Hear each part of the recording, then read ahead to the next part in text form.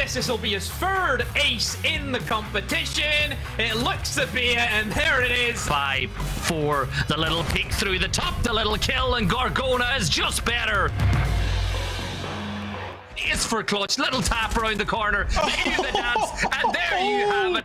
Leader, you talked about the clutches there. Device gonna run after him. Is he gonna get him? No! Swing with the SMG-11, he gets it again! Can you stop this man? The clutch king from Germany, Mr. Blimey himself! He They have should no idea. probably pick up one. I think maybe a double kill could be on for him. He finds another and a quad for Grubby.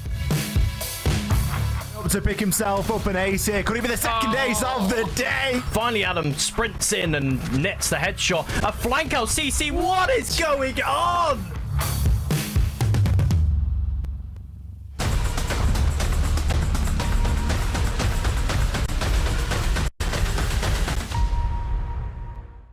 Ten teams, 9 weeks, and this weekend we only have 4 remaining. Welcome to the Northern Premier League Finals. I'm Janiro, your host for this weekend, and joining me on the desk, thankfully, 2 analysts with more than one brain cell. We have Jerry and Ollie. Welcome, Jerry. How are you feeling? I'm feeling pretty hyped, Jenny. Thanks for that at the start. I think we've got at least 2 brain cells between us. Okay, that's good. I have like half a brain cell. More than one, like that's a lot. You know, we've got a couple knocking around up here. We're gonna be all right. We're gonna be fine. You excited? You pumped, Ollie? Yeah, looking forward to it. Obviously, NPL, it's always exciting, isn't it? And now we get to come here and do it on LAN. We've got all the players here as well, we're really starting to build a little bit of hype here. It's looking like quite an exciting and jam-packed weekend. A lot of action coming our way. But also for those of you in Twitch chat that might be wanting to walk away with a little bit of something special, HyperX is doing a bundle giveaway. So after every single game, we can actually give away something. That's going to be that bundle. You have a headset, a microphone, you have a keyboard, but there is going to be a specific word that you need to type in chat. You're going to see it right there. It's alpha. It's pretty simple and self-explanatory. Use it in a sentence. Make up something funny. Who knows? You could be the one going home with something in your pocket. But we have a lot of other things to discuss. So let's start off with the last 9 weeks. We had 10 teams that actually competed here. Only 4 are now remaining. And there were certain expectations that we had for some rosters that maybe fell flat on their face. A little bit. There are some rosters coming into the season you think you'd expect them to be here or at least pushing for it. But there was a big surprise in Ambush, I thought. They really came out of the gates running. It's surprising not to see them here given how well they started. And you think about Eminem Academy just falling short at the end, as well as Coalesce in the playoffs. Those are teams that could do well in Challenger League potentially, but they're not here, and it's all about who's here. Yeah, and it is all about who's here. It's all about the way that some of these teams got here. 86 against Victus, that was one of those games that we saw in the playoffs specifically. Yeah. We could maybe even see that here, a little pre-taste of the weekend. Absolutely, and I think that that's something that a lot of people are looking forward to, and they've got that in the back of their mind. A potential rematch for Viperio and Victus. I think something to mention and something to note is that it's been an incredibly long season so far. We're talking about this playoff game. It was played back in July. Oof. It seems like a really long time ago now, and the season certainly has been of a reasonable length this year, and because of that, we've had a lot of changes, we've had a lot of moves, and that's why I think it's interesting and it's important to look at the past, and it's important to look at the series and what happened in the playoffs, but I feel like we're just in an entirely different ballgame now in the finals. Yeah, so many changes, and also with such a long period of time, a lot of teams have had that opportunity to go back, look at their VODs, anti-strat, come up with something completely new. So this weekend could be an absolute banger. I'm sure it will be, but Heroic and TENSTAR, they're also here this weekend. They just took a little bit of a different route. Yeah, they got the sort of free entry to finals, if you will, coming first and second over the season. We expected it of Heroic. They're the big boys here. They're up in EUL, fighting with the best of them. But TENSTAR, we've been looking at them and their slow but steady rise throughout NPL, throughout the UK scene for a very long time. And we had them maybe predicted to be in that top 2, 3, 4 conversation at the very start of the season. They're the ones that have come out on top.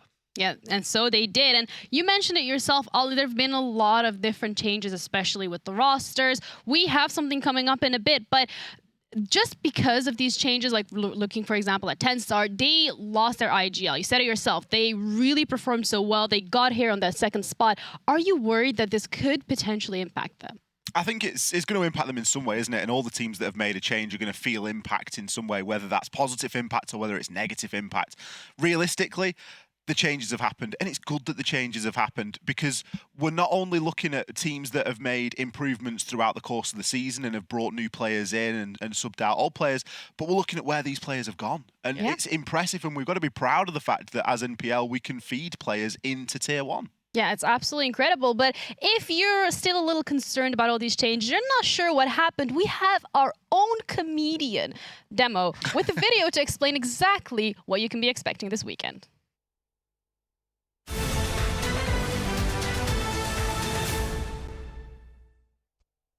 Welcome back, everyone, to another edition of Transfer Deadline Day here for the Northern Premier League. We're going to be breaking down all of the top stories that have came out over the past few weeks as we edge ever so closer to those finals. Our first story tonight, TENSTAR have made a change.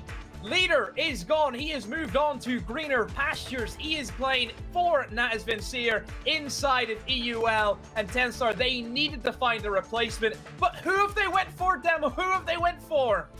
I don't know, Dem. I don't know. Well, have a look. How many players are on the team? Yeah, I know. I seen there was a new player. But I didn't see who it was. I didn't see who it was, Demo. Have a look. Who's new? Who's new? No, I seen it was YZN. I seen that he came on. He came on, so he did. And there you have it. YZN joining a rival side. How does this affect TENSTAR? But more importantly, how does this affect Victus? And speaking of Victus, that is where we head to next. They have had to find the replacement for YZN, and they have went for Nick, the Finnish player from Ambush. That is who they have selected. A very short space of time to try and fit in this new player. Let's see how he does as we edge closer and closer to the finals. And lastly, big club news. Heroic have made two massive changes in the past weeks. Gorgona is gone. Sloth is gone. Two core players off the team sheet. Who have they got in to replace him? Well, they have selected Jum, who arrives from GSA. Melu arrives from France. Can these two players be enough to take Heroic back to the top? And that's all we have time for here today on this edition of Transfer Deadline Day. Please tune in to our finals weekend to see all of these new rosters in action. And more importantly, who will become the first ever NPL champion?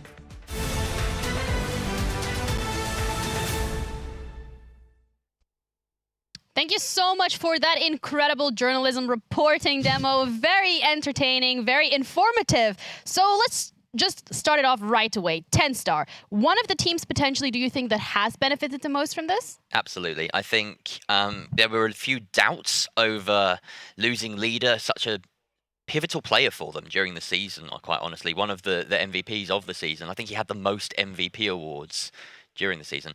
And coming in for him is YZN, Victus player, crossing the floor to TENSTAR. So there were some questions, but they came out and they won the recent EU Challenger League qualifier, and that solidified their spot inside a Challenger League. So immediately YZN proving his worth. And it just seems as though TENSTAR, no matter how many changes they make, they always seem to bounce back. Yeah, Jerry mentioned it, Demo mentioned it. A little bit of a rivalry here, Ollie? Absolutely, I think there's friendly rivalry, and maybe a bit more than friendly rivalry between a lot of these teams here. They're all going to have come up at a very similar time. We're all dealing at a very similar level, and everyone's vying for the same places, right? Everyone wants to make it into Tier 1. Everyone wants to make it to EUL, and I think that the fact that we've seen Leader make that transition now as the second TENSTAR player to make that transition into EUL is very impressive indeed. And not only does it strengthen TENSTAR, but you could argue that does it weaken Victus a little bit as well, given that they've now had to make a couple of changes off the back of it. That is a case you could make for certain. Victus looking a little bit shakier, because you look at their changes and they've had to bring in Eco this weekend in place of SkyT, YZN obviously leaving, and Nick coming in.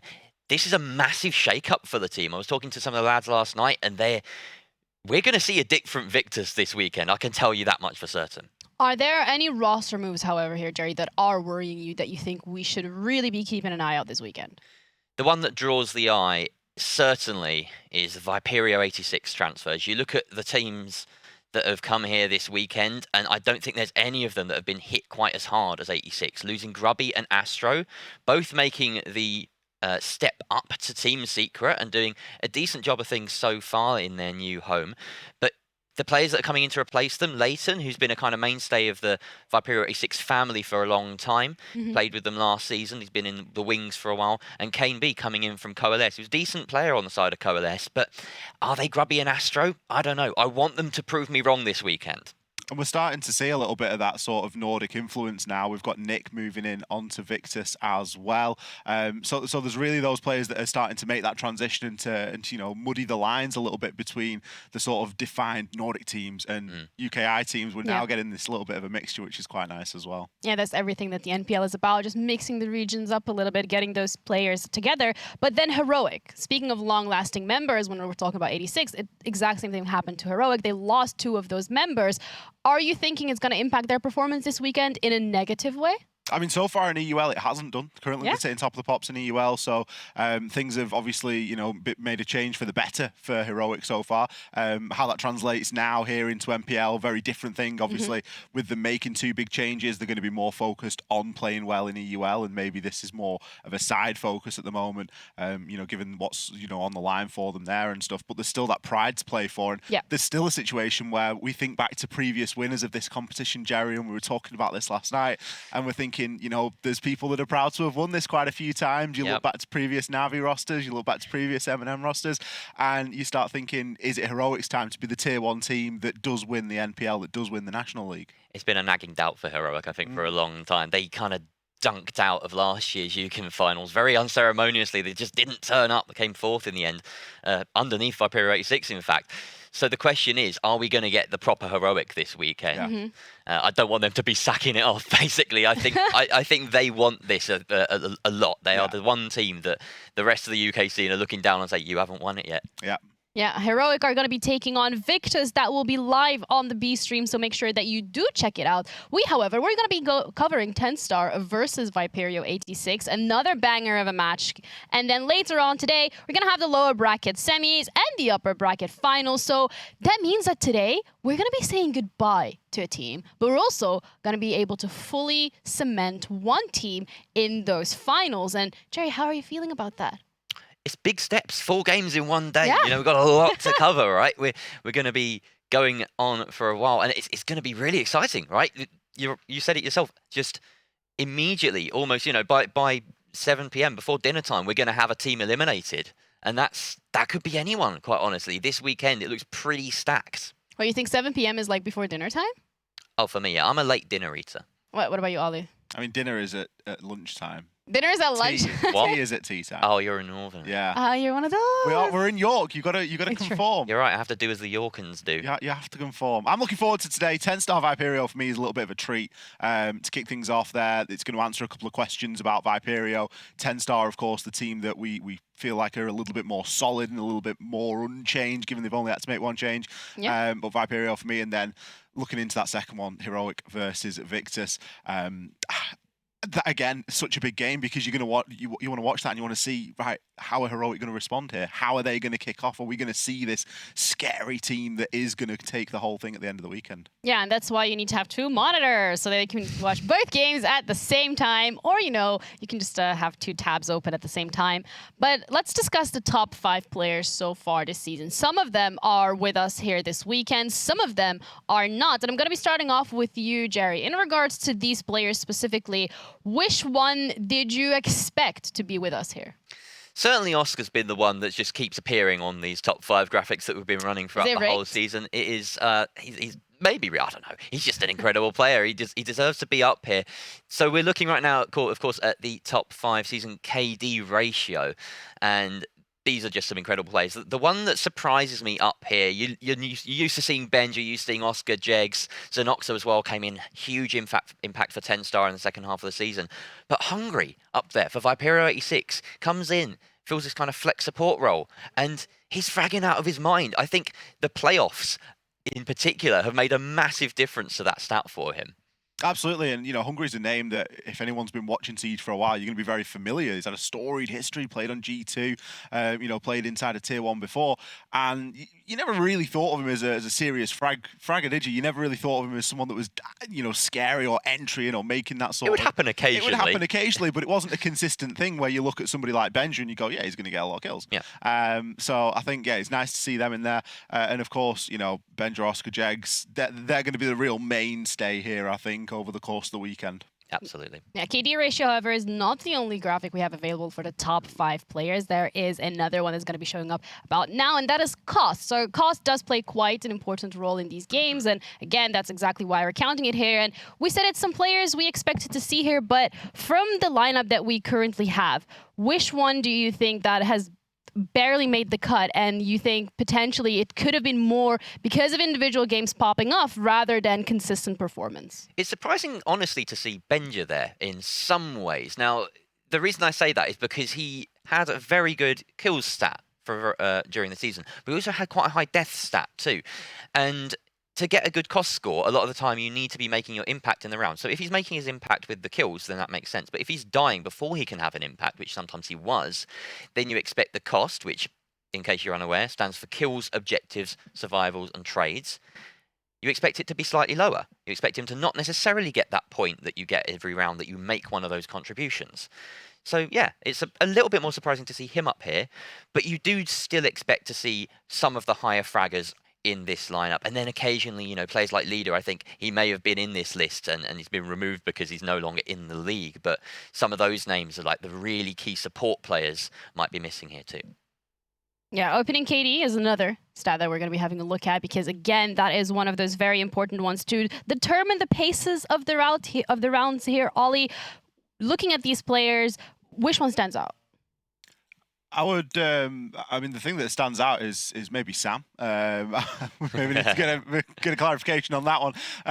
But Oscar, of course, someone that we can't really get one of these these top 5 graphics without finding Oscar in it. And so far, Oscar and Jegs have been in every single one. Mr. Consistent. It is consistency. Maybe we're just tracking the same thing and calling it different things, Jerry. We're just tracking kills too much. Cost is heavily influenced by kills, but we will get into a little bit more support stuff a little bit later on. But KD is very important. Opening KD even more so. You need to be winning those opening engagements. I know that it's something that you started to track quite heavily, Jerry. The opening opening round conversion kill.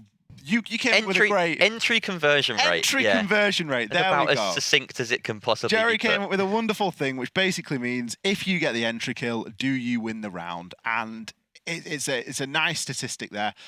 We have had a little bit of a change around of the graphic there. There we go. Yeah, a little switcheroo. Nothing too serious. Noah snuck in. So we're tracking kills. We're going to be heading more towards those supporting type of roles that we have been discussing and just how that is impacting the round. So top 5 diffuser plants. Yeah, so this is where you really get to hone in on the support play and that back line. And there's some notable players here that are absent this weekend. And I think really what you can look at this graphic and see is the styles of different teams. So you can see Curly up there and Skeptic, backline support pairs for their individual teams, right? And they're always getting those diffusers down. Curly in particular, 26. That's an incredible stat for the season.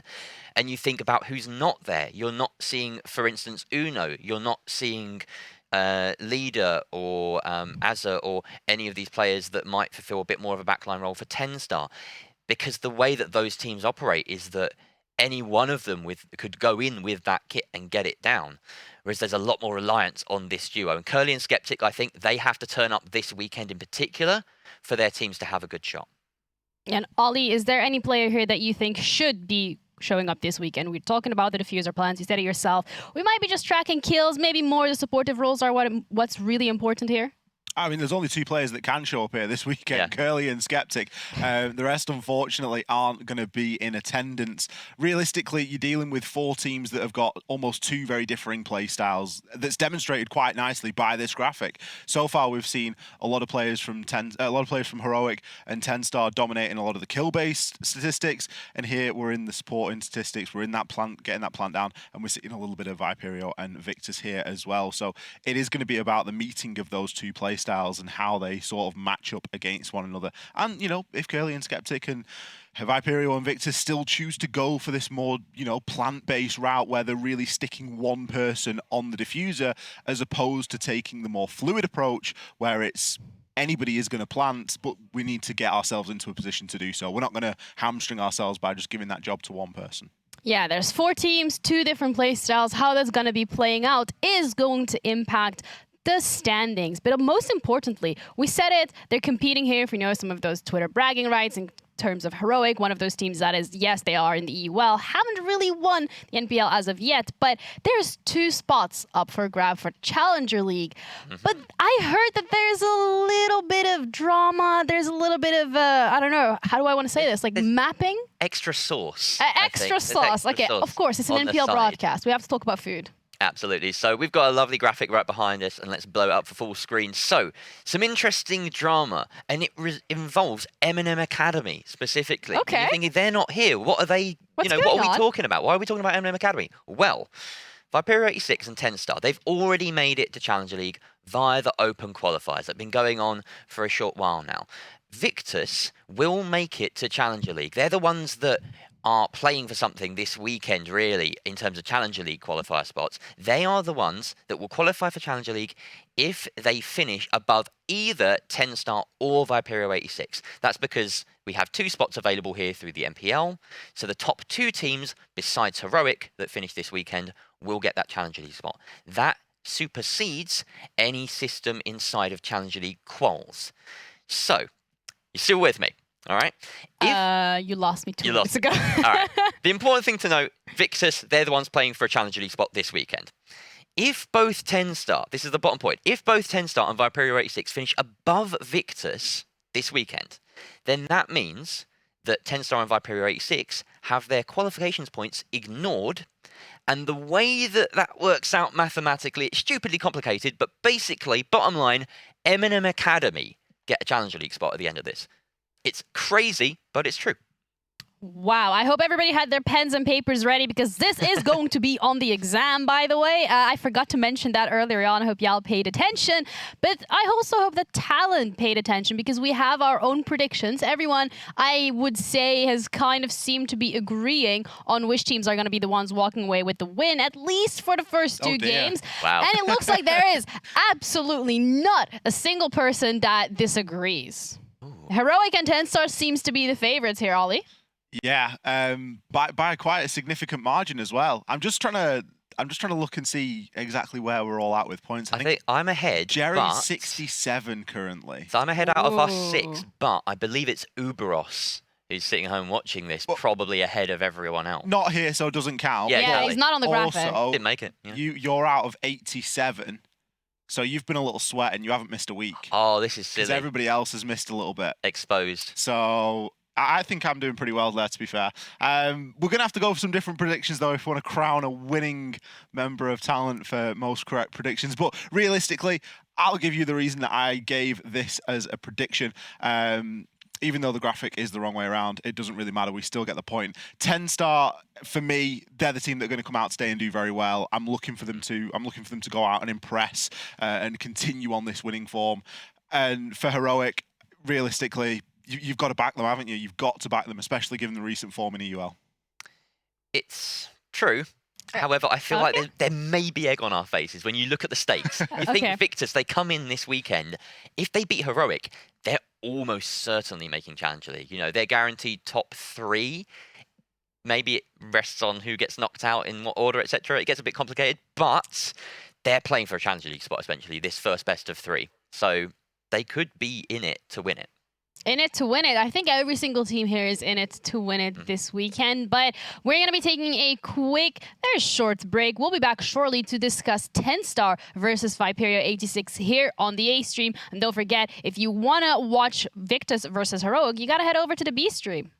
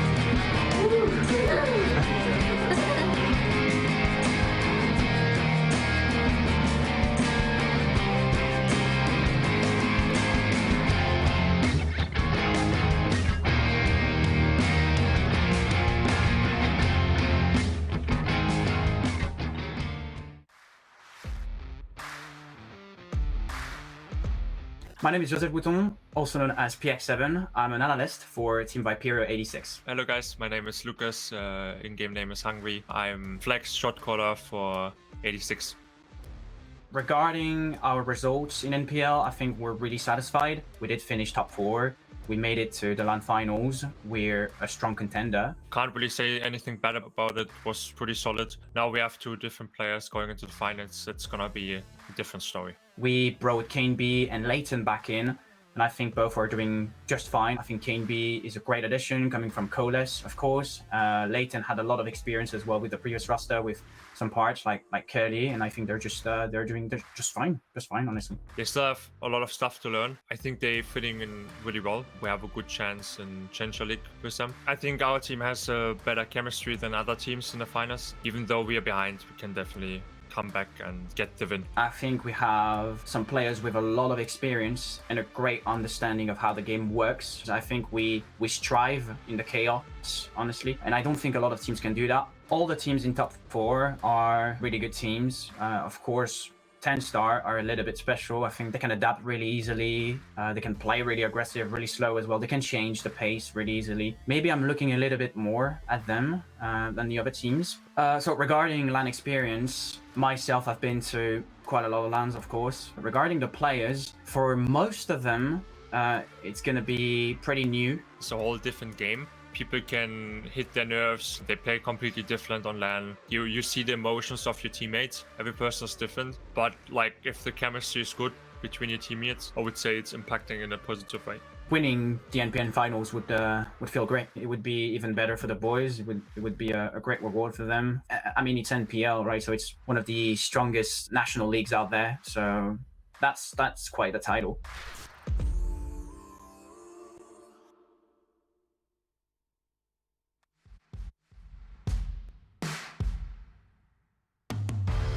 My name is Justin Ostafi, also known as Xenoxo. I'm the second entry / flex for TENSTAR. My name is Kangaroo Kenny. I'm the coach for TENSTAR. The NPL season, stage 2 was fantastic. It goes without saying, it was a blinder from us going from 6th to 2nd, getting straight in the finals. It was been really good. We obviously had a 9-game win streak, so I mean that has to be fun if you win so many games in a row. TENSTAR has the adaptability and the flexibility. We don't really have set in stone roles. Everyone just flexes around everything depending on bomb sites, depending on maps, and everyone knows monotony sucks the enjoyment out of life. We're such a good team together. We are really tilt-proof. For example, against Victus and Teoric, we could have easily broken, but we don't really care about that. We just shake it off, go to the next round, and keep our fun and keep our seriousness as well. I would most like to beat Heroic in the grand finals because they're the EUL team. If Heroic make the finals, all pressure is on them. We've seen what pressure can do to them, and the pressure in EUL, those really tight games that they have to win to make a major, they crumble. For YZN, I think it's going to be a good feeling to beat Victus in the grand finals. We just stole the captain, and like they want to have revenge now on us. Winning the MPL finals and like the tournament itself, I think it's going to be a really huge thing for us. It's going to be like one of the achievements we're looking for. It's like the first one we will have to achieve in order to really be a favorite for CL. Challenger League is the goal. If we make it, then we can play completely unpressured, we can play loose, and potentially that works in our favour in the grand final. I would say to the teams we're competing at LAN, watch out for me across the stage, because every round we win, you know I'm screaming and I'm intimidating you, and don't let it get up there, because if it gets up there, you're finished.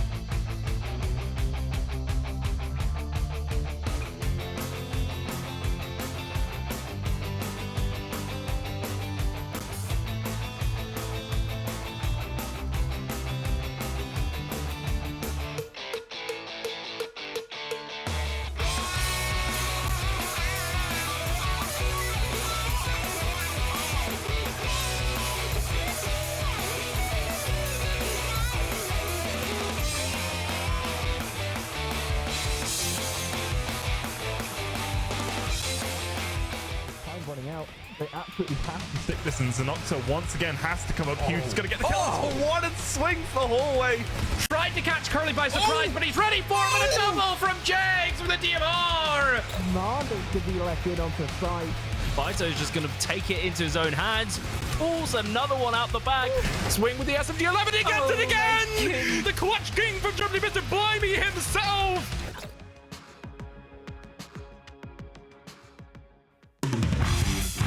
Welcome to the first game of the NPL Finals weekend. We have the upper semis, TENSTAR versus Viperio 86. Now, one of these teams is going to be walking away with the win, but they don't have to be the only one winning this game because there is going to be a HyperX giveaway. As we said earlier, just type the word alpha in chat.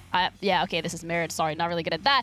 And any sentence you can come up with, as long as it's funny and it actually makes sense, you'll enter into the competition, and there's quite a lot of goodies to be giving away. You can get yourself a whole new setup, just like Jerry needed a couple of months ago, if I remember correctly. But on the desk, Jerry, Ollie, let's just get right into it. TENSTAR versus Viperio 86. Are you pumped? Absolutely. We genuinely, somehow, have never seen these two face off in a best of three. Ooh. It's unbelievable. The way that they've been flowing in and out of the scene, and constantly their journeys have been so similar. I don't know how it hasn't happened yet. You have to go all the way back to Flight Esports versus Team 86 last year, and that's basically not the same teams. So this is exciting. It's just hella exciting. There's no other way to put it. Do you have any other way to put it, Ollie, or do you just think it's exciting? I'm looking forward to getting them into the server together. As you've mentioned, never seen them in a best of three. Seen them plenty of times in a best of one against one another, though. And they're going to know each other very well. They're going to be very well prepared coming into this. Yeah, TENSTAR seems to have a little bit of a special strategy, make a lot of noise on stage, get into their head, but they also have a couple of changes. We mentioned it earlier, leader no longer with them, but instead, they picked up someone from Victus. Yeah, so this is the spice of the weekend, really. We already saw it come to fruition in the Challenger League quals, where YZN, against his old team in Victus, kept them out of Challenger League. It was dramatic as all hell. So this weekend, we may get to see that match again, but here up against Viperio 86, this TENSTAR, they've shown that they're really good. They won that Challenger League quals, even with the change, even without leader, one of their talismans throughout the season. So I have no doubt that they will just keep on riding. And look at that sexy new shirt as well. They've got the new jerseys coming in. We love those. You've been wanting one of those since you've seen them yesterday. Ollie, looking at these players, looking at the dynamic, the gameplay that they've had over the last couple of weeks, specifically in those qualifiers, are you expecting them to be able to bring it to this stage this weekend? I really hope so, because so far in NPL, and I'm not going to come in as a Debbie Downer, but I'm going to come in with some facts and some realism. TENSTAR had a really bad half of NPL. They did. Yep. And because the season was split into two halves, it was a very long season, so we had a halfway point, and they had a terrible half. And it was the bounce back that made them. Realistically, we could be sat here talking about a different team. It wasn't that much of a fine margin, really. So I think with your realism cap on, you know, and not your I love the TENSTAR jersey cap, Jerry, we need to see what TENSTAR we see today, because it could very well be a case of the change has knocked them, and then they're not necessarily, you know, as strong as they were toward the end of the stage. Obviously, we've seen them in the Challenger League qualifiers fairly recently. We know that they're on good form, but we also know that they have that sort of darker side as well. You've got to credit Jonker and Zenoxa as well with that turnaround midway through the season. Coming in as a pair of German players, they've been knocking about. Jonker with that Tier 1 experience from G2. It made a massive difference, and it was something that Kenny was constantly talking about, having Jonker in the server with him and just in the back line as well. They were always talking, always discussing strategies, and he elevated that team. Zenoxa filled massive shoes in Savage, who went up to EUL as well. You know, Look at this. We're basically just the feeder. There's a little bit of a trend, So yeah, they just keep taking knocks and they keep getting back up. Yeah, well, we're going to see if they're going to be able to get back up against Viperio 86. That is the team that they're going to be playing against. And, you know, Ollie, starting off with you this time around, looking at this roster, looking at their performance, they made it a little unscathed through those playoffs. What are you expecting? Who are you expecting to show up? I want to see how Leighton and KMB get involved here. I really need to see how they mesh into the team. Viperio has always been a side that has threatened Challenger League and beyond. And we look back to the how many runs this organisation has had, because it's been very different teams. You know, Curly's really the only one that's stuck around here, and there's usually 4 different people hanging on to his coattails, as it were.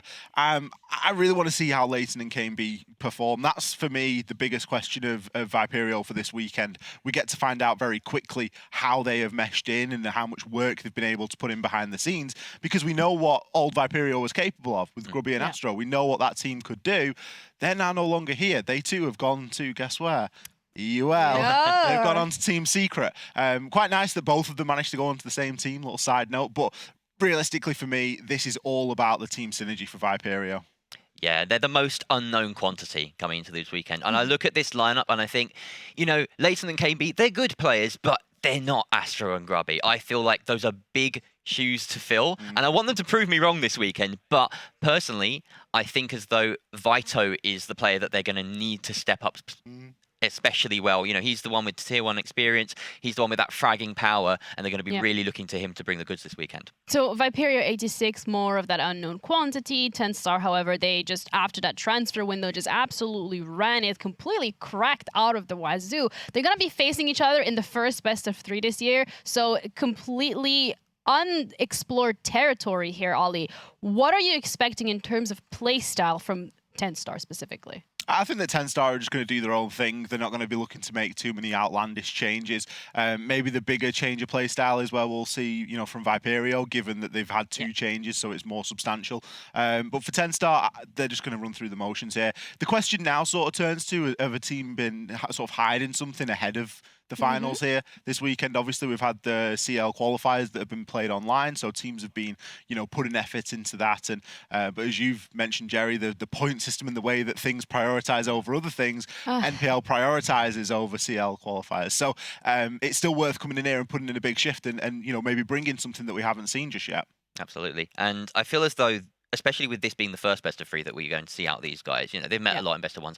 A lot is going to hinge on the map bans, in my opinion. We don't really get to see how the map bans play out because, of course, it's a very different system when you're going to best of 1s. It's a bit more of a coin toss sometimes, it's called. But here, I'm really excited to see what Kenny, what PX7 have been working on and how they're going to sort of battle it out before the game even begins. So I love that you brought up the map bans and, you know, with all the changes coming in for all these rosters. So I want a little bit of a prediction. Like, what map are you expecting to see versus what map would you absolutely love? Your analyst brain just really wants to see these teams.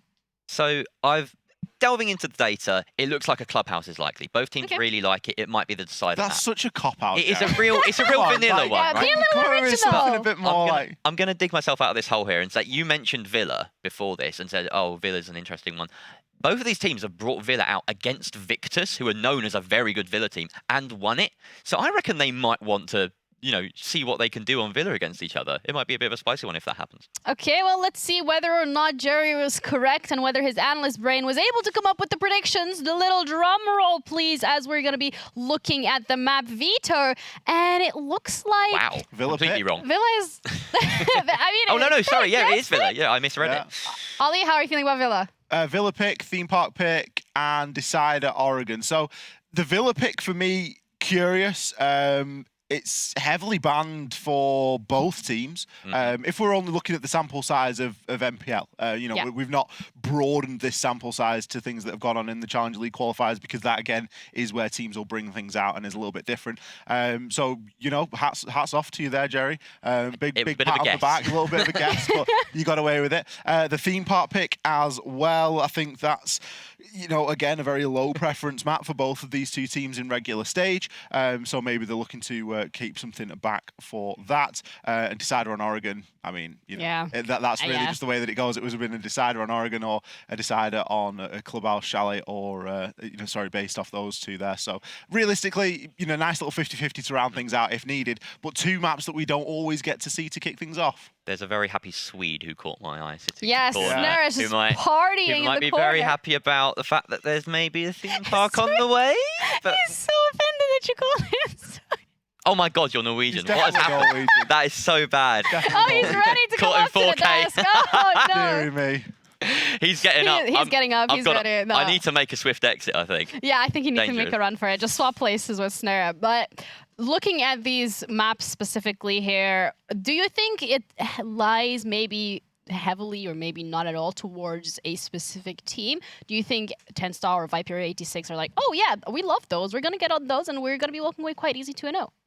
My personal thoughts is that as much as I did say earlier, I'm going to backtrack, as much as I said that a lot will be influenced by the ban phase and it will be very revealing, I still think no matter what map we go to over this weekend, this matchup is the most disparate of the weekend. I think TENSTAR are ready to take on the world, and Viperio 86, they're not quite cooked yet. They're still trying to formulate as a team. I'm not 100% convinced. Obviously, Leighton and KB, they could surprise me. So I'm willing to eat my own words if that happens, but I think Theme Park Villa, both TENSTAR, I think it's a 2-0. Okay, I think it's a 2-0. We're getting closer. Ollie, do you think it's a 2-0? Do you want to, with the realistic cap on, being like, I think that based off the fact that we've got quite a long day today, 3 best of 3s, I don't think there's a chance in hell this is a 2-0, I'll be honest. Really? I think we're going to go all the way just because that's the way that the Siege Gods will want it. Just because we're dealing with a couple of really unpredictable maps there in Theme Park and Villa. I was just having a quick look there, and they're very heavily banned. It's sort of like a 78% ban rate for Theme Park, sorry, for Villa, for TENSTAR. So you've got to sort of read a little bit of that into it and go, are we, we're not seeing maps that we've seen them play week in, week out, so we don't really know what to expect. Obviously, they've scrimmed these maps, they're prepared for these maps, they've potentially even held these maps back for such an occasion. Now, they've both seemed very willing to go to these maps, given that you get a lot of opportunity to ban in a best of 3. So that's where I'm sort of like, well, maybe they're ready to meet each other in the field here.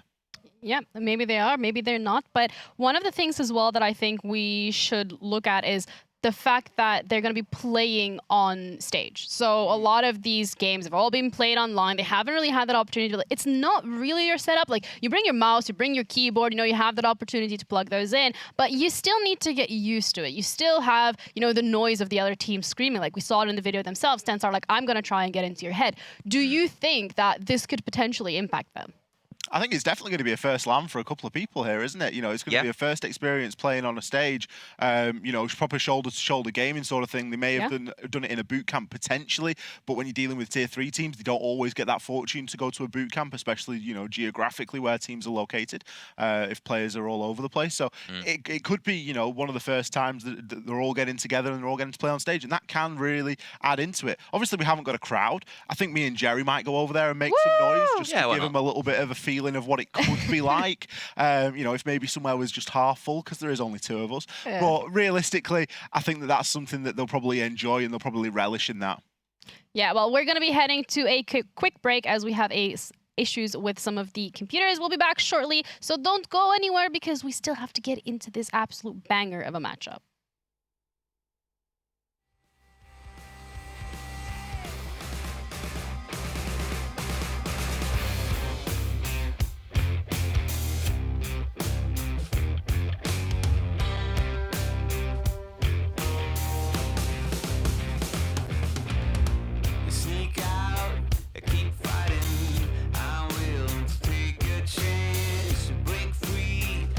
Spotting, dressed up for the fight.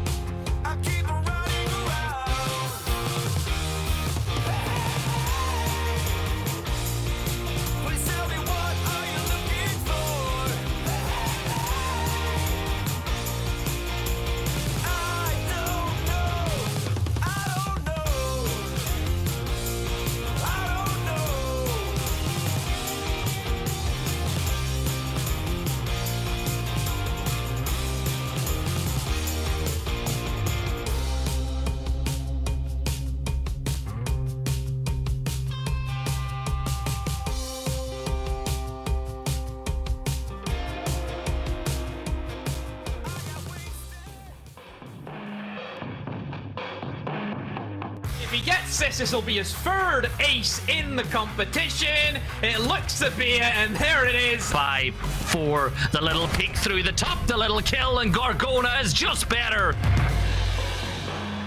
It's for clutch, little tap around the corner, into the dance, and there you have it. Leader, you talked about the clutches there. Device gonna run after him. Is he gonna get him? No! Swing with the SMG-11, he gets it again! Can you stop this man, the clutch king from Germany, Mr. Blimey himself? He should no idea. probably pick up one. I think maybe a double kill could be on for him. He finds another and a quad for Grubby. To pick himself up an ace here. Could he be the second ace of the day? Finally, Adam sprints in and nets the headshot. A flank out CC. What is going on? And welcome back to the finals of the Northern Premier League. It's me, Sniddelave, bringing you the action here from York, hovering around the black boxes because you can't see us on the cameras. Joined by, of course, my steady duo now, Grace. Viking duo for the in Northern Jorvik. Premier League in Jorvik of all places. Yes. Oh, look at that community prediction, by the way. Sorry. Beautiful, beautiful stuff. I mean, yeah, TENSTAR very heavily weighted towards them, but yeah, happy to be here with the Kanunga of the Nordics himself, Snorrel. So that's a good thing to see. I really love the fact that, you know, before we went live, we were talking about this, to be honest, ladies and gentlemen. There was once upon a time at the start of the year where I would have called this a David and Goliath story, but TENSTAR have come forth, and this isn't a David versus Goliath story right now. This is Anakin versus Palpatine. Are TENSTAR ready to turn around and have their Vader moment? That's what I'm asking, Snorrel. They're having the Vader moment, but who they're going to have the Vader moment for? Vader had a Vader moment for her, yeah. To save someone. You know? Against Viperio. Oh, against Viperio. Yeah. Oh, you just mean like the the whole. Oh yeah, like the chokehold. I was gonna say. Yeah. There you go. Ying being banned first here by Viperio 86. We have the first ban phase of the NPL finals here on stream, ladies and gentlemen. It's gonna be Ying being removed, and Viperio 86 is also gonna ban away Oza. Now we're gonna get back into the meta discussions there afterwards when my great analyst has settled our mind, and we're just getting back into this. Oh, we're actually casting a game and not just fooling around in production. And talk a little bit more about the bans and stuff later, but we're going to see Valkyrie, a staple ban here on Villa because obviously of all the cameras, all the intel that you can get here. Strong gun with the MPX, always been good old reliable. Final ban from TENSTAR is going to be Azami. Now, Grace, talk us through some of these bans. I mean, the Ying thing, again, you've got that secondary hard breach and a ton of flashes, given the changes to the grenades at the moment. We've also had EMP grenades come in. I think the OSA ban there is very, very strong because, again, we've seen frequently that OSA shield can be used when it comes to that final execute, and those EMP grenades in pocket can certainly benefit you. Again, removing any utility, especially that all-important intel utility. They've taken away the Valk. Maybe they're expecting a little bit of a yokai moment, so I am assuming there to be a lot of EMP grenades in pocket on this lineup. Of course, it's nice to actually see the Ayana and the sledge be brought out. Of course, frag grenades being taken away from a significant amount of attacking operators. Now only having Nook, Sledge, Glaz, and Ayana are the only ones with frag grenades, Snorrel. Only ones with frag grenades, and you know what? There were too many of them, and Ubisoft said, hey, let's swap out the frag grenades with some other grenades. Let's have some EMP grenades instead. Player cams, look at them sitting over in what we have dubbed the black box. Well, actually, technically, the university in which we're seated has dubbed it the black box, but it has a cool name, and it certainly fits the atmosphere. It's a closing atmosphere. It's everything is life or death within the black box. Who will get the Challenger League spots? And ladies and gentlemen, the first round of the NPL finals is underway with Viperio 86 on the attack from the east side of the building. Let's see if we can get a standard, I was going to say north side clear here from Viperio 86. We usually see some round one shenanigans from teams just to throw things at each other and do a little bit of shadow boxing. But thus far, Grace, it seemed like it's going to be a very slow and steady start here from these teams. Absolutely, and you know, speaking of things that 86 fans may be familiar with, again, seeing Leighton back in that lineup is certainly a sight for sore eyes. So again, it's really going to be interesting to see how these roster changes. You know, we had the guys talk about it earlier and how impactful that's going to be on the entire thing. For now, it looks like we can have a good old-fashioned game of Villa, to be honest. Again, lots of util on both sides. Jegs doing their best with this extension at the we moment. go. Zanoxo falling down as the opening pick, Snarl. Vidalin with the first kill of the finals here, with Jegs trading it straight back here on the Melusi. Good trade going back, and that means a 1-for-1 for the defender, stalling just a little bit more time here on the north side.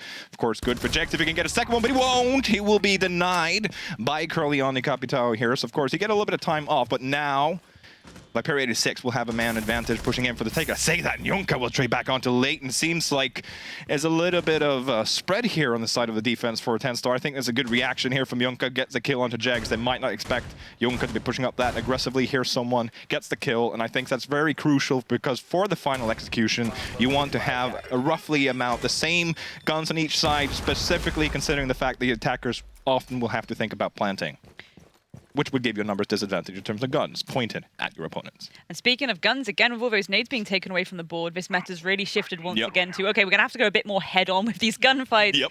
So it really is going to be whoever wins out that mechanical skill encounter, to be honest, nowadays, ladies and gentlemen. Again, Villa, to be honest, you know, it makes perfect sense for the Ion and for Sledge to be out, unfortunately, off the board now, so no more rotation to go for that verticality at any point. They do have about a minute, which is enough time to deal with, and they have used the Flores drone to get rid of a lot of utility, clearly setting up for the execute into Aviator doorway there. But again, they just really want to make sure that 90's clear and that they kind of know what they're dealing with leading up. Of course, the Toxic Babe going out, but Curly's about to send a little bit of a smoke out to just cover their entrance into site, but they're not quite going for it just yet. Hungry on this window as well to kind of potentially try and hold off Azir a little bit. That was an unfortunate smoke canister. We've seen some great smoke plays from that angle on towards that doorway earlier in some of the top tier leagues here, and YZN was going for the same thing. One of the smoke canisters was thrown a bit off though, so 26 still will play for here with a Capitao bolt coming up as well. Don't want to plant over by the default, but the floor is soft. The C4's being ripped out, but it's not going to find Curly. Look who's up close. YZN ready to pull the trigger. Going to run into Study,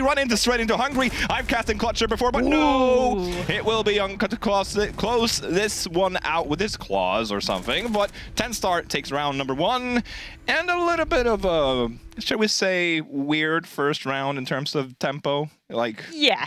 I think, when you're getting to kind of halfway up the round and it's kind of like a 3 versus 3, of course, both sides taking a lot of casualties on that initial clear of the map.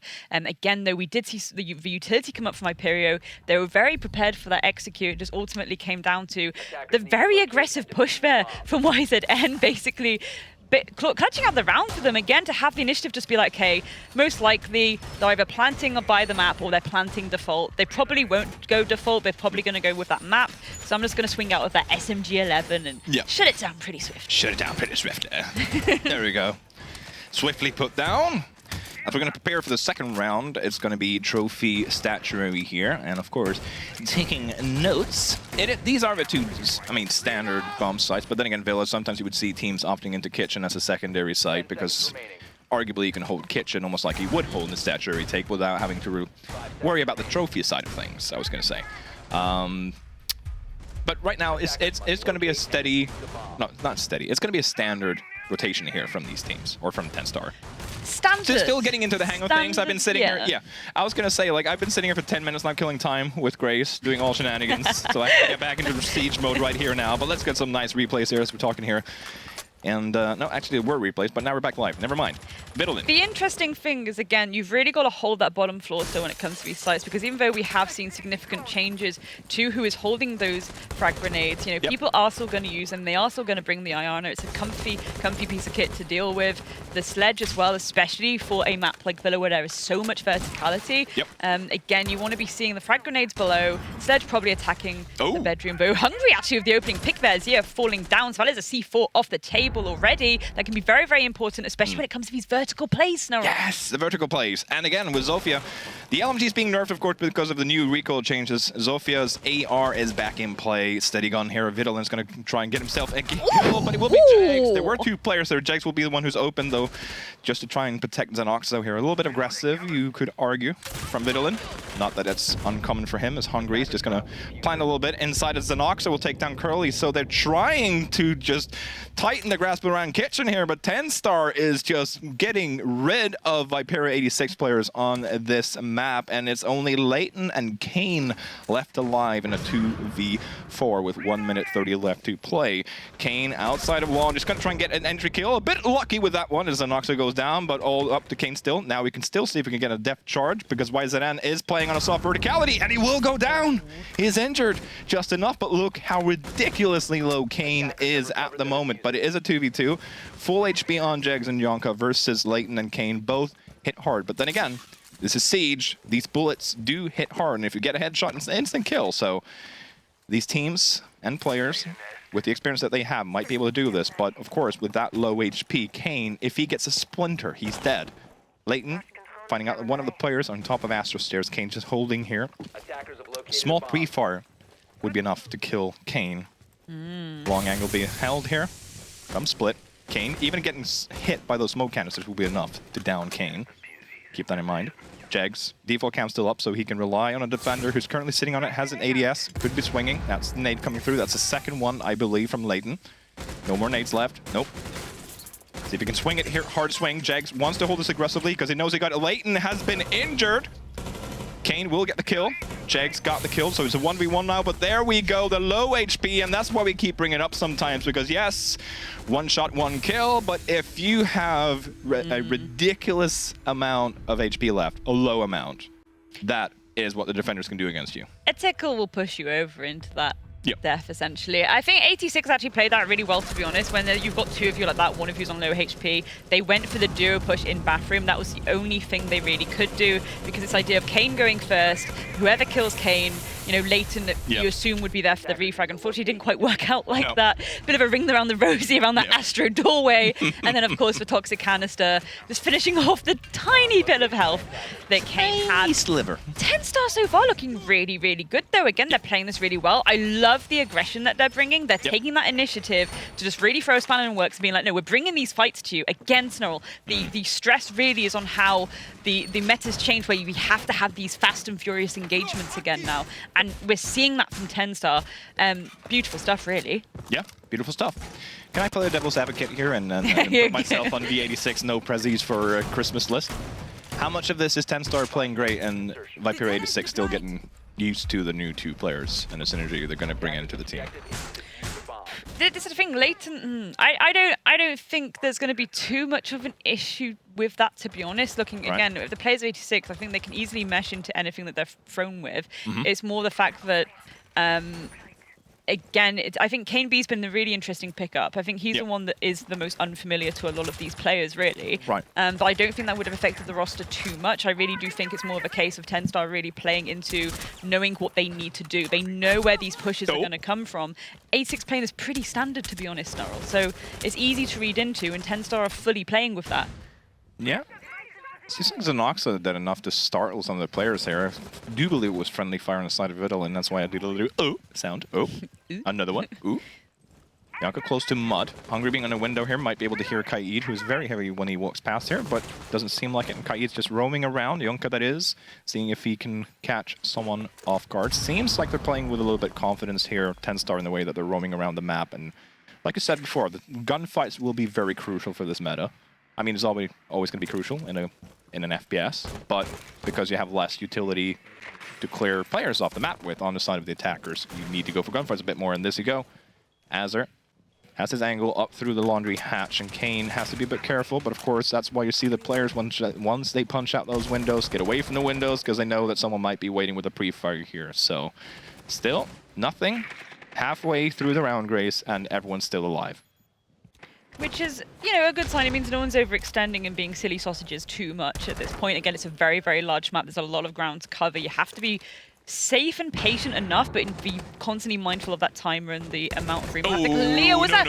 Leighton!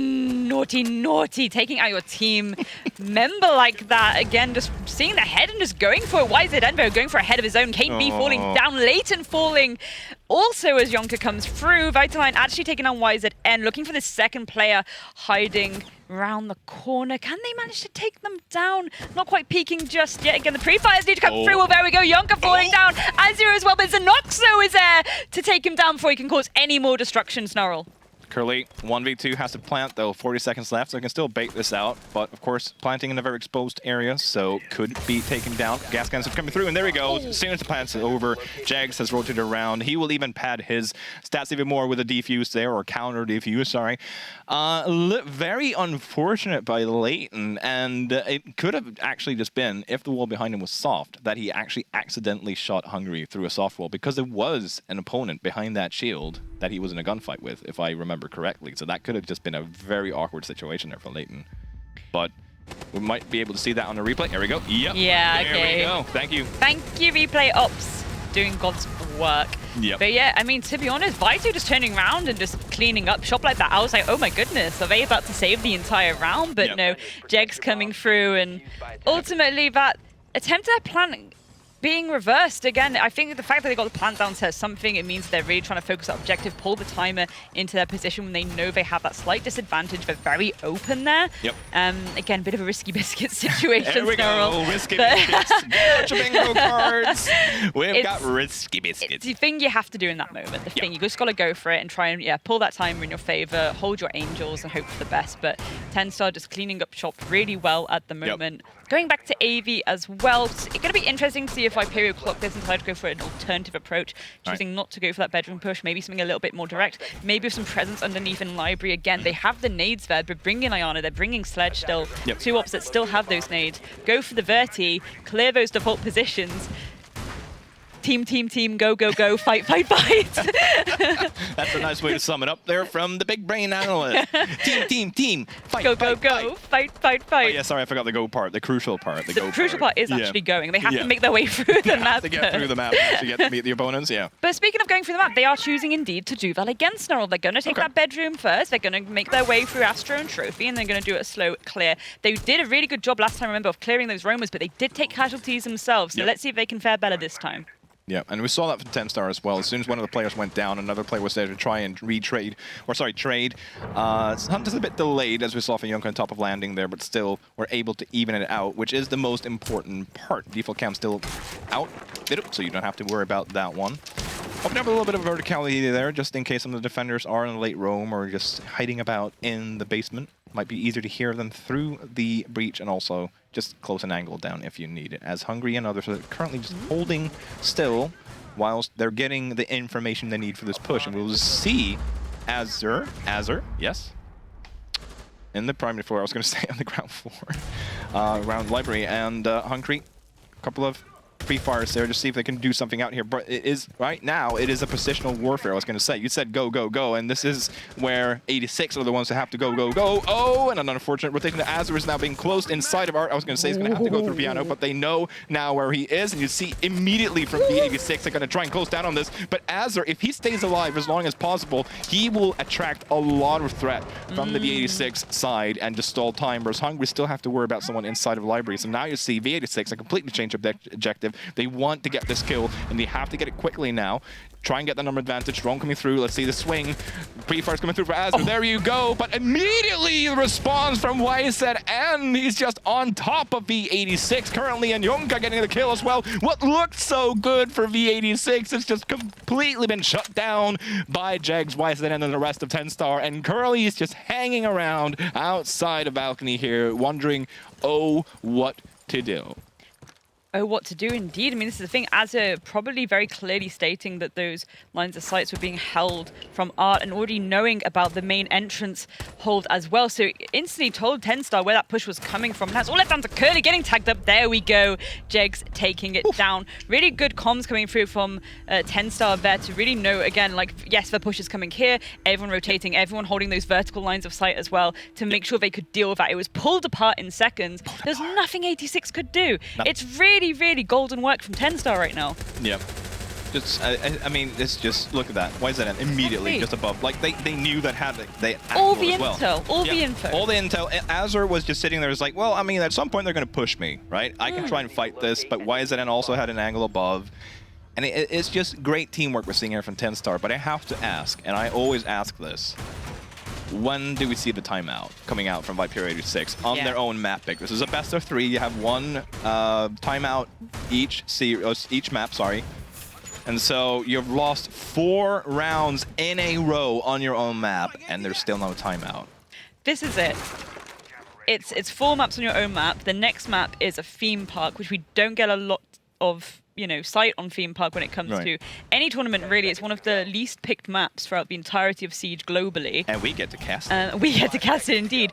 If I know TENSTAR, especially with that brain of Kenny's, they've got something special lined up for us, ladies and gentlemen. So yeah, Viperio, the timeout needs to come through now. They need to be thinking, how do we adjust to this? Again, the information game, they really need to work out, like, okay, maybe we bring some more intel utility on our side. Maybe we start bringing out Zero as like an attempt, Again, Zero you can use vertically, so it could be something decent to maybe try and throw at the wall a little bit, but...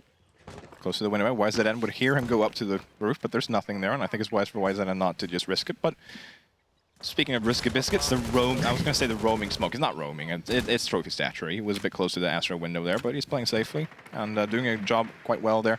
And again, we do have to remember it's a double elim bracket, so even if Viperio 86 do lose this best of 3, they still have one more chance. And keep in mind, ladies and gentlemen, we do have a Bravo stream running as well with the other matchup between Victus and Heroic. For those who want to see that matchup as well, with Kane getting the opening kill here, and that is the start they want from V86 because TENSTAR, for once, have not been able to trade this one back. And now, with this number advantage firmly held by V86, what can they do now throughout the rest of this round? And those Toxic Babes have been very useful at holding off those attempts at execute. True, that was YZN. I didn't notice that. Yeah. Good. So the Toxic Babes being taken off the board, that's going to really change up the momentum. Again, only... Well, 2 C4s is still good to have. Yonkren is here, needs to stay alive. If it does get to the execute, this is a thing, so... Again, Jegs really having to put in a shift here. The shield is taken out, though, so it's going to make his job a little bit more difficult. How often is that angle pre-fired? There we go, Jegs being downed there, Snarl. He's down. Do they have the intel on that, though? I don't know. Junka holding the same angle they did earlier. Vittlin will confirm the kill onto Jegs. Now they know he's dead as late, but look at this. They're not prepared for Junka. The swing is going to hit those... miss those first shots and give away his position, though, so Leighton will know where the threat is coming from. But is he going to swing again? Junka, that is. I don't know. The information's coming through here. The defenders know that they will have to do something aggressive. There we go. Azure with a C4 kill onto Hungry, taking him off the board, because when you're number disadvantage, you cannot wait for the attackers to do everything. Attempt at a rotate here from Azure, getting shut down by Kane, but Junka will pick up Kane, so still number advantage here for V86 and Oxo on the floor. So it's Junka left in a 1v3, and now they know it. Curl would go for the plan. Junka, though, is intent on getting a clutch here for his team. He does not want to give V86 a single round. Will he be able to claw this one out? Now he gives away his position. Once inside of Astro, will try and get the shots through here, but he's now in a pincer here with the soft wall as well. And there we go. Leighton with a pistol, finally around for V86, and they really needed this, and they were able to get around before calling a timeout, which would probably delay the timeout even more, because I do know that a lot of these teams want to gamble getting the timeout as close to the overtime as possible, or in overtime, because then every single round counts tenfold. So it's more about getting the value for your buck, it seems like, for the timeouts here. But still, good for Viperio 86 to get around, but the best they can do this half is a 4-2 on attack. Yeah, no, I completely agree. Again, I think, historically we always say Villa's defender-sided. Talking about maps being this side, that side is getting a bit weird nowadays because, again, the meta has shifted so much this summer. And the way that things are changing constantly. Exactly. The teams, depends on the lineup, the teams, etc., etc. And, TENSTAR do play a relatively okay-ish attack when it comes to Villa anyway, so... Potentially, there's still a little bit of potential for overtime, but potential. But for now, Viperio really need to get that second attacking round. Well, their final attacking round on the board. I think it really helped them actually to get YZN off the board nice and early again. By that point, YZN was on like a 2 KPR, and when you're going into the first half, it's 8-3, and you're already this is it. Like you're on a 2 KPR on round 4. Like okay, fair enough. Yep. Oh, well, there we go. Here's something to say about that. Like, hey, shout out to YZN. C4 coming through. Speak of the devil. Taking away Hungry. I mean, when you're playing, okay, you know what? You know what's not fun with Smoke? No, he doesn't have C4s. Let me play mute. I'm going to give him a little present they won't forget. And there you go. YZN. And that's Hungry taking off with the Zofia as well. And Hungry is just not had a good day thus far because he's usually one of the first ones in the building. Like, if it's Leighton killing his own teammate through the wall in the most random occasion, I was going to say, just getting shut down in some of these first primaries. And there's nothing to do when you bring a gun to a C4 firefight that's coming from a window. And unfortunate for Hungry. and the rest of Viperio 86. Good start here, of course, with TENSTAR. Oh, might be a freebie here-ish for Curly. Yonko with a rotate here, Curly outside the window, though, and that's important because I was going to say, with the number disadvantage for the attack, and you're 4 and 1 down, and the defenders are like, well, you know, they're going to have to come into the building. We can just completely control this. But it's now about V86 making a pick or two. Now they made one. See if they can get one more. But of course, now that numbers have been evened out, Jeg's playing inside a bedroom. Doesn't seem like they are aware of that just yet. But of course, with the site being kitchen, they would expect someone to be up here on the 2nd floor. 100%. And again, like, you know, taking Yonker out, that was holding pretty much that library bike area, allows you that flexibility to go strictly horizontal as well as they start to apply this pressure in the bedroom area as well. Dropping down to try and go for a little bit of a laundry take, it may look like as well. Here we go. Intel even, Azar and Vittling knowing that he's in basement, so they have to be careful now with the basement stairs to kitchen as well. Zonox is going to use his C4 to clear, because there we go. He opened the hatch because he got the call. Okay, one is in basement. He's going to open up the hatch and hold that angle, at least have it so that you will hear if someone is coming. And even if he's not going to hold that angle, the attackers will see that the hatch is open. They have to worry about it, but Zonox will be holding it. And he's actually going to be dropping as well and just see if he can roam a little bit, because if they know then that the basement is ours, they don't have to worry about those stairs, and they will have someone who can potentially just pounce back if someone tries to jump through the window in the kitchen stairs, basement stairs. And that's the thing, Intel is the name of the game, and looking at the lineup from TENSTAR again, you've got the Mozzie, you've got the Mute, that's loads of Intel denial from the attackers, and then you've got the Pulse to give you that constant stream of information, even on the upstairs. So, ooh, Leighton taking down Zanoxo there, so again, we speak of how useful that Mozzie's been, at least for drones will hopefully still be on the table, but Jeg's potentially about to cause a massive upset. If they don't know he's there, Snurl, this could be huge. Could be huge. And it does, oh, there we go. I was going to say the Nomad air jab comes out, and he's just going to swing it before it's triggered, and there you go. But with Curly on his side, he's going to try and plant it. It's a 3v3. Keep that in mind. Full kitchen control here for V86, because there's no one in basement yet, as will win that first crucial gunfight, though. Vittlin's very low. One is on the floor. That's going to be Azar. Why is it clearing up the kill? He's just unstoppable on Villa right now. Curly in a 1v3. They will pick up the final player because they have time for it. And they will know exactly where he is. Jags with the pre-fire.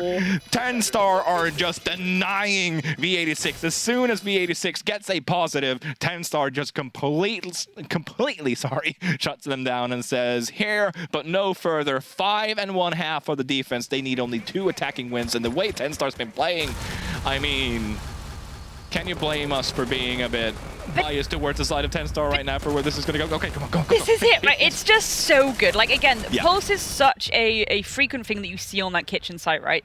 It's that constant stream of information. You get that external information. You get that bedroom information. You can even go further into kitchen and get that kind of Astro thing, Astro information as well. You know that it's clear. You can send someone to rotate. They go to that laundry hatch. And it's really, really good information play that we're seeing from TENSTAR throughout that entire defense. We saw it. An information play that also transfers into team play, because like, if you don't have a team mind and you don't either share the information or you don't listen to the information or you act on the information that you're provided by your team, it's going to look a little bit scrappy. But it's so evident that we can tell, thanks to the great observing by Medic as well, of course, that, okay, Pulse gets the intel, someone's in basement, immediately swaps over to, okay, someone's playing up on the 2nd floor. Oh, it's Mozzie. Oh, immediately you can see by the way they're playing that they have gotten that information. Of course, we can't know that 100%, but it leads to... But we can when we see the way they play after. This is the thing. You can. I think anyone would be silly sausages to be like, no, that's not what happened, because it's like even from that round, you know, we saw the pressure. There are a lot of silly sausages playing on this. There is a lot of silly sausages. We saw the pressure from Main and Art that time, and they all instantly reacted to it. The verticality. It's just really good stuff from TENSTAR. Now they're moving to this attack though, going a little bit more direct, and this is what I like to see. Snurl again, aggression meta coming through. And also TENSTAR leading 5-1 know that okay, we can be aggressive in the first and second round, because even if we lose, it's still 5-2. Exactly. There we go. Obviously we're very excited to see that, ladies and gentlemen. Hungry, however. With a shotty. With a shotty. One shotty. A shotty. One shotty gun. Okay. That is a little bit...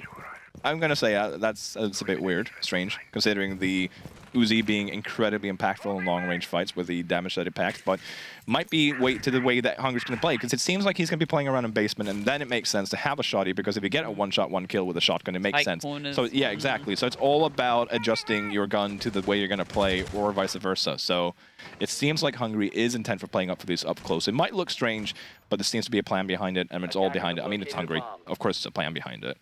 And I mean, look, it's rocking a gold hollow scope.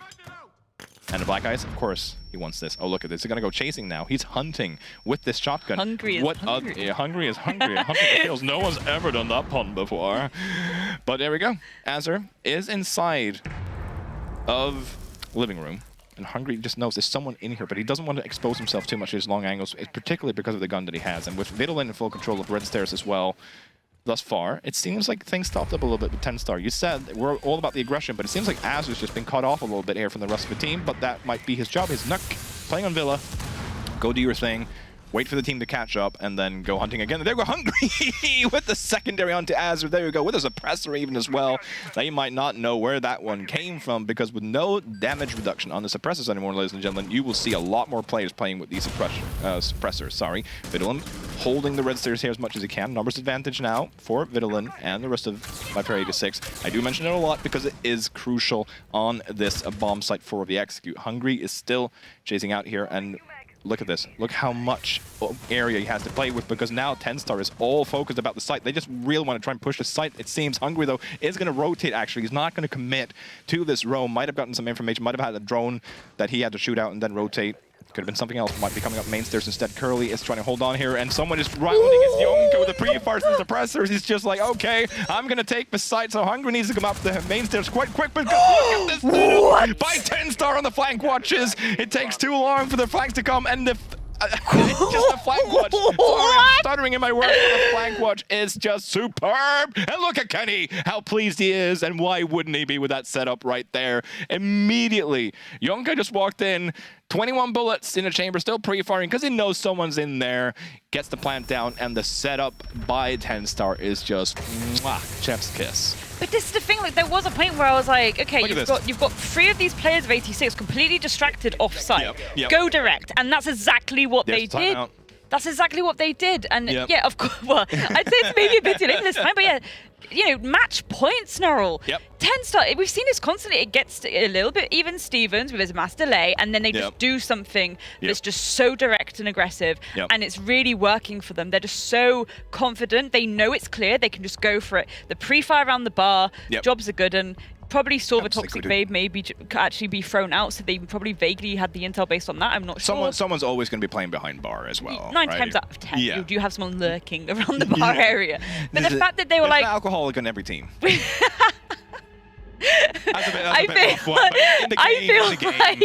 I feel like, you know, you've got all of these players off-site. They're distracted by you. It was at least 3 for majority of that round, completely off-site, which is why I was surprised, because initially we did see a bit of pressure. It looked like it was going to come from Study and maybe them going up through living room. We did see eventually the Nook go into living room on TENSTAR's side, but they were just so delayed by the heavy presence below and the heavy presence on that main stairs, pre-placed Toxic Babe on that bench area as well. It was really good work from 86, and I was really impressed by the amount of utility they were bringing to the table to really delay that. So 86, not TENSTAR rather, just went, yeah, just direct, let's go. And that worked, and it's gorgeous. It's gorgeous. It's gorgeous. It's utterly gorgeous. So good to see. It's great to see. It's absolutely great to see. But again, it's like when you think that Viperio 86 has a leg up, and it's just like TENSTAR is just pulling the reverse Uno card. It's like, no. Or the trap card, whatever, Yu-Gi-Oh, you know. And other card games are available. Sorry, there we go. And animes, there we go. I don't know. It just right now it just seems like there's a level difference between TENSTAR and Viperio 86. And again, I have to like reiterate it. This is Viperio 86's map pick, and TENSTAR might have been predicting this because Hungry and Viperio 86 had a good run on Villa in the playoffs, if I remember correctly. And it might have just given a little bit of false confidence in, okay, but we can just go to Villa. But the thing is, if you're playing against Kenny and you give him a VOD and he gets to work with that VOD, I would not bring... This is it. Yeah. But then again, it's difficult because when you have a deep map pool and you have someone who's so experienced and you know this Azur, not going to be spotted out either. And because of the suppressed walking sounds, it might have been like Leighton might have heard something there. But with Nook being a bit more quiet as well when she walks, it can be difficult to hear everything going on below. This is the thing again, like the Vanook utility is so useful on Villa, which is why, yeah, you know, nades have changed, but you've still got the Vanook there that can actually sneak through. Yep. Lots of basement entries as an example, and we Yep. have that as a really extra angle really when it comes to these approaches. And oh no, the timing and the presence. Kane just being there, spotting out Azir. I think he was probably surprised about that himself. I was gonna say, not being shot in the back. That's like the sweet irony of Destiny there. It's like the sneaker has been snuck upon. The sneaker has been snook. Snook. Ooh, the nook has been snook. The nook has been snook. Snooked. Anywho, as Yunka is driving around the drones, they're listening to our sweet voices, of course, on the drone, because there's nothing else to listen to. Gathering intel for the rest of the team, and then again, this round is so crucial for Viperio 86 because they have to win 5 rounds in a row to even secure overtime. And this is what, like, I'm sure the desk could talk more about this, the downside of waiting until match point with a timeout when you're this many rounds below, because you're only going to get that 1 round buff. Vitalin is going to swing. This is going to get kills on Noxo, and he feels confident that he can move on a little bit more. Jex is going to flash himself, it seems like. Vidalin's still waiting though because he knows someone will come chasing for him, and Junka is just ready from Junka is just shutting everyone down. Leighton gets the trade onto Jegs, so it means there's only Junka left. He's going to have to ace this if he wants it. Look at these pre-fires! It's ridiculous! There was a ping there, of course, so he had some intel, but still with the pre-fire landing exactly where you need as well. And this being on land, ladies and gentlemen, you can see how crucial it is to just take those pre-fires as much as you can, because the defenders will see you at the same point you see them. 3v1, 30 seconds left to go, and Junka still has to get an ace in order to do this, and Viperio 86 wants to get that second round. Oh, so much pre-fires coming out. The Norway's in 90, and there we go. Curly will finish him off, but a timeout used. Let's say there is a timeout buff that is like, oh, let's say you're 80% or 70% likely to win the round after a timeout. Let's just make up a number, right?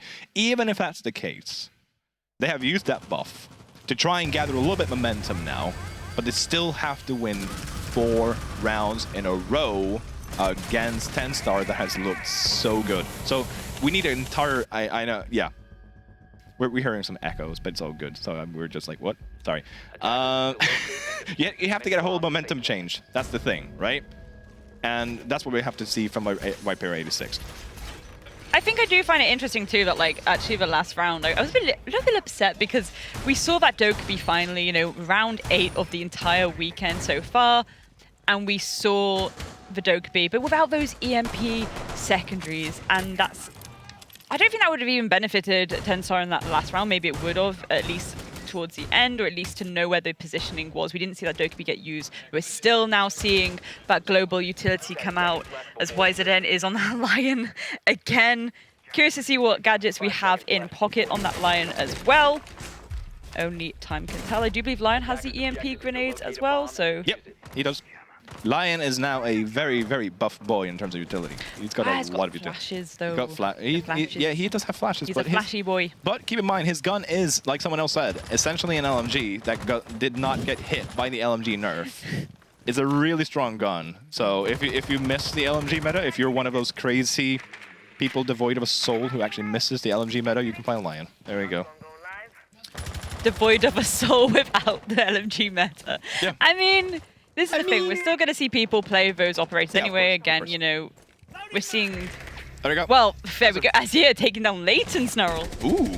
Vigil off the board. First pick coming through for TENSTAR on the attack here. And again, it just everything that they've been doing thus far, TENSTAR, in terms of information clearing, playing together as a team. Look at the pings coming through. They have so much intel on where these players are, so they can just rely on pre-fires, get the Lion to just get the pings out so they know exactly where the players move if they don't get the kill beforehand. It just seems like wherever Viperio 86 are moving, they're being pointed out by TENSTAR players. As soon as the intel is there, it just seems like TENSTAR win these gunfights. And Leighton taken off the board. Well, 1 minute 40 still for TENSTAR to do this and finish this map out and go straight to theme park. This is it. I'm wondering if we're actually going to see a rotation at any point to go a little bit more vertical, but they are seemingly going a little bit more direct here. So again, they've cleared a lot of room here for themselves, loads of breathing rooms, assuming the flank drones are there too, to kind of cover all bases behind them. And now it really is this case of opening up these lines of sight and seeing if anyone's risking it for a biscuit. Jegs. He wanted that biscuit and he took it. Kane taken down. 5v3, still Lion charges here on the board for TENSTAR, going to use it. Still have one more as well. Cooldown, of course, has to run out, but The net is closing around V86. It seems like we're only 1 foot inside of the theme park. Hungry will trade back onto Azra's. Jags cleared out Curly, but still 4v2. Hungry will have to pull out one of his infamous Villa clutches if he's going to be able to keep V86 in this game. Still 50 seconds to go with Yunka taking out Vidalin. It's a 1v4 for Hungry. They know where he is. The plant's going to go down. It's all just waiting to happen. And there you go. Kills coming through. Look at Kenny shouting over to V86 with a howl, it seems like. And I mean, he's got plenty of good reasons to howl, because if this keeps up, considering the recent form they've had in the Challenger League Open qualifiers, the way they're playing right now, it looks like it might be a very, very good weekend for TENSTAR. 100%, 7-2. Yep. So, well, that is a significant victory, especially when it comes to the fact that this was 86's map pick, and now we're going to go to Theme Park, and we're going to see TENSTAR on a sneaky, low pick rate map with Kenny's brain behind them. It's going to be dangerous stuff indeed. Dangerous stuff indeed, as we see the replayings are going through here. And again, it's just like everything that TENSTAR tried to do, it just seems like they were successful. So what do you want to see very, very quickly, Grace? What do you want to see from V86 when they're going back to theme park? They need to shut down that information, 100%. They need to go full intel denial, in my opinion. Again, TENSTAR are just reacting way too easy with that. So I think that's mainly going to be the name of the game for 86 going into the second map, for sure.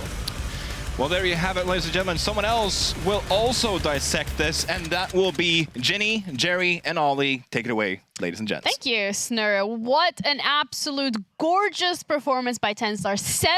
7-2 on Viperio 86 map pick. I'm going to start off with the very obvious question here. Ollie, how are we feeling about Villa?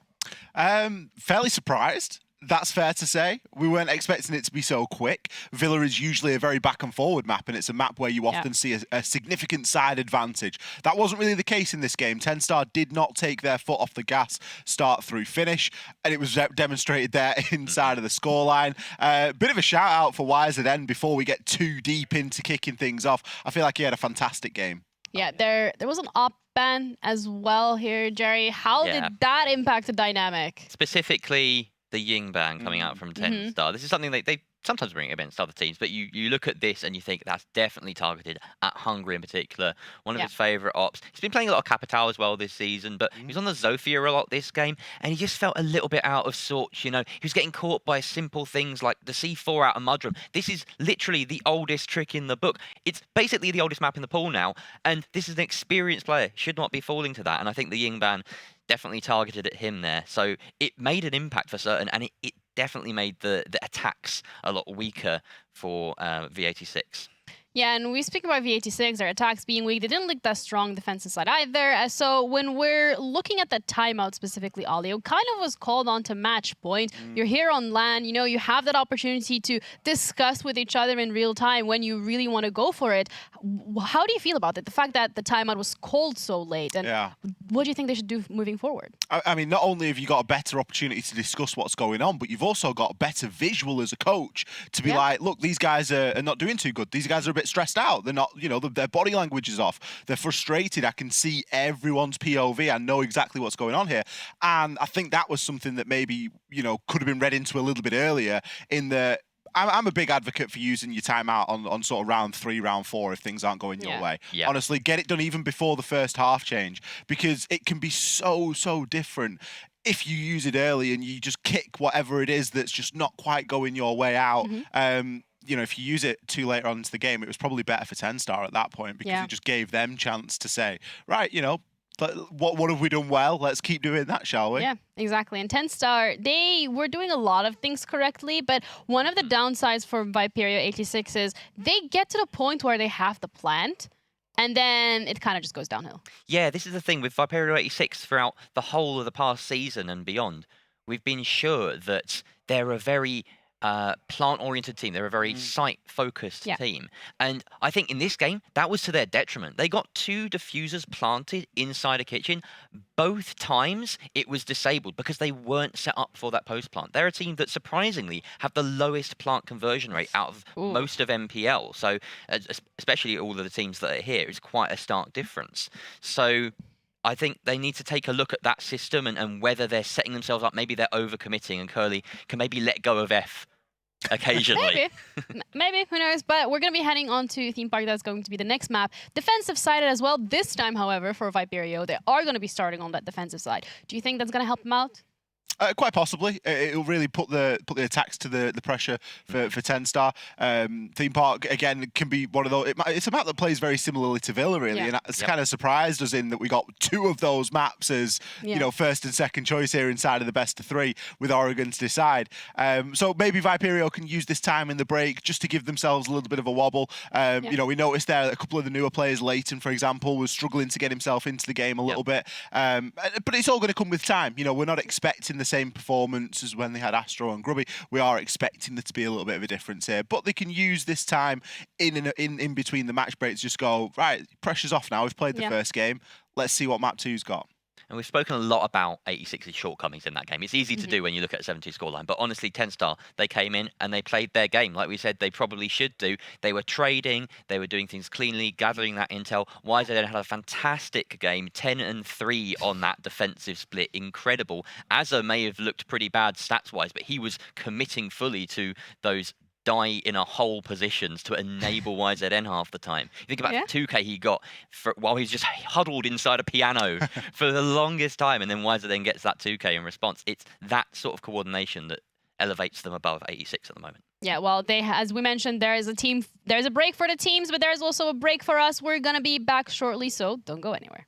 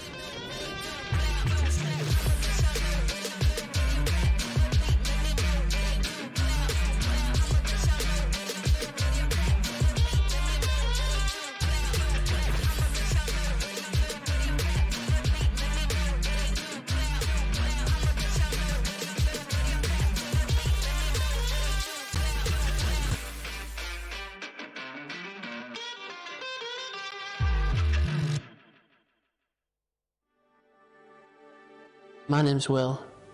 I'm a C4 tetraplegic following a cycling accident in July 2012.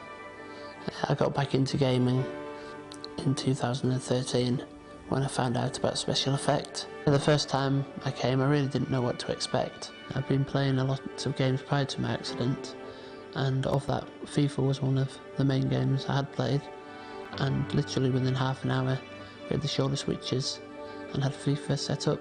I've got movement of the shoulders, but limited hand movement. So I've got 2 shoulder switches.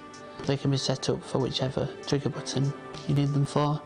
For example, you've got X on one shoulder, circle on the other. So for FIFA, that's 2 button modes and chin control, like the one I use for my chair, on the analog stick to control the ball. I was quite fortunate that after I'd been to visit Special Effect the first time, I took all the equipment home with me, and it gave me a couple of months to actually get to grips with, you know, whether it's something that I was going to enjoy and something that was going to be suitable for my needs, and it certainly was. And then I got the links to purchasing the right equipment. Games are another aspect of the life that I had prior to my accident, and a real social occasion. Great to be competitive with friends or just to pass time myself. When I was in hospital, I was seeking advice as to what would still be possible, and I had been told that I wouldn't be able to play games like FIFA again. I'm just really grateful I managed to find out about Special Effect, that I've had this opportunity to get back into gaming, and I wouldn't have been able to do it without Special Effect.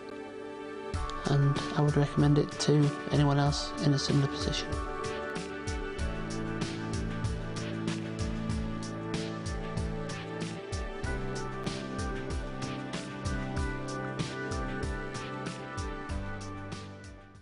Well, we know Jegs can step it up when it matters the most. Jegs with a double kill, they drop, they collapse, and it works for them.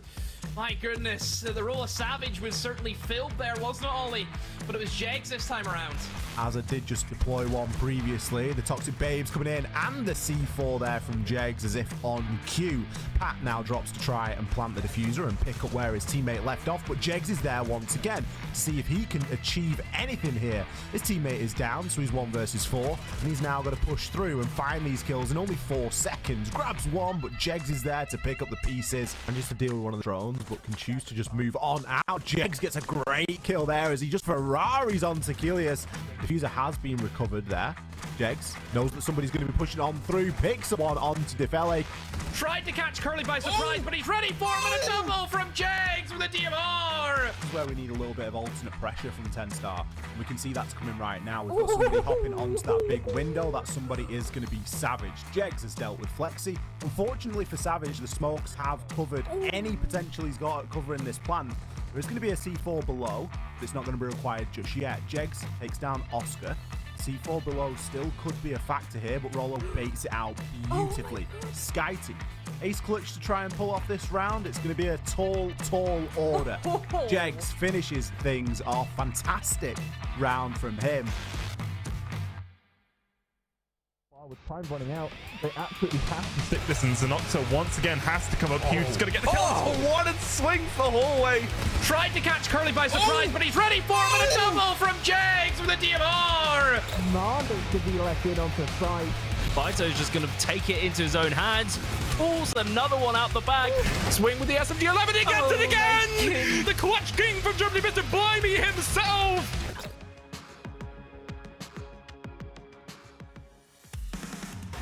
And welcome back to map number 2 between TENSTAR and Viperio 86. I'm rocked and loaded and ready to go, but TENSTAR currently just now chilling a little bit before we're going to go straight back into the map, it seems. But doing a little bit of tactical shenanigery there, but do they really have to do that, Grace? Because the performance that they showed in map number 1 was very convincing.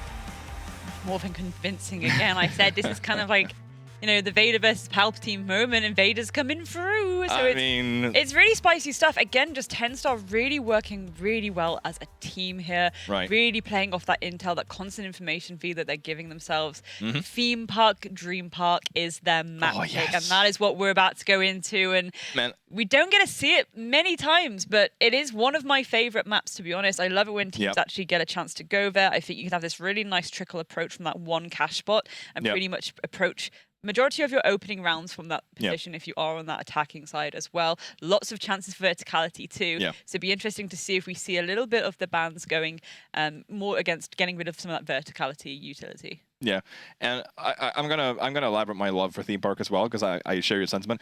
But it was just very cool to see, I think, from this perspective, if you look at the cameras and the player cameras, and you would see the Viperio 86 players who just got handed it to them, 7-2, sitting at their screens, getting ready, you know, doing shootouts and whatnot in practice or a terrorist hunt, whatever. And look at this vibe in TENSTAR, completely different. Look at that. It's just that this is something to get when you're playing with a team in a LAN environment. You get that sort of dynamic as well, but it just seems like Viperio are more ready and raring to go back into the map. They know that they have to perform better. They know that there's more on the stake. Yes, it's a double elim, but you don't want to go out this way. You don't want to be pushed down to the double elim and then have 2 maps like in you. I was going to say towards you. I was going to say in you. I don't know. Don't take that one out of context, please, production. But that's what I mean. Like, you don't want to have 2 heavy losses against you. Viperio 86 right now seem like they are ready to be focused on a task at hand, whereas TENSTAR, another day at the office, it seems. I don't think it's the fact that there's like no focus on TENSTAR again. I think it's more the fact that, of course, this is their map pick. They have their plan already locked and loaded from about probably breakfast time, probably dinner last night, to be honest. Again, it's just a case of just going through a little bit of notes like, hey, we know what we're doing, let's just go and do it. Viperio, those map bans coming through, those map picks coming through, they're the ones that have had to have more of an intense chat with each other, working out, okay, how are we going to actually play this? Because we need to make sure that we win TENSTAR's map pick and push it to that third map. Again, Theme Park, we don't really see it a lot, one of the least picked maps globally, underline. Well, we only saw it 3 times in the Nordics in total, and that was one in group stages. That was M&M versus Coalesce, if I remember correctly. And then we saw it twice in the playoffs, and this will be the 4th time we get to see Theme Park. So it's not played a lot either. I think the only map that's been played less than Theme Park, or 2 maps actually, Skyscraper and Border, I think, are the 2 least played maps, in Northern Premier League, if I remember correctly. Jerry will, of course, be able to arrest me on that once he comes back on desk and calls me sweet again. We're just waiting for the players and to get ready and getting themselves set up here as we're just, just hovering about. Because you know what the great thing is about these cameras, Grace? They can no longer blame the casters for just wanting to hear their own voice. You can see that the casters are rearing and ready to go, and the players, look at that, look at him just casually just swinging about. It's like, no, are we playing another game? I don't know. Players start game in chat. No longer casters start game. Players start game. Players start game. Players start game. Come on. But no, I think it's going to be a spicy one. It's going to be a spicy one. A certified spicy banger. Spicy, risky, silly sausage biscuit. Exactly. The best kind of biscuit. And that's what we want to see. Again, we've spoken all year. And this is a gorgeous thing that I really want to point out to you all. Yep. All year we've said, all of you, TENSTAR, next one's up. TENSTAR and Viperio currently, they're both qualified for CL. This is kind of more a case of, okay, where are we going to land in these kind of NPL final standings? Money to be paid. Money to be Trophy bought. to be won. Potential gatekeeping to be had. Again, as the team were mentioning earlier, the people that really need to win out this weekend are Victus. They don't have the CL spot. Obviously Heroic won't have a CL spot. They're in T1. But Victus, they need their eyes on the prize here. And if Viperio and TENSTAR can manage to keep Victus down, that actually enables M&M Academy. So either way, we get 3 NPL teams. Who predicted that at the start of the season? It was like, M&M Academy is going to be like 6th. And then they're going to go to CL, like if A and B and X and Y and Z. It's amazing, though. That's what I love about it. But I do have to say, like, it's a thing that I bring up every once in a while. But when I came into the UK team and you were all about, oh, you better watch out for TENSTAR. They're the next great thing. It's Jesus Christ coming back to roam the earth in this form of Kangaroo Kenny. And I was just like, and then Ambush beat TENSTAR. And then Ambush was just one of the most dominant teams that first half. And I was like, I mean, Ambush is here to get you guys. But when the second half of the season came, like the first half, the desk has already covered it. It was not a good half for TENSTAR.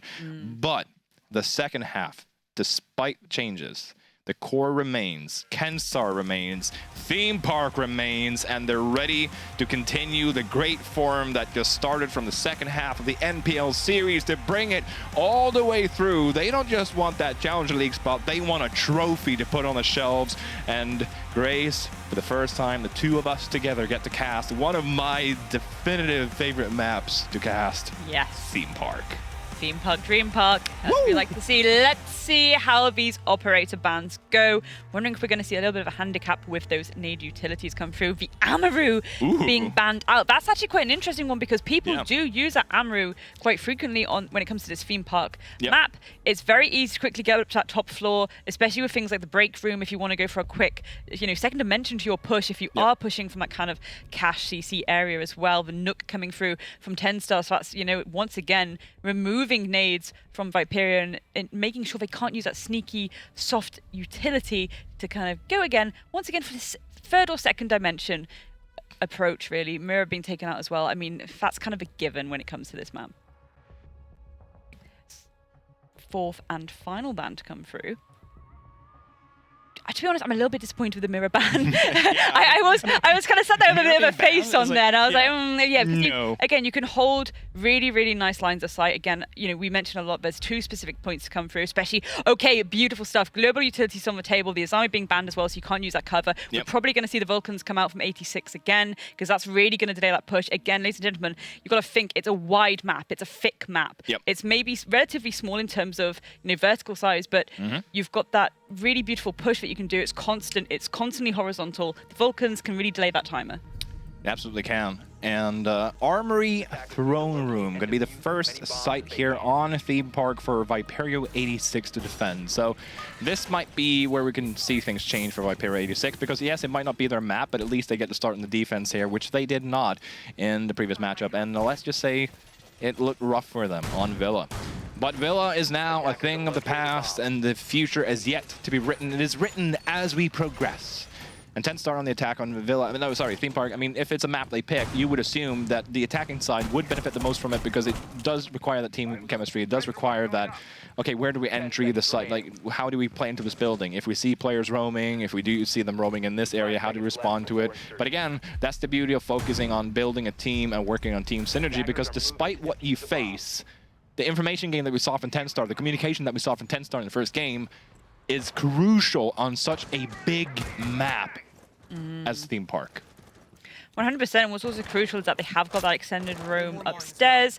They've been able to make sure that, okay, we know that people may go for that top floor first. They may start to work that verticality. Again, it's so destructible above this site. You can really go for these nasty, nasty angles if given the control. But and only 1/2 of it, though. That's the thing.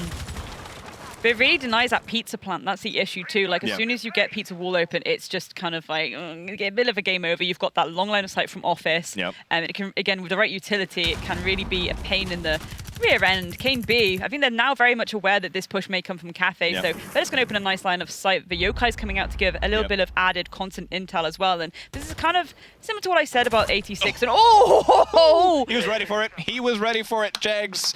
I mean, take a bow. He was ready for it. He had a player to watch video before this matchup, and he is just continuing his great form. The 18-year-old from Finland. Keep his name close to your chest, I was going to say, because he is just rearing to go and get up to the higher leagues as soon as possible, according to himself. And there we go. He's just continuing to take down Kane. And Azar was taking down Leighton as well. We talked about it. We talked the roam presence. We talked about a big map. This is Armory Throne Room. You could almost literally just turtle up on this site, but V86 are out hunting. Hungry does get Jegs, though, take him down, but it's a 2v4. So Hungry does get that one kill and is like, well, you know what?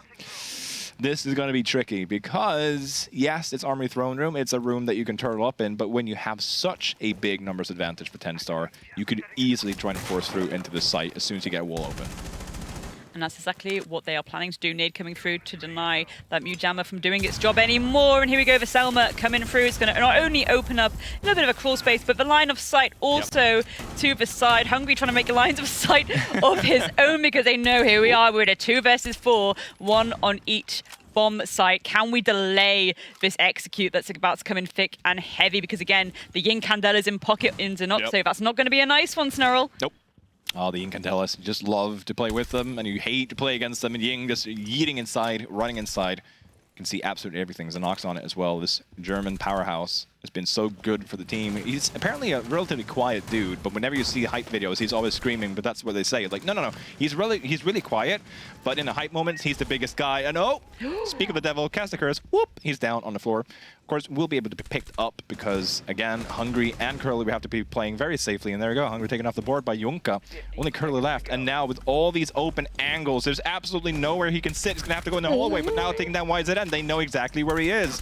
He's in the hallway, 5 seconds left. He's going to have to try and deny the plant. He is playing Echo, but is he aware enough? He's in such an exposed area that he doesn't want to risk it. Might not even know that the plant's going down. He's going to have to try and re-swing this, I was going to say, because keep in mind, Xenox has not been picked up. So this is the only players, these are the only players left alive in the 1v2, but Curly does not have the intel. You can see it. Trying to get a little bit of shots there. Couldn't see if it was a claimer he was shooting at, actually, but it's going to try and go for the prone, but Azar's ready for it. An unfortunate event there, and it might be because he was unaware of Xenoxo being injured, because he did play as if he was worried about the Dragon Stairs push or the hold in the hallway. A little bit of lack of intel, it seems, question mark? I mean, this is the issue. It's not only the fact that maybe he thought someone was in Dragon, he didn't know about the collapse coming through from the other side. And essentially, it's like, okay, I'll slip out to hold this really nice long line of sight. And that was really good. We got that beautiful kill there onto YZN. But then it's the fact that they were able to sneak in. The plant could go down. Again, I think they were maybe trying to play time there, and they expected that push from kind of Dragon hallway, and it just didn't come through. The plant was there, and at that point, you're in a off-site retake. Yeah. Off-site retake, which is so difficult to do. Even with the Echo, because I don't even remember if we had any of his drones left. I'm not gonna lie, I didn't really check the utility counter there, but I mean, we've seen with Deepak and his performance in the Berlin Major with these Echo drones, we've just seen a lot of other people really wake up to the offensive ability. I'm not saying that Deepak sort of revolutionized it, but he kind of made it like, guys, this is the potential of it. And we're seeing a lot more teams utilizing the Echo drones offensively now, so that you might not always have that Echo drone available on site to try and deny that plant. And again, when you're in such an exposed position to go down on a camera, I mean, if they know exactly where Curly is and you hear an Echo drone start shooting, you know, okay, I mean, he's on his Echo drone, so the other guy will start chasing him and kill him. We've seen that quite a few times as well happen recently, where players have either been on a Maestro cam on Clubhouse or an Echo drone, and people are just like chasing him down rather than just waiting for them and trying to go for the utility. They're chasing down the player instead to apply pressure to the player. Now, 30 seconds into the round, a little bit more intel, I would argue, on the side of Viperio 86. You talked about pulls on Villa. You love to see that pulls pick. And now, with the information from Leighton here as well, more information for V86 to play from. And this is the thing, I said, you know, maybe they need to play into the intel denial. Instead, they're choosing to play into intel of their own, really bringing as much information as they can. But again, you need to react to that information. And we did see it go a bit squiffy last round, but there we go, Kane B reacting as you're going down. And this run out, no, maybe the C4 will actually do something, but it does! Jegs falling down, beautiful stuff, Leighton. Okay, Leighton, sorry, Professor Leighton, sorry I doubted you. I was just worried about the third. I didn't think he picked up on the pulse scanner there, but Zenoxo getting a trade back onto Kane, so Kane is taken down. But of course, getting a kill at the C4, Leighton landed it, executed it. It looked like it was a bit delayed. That was why I was a bit worried, because you don't want to hesitate too much. And it was like the setup. It's like, throwing it up there. But it played out well for them. And even with the trade back, Viperio 86 still are in the lead in terms of kills in this round. Good start here from Viperio 86. And now that they've had that roam, gotten that kill, this is a great thing about Theme Park, because you can sort of like almost like expand sort of your zone where you work with, get a kill or two, and you just have so many areas to like sort of draw back into the site, and so many rooms and angles to work with. So it can be difficult for attackers to set up these sort of cutoffs unless they are positioned. But since it's such a big map, it takes longer to get in those positions, especially if you're playing elsewhere. You know, 100%. 200 IQ there, right there. Yeah. It takes longer to go to a place that's further away from you. Again, speaking of elsewhere, we've seen the Yokais kind of be pulled back to site, ready for that collapse. Yonka taking on Leighton too. That's going to allow a little bit more breathing room, that intel utility being taken away. So now we really have to once again rely on these Yokais and these house cams. And again, as I say, these Yokais have been brought back to site, so they really have to rely on sound and vision now to know where this collapse is coming from. The Whammy magnet's going out to. Oh, beautiful nade there, Curly. Yeah, the timing there. Curly falling down. Vito desperately trying to work out where these players are going to start pushing through. They know this execute. They know this collapse is coming through. TENSTAR just have to do it. 20 seconds on the clock. Some flashes need to come out to deal with some of this Aruni as well. And the Doga call to give them a little bit of information as to where these players maybe. It looks like a pizza collapse may come through here. We do have Yonkip there with the diffuser. Are they aware of Vito here? Snuck by Pizza though, holding this line of sight. Hungry gets the pick onto YZN. The shutdown there into Yonkip, but it's a Noxo can trade it back. It is a 1 versus 1. They have to go for it. Noxo gets it! There we go! Beautiful stuff there by TENSTAR. And now, we talked about it, Zenoxo in the previous round getting closed down, but he had the time, he just raced through the laser gates to take the damage and deal the damage. Zenoxo, from the clutches of defeat, was able to claw that one back for TENSTAR, and I just love it. This is like this round was old, like V86, back to TENSTAR, back to V86. This is it. Vitolin does not know that there were going to be 2 players there, and of course, I don't blame him, because they didn't know that Vitolin was there, because they cleared that area. They had a nade kill in that same area. assuming, okay, it's cleared out now. No one's going to be playing that. We just naded it. They, you know, but Vitolin was in the area, and once he realized that it was clear above, he could still get that spot and play against them being ignorant of where he was. But with two people pushing through what you... have you called it the pizza wall, or is that something that I'm just not up to date with? Or yeah, a few teams call it pizza. Okay, sorry. So I'll start because it looks like a pizza oven. Yeah, I see where you're coming from. I was like, oh, okay, that makes sense. So let's just stick with the pizza oven between the two of us. Okay, so the pizza wall, and then he just ran in.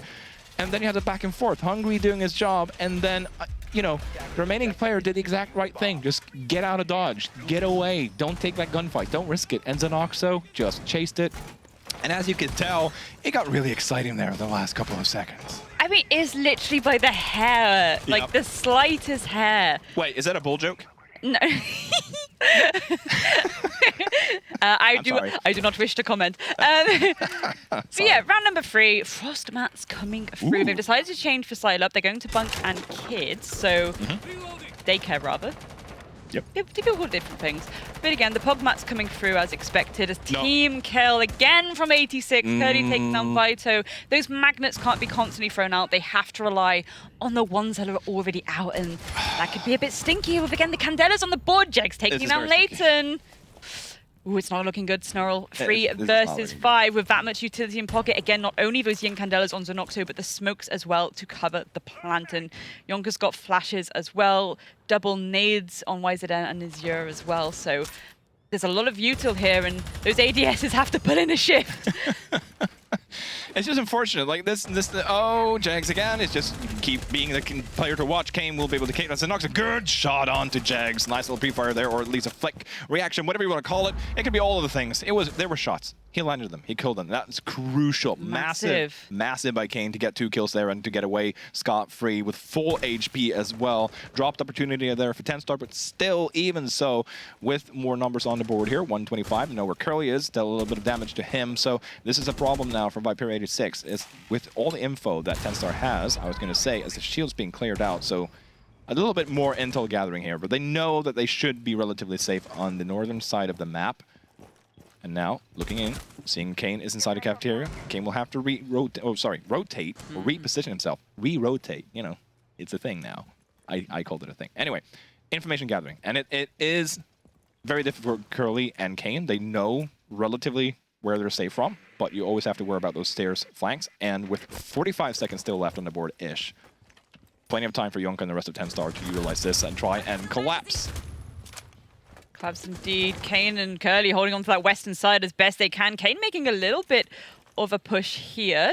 Azure on the hunt for those heads, making their way from that office site and potentially about to flank up to Arcade as well. And this could be massive. Curly actually taking down Yonka. Kane taking down YZN, but Azure is there taking down Kane. Azure with a final kill there onto Curly. Another last-minute cleanup by TENSTAR.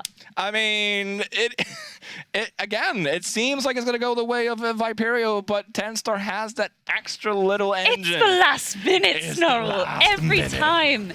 It is. Every time, the last 2 rounds at least. And then when you start seeing these things going the way of TENSTAR, even when Viperio 86 are clawing themselves back in, when they have these 1v1s and they keep going the way of TENSTAR, that's when you start really thinking that the TENSTAR sitting with the momentum here, they have that extra sort of confidence that they need to win out these gunfights, because as strange as it may sound, viewers, confidence can help you win these gunfights. You know what I'm talking about, the flow. When you feel the flow and you feel like every gunfight you take, everything you do is just going your way, you're more willing to take those risks, which are always going to be 50-50, but with the confidence to take them, it's 50.00001%.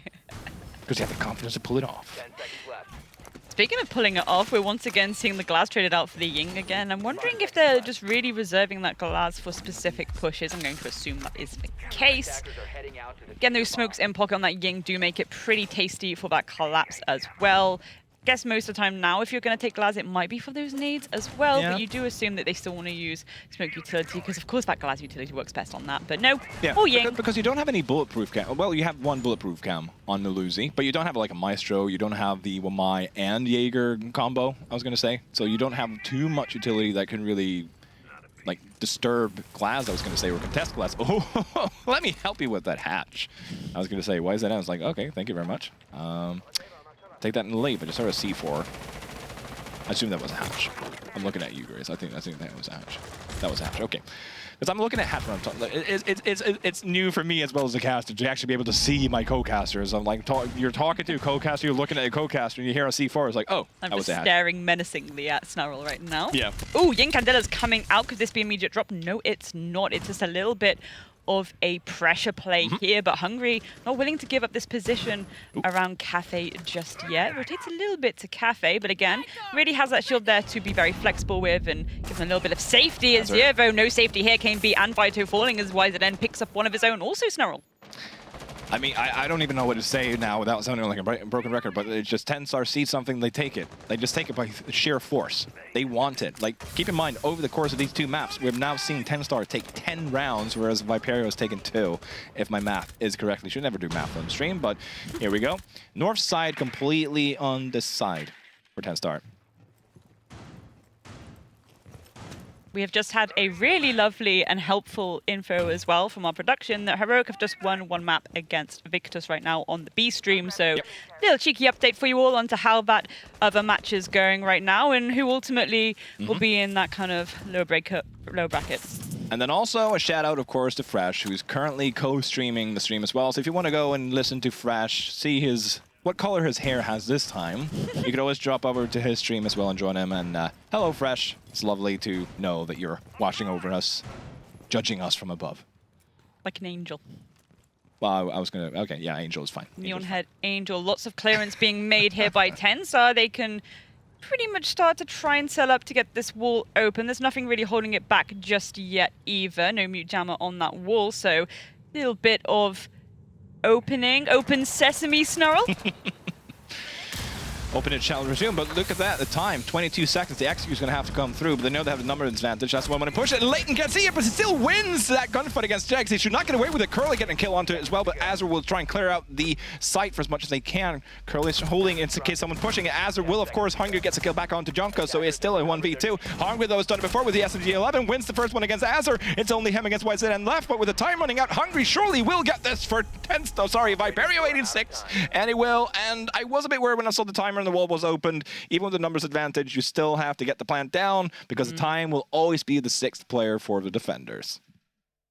Time is indeed always the 6th defender. This is the thing that we need to remember, and that's why sometimes really forcing that plant like your life depends on it in a 1v1. Sometimes you just have to do it, but TENSTAR ultimately coming off the plant there, and I don't think they're too worried about giving a round away just yet. Again, they are attacking at the moment, and they're doing a very good job of it, but 86 certainly needed that to get the wind under their sails. I think it's been interesting as well how much they were bringing more information utility there. They brought the Valk and they're sticking to that Valk now, and I really did think that helped them a lot. Gave them the information they needed to work around this map and try and win off some of these gunfights as well. They're also bringing the Legion out, which is an interesting one. That could be actually to delay that final collapse onto site. That's what I'm assuming it will be. As well as, of course, those classic toxic babes on the smoke. Classic toxic babes. Classics. Proper classic. The Glass? The Glass has been swapped back here. And again, even less so now, because there's no bulletproof cam at all this time around. There are, more importantly perhaps, no ADSs. There's no thrown utility denial here, the best of my eyes can see. So the Glass makes sense because you can get even more value from all of your smokes. You can use the EMP nades on Yonka as well if you want to just clear a little bit extra. You can really try and set up the site really well here now for the execute for TENSTAR, and you can just set up the smoke and you will have the Glass ready there because you know no one will be able to contest. Sure, you can spray randomly through it, but if you put yourself in a crosshair, it's a big yellow man in the sights of Glass, and it might be easier for him to put a bullet in your head. So that's why we can keep rambling on about the Glass, not see if it's going to have any effect whatsoever in this round, as TENSTAR is going to start as they have most of this map thus far by clearing out the northern side of the map. Sorry, the eastern side of the map. Well, northeastern, if we're going to be specific about it, as Azur's going to take a little bit of chip damage there from Curly. This is the thing, TENSTAR want to go a bit more direct and really open up those walls, hold those long line of sight. Really good drone. They're giving me information there as to Curly's whereabouts, and Zenoxo's on the hunt. Azir falling down as they're trying to desperately clear Curly from this cash position. And there we go. Finally down, just need to go for the final kill tap onto the foot. There we go. Jegs taking him down, but Zanoxo holding this really nasty line of sight into bathroom. Vito, rightly so, is going to fall back there, Snarl. It's like, oh, shots coming through, even though suppressed. And there we go, Leighton get a kill onto Jegs. That's good, because again, with the suppressors, might be a bit harder to tell whether shots are coming from and who's shooting at any given time. But if you know shots are coming at you through the smoke, could be a risky retake in terms of the gunfights there, as the setup's going to come, because this is all what that TENSTAR really needs. Smoke canister coming out. That's actually the second smoke canister, so that means it will be no smoke, glass smoke advantage for the actual push itself. But Zanox is going to try and utilize the smoke to position himself inside it himself to see out as Kane picks up Yonkos. It's only Zanox and YZN left. And Kane, third team kill for Viperio 86, by the way, and YZN says thank you very much. I'll take that with both hands and try and see if we can get that advantage. As Glass is being shot up by Vitalin. Crucial timing as Leighton was literally in the sights there of Zanoxo, as YZN is now between a rock and a hard place, namely Vitalin and Leighton's going to have to try and win these gunfights, and this is now up for B86. They either hold these positions a bit more, I was going to say like soft peeks, or just soft hold, or peek at the same time. The plant's going to go down in here, inside of an initiation room. YZN, plenty of time. It's not going to fake it. Means he will be open, but now they're going to have to rush to him if he gets 2 1v1s, but he won't. He won't.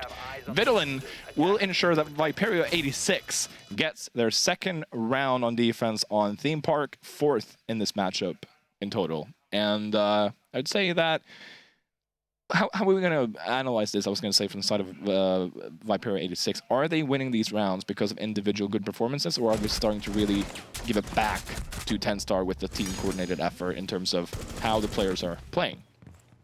I think especially when we consider, you're in a 2v1, so you do have the player advantage at the end there, but the fact that they were willing to push those separate angles together, it's little things like that that it's but like crossing your T's, dotting your I's. But before that, Curly doing a phenomenal job at shutting down that entry from the get-go. Certainly then put a spanner in the works, because then we saw a little bit of rusting, a little bit of hesitance from TENSTAR, and then they had to slowly start making their approaches, and it was a bit tit for tat to begin with. Again, the kill on the Dragon stairs as an example, just again not knowing that that flank was coming through from underneath, and maybe a little bit of intel and flanks needed underneath actually from TENSTAR there, but for the most part, I don't think they're too worried about how that went. 86, however, they're gaining that momentum back. They're going to try and pull this probably to a 3-3 split and then see how they found their own attack. Absolutely. So, could be a 3-3 for Viperio 86, which would be a massive improvement from the previous map, and seems like it's blown a little bit more life back into the series. Maybe V86 had a little bit of a slow start. C4 is just waiting after Vito. Do they have the intel? Should have. The timing could be great. Medic, this would be the greatest flyover in flyover history. I was going to say a little bit too far. The idea was good. Nade's coming back in return, so it might have actually been a little bit of extra information for both sides there. But good attempt from Vitalin, because if that C4 lands correctly, you take out 2 players with absolutely no damage, punishment for V86. So fair enough. I think this is it, the C4s can still do a phenomenal job at, whittling down the player count from the get-go. Yeah. So the Maestro being picked up here now, could that be a response to Glaz being picked out the first time around? Potentially, yeah. And again, you can quite clearly see that. You can also see that it's extra intel. They've got the Yokais, the Maestro, and the Valkyrie. They don't want to risk any execute. Oh, the C4 from below as well. Fail. I think that was the C4 below, wasn't it? Yeah. Yeah, there we go. But this is it. You've rustled the Jimmies enough now to be like, okay, we're going to delay the timer a little bit because they're really going to be droning it out. They're going to be making sure every corner's checked. When it comes to that final execute, look how much util we have on the table to deal with that. One could say it's overkill, but it is their last defensive round. But I was going to say, like, I mean, for the defense as well. Okay, you used 2 C4s already, but you have so much else that you can use to halt the execute here coming through. The Maestro Cam even inside of labs there. That's a good little decision. Oh, sorry, observation there. Pun intended. Jeg's taking a little bit of damage from Leighton. Be wise not to peek again. And this camera is just working wonders. They have the entire stairs and the hallway there, just seeing all the information they need at the top there. So that's exactly when Maestro knows that he can peek or not. We'll try and hold that because, okay, someone's on the cam. Potentially. Again, though, 1:04. And this is probably the round I feel the most. Now the drones are coming through. And as I say that, never mind. YZN will take down Curly. And all of a sudden, okay, Leighton... Sorry, apologies. I have a cough button now, but I forgot about it. YZM will be able to get a kill, but he will be taken down. And with Kane taking down Jegs as well, all of a sudden advantage back onto Viperio 6. We have the Yinkandels coming through. Zanoxa will be able to pick one kill up, thanks courtesy to those Yinkandelas. 3v3, but less than 40 seconds. This is going to be a rough push for TENSTAR these last 35 seconds. It is. You've still got the Maestro on the table. Presumably there may be some intel from that Yokai too. And again, they have those Valcams on the board somewhere as well. That wall is being opened in Pizza-Vo, but again, we've had these ratty angles being used against them before. The Yinkandelas coming through, more verticality getting used as well. But once again, with the Ying, yeah, and there we go. The pre-fire towards Pizza, but Vito ready and waiting on the different side. Yonka falling down. Azir trades it back. Zanoxo gets taken down. Azir with the trade again. A 1v1 yet again. Can this be clutched out at the last second yet again? No, it can't. There we go. A 3-3 split for Viperio. It is looking really nice for them right now. That was a little pinky toe away from going TENSTAR's way, because the pistol, even if you land the shots on the feet there, that will eventually get you a kill. So that was, again, awful close. But for once, or actually twice in a row now, I could say, odds are returning back onto the side of Viperio 86 as well. It's a bit more even now. It's not all going to the way of TENSTAR. And is that a timeout being called? It is. Kenny's not talking to the team. And I'm not to question Kenny, because he is the all-wise. But we already have a side swap. So what is it that he wants to talk about with his team now? Because they're going over to the defense now.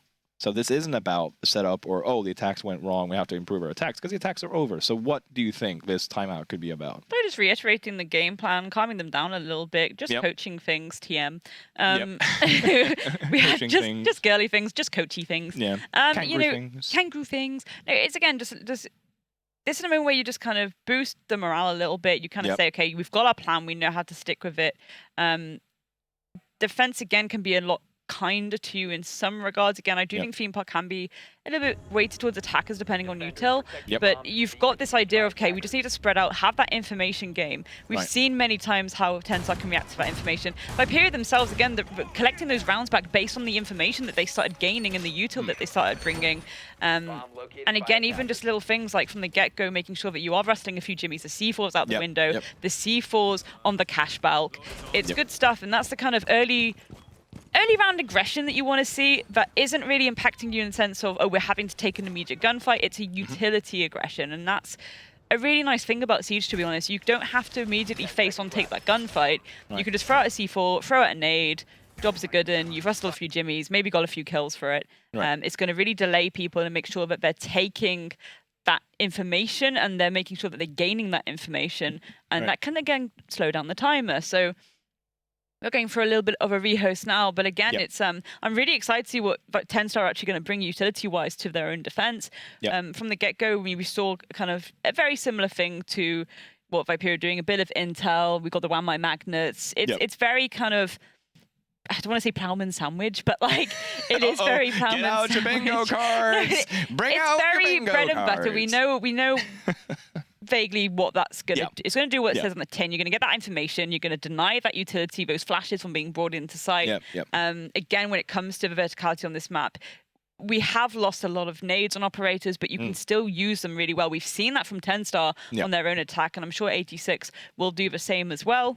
And what I really liked about the previous round for the execute as well, with the Incandelas, and this is something that people can forget, but you can use the Incandelas like you would a fuse charge and put it into the floor if it's breachable. And we saw that with Bison-Oxa when the pizza wall was open.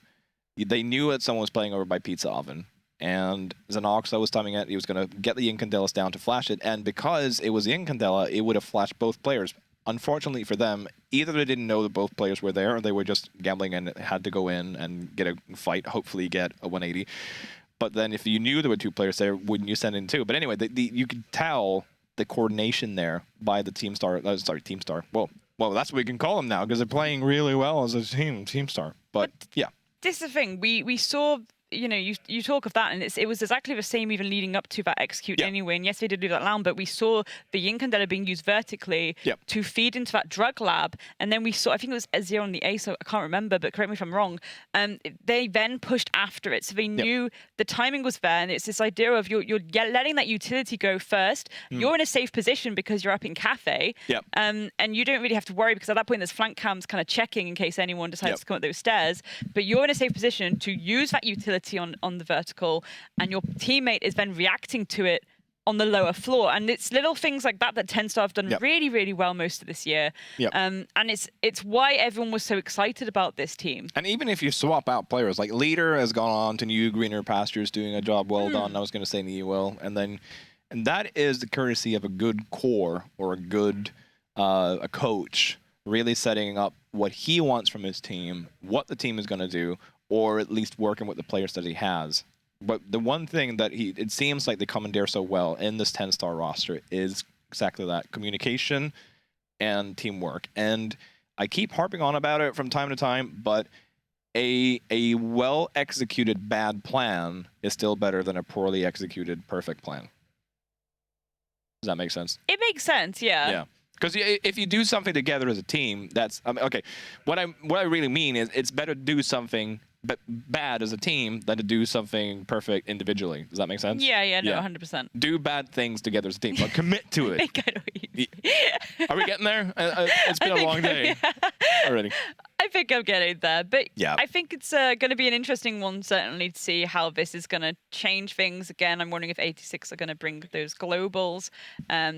Again, we are moving towards people bringing that kind of Doka, that Lion, not only because of the EMP secondary changes, but also just because with a map like Theme Park, where again, it's these maps where you've got that balcony hold and you can then collapse through an entrance. And if you've got that global utility, it's very, very useful. We've seen it across many, many maps, that specific setup where you pop that Lion or you pop that Dokkaebi, and then that's where you make your entry. Yep. I agree. That's it. No, we've just received that things are looking to improve here for the players' side, so we shall be returning to them up very shortly. We just need a couple of minutes, etc., to just get everything set up in terms of production. But as you can see, the players are all sitting there, and there's no need to apologize. Production, you're doing a great job. These are things. There are a lot of technical things to be aware of, and we're doing the best we can, of course, for the players to have the most competitive environment, and that's why we have the rehost, and that's why it sometimes can take a little while to get players back in. But it is what it is. We want to give our viewers as well the most competitive atmosphere or game as we can, and I'm excited. I mean, I'm wondering if the other talents have kept up their promise of going over to the black box and make some noise. I don't think they have, but we need someone to go over there. Like Jerry proved in Berlin that he knows how to work a crowd. The music teacher. So. It's more just UK people being allowed to do chants. Yeah, fair enough. Fair enough. I think there were a couple of Germans there as well. Translates from football very well into esports. Let me tell you that. Yeah. I mean, this is the thing.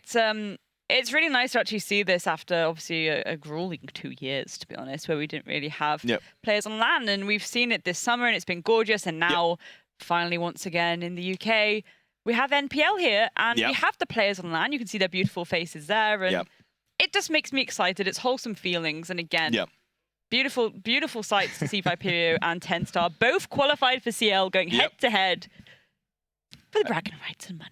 You were talking about morale there and getting the mood up. You could see there's Anoxo and Kenny just exchanging a little bit of almost like a double fist bump, I was going to say, and some shouts. So I think you're on to something there. You're just getting the good vibe back in because you've lost 2 very close rounds. And I think it's a good, like you said, could be a good time to just get the team back and be like, hey, guys, okay, you're playing this, okay, like, this is going well, this is going good, but just keep up we're doing a good job. Just keep at it. We have them against the ropes because they know that if they lose this map, it's already over. Viperio is going to have to go down to the lower brackets and potentially face, they will face either Victus or Team Heroic. If you want to know more about that game, if you want to watch Victus or Team Heroic, or you want to rock those dual screen setups, head over to the B stream and you can watch Victus versus Team Heroic at this very moment, playing from the same black box as this game is being played. Very exciting things indeed. 100%. Yes. Big utility setup from TENSTAR as well, especially upstairs. We've seen the mute jammers to deny that information. So when Viperio are trying to clear that top floor, it's going to be a little bit trickier. We've also seen some goo mines come out from Jegs around that arcade area as well. And, well, speaking of goo mines, Vito very aware and may go for a bit of an upside down rappel to actually shoot that out there. But again, it's really important how much utility you're going to bring. And it's just, even if you don't really get anything from it information-wise, it's still delaying that approach to site. And I really think that's the name of the game for TENSTAR here, delaying that approach, delaying that map control that 86 are about to try and gain. IQ being brought out here by Vidalin is, of course, a great response to all the shenanigans that we saw earlier with the cameras. Well, Viperio were the ones on the defense here, but they are ready for the potential same shenanigans from TENSTAR. That's the way I wanted to put it. Look at this, like the train just choo-choo. Look at this. They have intel. They just want to go straight for the site because they've already cleared it out. Curly's down on the floor trying to get the plant. As the collapse are coming through, Leighton's on the floor, so it's only hungry Curly and Vidalin left alive with a gun. But the Claymore also works. All of a sudden, it's only Xenoxo and Azra left alive for what is a crucial train choo-choo coming through from Viperio. And time is taken down, and Curly, you just saw the feet right there, giving away his position a little bit. Of course, you would be expecting someone to play over by Pizza Oven, but it's still a 3v2. Keep in mind, numbers might say 4v2, but Leighton's on the floor. Azur gets a kill there onto Hungry. That's big. Claymore taken away as well, so now it is a 2v2. Curly and Vidalin versus Anox and Azur. Gonna see if they can come through here, but again with the team kills, and the train's going left and right, which means TENSTAR will be able to pick this up. And Kenny is on his feet, and he's literally probably, I don't know, screaming, "You're doing it for us. You're giving us all the help we need." And what was, again, a great idea, good execution from Viperio 86, and it's just that little extra. Look at this. You do this because you have the confidence. You know how many people are in sight. You know how to get there quickly. The entire team is there. You have a numbers advantage, and still with the crossfires being set up, you end up killing each other. You cannot give TENSTAR these steps. It is getting a little bit silly sausages. That is the fourth team kill today. By the same team, by the way. The fourth team kill from the same team. Viperio. That's ridiculous. The fourth team kill. It's costing them. It's costing them these rounds. And I really love the fact that they went immediate conga line. You know, they've got this massive utility setup, goos, mute jammers. Let's just go direct, take them by surprise. They forced that plant. They had everything going for them. I love as well Azir, the patience there, that he was like sneaking around the corner, got that kill, got the Claymore, wasn't willing to risk that. It's again the fact that TENSTAR, these patience in these really intense moments, we've seen it end of round. I was going to say, imagine that. When you have a deadline and Azur just knows that I can't rush this, because if I do, I'm dead, and we're certainly not going to win this round. And it's like you said, being calm and collected in those split and make those correct split-second decisions is 100%. I feel one of the things that's separating TENSTAR from Viperio right now, because the execution from TENSTAR, they're always there, they're pouncing, they're taking these advantages and just getting what they need to win the rounds. And Viperio, once they put themselves in a good position, it seems like they're starting to fumble a little with the ball. 100%, and this is a beautiful bit of nostalgia actually. Vito on the IQ yet again, but we're actually seeing him run around that rooftop, and he's just constantly feeding that information to the rest of 86, and this is exactly why it's lovely to see IQ sometimes, because again, very aware here of the fact that, well, there we go, they know the full setup now, basically. They've been able to scan that out, so they know exactly what they're going up against, and it's TENSTAR probably don't know that they have that much intel on them, and that can really change the momentum of how the round is going to go. And that's what people have to remember as well. IQ can see you when you're on the camera. And another thing, with all the EMP grenades coming through, look who's in play. Thatcher. Thatcher is almost never banned anymore, it seems like, as opposed to a constant permaban. Look at that. They're even pinging it out because they know that someone's in the area there on the wall. Or will open up the wall, of course, to get the mute jammer on there, because you have the EMPs from above. And since you have the IQ, she can ping where the wall is or where the device is, and the Thatcher can get close to get that pesky electronic away. So great use there by Viperio 86, of course. As we see them getting a wall open, but still a lot of time been spent for not something that's really map control. As I say that, Vidalin has dropped to get a kill, fair enough, but he's traded it back. and it doesn't really amount to anything as YZN shuts down Kane, and Leighton is on his own inside of Cafeteria, and they know exactly where he is, and with the ADS picking up the nade as well, he's just going to have to reset completely and rotate. 1 minute left, and a bit questionable there. There was an intent as Curly picks up Azure. I was going to say, yeah, I was just going to say, like, it seems a bit with a drop, but oh, Hunger with the repelling, gets a kill through the wall there, at least the Ender, the confirm coming through, and all of a sudden, B86 are looking back on the front foot again with Jegs being left. Didn't get the kill onto Leighton there, but still 1v2. Jegs, 40 seconds left, the attackers have time, but again, this trickling is 1v1, and Jegs, we've seen it before, player to watch, reload the MP5, put himself up in position on Arcade. Jegs versus Curly.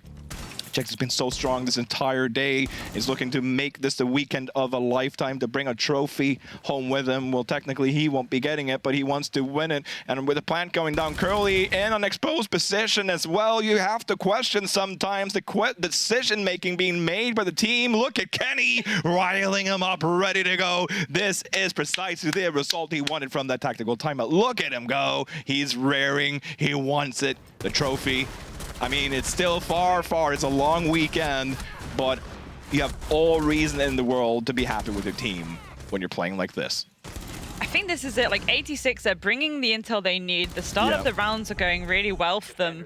But it's just the way that TENSTAR are able to quickly adapt. It's that really quick, snappy adaptation that they're just constantly coming through with.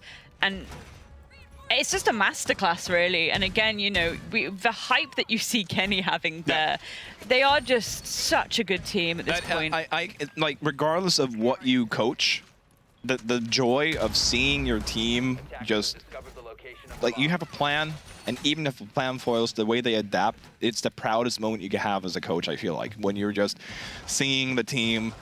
Because people are like, oh, but the coaches should be available so they can tell the team what to do. No. The point of a coach is to make the team independent of the coach. They are to make the team be able to adapt to things on their own accord. You shouldn't rely on the coach during a game like that. The team have to learn how to handle these situations together as a team and be adaptable on the fly. Like you're saying, and I think Kenny's just seeing that right now. It's just like wherever I touch, it turns into gold, because, I mean, this is great.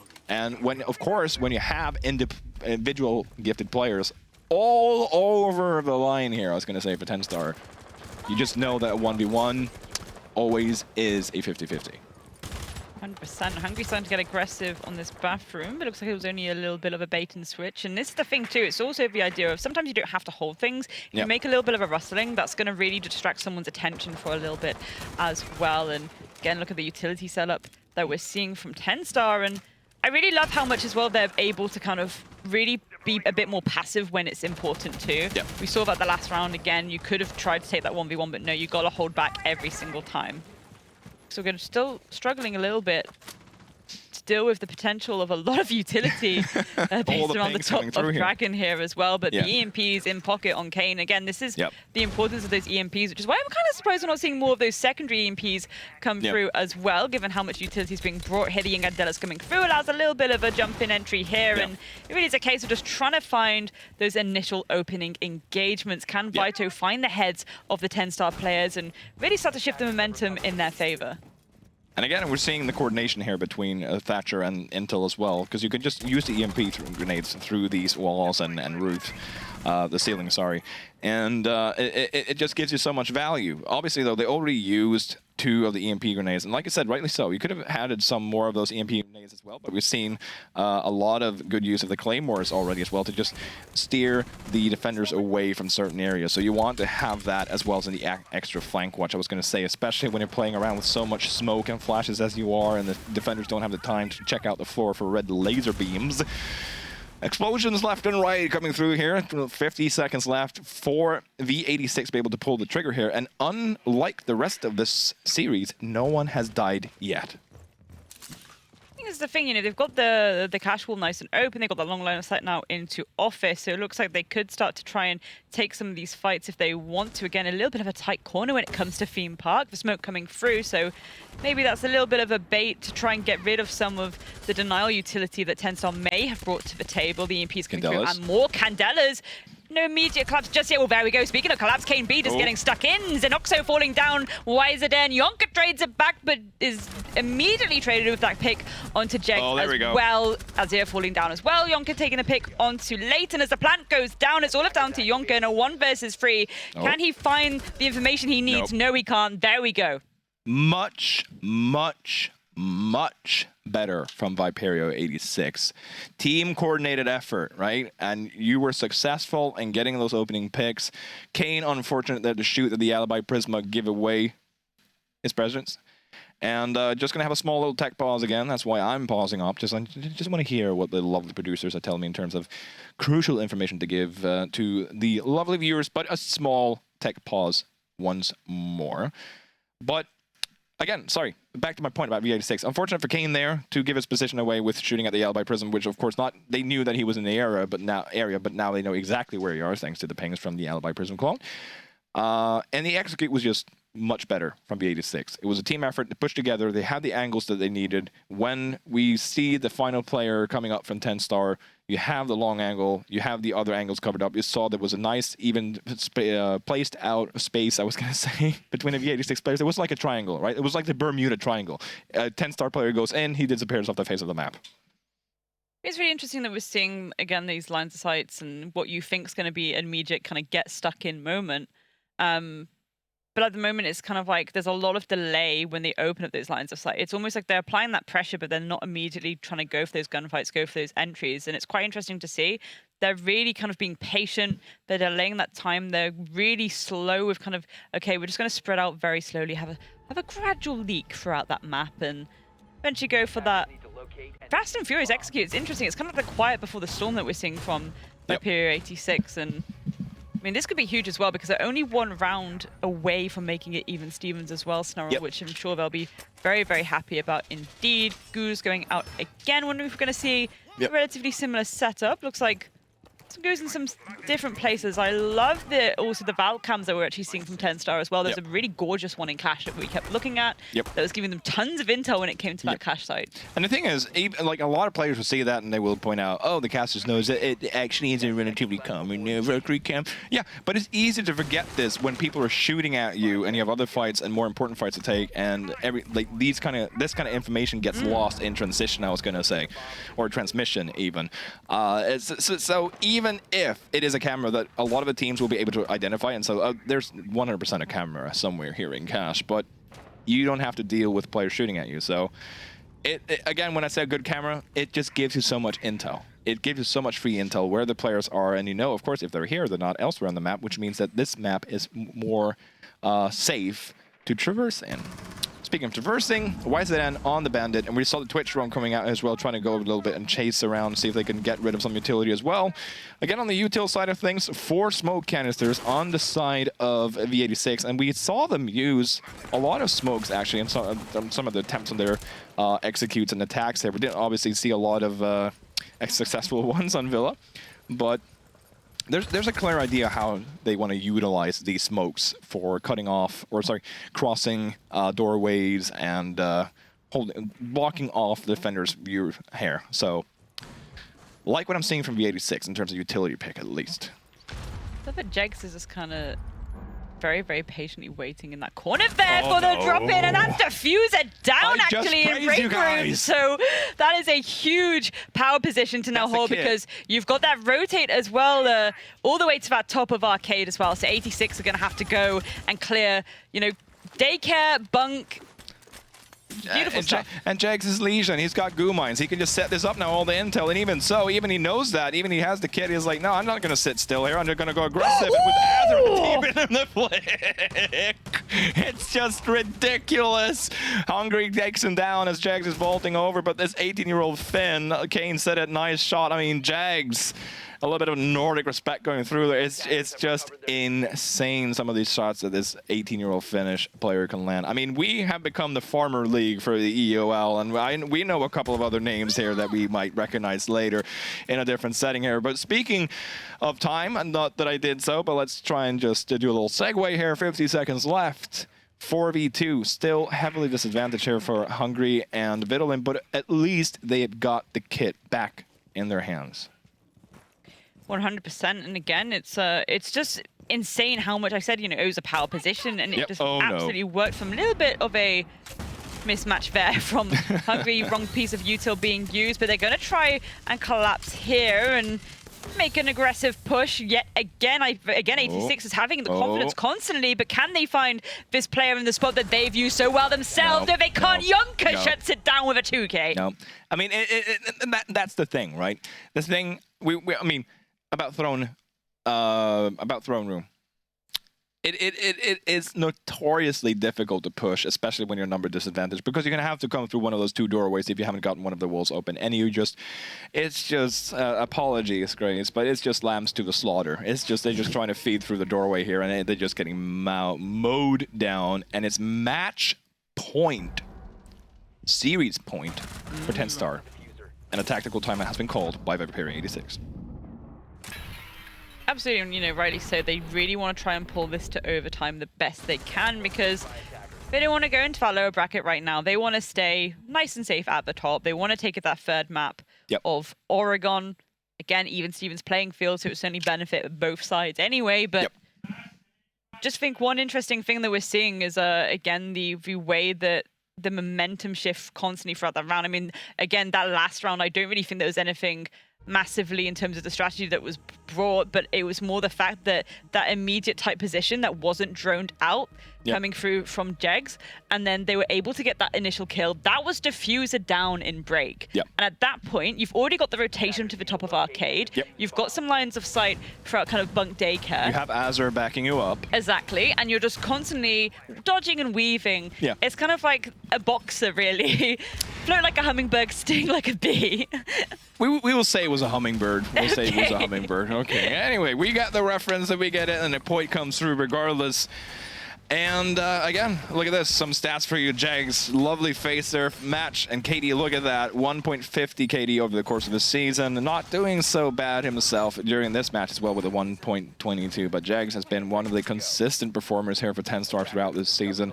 Keeps racking up those crucial kills. But I am also very impressed with the performance of Azure this series. And certainly going to be difficult to say which player impacted the series the most. This is the interesting thing too, because they got this a really similar setup. Again, the rotation at the top of arcade, which we do see quite frequently. But last time they came to the site was so important because 86 went immediately for that break room.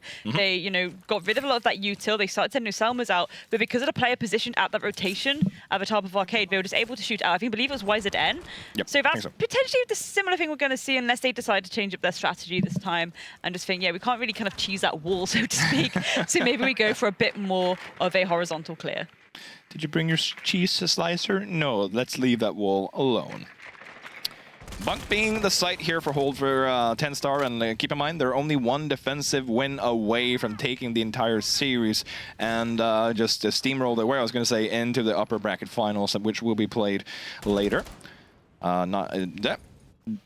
Zenoxo sitting up at the window here, just looking if he can see if he can find anyone. And there we go, Leighton finds someone, hoping for V86 to be able to pounce her. Does seem like they're a bit spread out at the moment, V86, with the exception of Kane and Leighton. And of course, with the Dokebi, we haven't really mentioned it too much with the disruptive calls that she can come through. It really becomes valuable, sorry, on such a big map as Theme Park, because even if you can't see them, you can hear them. But Leighton is just going to try and dodge and weave back and forth. Zenoxo takes that one. Calls being made, though, and he's going to try and push. He's going to be the backup, but he still wins that one as well. And even though they know that he is there, the German machine keeps on turning and is taking down 2 kills. And this is looking really, really dire for Viperio 86.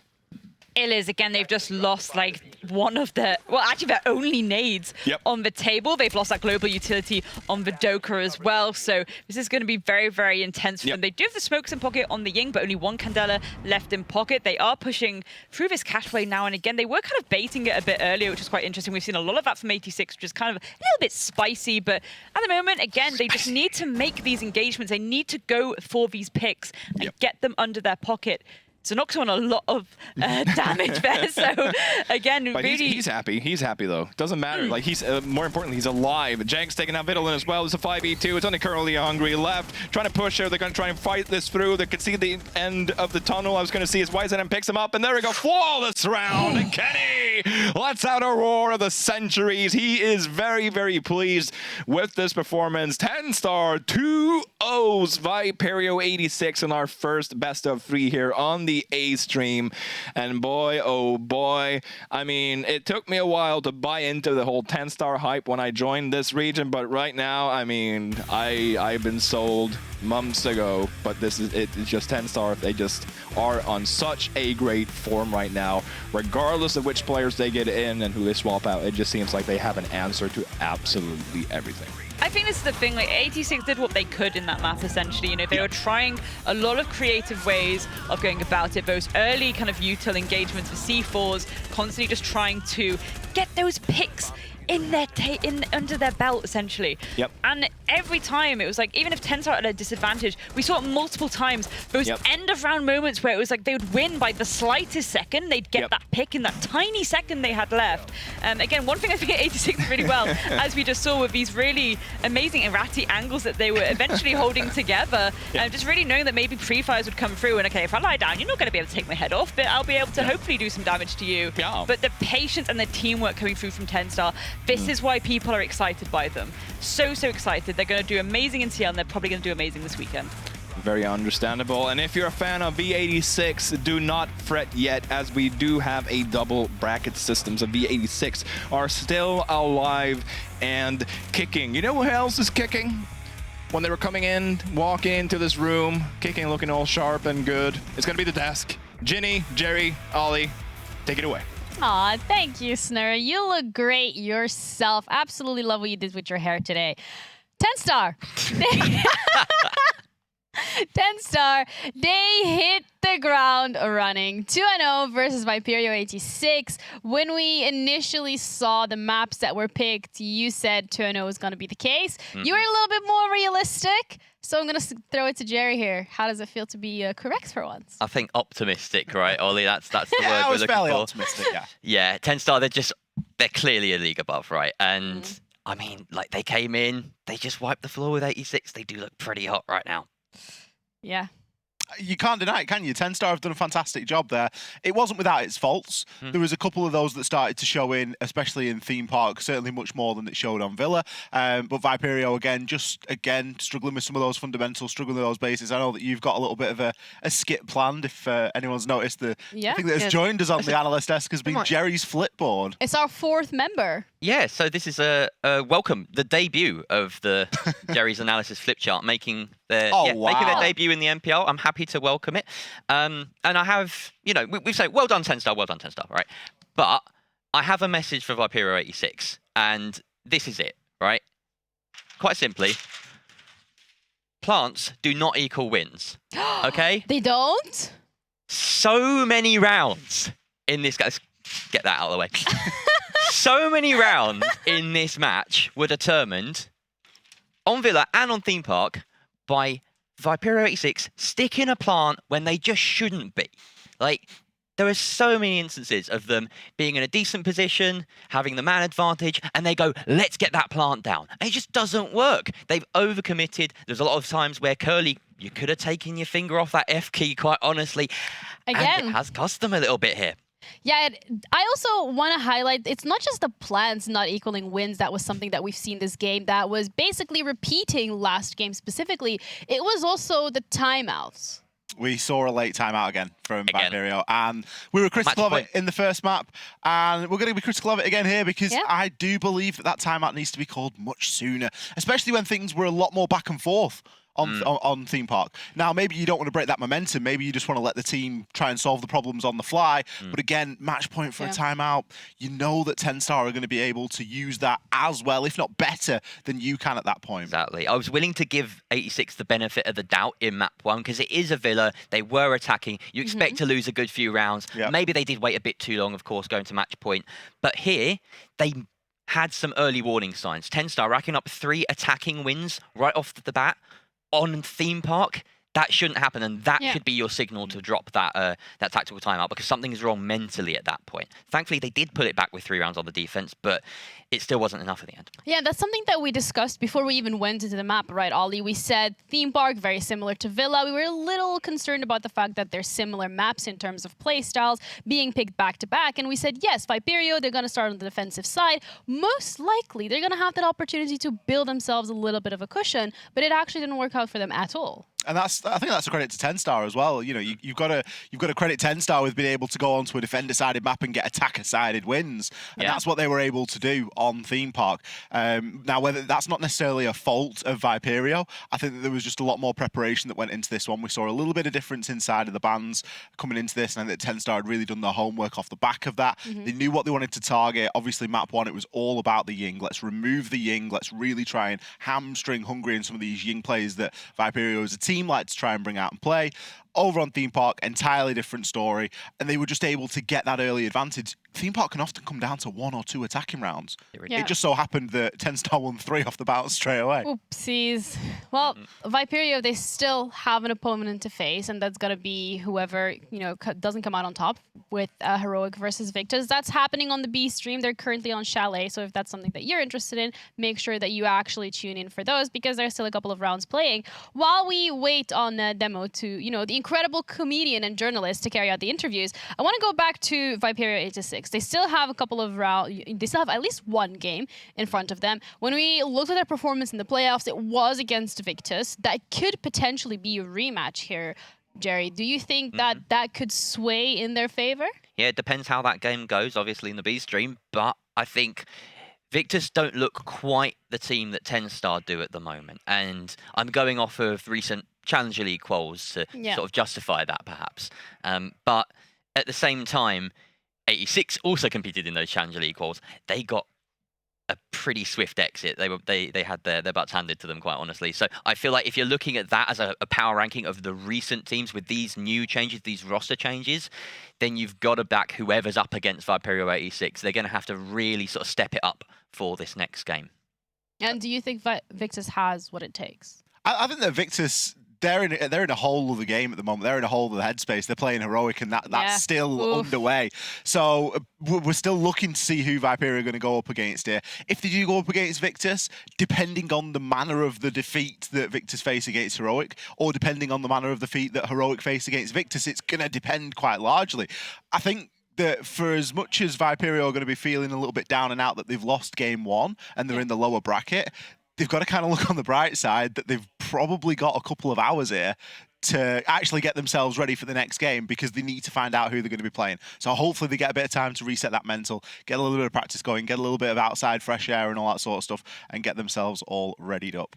Yeah, well, I heard that demo is all readied up with one of the players from TENSTAR, so let's go over and see what he has to say.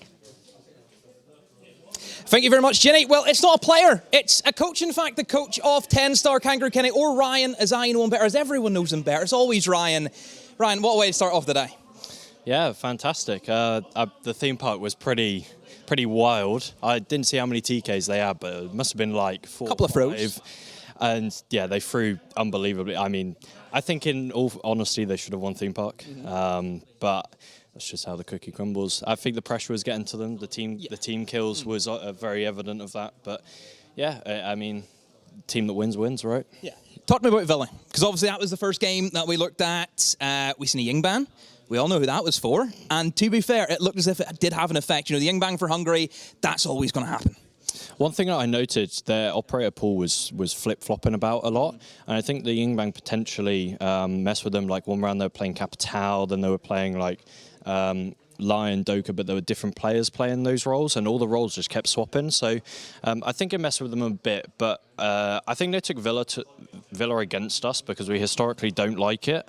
But when we played Victus on it in the CL calls 2 weeks ago, went 5-1 up on our defences, and then we lost 8-6. Followed it, as per usual. Yeah, per usual. We couldn't attack for anything. But one thing that we've done in those 2 weeks, we've looked at our Villa attacks, we've really finessed them, and we came up brilliantly, and instead of like losing however many match points, I think we lost 12 in total, Jerry said. 12 match points in the CL calls is a total. We didn't bottle them today, which is a good sign. Like, it shows team improvement. Obviously, this competition and its whole, since we started back in 2018, it's always had an underdog kind of thing to it, where we've seen, the likes of M&M that went on to become Navi. We've seen the likes of those who will go and beat the professional sides. Obviously, Heroic is a team that we know you should come up against at some point in this competition. Surely you want to try and make a name for yourselves and go out and beat the big boys. Oh, of course. Like, whenever we went into UKIN first season, when it was called UKIN, we gave Navi a really good run for their money. Like, we've always... it's people you idolise. Like, I sit at home, as I have done for the past however many years playing Siege, and I watch these teams. I watch these Pro League teams play, Heroic playing day in, day out. And it's a privilege in some regard to actually face them on LAN, not only online. So it's something I look forward to, and I thrive in it, as you can probably tell. We play Heroic. They should win. They should win the whole thing. But as the underdogs, like, we've got the hunger and the drive to be able to really stick it to them. Before we wrap it up, Ryan, anything to say to the fans? Because you have so many fans, Ryan. Well, thank you for all the support. Don't do a no-no. Don't do a no-no. No. Don't do that. No. I don't like my fans. You love the fans. No, I love the fans. Yeah, thank you very much for all the support. It means a lot. As obviously TENSTAR, we have a lot of backing, and it really fuels us and keeps us going for every match. Like, this org is incredible. The people inside the org giving us the support we need. It's really... You just see that extra 5% that you get when the org really cares about you. So yeah, I've got a shout out to our org, and then obviously all the external fans as well. It means a lot, so thank you. Congratulations, Ryan, your win, and we'll see you again later on to see if you can keep pushing forward and keep going, and maybe you might get that trophy, just maybe. But back to the desk, over to you guys. That's us done here for the interview for this game. Thank you. That was a rather wholesome interview. TENSTAR, hungry, but also humble. And do you think that's going to be enough to take down Heroic, Jerry? Maybe. I think that Heroic, they are a really hot team right now. They've not found them on a bad day at all. And we're talking about Heroic. We don't even know if it's going to be Heroic in that upper bracket final yet. I mean, that game's still going on. Could be Victus. We don't know. Yeah, I guess we're going to have to wait and find out. But as we wrap up this game here, Ollie, Viperio 86, who said there were a couple of mistakes that you're looking at them to improve going into that next game. Has this game met your expectations? Did you really expect it to go the way it did? And the mistakes that were made, did you expect those to be the ones? I think that Viperio are going to be looking at that, and they're maybe going to be kicking themselves a little bit. Kenny was pretty frank in the interview there. He was pretty honest in that, he didn't feel like they necessarily deserved to win both maps, and that maybe 86 did a couple of things to themselves there. There were a couple of team kills, obviously a little bit of frustration creeping in. So for me, it wasn't necessarily the game that I was hoping for. I was hoping for a lot closer of a contest between these two teams, but there's time yet in the context of the weekend. We've got to give a shout out to some of the good players in that game, though. YZN, excellent villa. Azza, fantastic theme park. Bit of old, bit of new coming in and really stepping it up. So, yeah. And they're not usually the players you look at on TENSTAR, and I think those are the ones. We haven't seen Jegs truly active. I mean, he had the 1v3, but we haven't seen him truly activated over the course of a whole map yet. Maybe we get to see that later. Maybe we do get to see that later, as we have the lower semis coming up next. But before we close it out and head over to a break, remember there is a HyperX giveaway. Yeah, I'm going to figure that out at some point this weekend. I'll get it eventually. But yeah, the word is alpha, so make sure that you use that in a sentence in Twitch chat, or you can just type it. I tried. I am, however, not eligible. But if you want to win that HyperX goodie bag, make sure that you type it in chat. And we'll be back with the lower semis.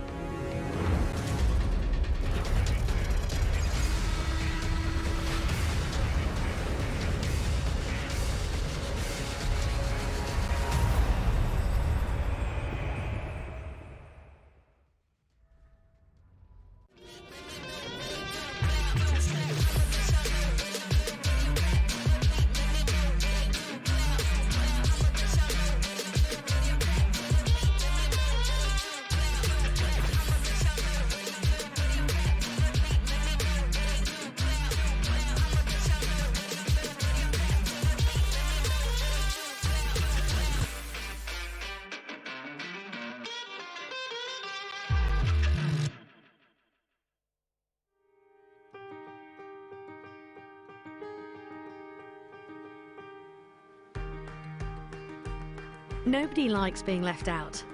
That's why Special Effect are helping people with physical disabilities to play video games. But this isn't just about having fun. The gaming setups we create are personalised, so people can play to the very best of their abilities. And that opens the door to inclusion and independence, confidence and creativity. Help us level the playing field and create more magical gaming moments. Because it's everyone's turn to play.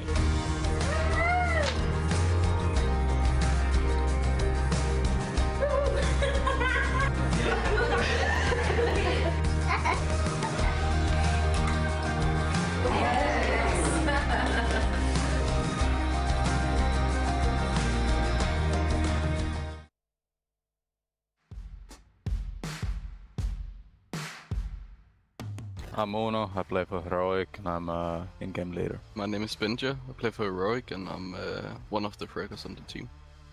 My thoughts of the NPL season, quite a lot of games where we were not able to play full roster, so I think it also showed, but I think it overall went well. The few teams we have been struggling with who we're gonna play against in NPL finals, they have made roster change, so like maybe that's, you know, good for us. TENSTAR, they're gonna keep the same level with the roster change they made, but I think the two others are gonna be worse, because Victus have to play with a stand-in, so yeah. New boys, Melo and Joom, they're fitting in well, I think. We have had good results so far in scrims and stuff. I think Joom is bringing a lot of fragging power. Everybody knows him from FPL and stuff, that he's a good fragger. And Melo is bringing a lot of shot calling and smart ideas how to play the game, and I think he is like kind of the opposite, like he's really calm and like good clutcher inside and stuff. So I think there's a good balance of the two players we picked up. The thing we have that the others don't have is, you know, we shoot better. What we have is we have better players than other teams, and we play better as a team. The other teams, know if they play against us, might give us a little bit of an advantage. I feel like they're gonna come a little bit scared, but at the same time, they're not gonna try to prove anything. They have nothing to lose, so it can also backfire on us if we are not focused on the games. I want to beat all of them, to be honest. I don't care who we play in the final, but I think we will play TENSTAR in the final. I think TENSTAR is a good team. It's going to be interesting to see how they play without leader. I don't know exactly what his role was in the team, but it felt like, you know, he had a lot of impact, so it's going to be interesting to see if they can keep the levels. I think whoever comes up, it's going to be a good experience, and we have to take it as serious as any other teams. It will mean a lot for me personally to win NPL, even though it's a tier 3 tournament. Like, I don't care if it's like tier 1, tier 2, tier 3, you know, I just want trophies no matter where it is, you know. I think we have what it takes to help Mr. Office and Grizzly win their first NPL trophy. They obviously haven't had this good of a team behind them before, so I think we are gonna help them to win their first NPL trophy.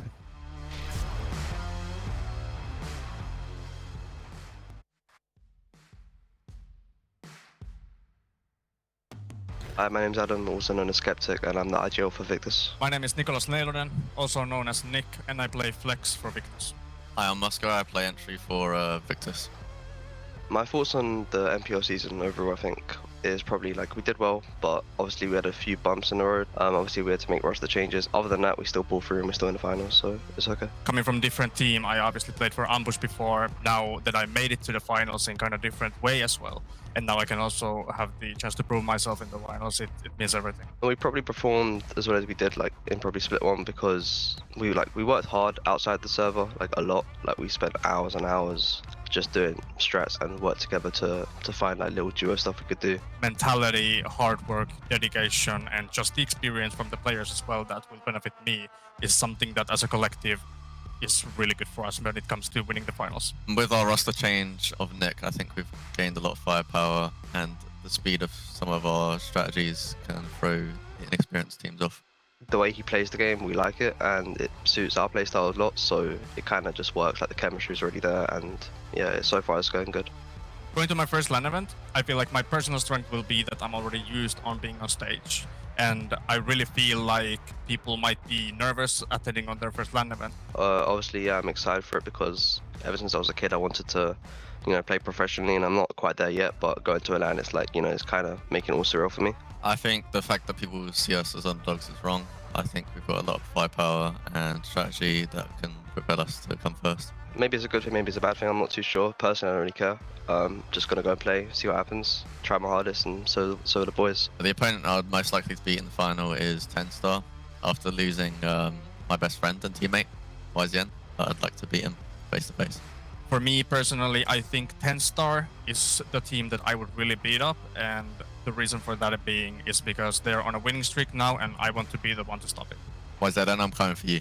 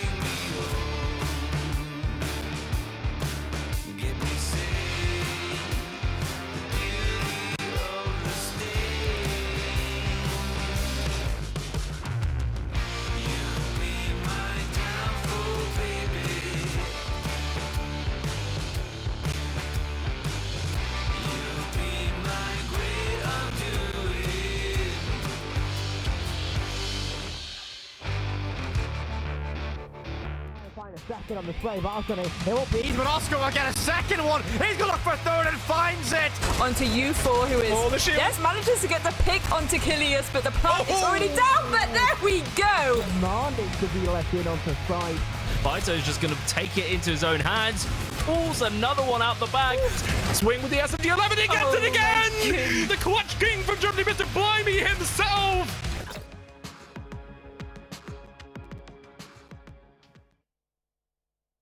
Welcome to the lower semis. We have Victus versus Viperio 86, which means that if you actually tuned into the B stream, you know that Heroic were the ones that walked away with the win. Now, before we discuss that specific matchup, let's have a chat with Dino, one of the casters on the B stream, who covered the Heroic versus Victus game. So, Dino, how are you feeling about the performance from both of these teams on the last few games? I mean, it was a dodgy game. I will admit, both of these teams weren't quite up to the par that I thought they were going to be. Victus, of course, playing with a substitute, had a range of issues, but they had a very strong showing on Chalet. Almost looked like they could bring it back, but ultimately, Heroic were just too good, and Uno, absolutely on that Chalet in the second half, just came in and got about 11 kills in 3 rounds. It was insane. Okay, so it looks like they are in quite some good shape here. But looking at Victus specifically, they have Nick and Eco. How are they looking as a team? How are they looking as a unit? I mean, Nick had some good moments, and as did Eco as well. They both had their strong moments, but they weren't playing like a team. There was a lot of instances where they would just allow seams to open up inside of their defenses. And when it came down to their attacks, it was very much a jump out the window and get at them, boys. You know, it didn't always feel like the most coordinated lineup, the best team that we've seen from Victus, and particularly Oscar as well. He struggled a lot on Villa. I think he only ended with about 3 or 4 kills, which for Oscar is unheard of normally. Is there anything that Victus did in the specific matchup that you think once they carry that over to the Viperio 86 game, they will have a higher chance of walking away with the win? I think if they can keep up their aggression when it's sensible, that would be big. Because obviously they aren't playing with their full 5. They don't have all the months of training that we would normally expect for them to have. Their aggression when it's controlled, there were some rounds where Heroic were coming at them with like full fire and gusto, and Victus were just able to deal with it. So I think if they keep that attitude and are able to bring that across to this Viperio game, they'll be in very good standings. But if they go overboard with it, like we saw a lot, then things might start to go a bit sour for them. Well, thank you so much for the time to take the interview, and good luck with casting of the rest of the games over this weekend. And thank you so much for everything. See you around. Yes, thank you. Okay, controlled aggression. That is something that we heard here from Dino. I'm back on the desk. We have Jerry, and this time around, the lovely Grace has joined us. Can we have a little round of applause? Is it weird to clap myself? No, I think it's absolutely great. Welcome to the desk. You had the absolute delight of casting the first game, TENSTAR versus Viperio 86. TENSTAR came out swinging, to say the least, but now we heard it from Dino. Victus, they have to control that aggression. Do you think Viperio 86 have the tools to be able to deal with that? I'm not sure, given again how the kind of TENSTAR 86 game went. I think there were a lot of moments where, especially in that second map, 86 were kind of throwing stuff at the wall and seeing what stuck at points. There was a lot of immediate conga line rushes. There were moments where they were kind of having to immediately change their strategy because they hadn't droned out certain areas properly. And a few misplays here and there. And again, if Victus have been on really good form with this Heroic game, it could be very weighted towards Victus, to be honest. Okay, well, Jerry, we saw the Viperio 86 Victus matchup in the playoffs. It went 2-1 in favor for 86. We just heard how Victus has been performing. We've seen Viperio also not really on the top of their game. What are you expecting? I'm expecting a slogfest, quite frankly. These are two teams that are quite clearly not at their prime. They're trying to deal with the shake-ups of having new players in, old players gone, subs and what have you, and this new environment as well. A lot of these players, it's their first time in a LAN. I think it might only be Nick and, of course, Yonka, who have played in that kind of LAN environment a number of times across these two teams. So it's going to be a real kind of test for them. And something I honestly can't believe we haven't mentioned this yet. This is like the elimination game, right? Yeah. This is the first time that we're going to see a team leave. And if Victus win this, they make it to Challenger League. They get that Challenger League spot. Huge for them. That is absolutely humongous to be actually able to walk away with that Challenger League spot. We know that TENSTAR, they've already have it locked in. Yep. They have those opportunities available for them with the open qualifiers. But looking at the performance from Viperio 86 and what we just heard from Dino as well here, Grace, do you think Victus has what it takes in them if they make it up to that Challenger League to perform and put forward what we think they could potentially be able of? Oh, 100%. You know, I know they're playing with a sub. I know they've just had a swap of the roster as well. But you have to remember, you've still got that backbone. And again, throughout the group stage, we saw how well Upor was showing up as an example. And again, Oscar, of course, the golden boy of all golden boys. I think when you've got such a strong backbone like that, it doesn't really matter on the matchups and the mix-ups. And again, they were really, really contesting that against Heroic. So yeah. I really think, again, with Viperio's roster changes maybe being a little bit more shaky, I think Victus will do a good job, and I certainly have it within them to actually win this today. And if Viperio wants to win this today here, if they don't want to be the ones going home, if they don't, want to end it early, what can they do against Victus? What can they improve on besides, of course, not doing a timeout on the point? Yeah, that was one question we threw at them. I think I'm going to bring up the plants thing. I know I made light of it earlier, but they do need to make sure that when they're committing to these plants, that they're actually in a situation to do so. I think Kenny hit the nail on the head. He said that they had a lot of good ideas and that there were a lot of rounds that they really should have won against TENSTAR, but it was just falling apart in some of those key moments, and maybe that is where you feel the loss of people who have that instinct to just go and secure the win. So yeah, I think it might be a kind of mentality. I think it's 90% mentality, honestly, this thing, because they know each other decently, and it's just a case of getting in the server and getting used to what's in front of you. Yeah, and getting used to that land. But first of all, let's have a look at Victus's roster, as they have, as every team here at this point, come in with a couple of changes. Grace, we've already highlighted a couple of players, but I'm going to give you another chance to really bring forward who we should be keeping our eyes on. I mean, again, definitely Oscar. Definitely Upor. And to be fair, I do think Nick in his own right, I think that was actually quite a strong pickup for Victus as well. Played really, really well in his previous team. So I feel like that's something that's going to really enable them here. Again, you've got that backbone and then you're bringing in consistently good players, even if you are having those changes. It's not a kind of case of, oh, we need to fill the gaps. It's, okay, we know Nick's good. We know the roles that he can play. And we know how that will fit really nicely into our lineup.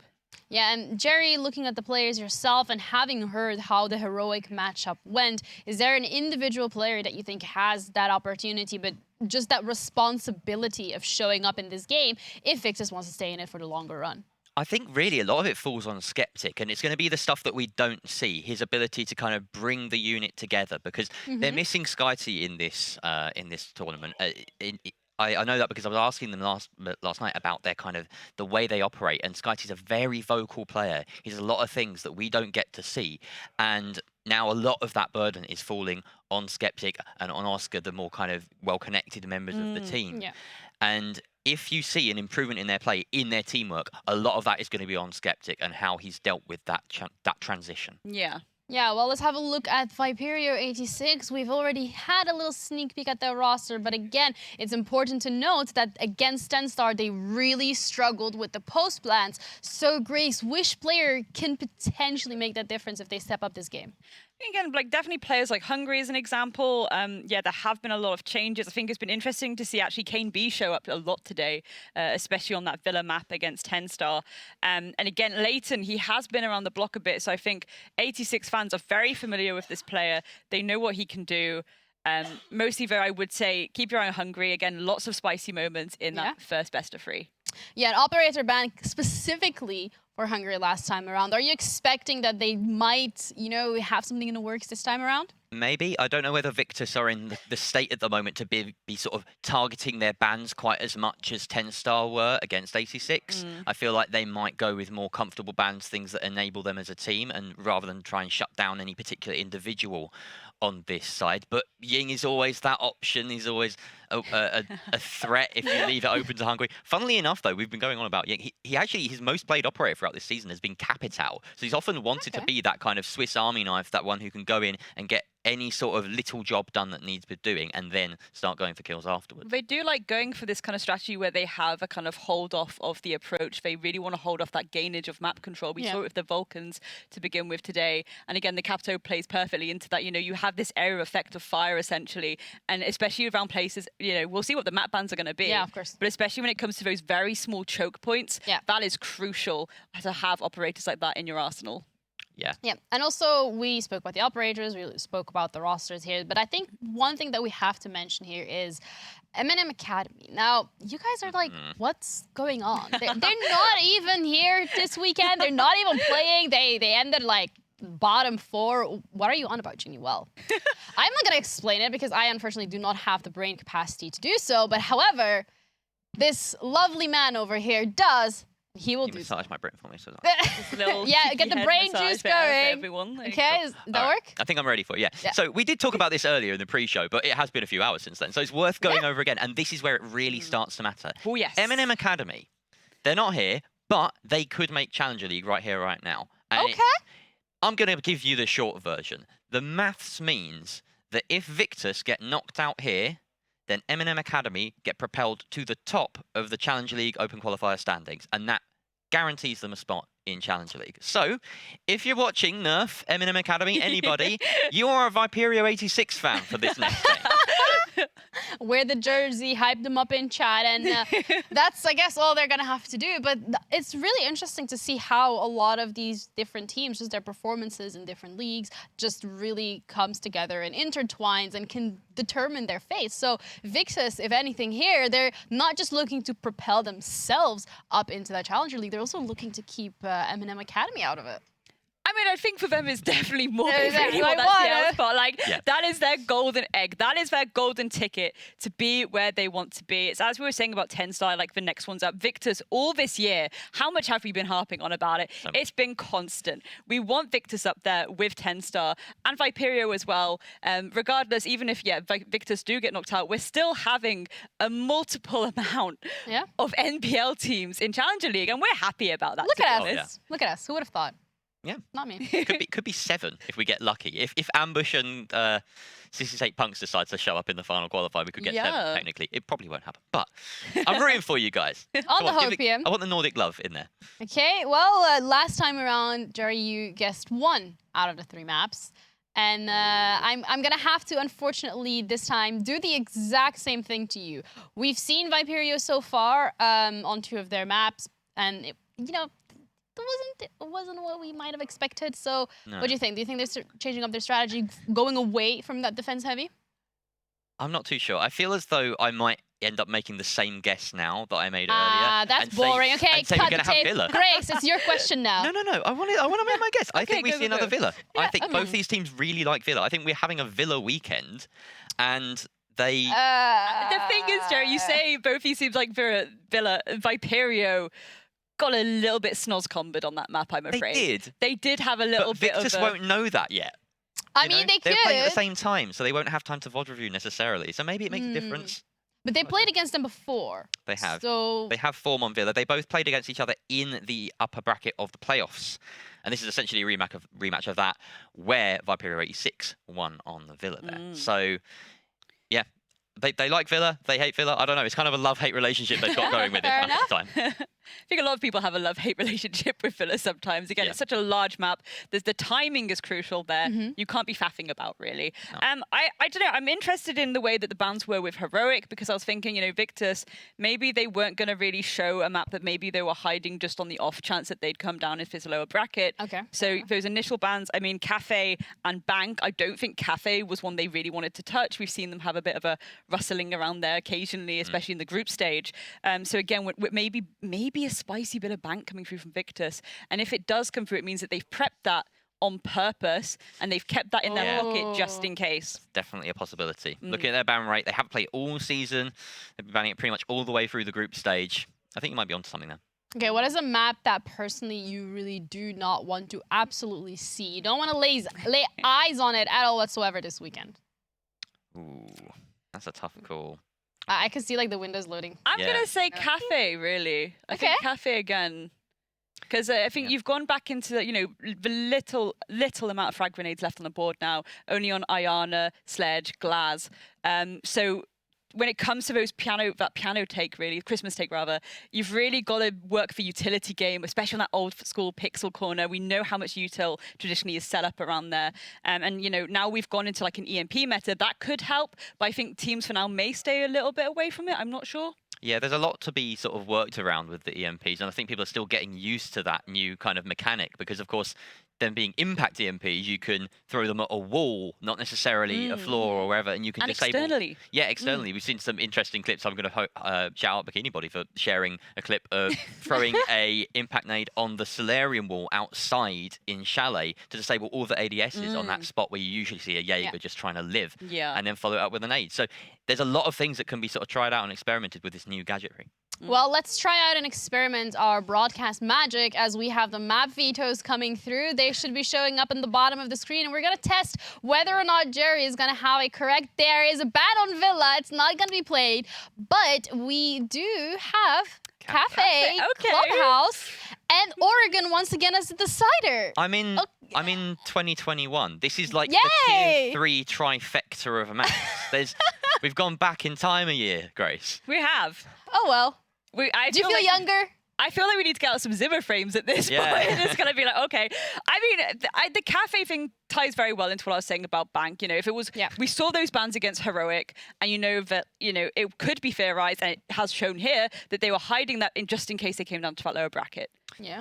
Yes, it's interesting actually because Viperio 86 hid Cafe from Victus in the regular season, and now Victus are throwing it back at them.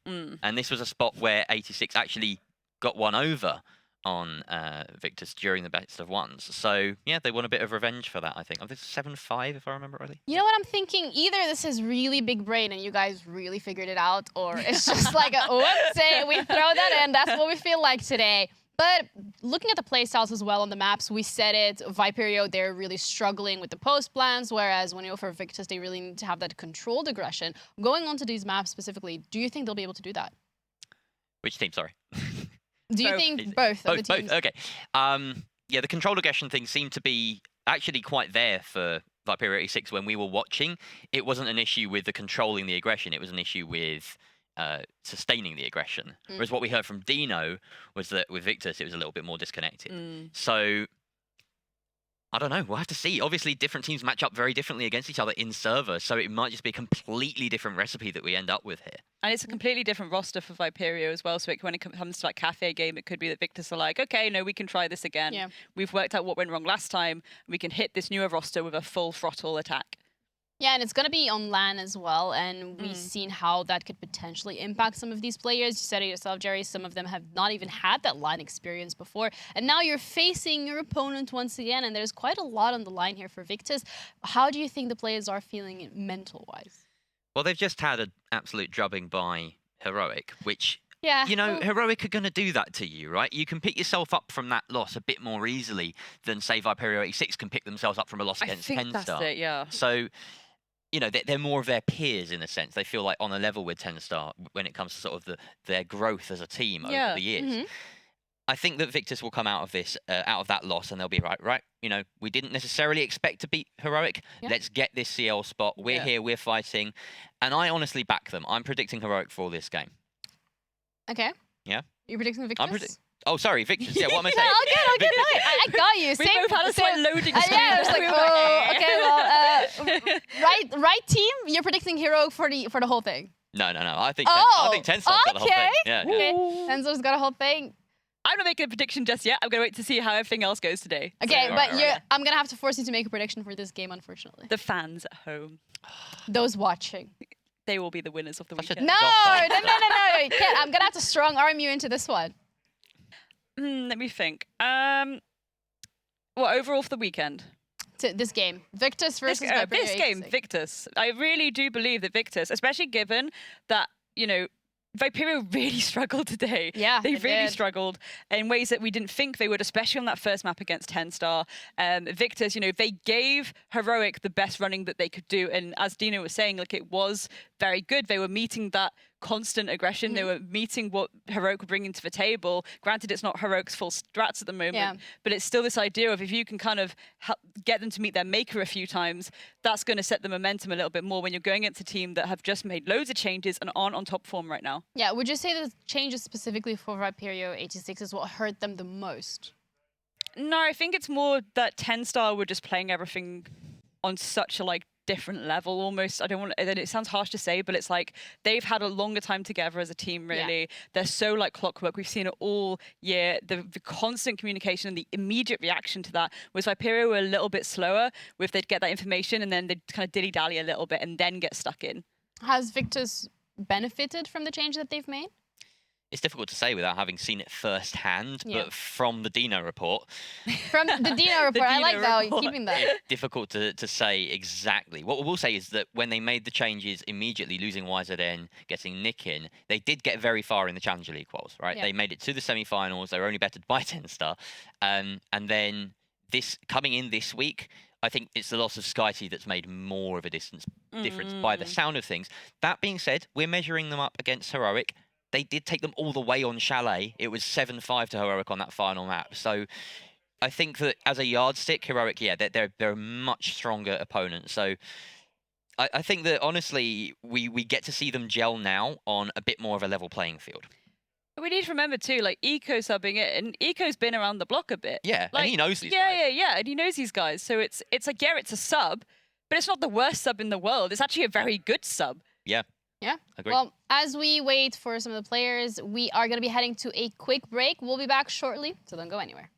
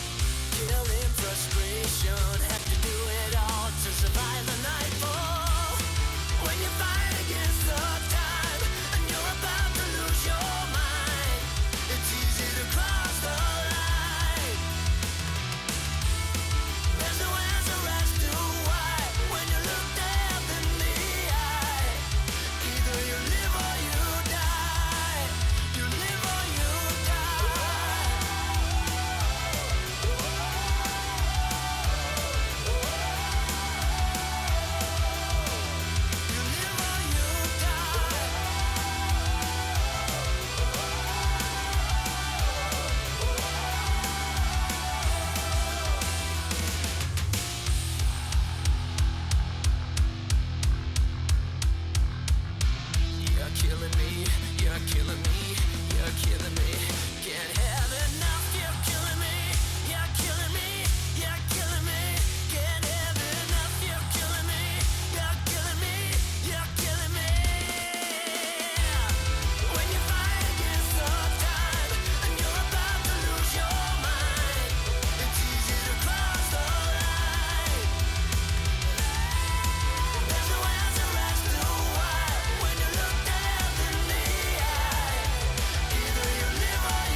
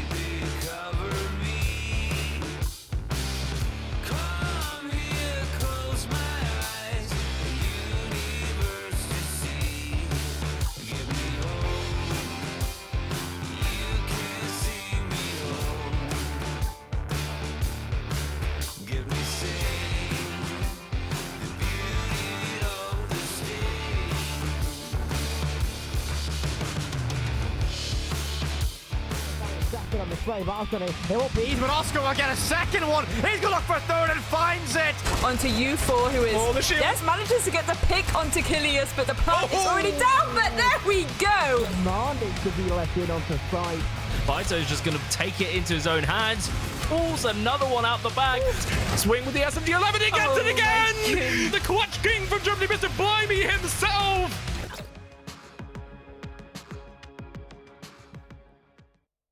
Hello, everybody, and welcome to the Northern Premier League Finals weekend. My name is Troika, joined here by my co-caster, Demo.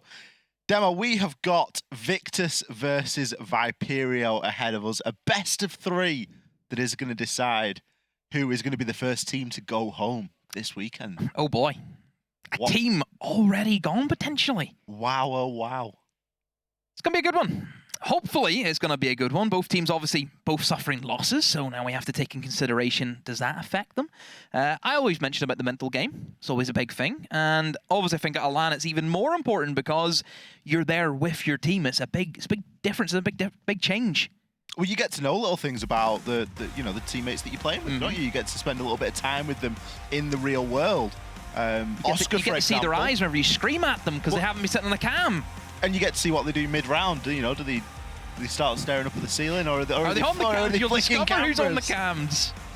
In the case of Oscar, you learn how often does he like to wipe down his desk clean. Yeah, basically, we'll let everyone know. There was a delay to get this game going. It's because Oscar spilt something all over his PC.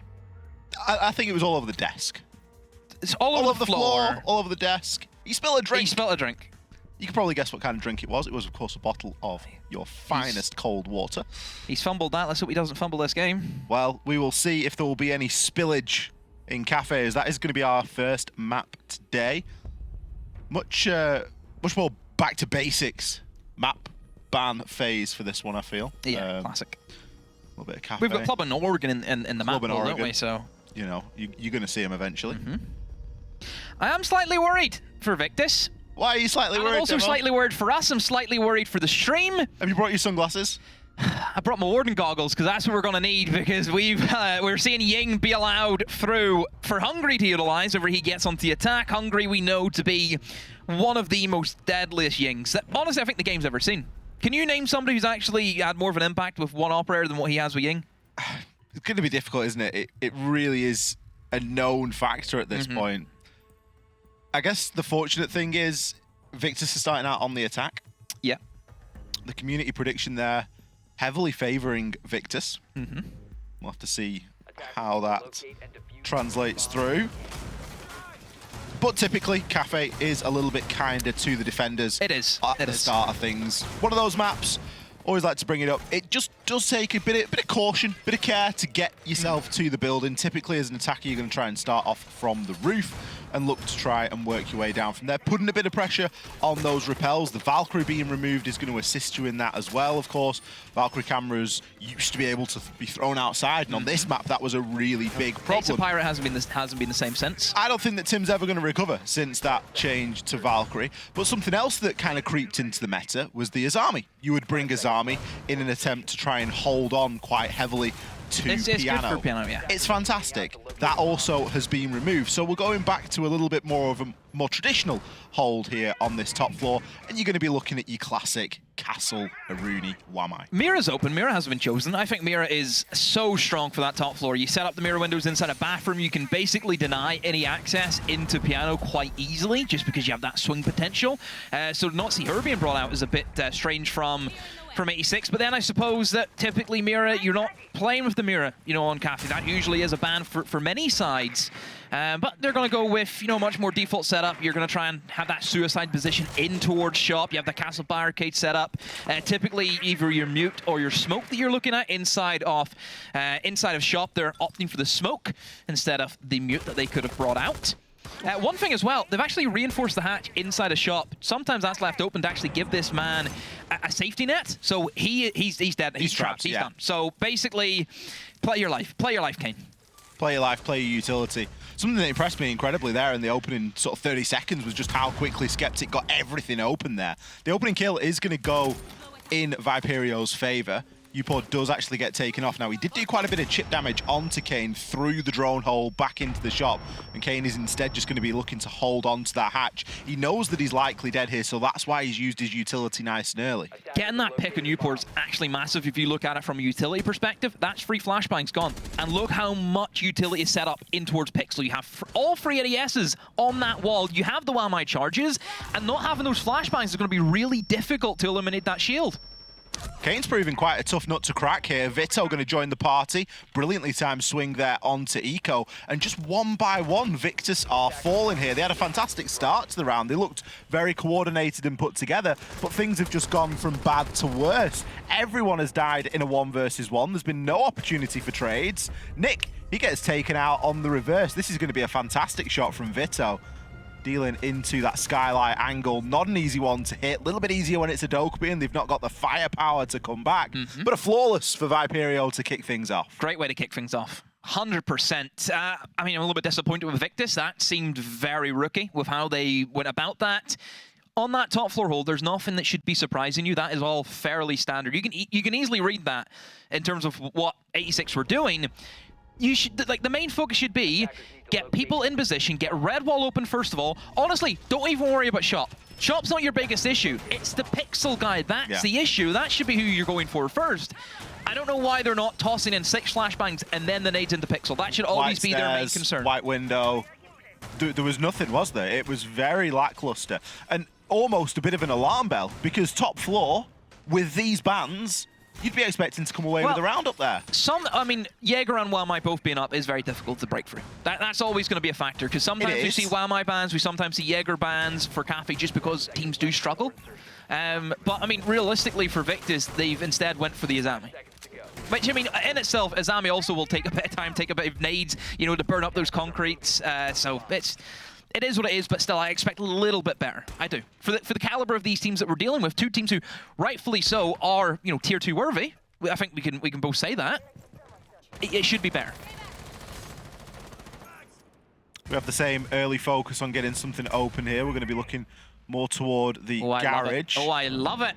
Someone watching a little bit of Deepak there. Somebody taking a leaf out of their book. Oh, that is great. A little bit of yokai action there. That's made me so happy. I love little things like that. It's just great. It's a tiny little edge, but the players and teams now are just getting even more creative with how they're willing to use these yokai drones. And that 10-second timer that you get to be outside, you need to know exactly how far you can go with that and how much you can push it and how much info you can actually look to try and grab. 10 seconds is a lot. It's a hell of a long time in Siege. So good use for obviously information. It kind of plays like the Valkyrie cams, you know, old age Valkyrie cameras. We're used to get that early information just to have a general fish around to see where the attacker is going to be pushing in from. Victus going to go for the sweep all the way from the top floor, straight through into the mid floor, mostly because I think they're going to try and obviously get that sledge into position, get everything ripped up from above, and it should be quite simple to go for your generic freezer drops in towards the hatch and then in towards the default plant position. So Oscar really just has to make sure he stays alive. Nick's here as well. It looks as if they're actually going to use Nick more as the man who's going to be playing that difficult dance around the flooring, because keep in mind you can still get C4'd quite easily. Oh, actually there's no C4 on the lineup of 86. That's something you don't see every day for a kitchen hold. Slightly unusual, isn't it? They've opted for two bulletproofs there, and they've got the yokais. They've got tons of opportunity for information. They've just got to keep someone alive and in a good enough position to use it, because once this floor gets ripped open, it ain't going to be easy. It's just timing, really, for Victus. It's as much time as they can give themselves to burn through those echo cams, because we know they're going to be tricky to deal with. You know, you need to leave yourself, I think, about 40 seconds or so, especially whenever smoke is still on the board. If you're Victus, you're looking to get the drones in and dropping at that 40-second mark and starting to really test the echo, testing the smoke. And you might think that Leighton falling there is a bad thing, and while it's a gun down, the utility's been played, but he can now sit on the cameras. Losing Curly, that's going to be a little bit more of a problem, but there's a bite back. Nick downed, Skeptic out of action. Yokai drone now is going to come into activation, as we can see. Kane just going to harass a little bit there and further waste some time. Eco on the flank, might have chance to prove spoiler here. Vito. Bottom of main stairs, he's going to get taken down by Eco. Nobody knows where Eco is here. On the Nook, he's done a fantastic job of sneaking round. Is there a yokai left available? I would wager the answer no, as that plant is going to go down successfully. Now we're in a retake. The kills are going to start to come through. Hungry, first to pick one up onto Eco. Looks for a second onto Kane, but cannot find it. Oscar and Nick, they are going to round things out there. They didn't have the most time to work with there, but they made it happen. Yeah, much better from Victus. They had the game plan. Honestly, 86 kind of gave them what Victus wanted for absolutely nothing.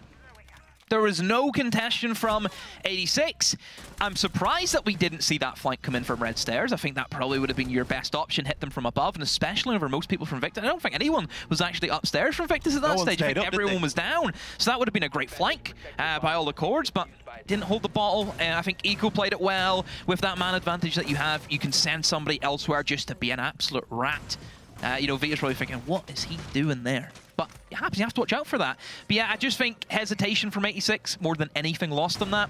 Losing the smoke second pick isn't Yeah, good. that was the problem. That's an issue. It was frustrating as well because you lose Leighton, but as the Jaeger, he's placed his utility and he's got so many cameras to watch. He can just keep everyone safe at that point. But then you lose the smoke and you start thinking that was the next step in your denial. The cameras are great for the final second. The smoke is what you use to burn that 30 to 40 seconds. They played Anchor because they wanted to play it safe. They didn't want to lose the echo, they didn't want to lose the smoke, and they were relying on just denying the plant outright. If you're losing the smoke, that whole plan goes out the window, because not only have you forfeited map control for the most part, but then you don't have anything to stop them getting the plant down, which, as we know, Victus, they were ready to go for that at 40 seconds. It gave them so much time. Last round, we thought that 86, they'd brought a bit of intel. Brought 4 bulletproofs, Demo. Oh my goodness. 4 bulletproofs. Where have they all put them? That's what I want to know. 1 C4. And 1 C4, by the way, that's probably going to get used straight away and just be just nothing. It wasn't even anything. You may as well just throw that out of any window. Should have brought a 5th bulletproof. I think a 5th bulletproof would have been better. Wait, what is Mute's secondary gadget? Is that bulletproof or is it something else? It's not barbed. Is it barbed? Unsure. On, give me so many changes. Give me 2 Look it up. seconds. Give me 2 seconds. Let's see how Victus can take advantage of this. Little things like no barbed, obviously no more nitros. It's going to make crouch walking in for Upor a lot easier. He spent a good amount of time on the flank in the previous round, playing that solo role. So far, Victus are going to be going for that similar top floor approach. They weren't very successful. He gets a BP. I thought he had a BP. Could add 5. Could have had 5. Could add 5. It's a missed opportunity from KMB.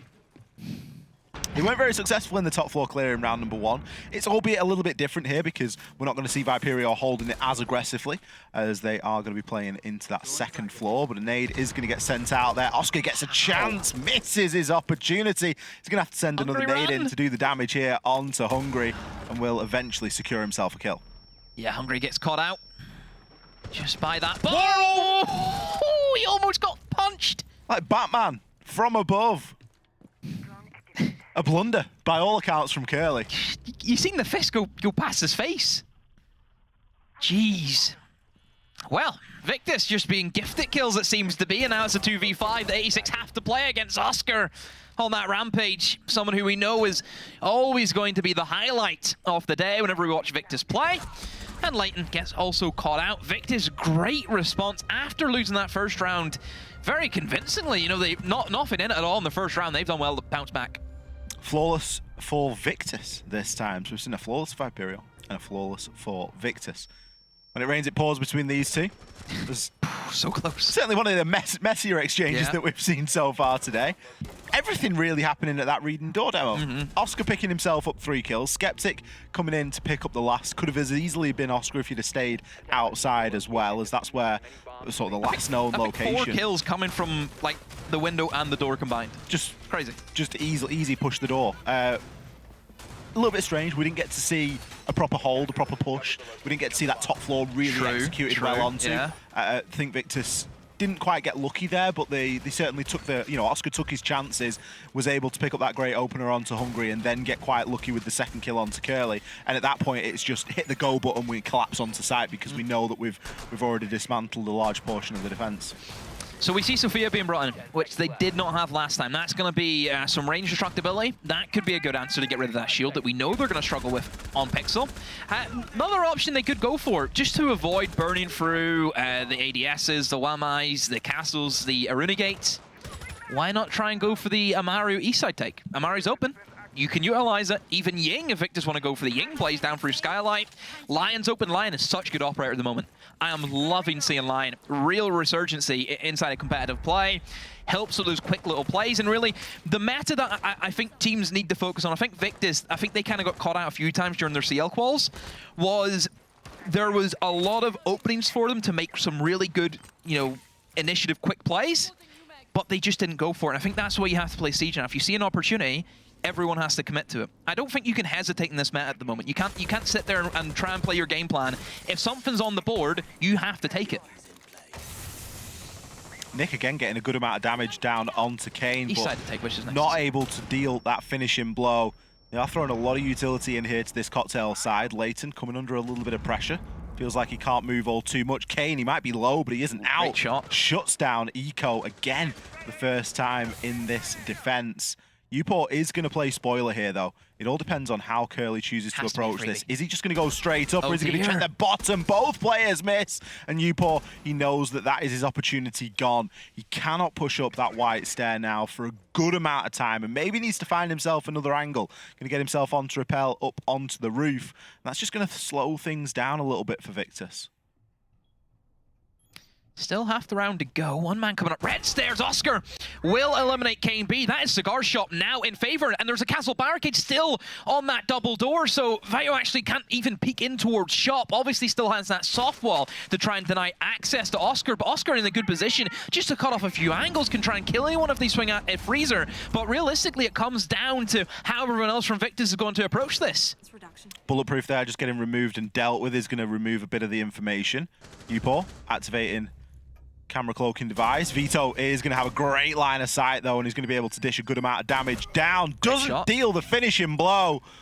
Skeptic, he's in a 1 versus 1, essentially. Vito is going to be able to find that final kill. Close one, down to the wire. Downed player and a 1 versus 1.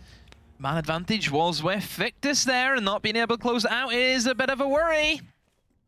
You've really got to commend the way that they dealt with KMB inside of Shop. It was a big focus from the start of the round. Nick was straight on it on the rappel, and then we had we also had Oscar pushing up from the stairs and trying to do a little bit of damage that way. So there was a real intention there to deal with Kane, because they knew that everything hinged off him. If he was dealt with, the round would be a lot easier to go forward with.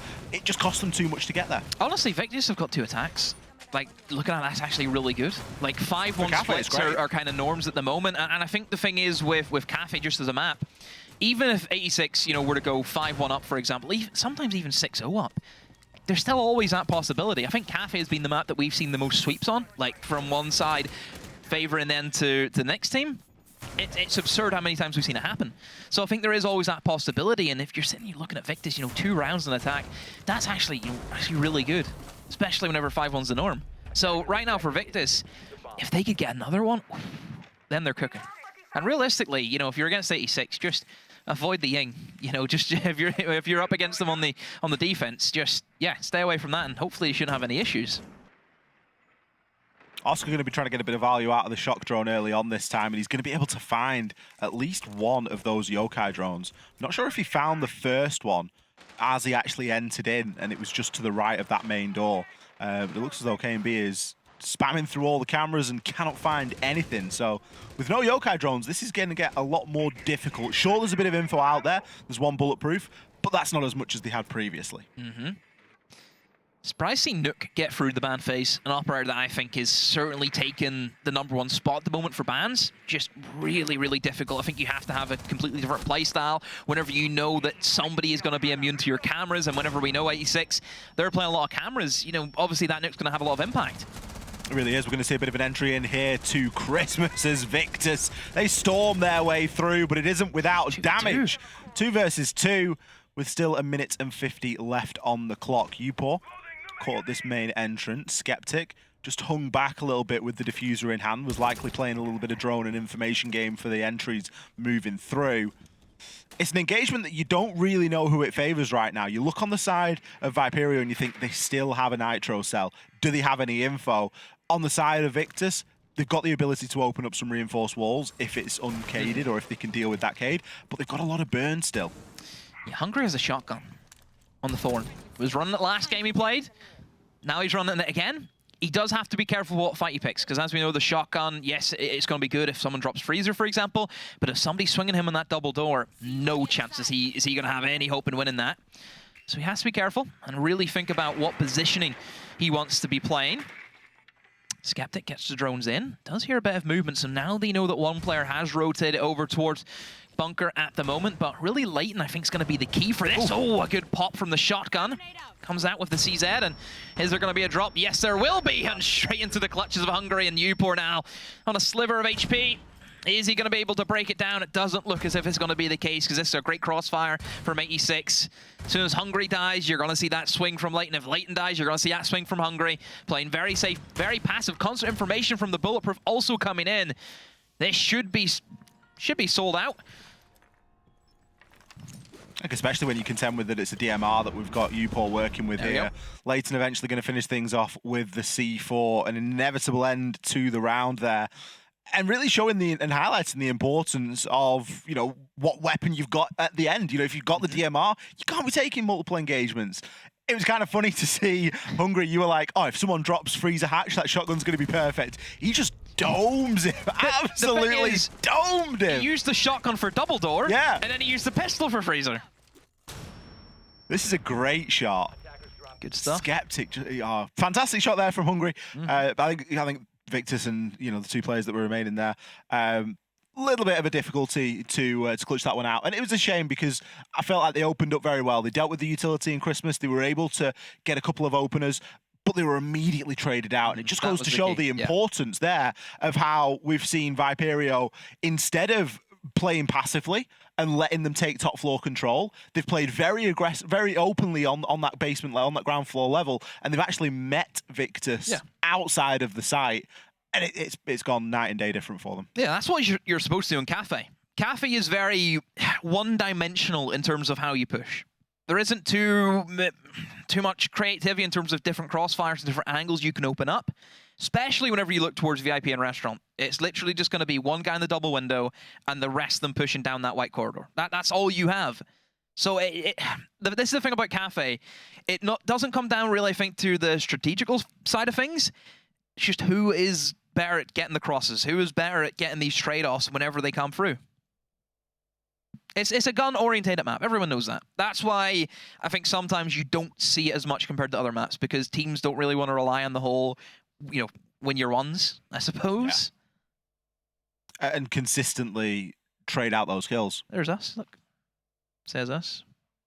I think we've got a little bit of a technical pause right now. We're just trying to get one of the players back into the lobby, but we should be getting underway fairly soon. I think the problem was on the side of Viperio, but I'm not entirely Rumors sure. of a Kane B issue. Already joining the team, causing issues. Causing himself a bit of a nuisance. We haven't mentioned about the roster change. Obviously, 86 being a hit quite I loved hard. your video, by the way. I really enjoyed the video. I don't know. Anyone in chat see Demo's video at the start of the show? He did a fantastic Chris Kamara impersonation. I loved how you like put yourself in border as well. Sky Sports has severely affected my mind over the past 2 years. It was fantastic. It's like, I'm not sure, Demo.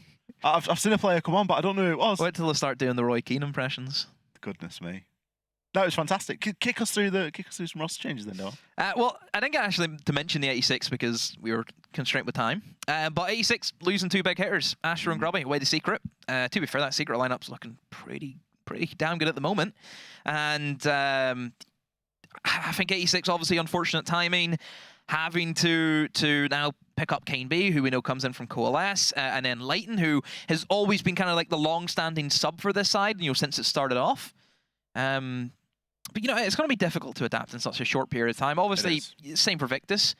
You know, you're having Nick come in from Ambush, new player, and an Eco who is you know, a very comfortable pickup. Eco, for those who don't know, you know, good friends. You know, and sometimes it's better to go for, you know, a quick pickup that's going to work. Obviously, unfortunate circumstances with Skyty not being able to make it here, so they had to go with somebody. And I think going with someone that you know, someone that you're comfortable with, is better than someone who you have no idea what they're like. Yeah, you need to go with the known quantity and not go with someone that, you know, might be better on paper in a certain area, but you don't know them as well. And you've Any not got super that, team pickups? Not got that synergy. Yes, exactly. So you Well, I think mean, about the same super with the team G2, pickups. isn't it? The Blur, you know, they know Blur. You know, it's similar story as what we mentioned with that. But yeah, I agree, and I think that it's great to see players progress from the NPL. What's even better is to see a whole team progress. Which we've done that. We've done that. We've been there and done three that. Three times, I think, isn't it? But it is always going to be in the not a problem for this league, because that's the whole point of the league. But it's always going to be a byproduct of it that the teams are going to lose players to the big dogs, to the tier 1 orgs, to EUL and beyond. I mean, our national circuit just gets raided every split it can. That's not even including we leader TENSTAR went away. Yeah. There's another one. Savage. Just adapt. Hashtag adapt. A lot of people. What are we comparing here? We've got Oscar versus Hungary. I mean, it checks out, I guess. Is this correct? Is this coming from Affy? Is this an Affy special? Is it? Is Affy correct? How sure are we that Affy is correct? I mean, it looks good to me. You reckon? Yeah, 9-3 is a 3 KD. I'll take it. Shout out to Affy on the stats. 5 seconds left. Okay, Affy's called me something that I cannot repeat on broadcast. Despicable behavior. We've got something that you asked for, Demo. The mirror! You put it on your wish list. I did. But for a mid-floor, where's he put them? Okay, one for the white. Where's he put the second one? Oh dear. Ew. What is... Okay. Where's the upstairs presence? Hang on, there's a bulletproof right next to that as well. Why is there no upstairs presence of the mirror windows? That's where mirror is best suited, is holding onto that top floor. We've got a mirror window and a bulletproof right next to one another. That's He's a bit knackered, isn't he? Kane's in the closet yet again. Yep. His favourite spot. Position. No shield for Pixel this time. Couldn't fit into the lineup. Again, A6 love their bulletproofs this game. I've never seen as many bulletproofs. That is brilliant from Upor. Wow. That's why you reinforce the hatch. This is why Nook is such an issue sometimes, where, like, I don't know what, she's just a ninja, isn't she? Just, you have no idea where she's creeping around. And moments like that. No sound and nades. I think the thing is as well with the Nook, not only is she just, silent, really tricky to play around, especially if you're an info-driven team, which 86 have shown that to us, but there's only 4 operators now with nades, because Maverick got hit and Finka got hit. You take one of those nades away, you're only then limited realistically to your Iana and Sledge. And sometimes it's difficult also, fitting those guys into lineup as well. I mean, you say that, we've got 3 sets of nades. Okay, fair enough. But it is a focus, and it's got to be it's a primary focus now to bring nades. You could typically just pick a couple of operators and you'd be falling over nades. But now that's what we're saying. Like you're playing against 6 nades. Do you want that? No, you don't. You need to try and make some adjustment to that, and one ban could have made that difference. Oscar getting removed there. Going to not be able to do as much damage on that Sledge, and I think he died with 2 nades in pocket, seeing as they were the hot topic of the moment. Don't worry. But there are still a couple there left to bolster. We are going to see the cameras get hacked now as well. Now, we did mention there was a couple of bulletproofs kicking around earlier, one at the top of white and one placed inside of laundry, just on the outside of the laundry wall, looking at the bottom of those reading stairs. But this top floor control should come fairly easily now, as we're going to see a little bit of a slower approach from Victus to clear it than they need to, given that everybody at the moment for Viperio is down on that second floor. Upor doesn't want to give the game away just yet. Cooks the nade, 25 seconds to go. I think they might be hearing that pin be pulled. Checks the white stairs. Is he just going to go for all he could?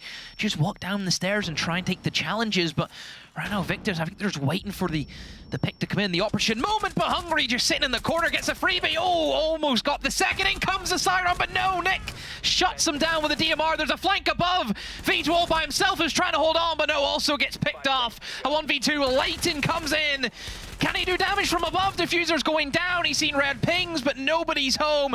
Leighton will drop down, has the mirror window, but cannot see anything at the moment. Now Victus, all they have to do is win this 1v2. Both of them clumped up together, low HP as well. Can the 416 hit hard enough to win the round? Leighton swings across, he has an idea where they are. Swings in and out, sees both of them lined up, gets one of them down. Pistol comes in, will he make it happen? Yes, he will, Leighton! Oh my word! What a clutch! Catching both of them. The pants down, Ollie had no idea what way he was swinging. My, oh my, they love that one. I love how we questioned that mirror window so much, and it's literally won the round. That was a bit shaky. You know when Fresh does the VOD reviews for this is a 20-minute round. Why are we mentioning him? We shouldn't be mentioning him. This is when he spends 20 minutes on one round because there is so much that goes wrong. So many little things that you could do that would make that not happen. There were 6 drones left when Victus decided to go. Yeah. When they decided, look, that's it, we're committing to this. 6 drones left, and we saw Upor swing into nothing, and he dies on the Nook. Yep. Avoidable. So that's definitely one you have to digest, isn't it? Neither of the mirror windows got punched or dealt with. The bulletproof was still up. The plant went down with 0 seconds. In an okay situation, in an okay location, but why oh why did the 2 players then stack up? I know. Fresh will have fun with that one. Fresh's chat, if you hear us, give him a hydrate. Just as many hydrates as you can. Make sure he's staying healthy. Redeem one for me. Redeem one for us, please. Pour one out for the boys. I like a stretch as well. Give us a stretch in there. Posture check. Posture check. Why not? Give it all, chat. Sorry, Fresh, not really. He loves it. Still not a bad half for Victus. Still, like we mentioned, they had the 2 rounds. You know, that's still positives. But they could have won 3. Now this easily. Now this is weird. So we expected a Ying. Hungry's not on the Ying. What's happened here? Obviously, capped out is his secondary signature. But it's a bit strange, isn't it, seeing a Ying, but he's not on it.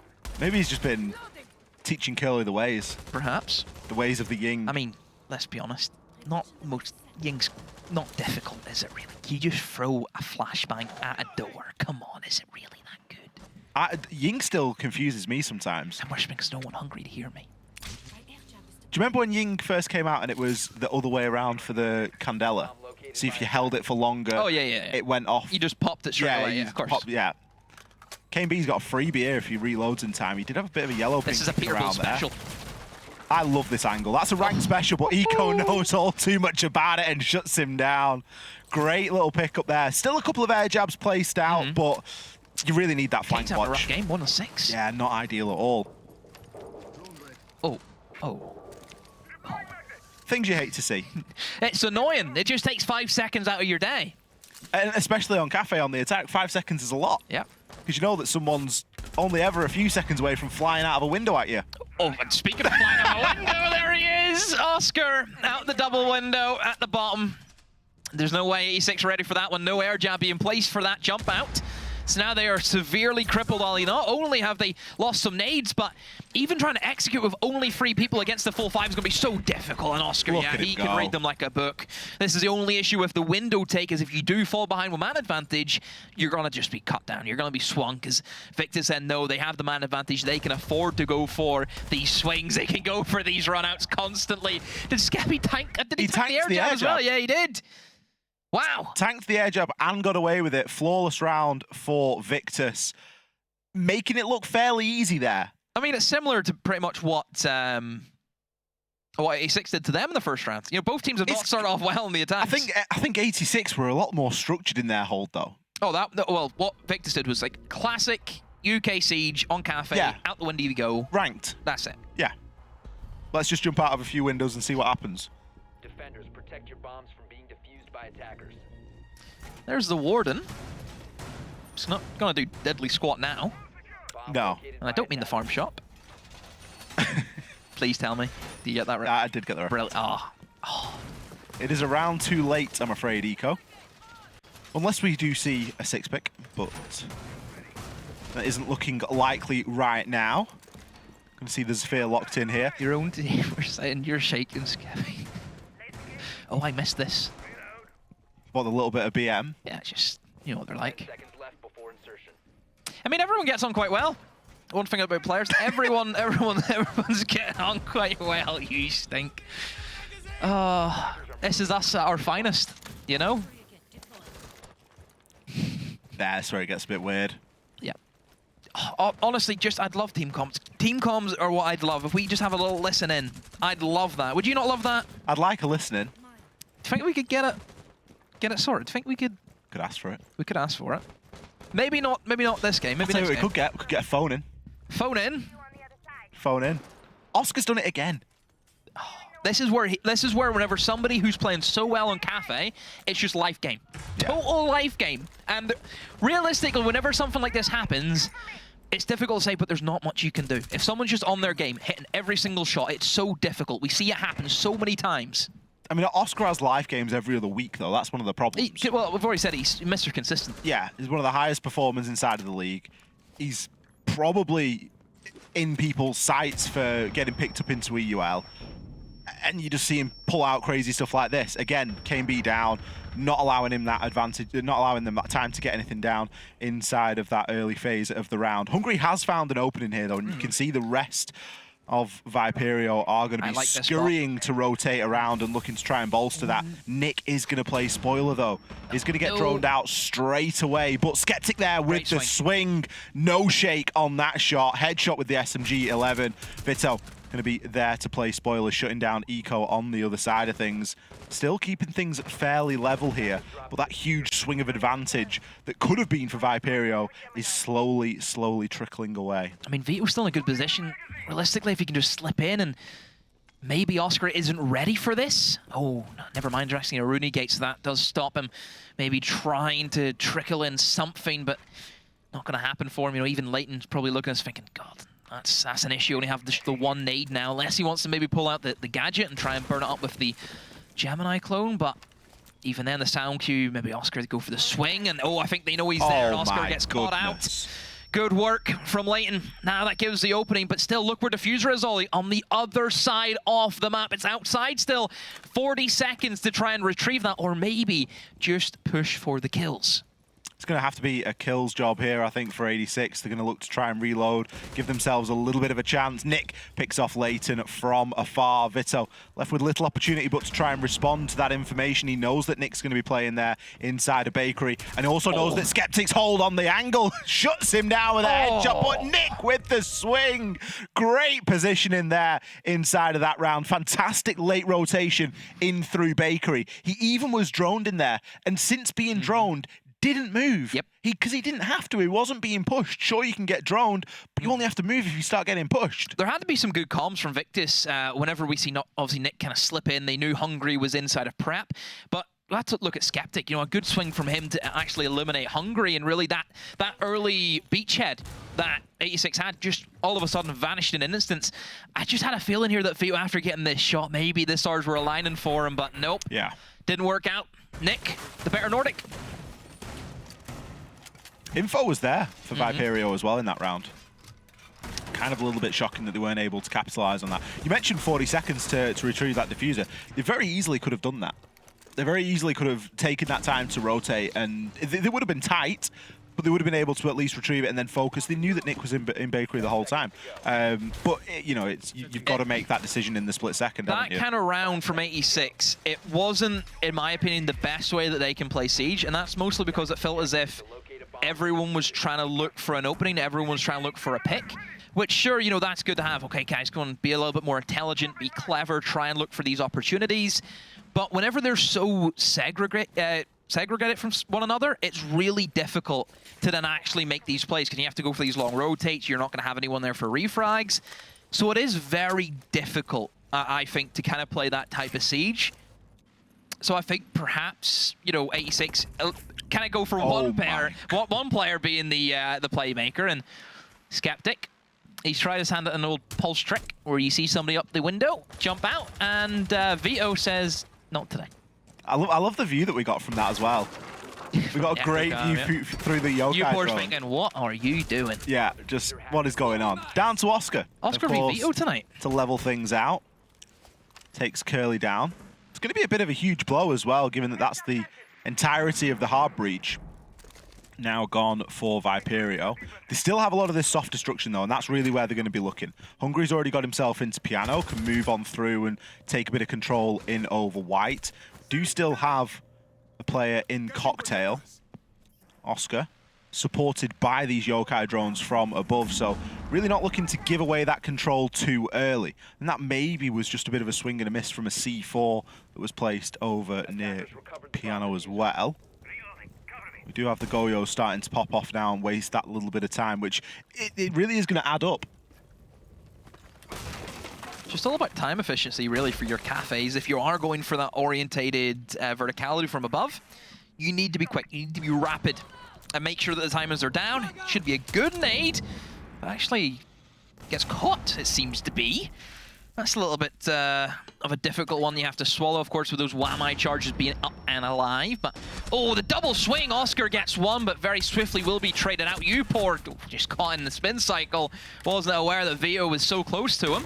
Now, Vito, 50 seconds he has left here to try and get the sledge work done.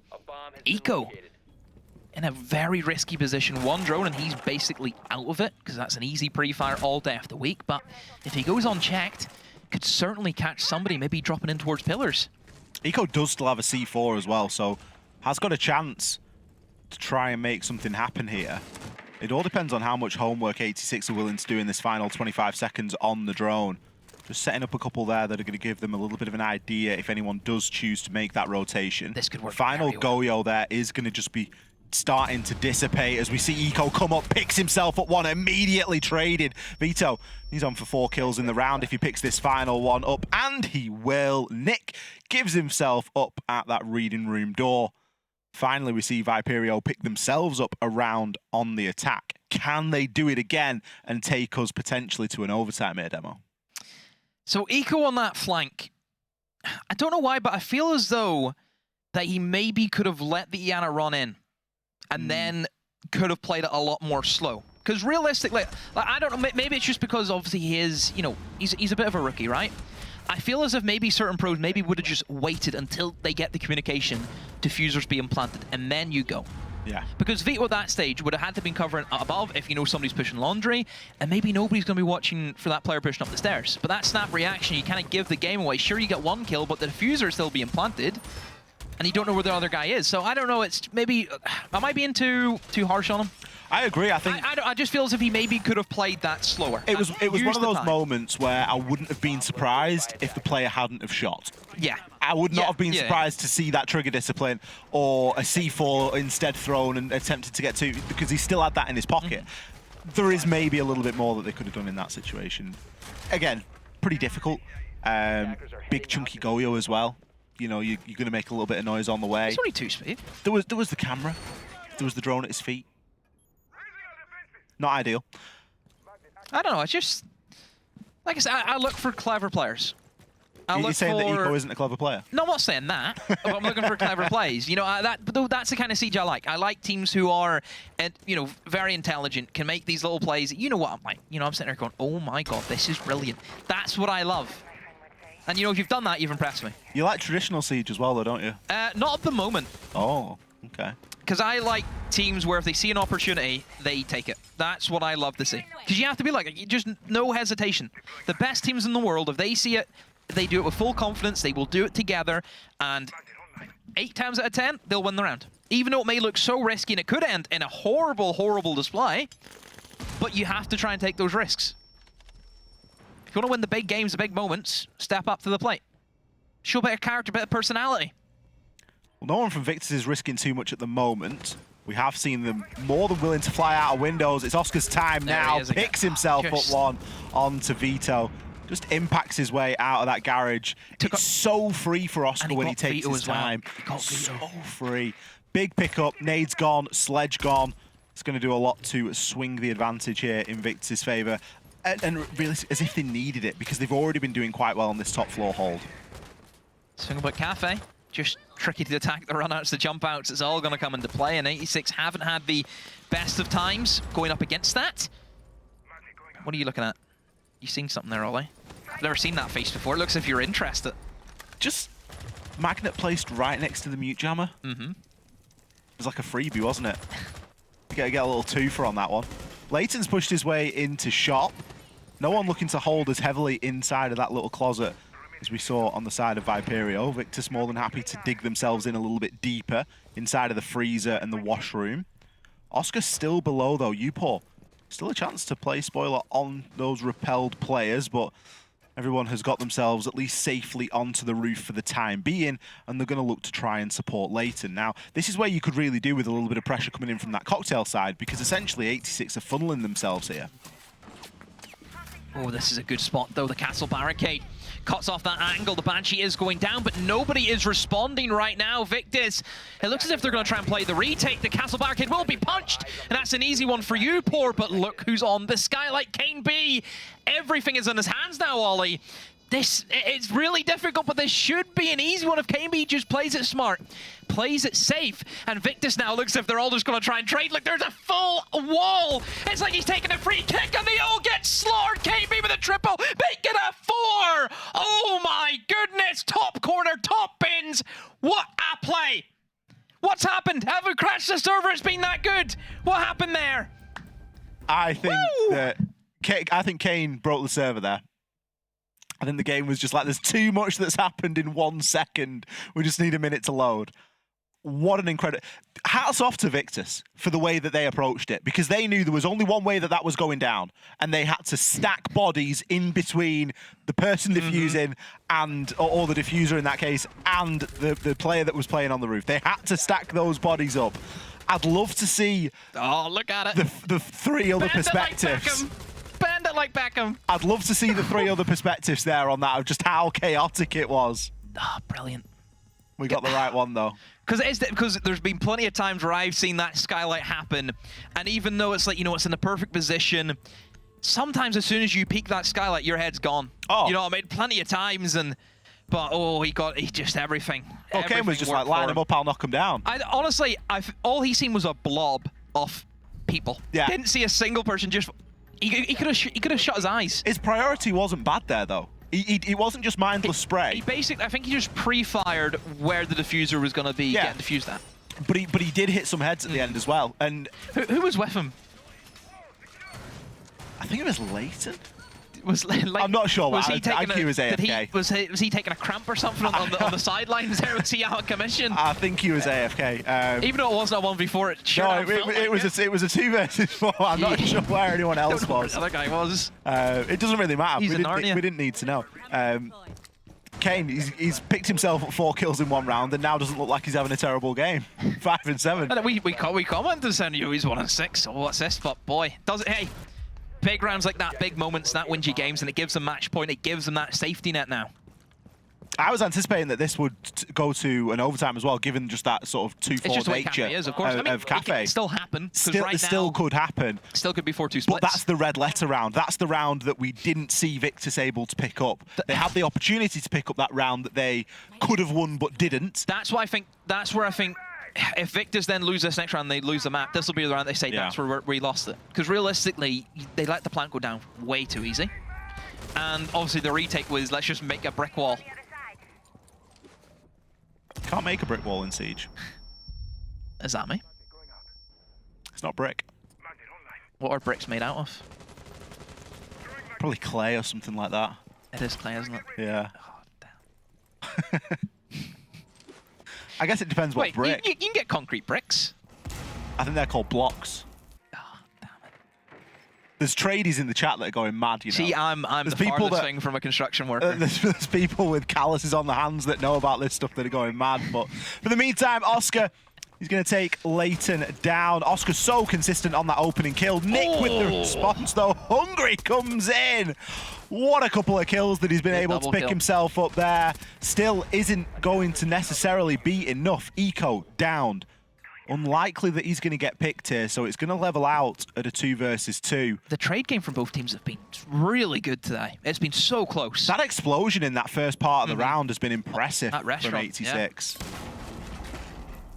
Oscar, it's upstairs, and actually somebody above him in the top floor, so the only thing you would worry with 86 is they're separated quite a bit here, so there's no real potential for refrag, but equally so is Oscar. Nobody's with Oscar right now. But just depends on if Kane knows Oscar's upstairs with him. I mean, Eco's still bleeding out on the floor. Nobody's looking to follow up for the revive. Nobody's looking to follow up from the kill from 86 perspective, so I think he's going to bleed out at the moment. So essentially, it's a 2v2. 86... they're in a difficult spot. They've still got a bit of information available to them, and they've got the time. Hatch is shut. But they're just clearing everything manually.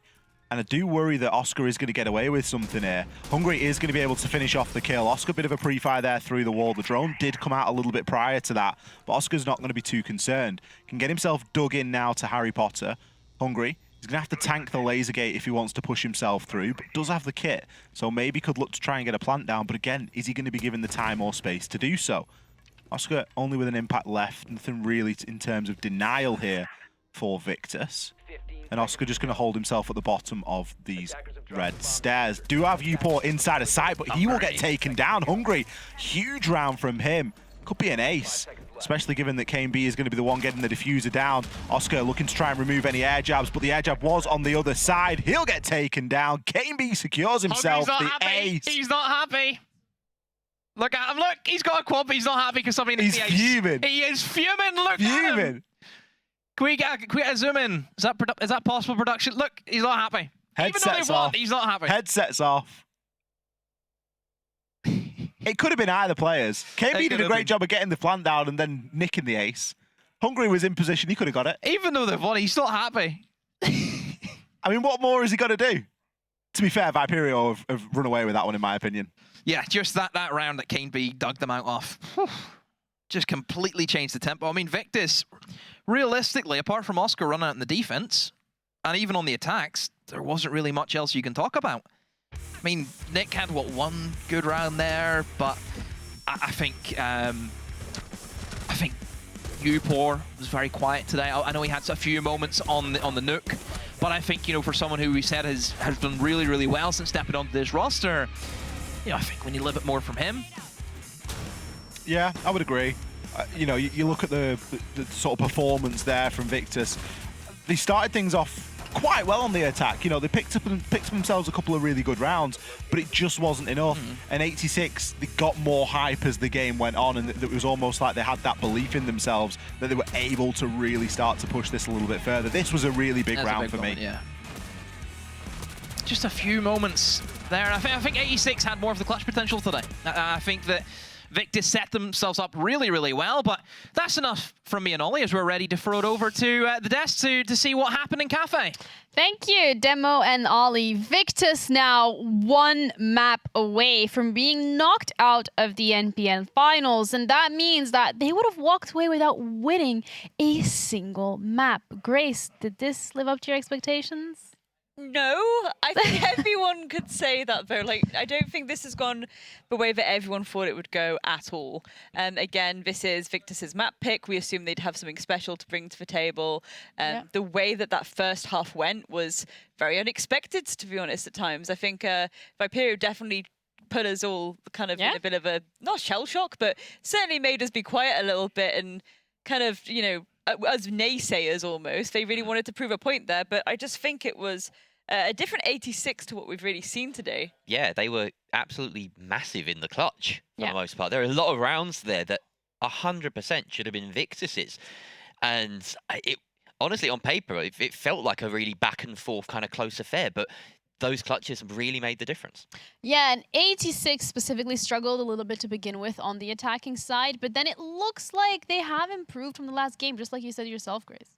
Yeah, 100%. I mean, again, there was a lot of tiny mistakes that were happening, you know, loads of team kills in that opening best of 3, and they've kind of stopped that now. They've put it to a little bit of a halt, which is good for them. But again, it's this pressure that they're able to now bring, even when there's a lot of kills on the table. They were going for these really good duo pushes together, and that was really securing those rounds out. And it's something that we needed to see all day, really, and it's nice to see them start to pull that through again.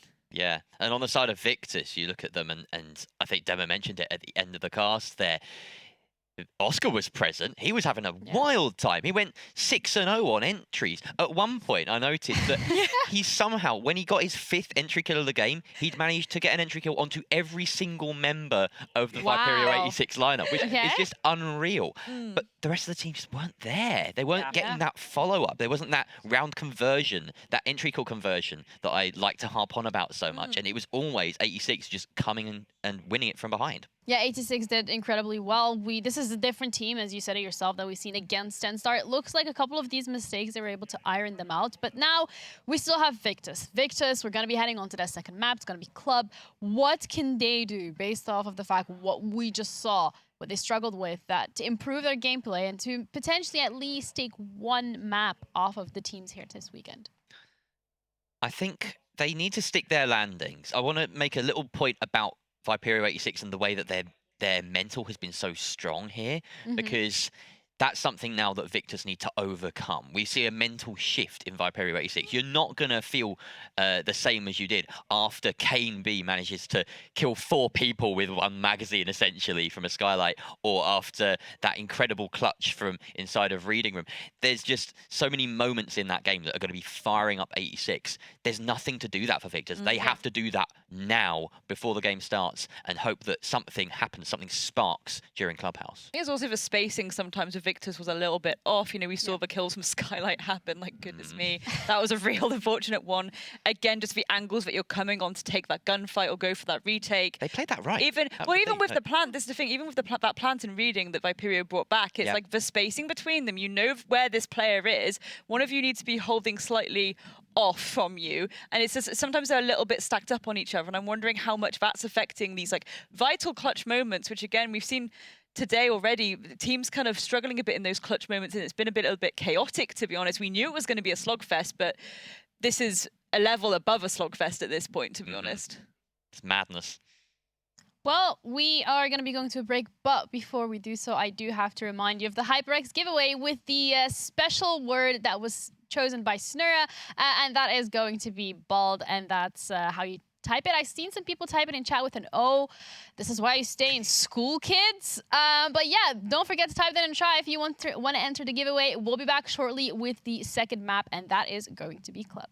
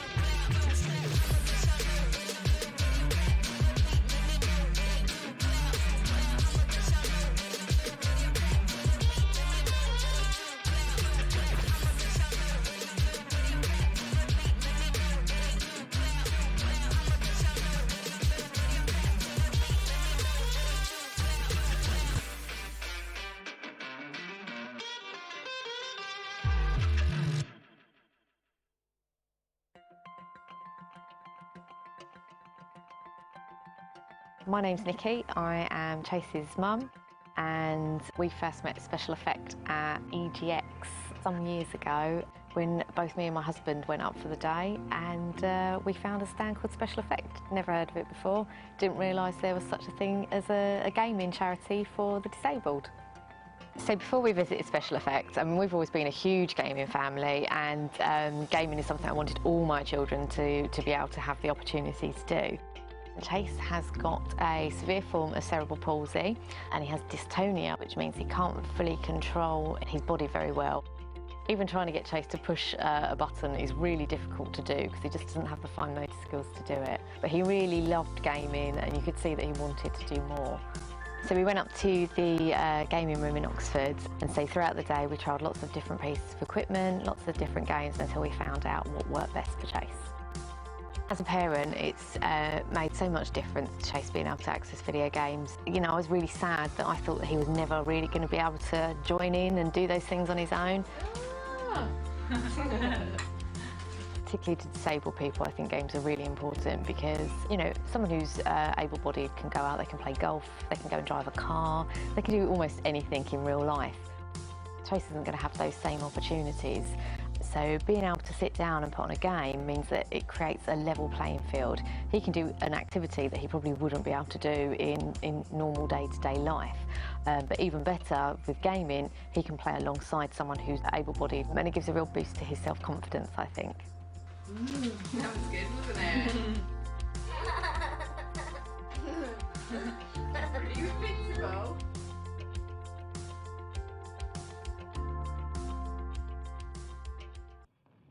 Can you stop this man? Hungry, take a bow. And Hungry is playing aggressive, waiting for that push in. The player coming right the corner. Hungry is going to pick him up. He gets the double as he transitions beautifully down the stairs. 4 versus 3 now. The plant needs to start to go down, but no one's really in a position to do so. The hip fire from Hungry with the SMG-12. He recovers the diffuser and is going to go for the plant. Skyty as well coming on in with one. Hungry gets the SMG-11 once more, and now it's a 1 versus 1, and Hungry with the 4K in the round. Hungry's gonna have to try and go for this rotate. Uber is holding this angle. Looking elsewhere now. Might try and let Hungry get out a little bit and just wait for him to go out the door. He's taking a little cheeky peek there at him, just trying to spray him down a little bit. Hungry still safe. It's actually deciding to stand up, which means that Uber is in a 1v1 now against Hungry. Hungry will be able to swing it. 10 seconds left before they get the defuse. Swing with the SMG-11. He gets it again! Can you stop this man? The Clutch King from Germany, Mr. Blimey himself! Gonna move into Borges. It's the only one left on 2 feet. It's a 1v2. Technically, it says 1v3, but it is a 1v1. Kit's on the floor because the Frostbite is there, but Hungry! At the very last second. Great shot by Oscar onto Groovy. And Hungry's gonna get the trade onto YZM, but they know where Oscar is. It's just gonna have to try and pre-fire this, but Hungry is so patient. There is someone in study window holding that, and that's well played. C4's gonna get a double though by Hungry and deny it. He's gonna have to try and get the plant. Oscar's holding this, but Hungry, could you make the play of your life? He's gonna try and swing it. He gets it. Hungry with the most amazing of clutches.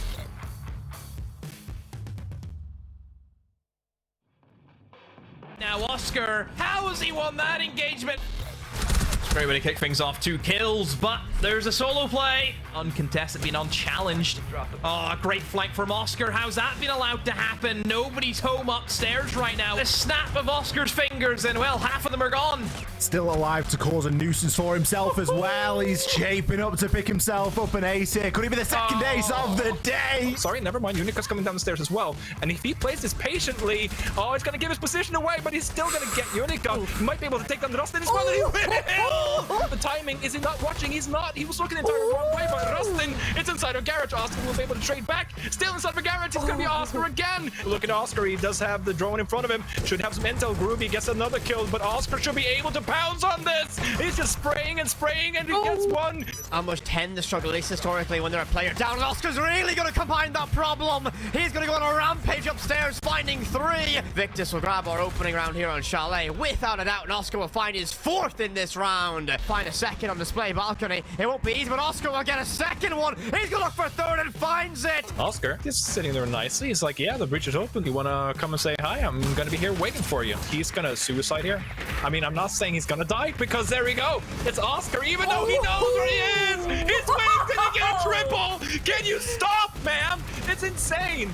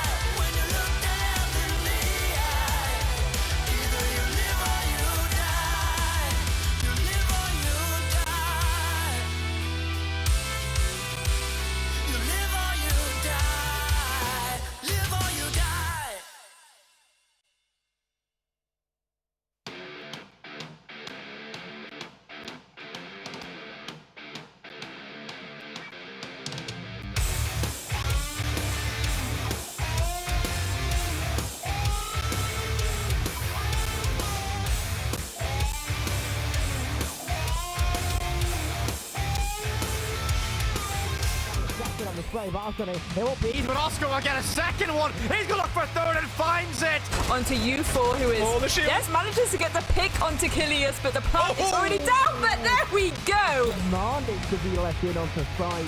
Vito's just going to take it into his own hands. Pulls another one out the bag.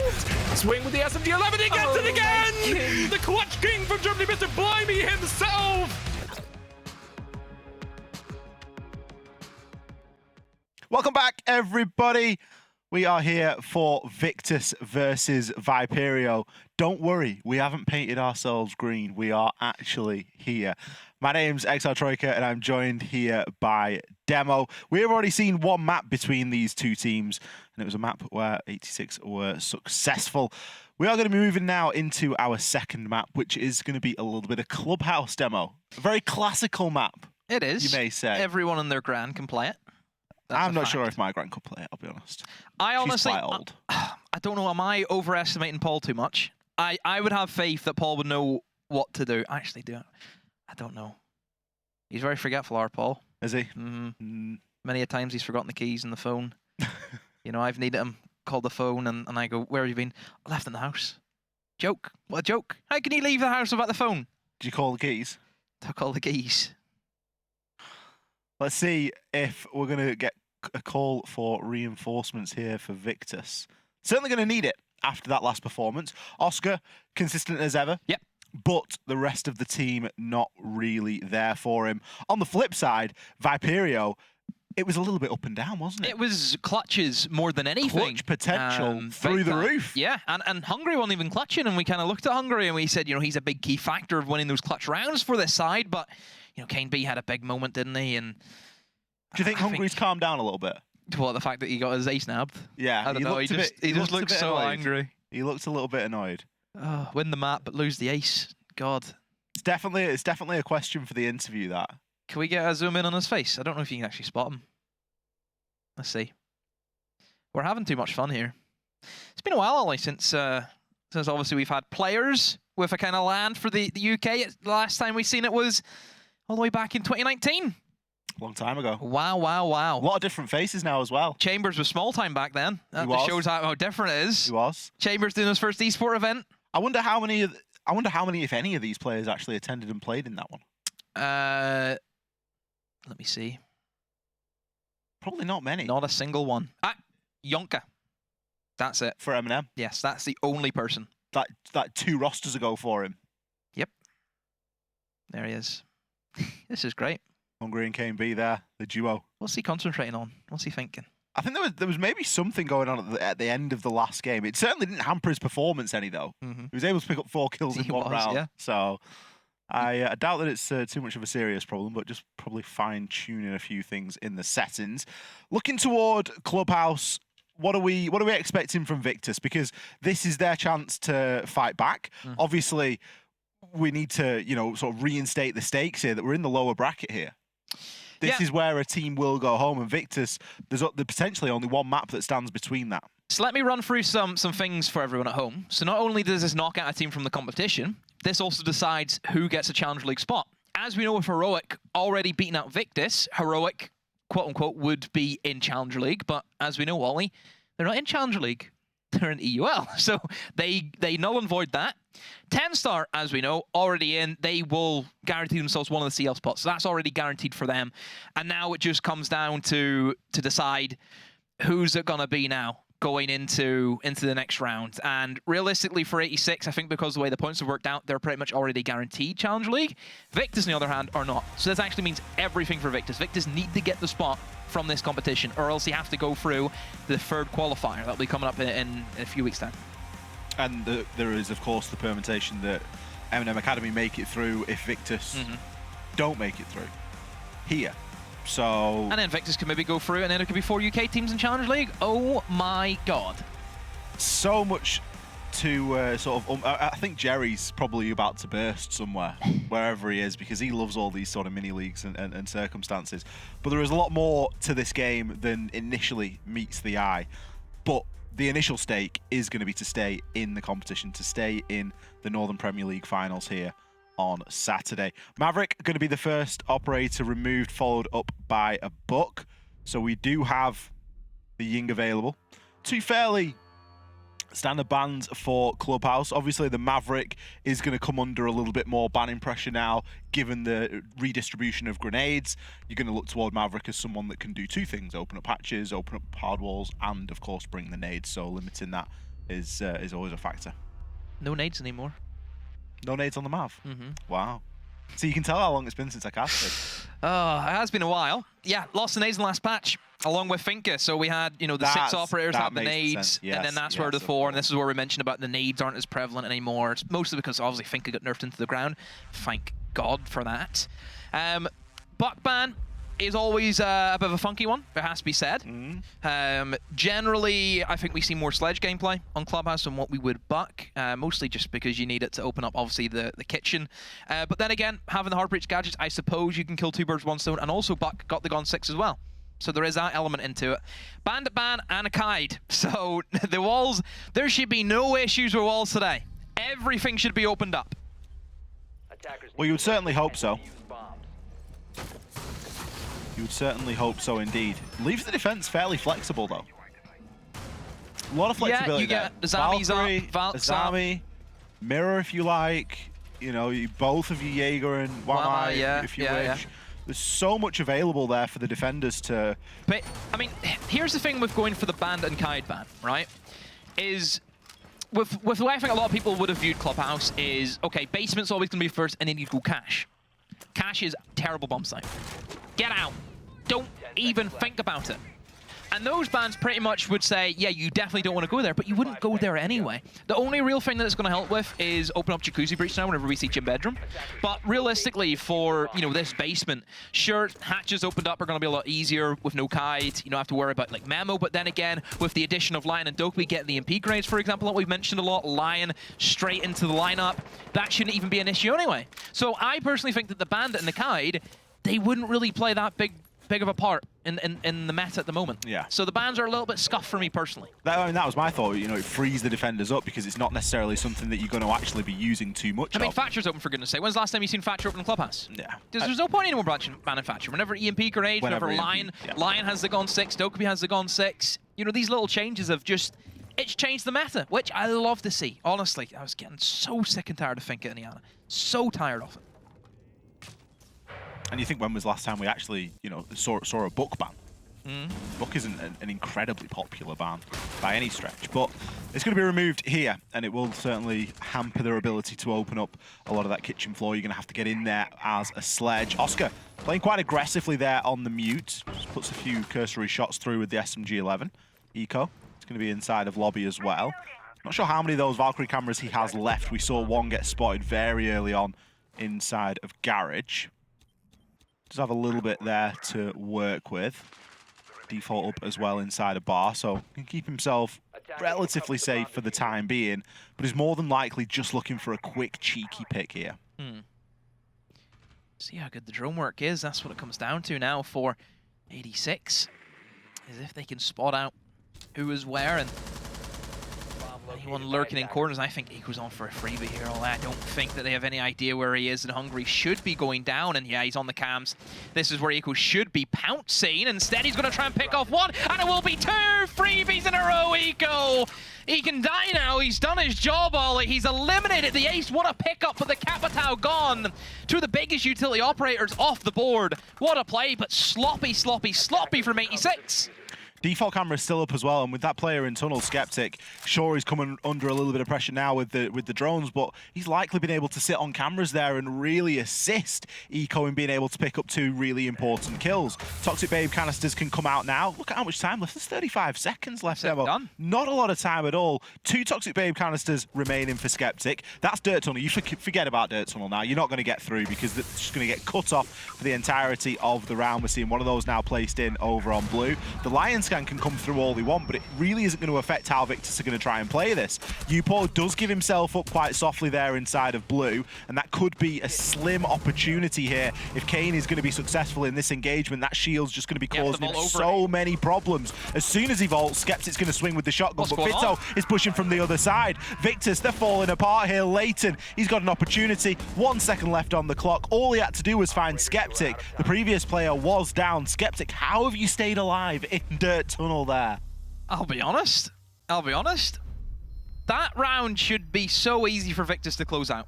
Because 86 literally have nothing. You lose in the Capitao, you lose the ace after, you know, some bad drone work. You know, realistically, as soon as this happens, that's it, the round's done. That round right there should be done.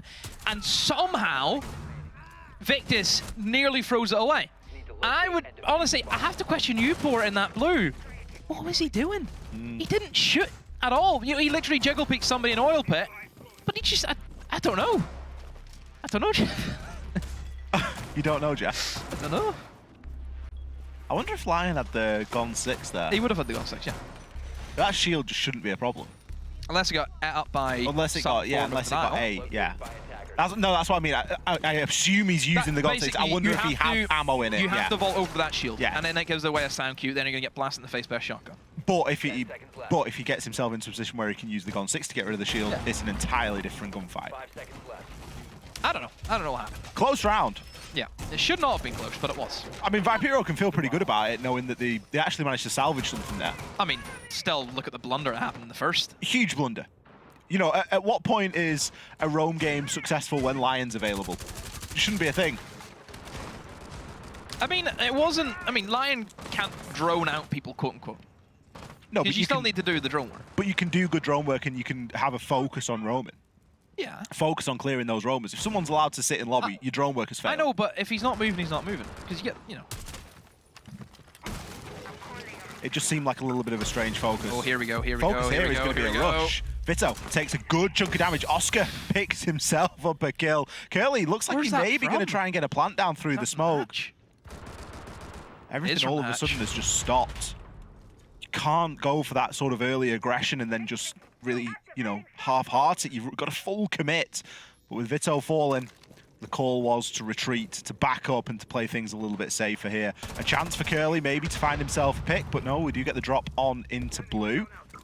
Upor manages to take down Leighton. On the Oryx, can speed himself around, won't be too concerned about that Lion scan kicking off in the distance.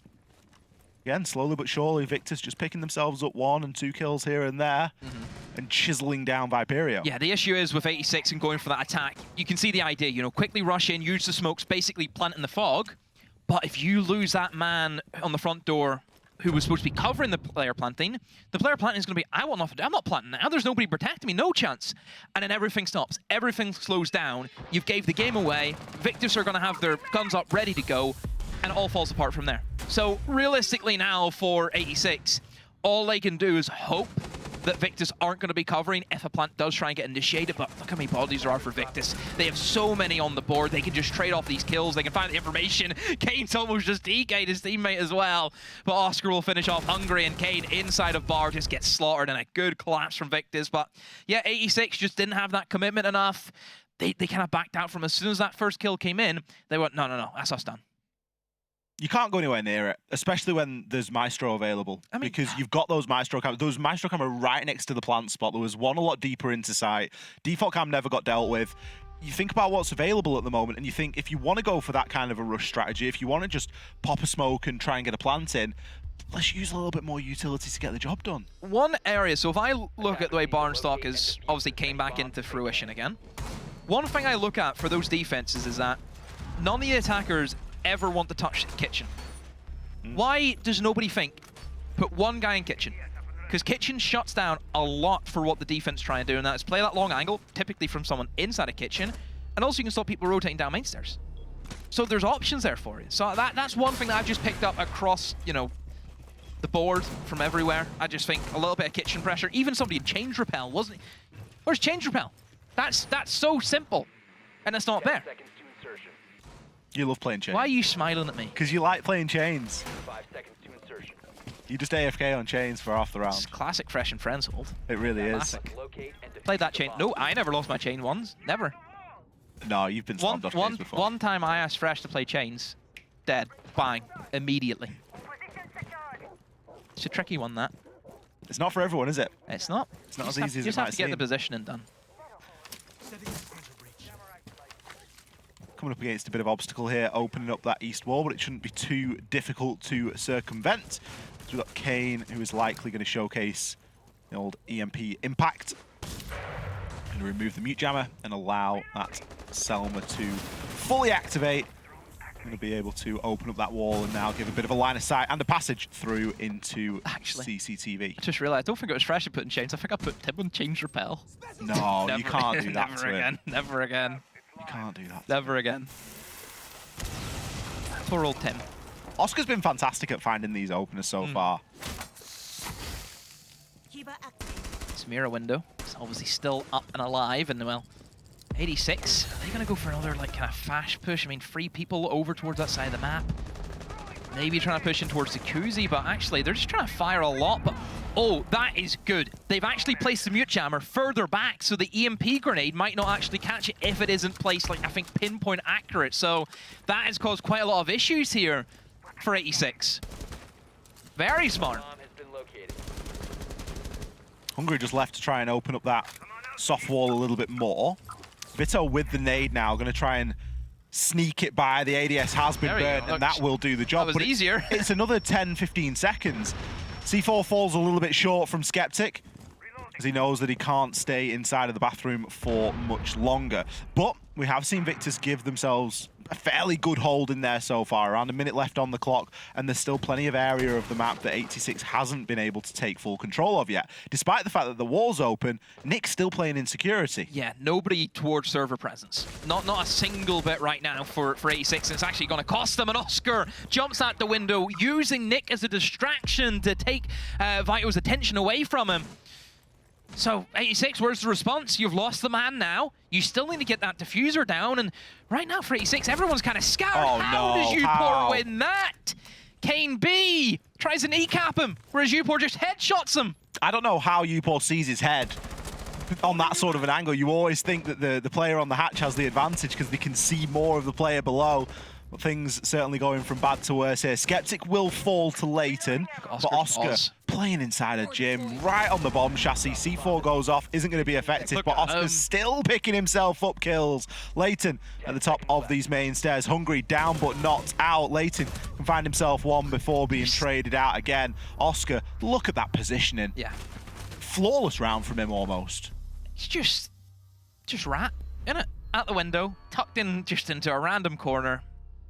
And Oscar has the nerve to say that he considers himself not a rat player. He said that to me. Look at how he's played this series. Look what he did in Cafe. Look what he's doing now. Can you believe that? It's despicable, is what it is. Defenders, protect your bombs. Maybe you should go over there and get him told. Oh, 2 seconds. I'll be right back. Be right back. Tell him tonight. Oh, I will. Oh, I Maybe will. don't tell him if they lose, though, because that might upset him. But if they win, tell him. Oscar got his kills. That's the problem. That is actually a problem that Victus had last game. The biggest problem that Victus had on Cafe, and it's starting to be a little bit of a problem here. Despite the fact that they're winning. 3-0 up.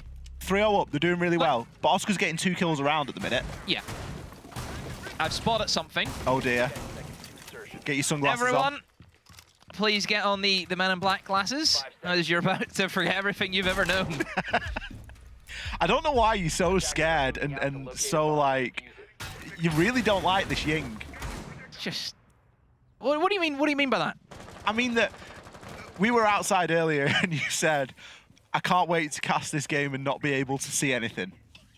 And I said, are you okay?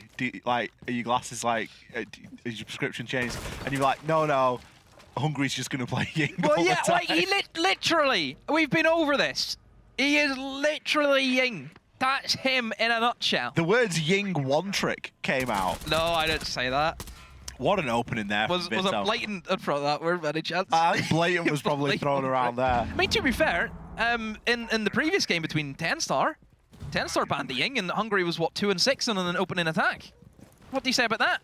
I said that it makes sense. Stats don't lie, and they spell blatant for Hungary. Eco getting taken out by the Nook of Vito there, kind of tasting a bit of his own medicine there from what was going on Cafe. Has given an early swing for 86. Great play from Vito as well to get himself in, pick up a kill, and then immediately get himself back outside again and not look to push his luck and to risk anything any further. It is going to make it a little bit more difficult now for the remaining defenders. given what they've got available to them. You can see the pace has slowed down a lot now for 86, just because of that first round blunder where they didn't do the drone in. They're making sure it's done now. The main issue with obviously being really thorough is then you don't have as much time then to really set up for the execute. Thankfully for them, they haven't lost anyone. So that's, you're not missing the pieces of the puzzle, what would slow you down even more. They played it very safe. Still a minute 15. It's enough. And I think as well, whenever they do have that yink, and you can just explode in a matter of seconds. Yeah. But right now, I think for 86, the main thing they'll try and go for, it depends. Are they going to try and go for kitchen?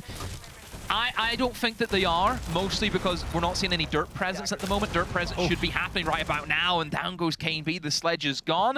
I think he has opened up enough, though, that they can clear out the back of kitchen, but right now I'm not entirely sure what approach 86 want to go for. Really just look at where Ying's going to be. That will give you the idea of what's going to happen for them. Because here we go, Hungry's got a Candela in his hand, it's being cooked out, and what are they going to go for? Maybe a blue into a moto attack? You've got to keep your eye on Hungry. He is the missing piece of the puzzle in this one. We are going to see the utility get thrown on it. Nick has to push himself back a little bit, but he's going to try and battle back somewhat. Oscar finds a shot over onto Vito. Leighton going to be pushing at the bottom of these main stairs now. There's so much info available inside of that church as well that all we're really seeing is 86 lining these players up, but it isn't coming so easily. Hungry announces his entry as he picks up one onto Oscar. The Candela ringing off there in the distance. Great shot by Leighton, but Leighton has also been able to give that info over to Hungry. He knows where this final player is. There's 2 seconds left on the clock. He has to push. Skeptic gets the job done. The time would have done it if he hadn't. A very, very close round. Another close round down on that church in Arsenal. Yeah, it was...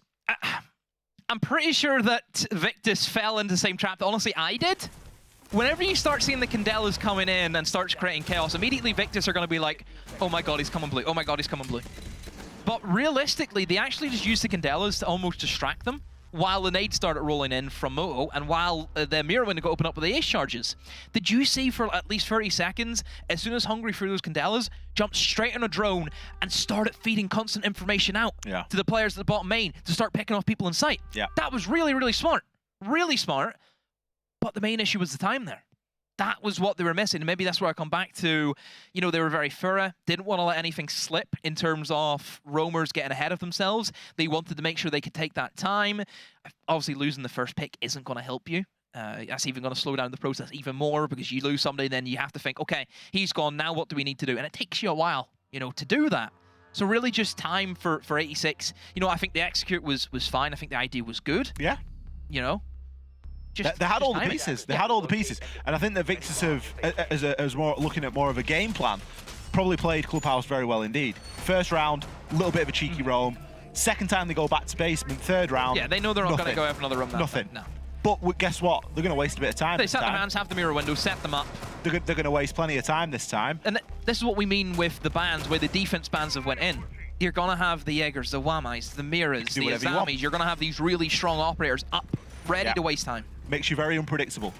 Very unpredictable indeed, because there is anything that you can do. You can go full roam, you can go full turtle, whatever you want to do, you can try and pull it off. Just no wall denial. No wall denial.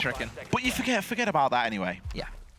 Like I said, just with the additions of EMP grenades, which has been, really meta-defining at the moment, there's no need for it. There was almost no need for it when Maverick became a thing, because... the thing about Maverick is he can just slip in and just, poke holes. Can be good for opening garage, can be good for opening up the single wall construction. Just these little areas that you can go and poke holes in. Nearly. Nearly. We're not seeing the same haste that we saw from Viperio last time when they attacked here. No rush. No rush. And you don't need to. Quite rightly so. I'd like to see them take a lot more time and try and take control of this top floor. We're going to focus initially onto construction. It's always a good place to start. That hatching construction is one of your biggest problems, really, when you look at attacking onto this bar site. We're going to also see Jacuzzi wall opened as well. Logistics hatch, that's going to be opened, and a little bit of upside down repel action here for Leighton. Just trying to funnel these defenders around somewhat. Addition of the Flores this time as well is going to do a lot to deal with those pieces of utility inside of the site. So at the moment, the drop comes in immediately, and Eco loses that one. Vio with a great pick. Nick, though, with the good refrag. I was going to say it's very slow at the moment from 86, not really wanting to push in, but then the drop comes in. Skeptic has been able to swing and find Kane B, and Nick then will be traded out. So back and forth between either side right now. It's tough to call who's actually came out better and who's came out worse. I'd probably say that maybe 86 came out the worst side because, you know, you're losing the Sledge there, you're losing the Flores. I mean, Leighton's still alive with 2 grenades, which I suppose is a big bonus. But Hungry, maybe challenging onto this Maestro, and Skeptic maybe going to go for the chase. The LMG, great play from Skeptic, using almost LMG to mask the sound of his vault over. And now 86, they have taken control of top floor. Oscar still inside a catwalk. Maybe a nade's going to be waiting for him, as you can see. That started to be cooked, but nope, instead Leighton thinks otherwise. So 50 seconds to go, a 2v3, still 1 player above. This is going to be difficult for 86 to break through. Oscar finally going to hit that rotation. Nothing really forcing him to do so either. Can place a couple of these keeper barriers on the way back. He's still got 3 in pocket. That one's going to be brilliant to just slow Leighton down almost to a halt there, as he's going to have to try and deal with it in some way. Oscar again. He's going to lock himself into lobby. And he says he doesn't play like a rat. I'm telling you. How does he have the goal? He's not just a rat, he's a fraud. He's doubling down. He's still got one left. It's just going to waste time now. This is an issue for Curly, because yes, you know somebody's going to be there, but you just have to take the swing, maybe block it up even more. Oh, he stopped the injection of the concrete coming out, but he's done enough. He's just stalled him out. Great work. It has to be said from Ratboy himself. Nathan has competition. Another good round from Victus. Clubhouse very quickly going their way. 5-0. 5 rounds to 5-0. When was the last time we saw this defender a sided club? I mean, Clubhouse at the moment has actually been, I think, fairly good for attackers. I think, you know, Meta's flexible. You know, you don't have to worry about really Kai tricking or Bandit tricking being an issue because, like we mentioned, the EMP grenades are there. I can't remember seeing a Clubhouse this defender-sided for a long old time. I don't know what's up with 86, because, you know, they look good on their attacks in Cafe. But it is a completely different tone of pace. We didn't get to mention that, how different both the maps are. Cafe, jump bounce, jump bounce, jump bounce, swing, swing, swing, trade, trade, trade, killing, killing, killing. This, all about your breaches, all about your droning specifically, about your utility placement. Very, very different than Cafe. And maybe that's just kind of thrown them off. And keep in mind, this has been 86's pick. I remember back at the start of the season, whenever 86 they were playing this map, they looked so good. Nobody was able to touch them. Remember, Hungry in the Capital was immense.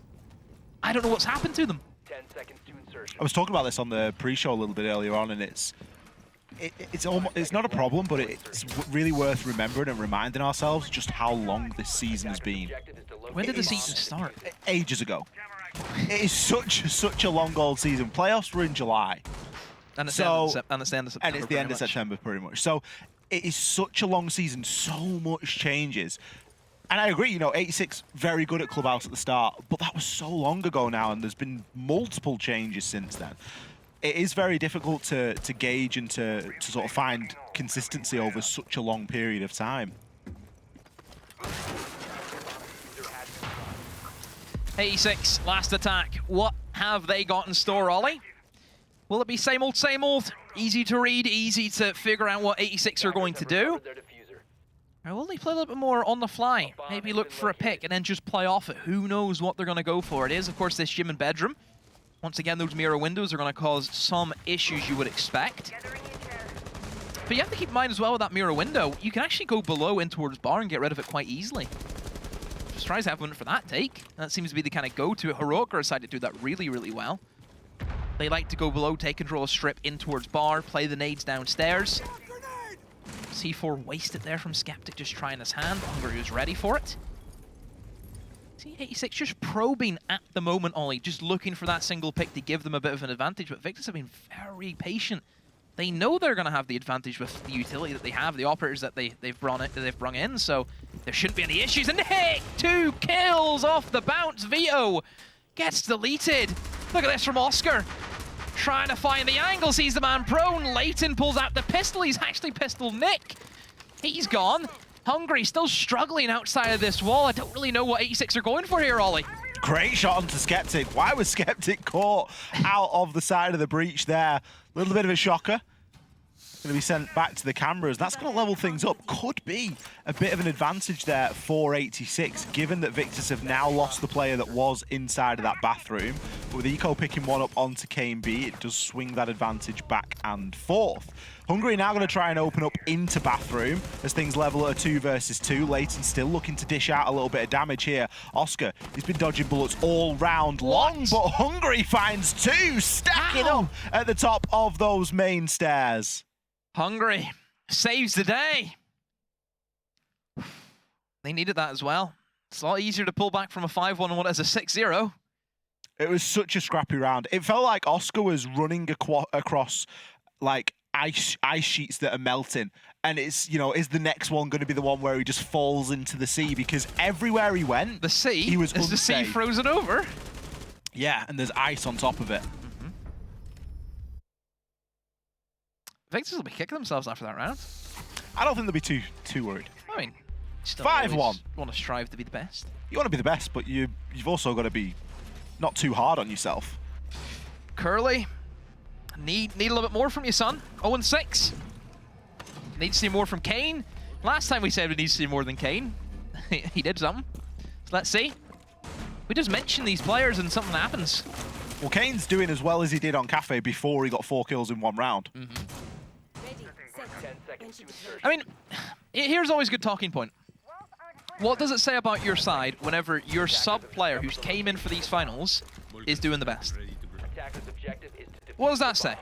Well, it tells you that the sub is obviously capable. I mean, he is playing the entry. He is, he's playing the Yana, for goodness sake. But they've given him the role where they can just go, you know, play this. Yeah. And we'll support you. It seems to be that we're basically using the same narrative that we did with Victus and Cafe, where he had one guy and everyone else just looking at him. Just need a bit more. We need somebody else stepping up here. Well, this is where it's nice for Victus this time because he got Skeptic. Yeah. 8 and 2. From your support player as well, no less. Yeah. What's going on there? A trap. I've seen a few traps in my time. A makeshift cap can, perhaps.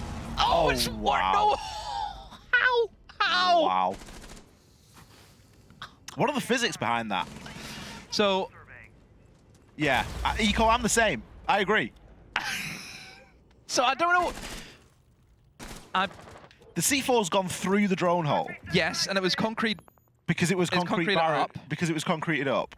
So the blast has gone through the drone hole. Is it? Did they have Kane be feeding information, knowing where the drone hole was? If you're Eco, you see the drone hole just blocked up. You don't hear the beep. You don't see the C4. So you just crouch next to it. Because you have to keep in mind that blast radius is right on the hole. So whenever it'll go out the way. Yeah. Is that just genius, or are we overthinking it? I think it's genius. I need the VOD review. I think it's genius. It's certainly done a lot. Where's the VAR? Here for 86. To be fair, 86 need as many cheap tricks like that as they can to keep themselves in this one. And genius. They picked themselves up 2 kills here. Vito has been sent to the cameras. Victus is slowly but surely starting to make a little bit of progress here. It's quite a widespread defense from the start of things. If you think about, you know, where that first kill went down onto Eco, all the way on Jacuzzi Wall. Kane going to be trying to get a bit of information on the old scanner, but for the meantime is going to be locked out of it, as the wall actually will be tricked there with an impact. So we mentioned, you know, not much potential for sort of electrification tricking, but still that impact tricking is going to be as prevalent as ever. So we're out now for Victus, just seeing what they can do, open up some of the walls, but those impacts obviously sweeping in and causing some issues. Leighton still has 2 of them as well to deny that kitchen hatch. However, part of triple wall will be opened up. Upor, there's somebody right there, but he has no idea it should get shot straight away from Leighton.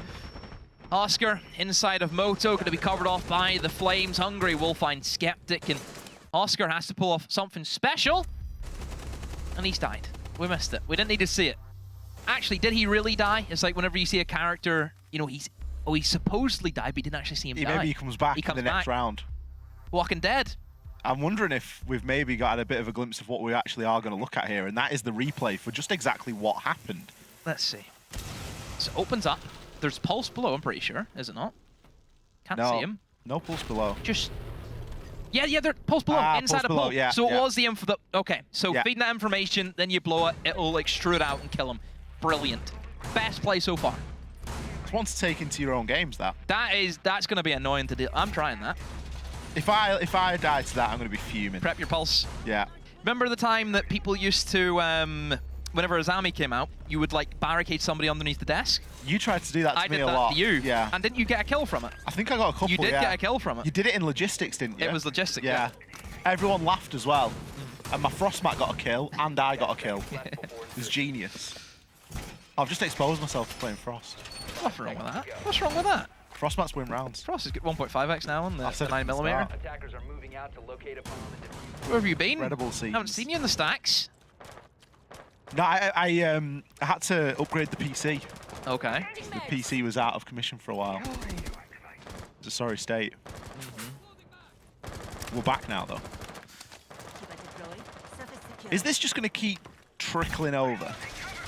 You know, 5-1, 5-2, surely not. 5-3. I'd like to see Victus take this all the way. I'd like to see him. I mean, I'm not really looking forward to Oregon, but I want to see 3 maps. Yep. I mean, you think Clubhouse is fun? Oh boy, wait till we get to Oregon.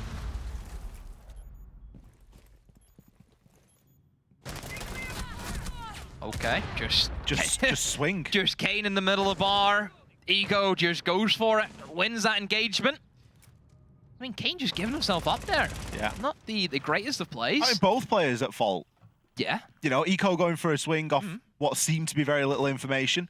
Kane just caught in the middle of bar, kind of trying to gone with the wind. Replicate. So yeah, just in the current, as we like to say. Lost the motion in the ocean. Vito finds 2. Top red stairs, picks him off, and that's going to be a big, heavy hit. Nick and Eco both gone. Oscar and Skeptic, though, obviously being the star players at the moment, they are still up and alive. Oscar has adopted the Ash roll, Ollie. And Operator, we've seen quite a bit of a resurgence because that R4C, the recoil, is a bit better than what it used to be. So we're back to that meta. We're back to that gun again. Oh, fun. I don't mind a little bit of Ash, especially when it's quite niche and specific. There's so many good attackers now. If you're going to bring Ash for the gun, fine. But there are other things, and there always have been. But I do like the fact that the R4C is back somewhat. That's where I made a name for myself.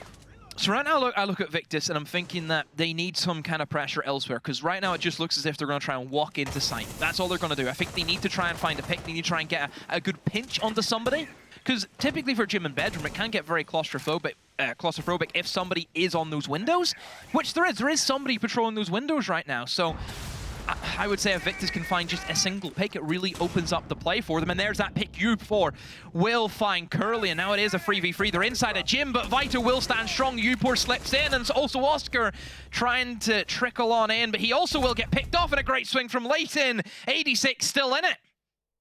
86 doing a fantastic job here. Clawing these rounds back one at a time. Keeping themselves nice and ahead. Victus on the flip side of things. Things not looking all too rosy over on that camp. If this momentum continues for Viperio, could be very dangerous indeed. It is very often that you see teams start to streak rounds one way or another. And I did just get the impression that Victus felt like they were waiting a little bit there. They've taken the time out at a good point here.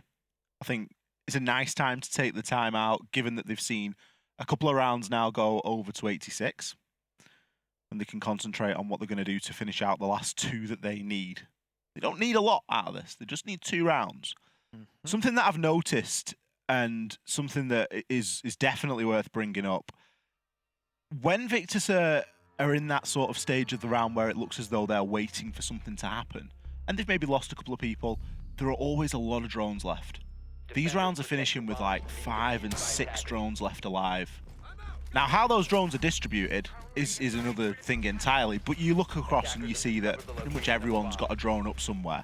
Now, granted, some of those are going to be really important drones and they can't be used, but other times they're going to be drones that can be used. And I think there's potential for Victus to be gathering a little bit more information just in that later portion of the round. Oh, this is a fun lineup from Victus. The Amaru.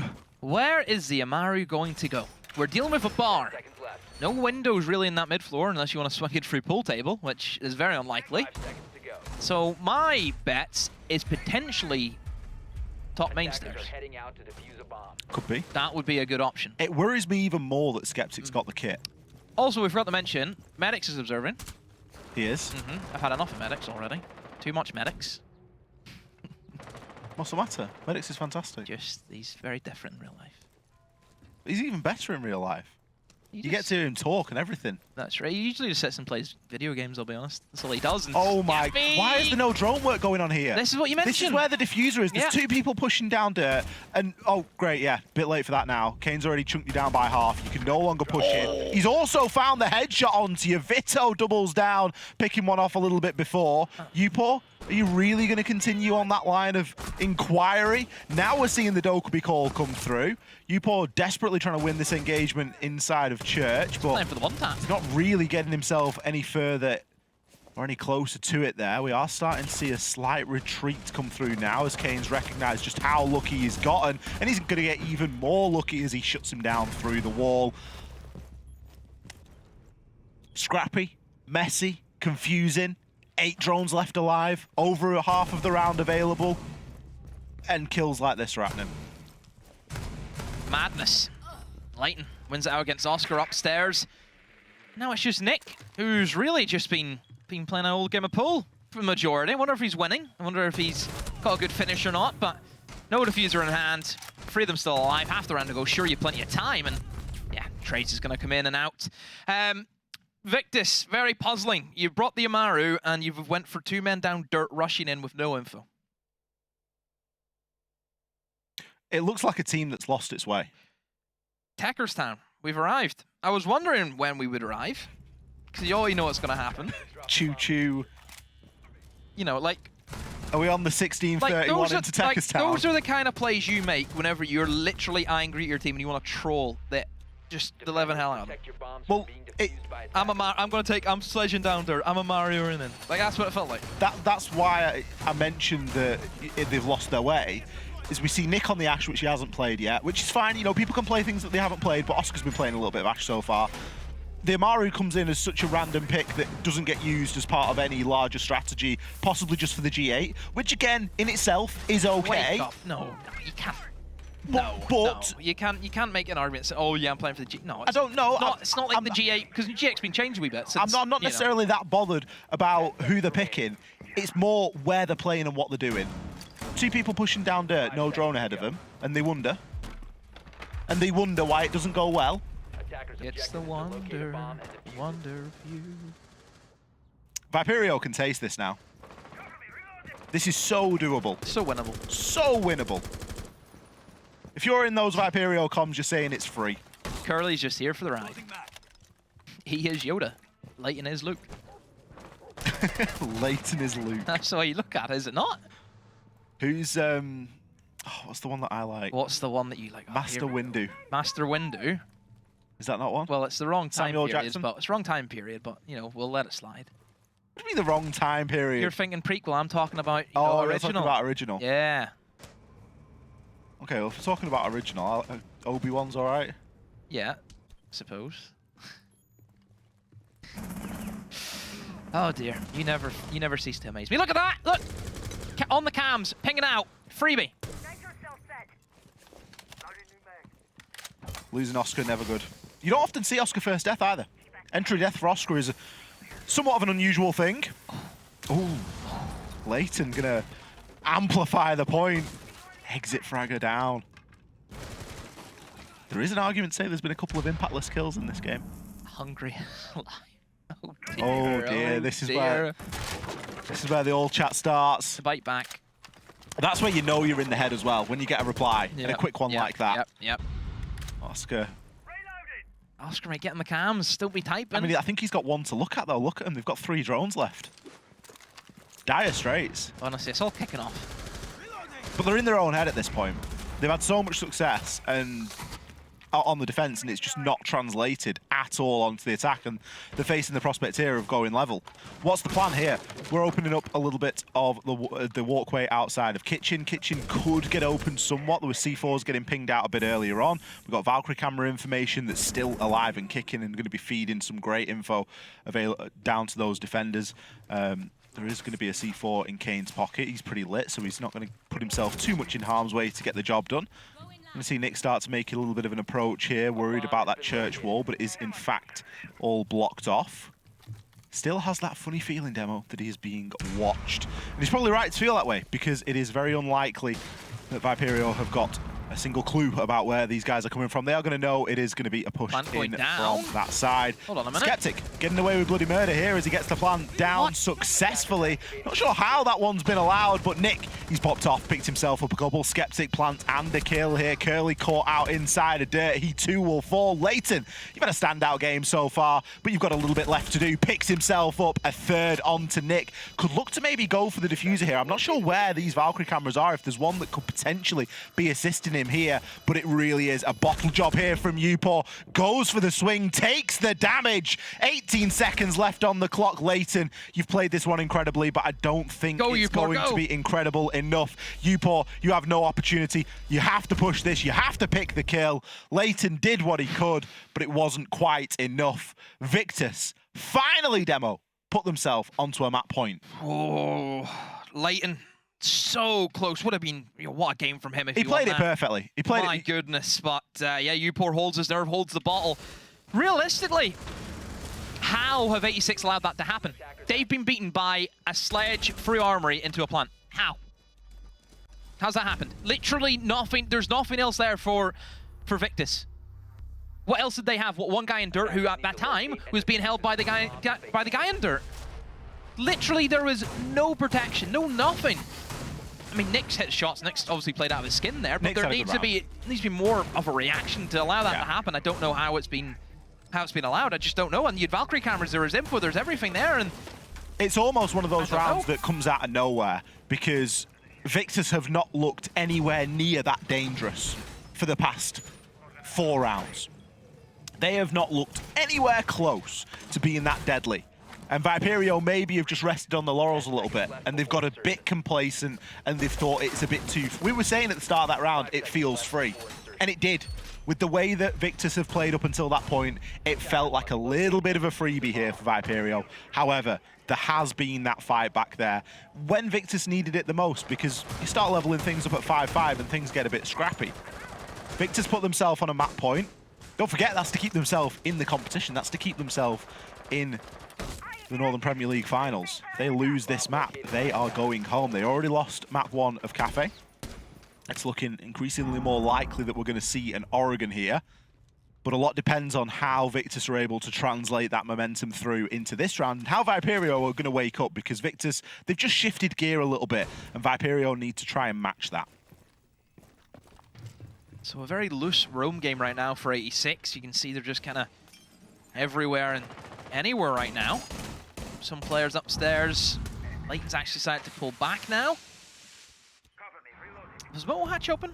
Pretty sure Moto Hatch is open, so something that, of course, 86 have to be careful of. A great pinch onto Leighton. They knew somebody was out and about and stopping him coming back from oil, but Hungry is going to try and get involved now inside of bar. We do see the player beside him. Vio is, oh my goodness, Hungry. We'll just pick apart Nick. Skeptic is there, will eliminate Vio, who was mentioned was with Hungry. It's just another one of these bloodbaths. This has happened so much between both of these sides, and it's into a 2v2 and still half a round to go. Honestly, Victus play better when they've got no drones left. You've got 9 drones right now, Demo. Yeah, I mean, that shouldn't be happening, I'll be honest with you. And Hungry from behind bar just does so much damage, and now it really is just a coin toss. It's anybody's. 1 Toxic Babe left for Curly, 1 C4 left for Kane, and we're looking at flashes realistically left on the side of Victus. They've got a couple of drones left. I think Upor's got 2 in pocket. They do have an exothermic this time, and there's means to make something happen here. Yeah. They're going to concern themselves with first recovering the kit. We're going to hear some smoke start to dissipate now as well. Victus, now going to be a little bit split up here. Oscar going to be trying to push himself down dirt. Depends how much information Viperio have got here. They've got a great Goyo canister. That's an issue. It's going to cause a little bit of a problem right there. Not only can he not see the angle, but he's immediately going to take some damage from the flame explosion damage. and take a little bit of a bullet as well, as that gives a big indication as to where he's going to be coming from. Kane is able to find one onto Upor and Oscar. He's caught out in the cold. He's inside a dirt tunnel. The flames are going to dissipate in the next 5 or so seconds, but with 30 left, no kit. What's he going to be able to do here? He's got a red ping. He knows where somebody is going to be on that second box. But realistically, Viperio know just as much as he does, if not more. Curly and Kane, sights both trained on this dirt tunnel entrance, and neither one of them looking to push too hard. Neither one of them looking to get too aggressive and just taking it in turns. Curly eventually with the swing.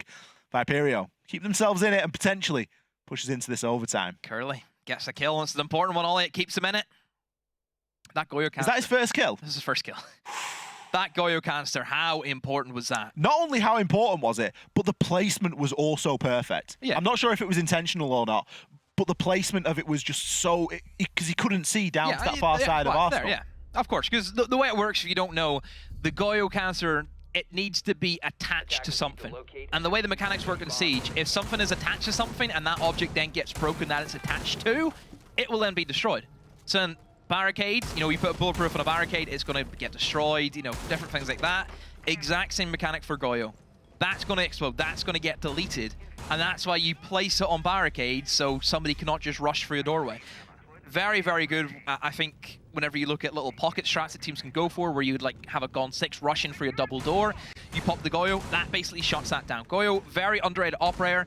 Great operator. 1.5x on the Vector as well is one that you definitely need to respect. Very, very fun gun to use. Good kit, good stuff, good op, good plays, good game, good tournament, good National League, good game. Good night. Did I say good game? Good night all. Merry Christmas. 6-5.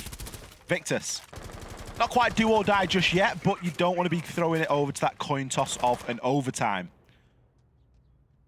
Do you start to wonder what would happen if they didn't just sort of pseudo throw the Amaru round away? I'm going to bring the Amaru round up for as long as it's relevant. And this is terrifying. We've seen the hatch drop. We have seen the first kill come through. You boy, he's going to fall. Nick, he's going to be able to pick one onto Hungry. This is where you need the thinker, but you ain't got it. It is essentially 2 versus 4 here. Just as we start to see the kills flood on through. Overtime almost guaranteed at this point. Oscar on the nook.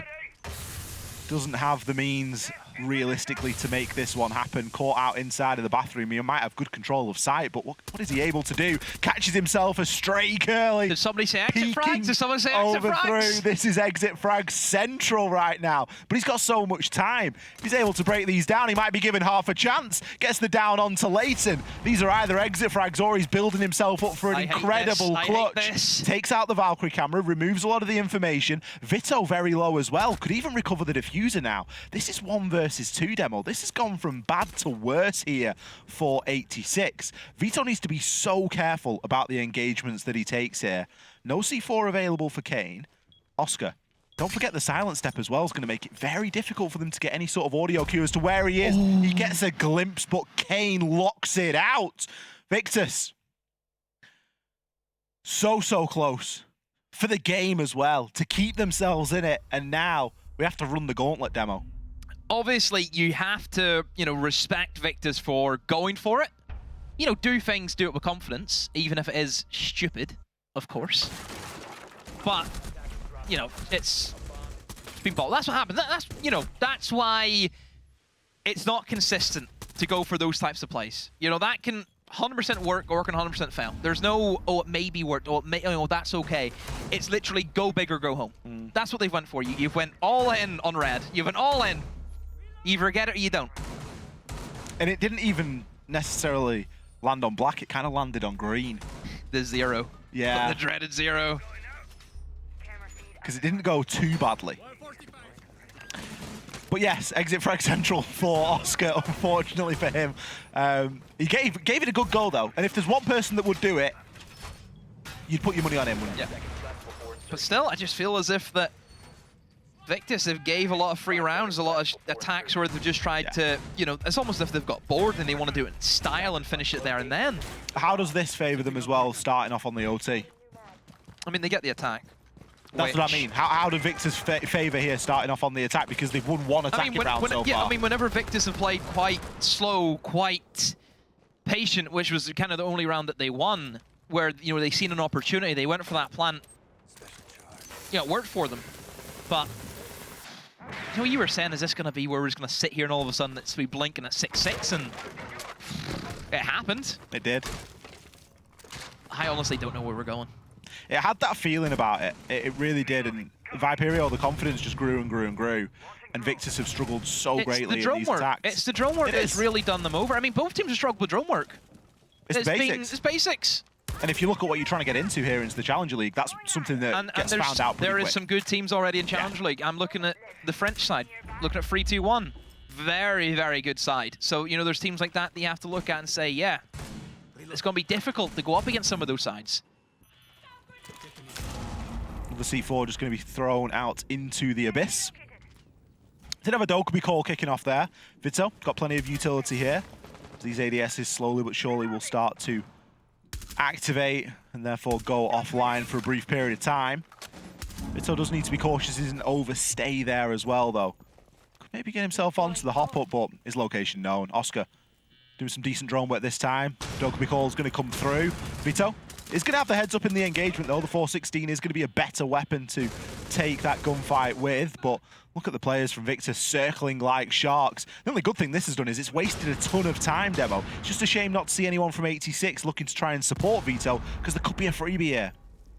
Phil, so many angles he needs to watch. There goes the nade, and that's a good pickup from Victus. That's better from Victus. Slower, not looking to rush. A minute to go they still have. Look what Leighton's done, fully reinforced logistics. That kind of hunkers him into a position of he's stuck in a corner, he's not getting out, because obviously he has to sit there and just play that Logi hatch as long as he can. There is still Skeptic with the Habana pellets. They can still open that up with distance. We'll hear an Exothermic get open. That looks to be Jacuzzi breach, but downstairs Kane B, he should be on for a freebie. The nades, the pings are coming in, the yellow pings are there. Oh my goodness! Eco shuts down Kane B! How's he lost that one? That's not an engagement you can afford to lose, I'm afraid, Kane. I think he still had a C4 in his pockets as well. Still needs to be an execute though, Ollie. Victus, 20 seconds. It's not looking fantastic for them, is it? Eco is going to be forced into that main stairs push. We're seeing the Toxic Babe canister start to lock that out now as Curly, he enters the scoreboard for the second time here, taking down Upor. Leighton down and out now as he too gets confirmed. Victus, they are slowly but surely chalking these kills up. Hungry hits one with the knife. The Vector, it misses. A triple for Eco, but Hungry's Goyo canister does the job and time will do the rest. 86. They don't know what's hit them. The time, the stab. I can't believe it. It was Habana with a diffuser, wasn't it? How have they got away with it? And this, Vito's play, wasting 2 minutes on his own, wasting drones, wasting Dokubi charges, wasting nades. Why did he go through? I don't know what's... The guys in gym, nobody in the windows. A missed opportunity for Victus, for sure. That is not how you want to go out. That is not a round that you want to be sat in bed thinking about tonight. Honestly, it's just one of those moments that you'll never see again. You'll never see anything like this again. He's done it. Well, we are going to see a side switch for the first time in a long old time here. And I think that Victus will probably be quite happy to get themselves back onto the defense where they did quite well. That was a long time ago now, and a lot has happened. And this round, Demo, this round's everything for them. I honestly don't know how this is going to go. This is tough.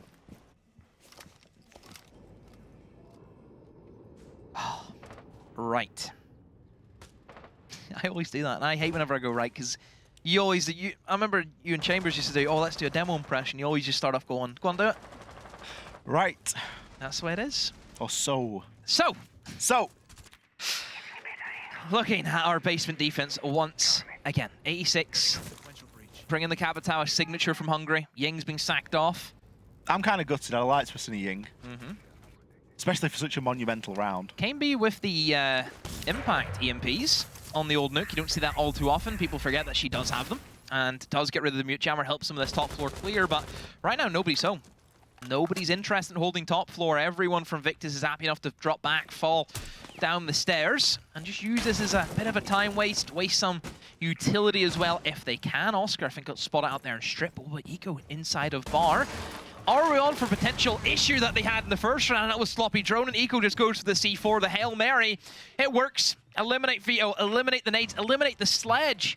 Kitchen is not going to be opened up now. Huge loss. That's likely going to have to change the plan now for Viperio as well as to how they want to approach this. Leighton holds the only 2 grenades now that they bring, and a large part of their soft destruction has just disappeared in front of their very eyes. It's going to be difficult now to open up kitchen corridor, and it's going to be equally difficult to get these hatches open. You're going to have to use things like Gon 6s to get that job done.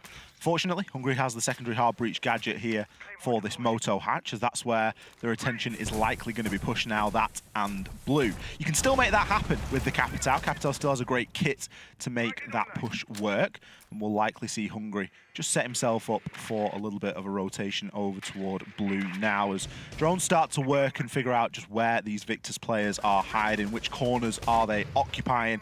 We are going to see the EMP grenade there go out onto that church wall as well. Maybe we're going to see that opened up. So right now, I'm seeing Victus obviously up against it. The utility will start to come in, and there's the nade that hits Oscar. That's a kill that you really should not be giving away, but it's happened at the moment.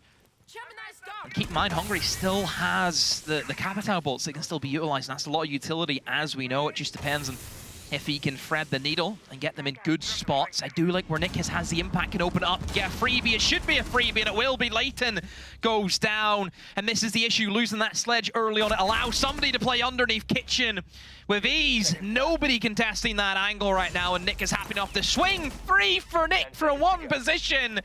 Curly, sure, he's in the bomb site, but he's never going to be able to stick the plan at this stage. 4 for Nick. What a round. Big round there for Nick, and it all comes off the back of that early C4. You can't pick who you get in those opening kills, especially when it's something like a spawn peak or a lucky C4 or even a very well-informed C4 off some information. You can't pick who you get, but to get the sledge. We said it entirely changed. It has a knock-on effect. We said it had entirely changed the way that Viperio have to approach that round, and it really did. They kind of went for something that they could have got away with. It but headlocks you into the Mo, because you can't go kitchen, because you can't go open up the back of it. Unfortunately for Viperio, there wasn't anything going on in blue. And had they been able to get somebody over toward blue, they might have given themselves a slightly easier time and not stacked up so heavily. Is this where Victus were big brain with a buck ban?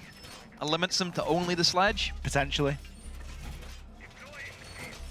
I would say so. I think it's pretty common to see. Well, Viperio banned the book, sledge. Yeah. No, was it not Victus who banned it? Oh, it was. Okay, it was 86. So they actually shot themselves in the foot. For 1 round. That meant everything. Pretty much. Well, this round means everything, really, doesn't it? 7-7. Yeah. Are we going to Oregon? Or are we sending Victus home? 5 seconds remaining. What do you think? It's crazy we're already eliminating somebody. It feels like it's the 2nd game that we've done, but it's really the 3rd, isn't it? I want to watch more Siege. Yeah. I want to see these teams go again. Which we might get it. It's up to Victus to decide that. If they can win the round and take us to map number 3. Numero 3. Oscar on the Flores this time. This is where it all comes down to I think Victus really getting into the heads of 86 and basically allowing 86 to get away with nothing. Because that's what you have to do. I think if you're 86 now, match point, I think you try a rat play. I think you try and rattle them a bit. Because we've seen what happens whenever Victus get inside their own head, which I think 86 done very well. It's caused the effects of it. It has caused some problems. And Victus have only been successful on 1 attacking round so far. I love this from Curly, a little bit aggro, trying to catch somebody by surprise. Maybe not ready for somebody being so up in your face. And it pressures the drone game straight away, which we've seen Victus struggle with. We know that Victus, you know, as many teams do, struggle when they haven't got that drone information, but they also aren't as willing to get it out there and to use it. Oscar, going to find himself an ADS there, but nothing more. He's going to do something to sort of devalue Curly's position there inside a tunnel. He's not got the fortune of an ADS that he can just run back to now. Does need to be a little bit more cautious. sure that he's not going to be too concerned as Hungary is creating a very safe passage for him to exit said dirt tunnel. Those Kiba barricades, so useful in and around the site. You can really do a lot to try and limit the angles that hatch can see. It's really good for a position like AK's because you can block off that long angle, because if you prone on the kitchen hatch, you can see somebody's legs who may be playing tucked in the corner of AK's, but if you place that barrier, there's a little lip just beside the kitchen hatch where you can apply that effect, and you can cut off that angle so you can play actually quite aggressive and you can deny the hatch drop much easier. So that's why we see Azami be, I think, very heavily banned in Clubhouse, just because that position is so strong.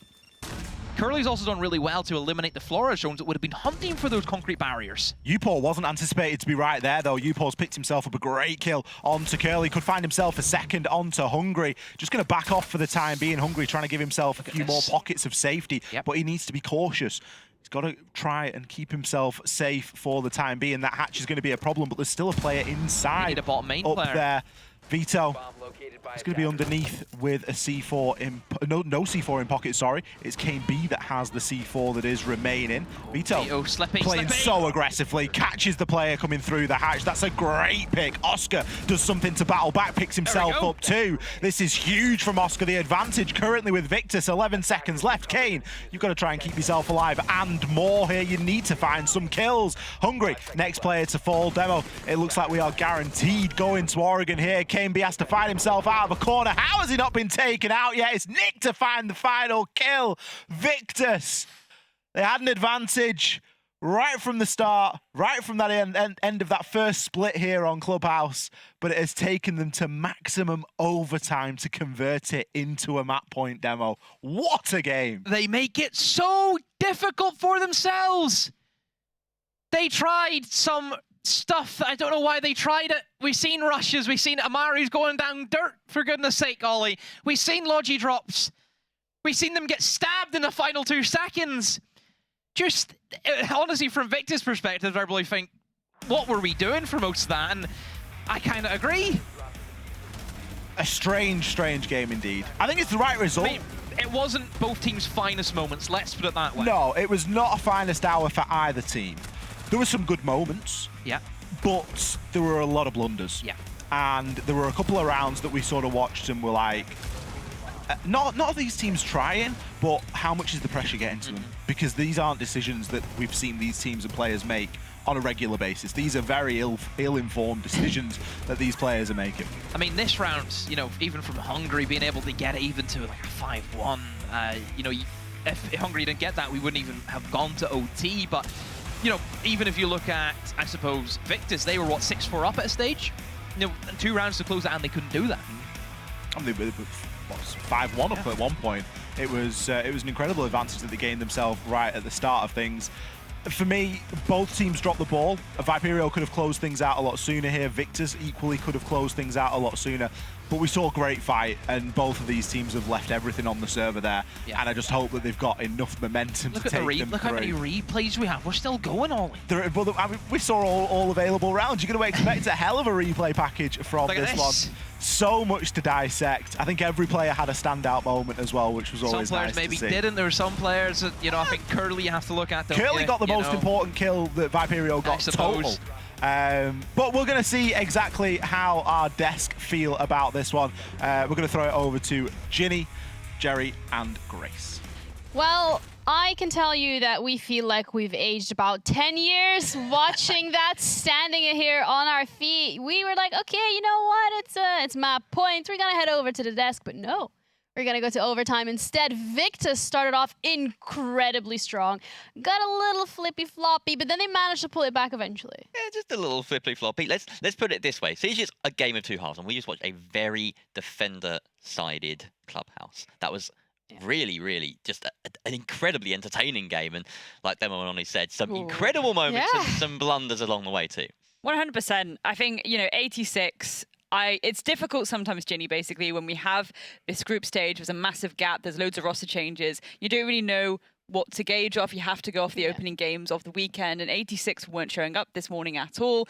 They've actually fully come in now and been like, nah, actually, we're here to play. We're here to have, Leighton especially. Leighton especially, like, goodness me. Again, it's these ideas of like these opening engagements that are going in their favor. It's not just one kill, it's multiple kills across the board. And this is even some rounds where we've had like half the round still going and then the other side has like barely any players on and they've all this time to work with, but then the other team can just waltz around them like it's nothing. It's been a very chaotic matchup so far, to be honest. And I think, as Jenny said, we've aged a few years out. Just how intense that was. Yeah, and you spoke yourself about the defense-heavy kind of approach here, but also just how that allowed some of these teams to get a couple of rounds on the defensive side. It gave them a little bit of a cushion, a little bit of comfort. Do you think there is a specific operator here that has facilitated that? Absolutely. I would like to draw our attention to the bans in this game. We saw Bandit and Kaid banned out, which means the breaching's generally a bit easier because you know it's only mute you're coming up against.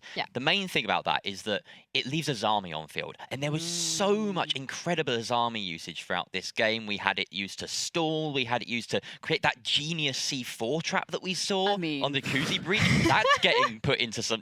I'm going to start seeing that in EUL soon because that was awesome. And having her in the game made it so one-sided for the defense, but then you look at the end game and, 86, they had that one-round defensive advantage, but final attack working out for Victus. Yeah, and we speak of utility again, the Vulcan utility that we're seeing yet again from 86, and of course the Capito on the attack on the club as well. But it's how important those Vulcans were in pivotal points of the round as well.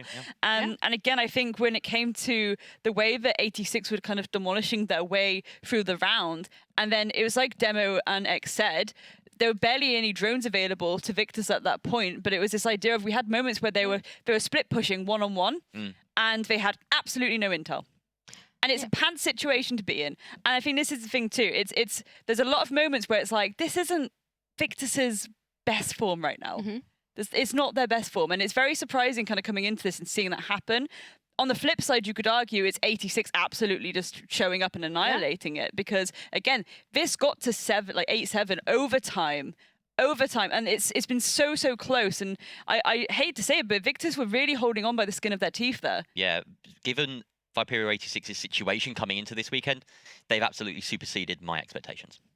Yeah, specifically Victus. I think we said that we were a little worried about them considering all the changes that came in, but they kind of showed us what they are capable of. But if they want to stay into this for the longer run, they're going to have to replicate this onto that next map, which is going to be Oregon. Jerry, how are you feeling about that? Oregon, man. I mean, it's a coin flip at the best of times, and we've just seen an 8-7 clubhouse. So I think all bets are off, quite honestly. I'm not willing to put anything on this one. Fair enough. Grace? I mean, my only bet is maybe we'll see an Azami ban. Maybe, And again, especially that is quite a nice operator to have even on Oregon, to be honest, because you have a lot of points where, historically you may have had a shield. You can just use those Azami banners instead. So I think Victus maybe don't want to risk that. Yeah, maybe you don't want to risk losing out on that HyperX giveaway, so make sure that you use the word bald in chat. And as I said earlier, it's with an A. I thought you were going to come into the frame again. I was prepared for it this time around. But we'll be back shortly. We're going to head over to a break, so don't go anywhere. Map number 3, Oregon, coming your way.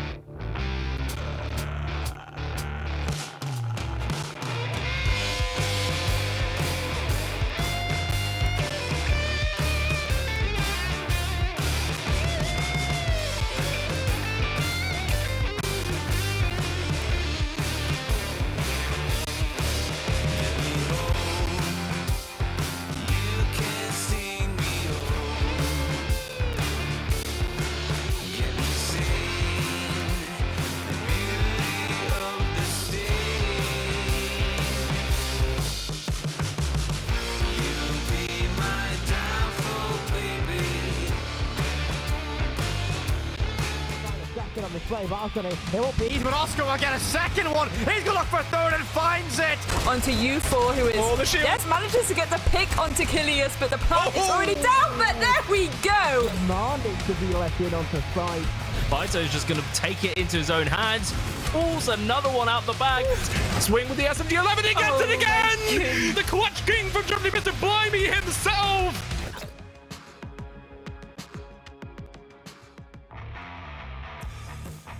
Hello everybody and welcome back to the Northern Premier League Finals. Where are we? Invisible. I have an invisibility cloak. Got the green screen jumper on. I do. I actually was an idiot and brought a green jacket. I know.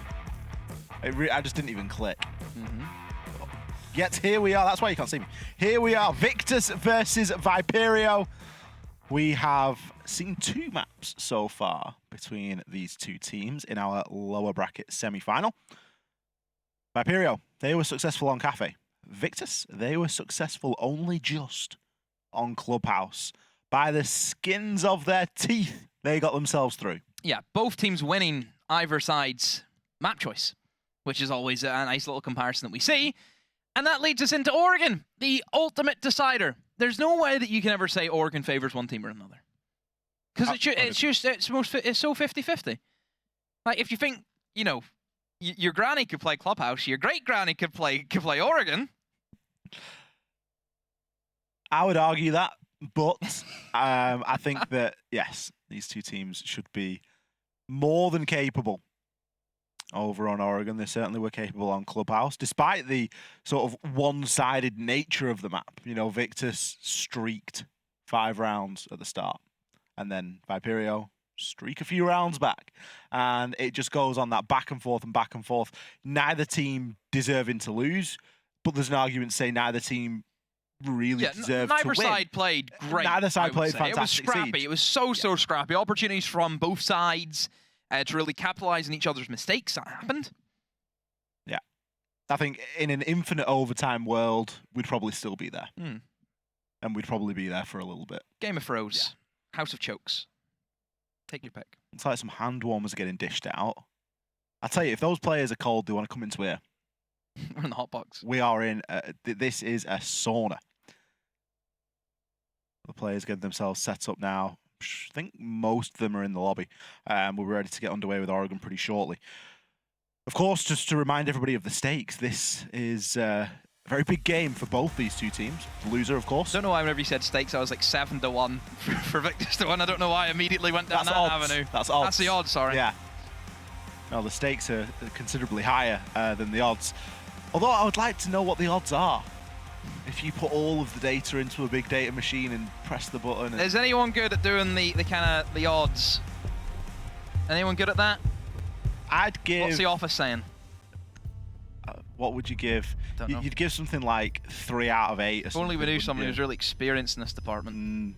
Flora is going to be removed there by Victus. Flora saw a little bit of play on Clubhouse and is an operator that sees quite a lot of play on Oregon. Yeah, Viperio. I've been They've waiting woken for that. up. I've been waiting for that because that has been something that Victus have loved playing is that Nook. I think everyone loves playing Nook, don't they? It took a while just to really hit that. So yeah, I'm glad to see it. Again, Ying open. An option on Oregon. Ying's good, really good in Oregon as well. Belt ban. I like Who's that. It's going to be Mira or Azami. Mira. Okay. Mira to round things fairly out. Standard, fairly default. Flora's banned there because it's really good at taking control of elbow, getting control of blue. Can eliminate that shield very easily. Also very good at getting down attic for the top floor attacks as well. Flores is all round great. There's so many things that the Rosero drones can destroy. All the bulletproofs, all of the deployables, any piece of utility. I always love seeing the background, see who's supporting who. Yeah. We've seen 2 Navis there. We've seen a Hungry with a G2. Ooh. Wowzer. I think we've seen a BDS there as well from... Who had the BDS? Was it Leighton had the BDS? A little bit earlier on. I guess who Upor had. The KAG!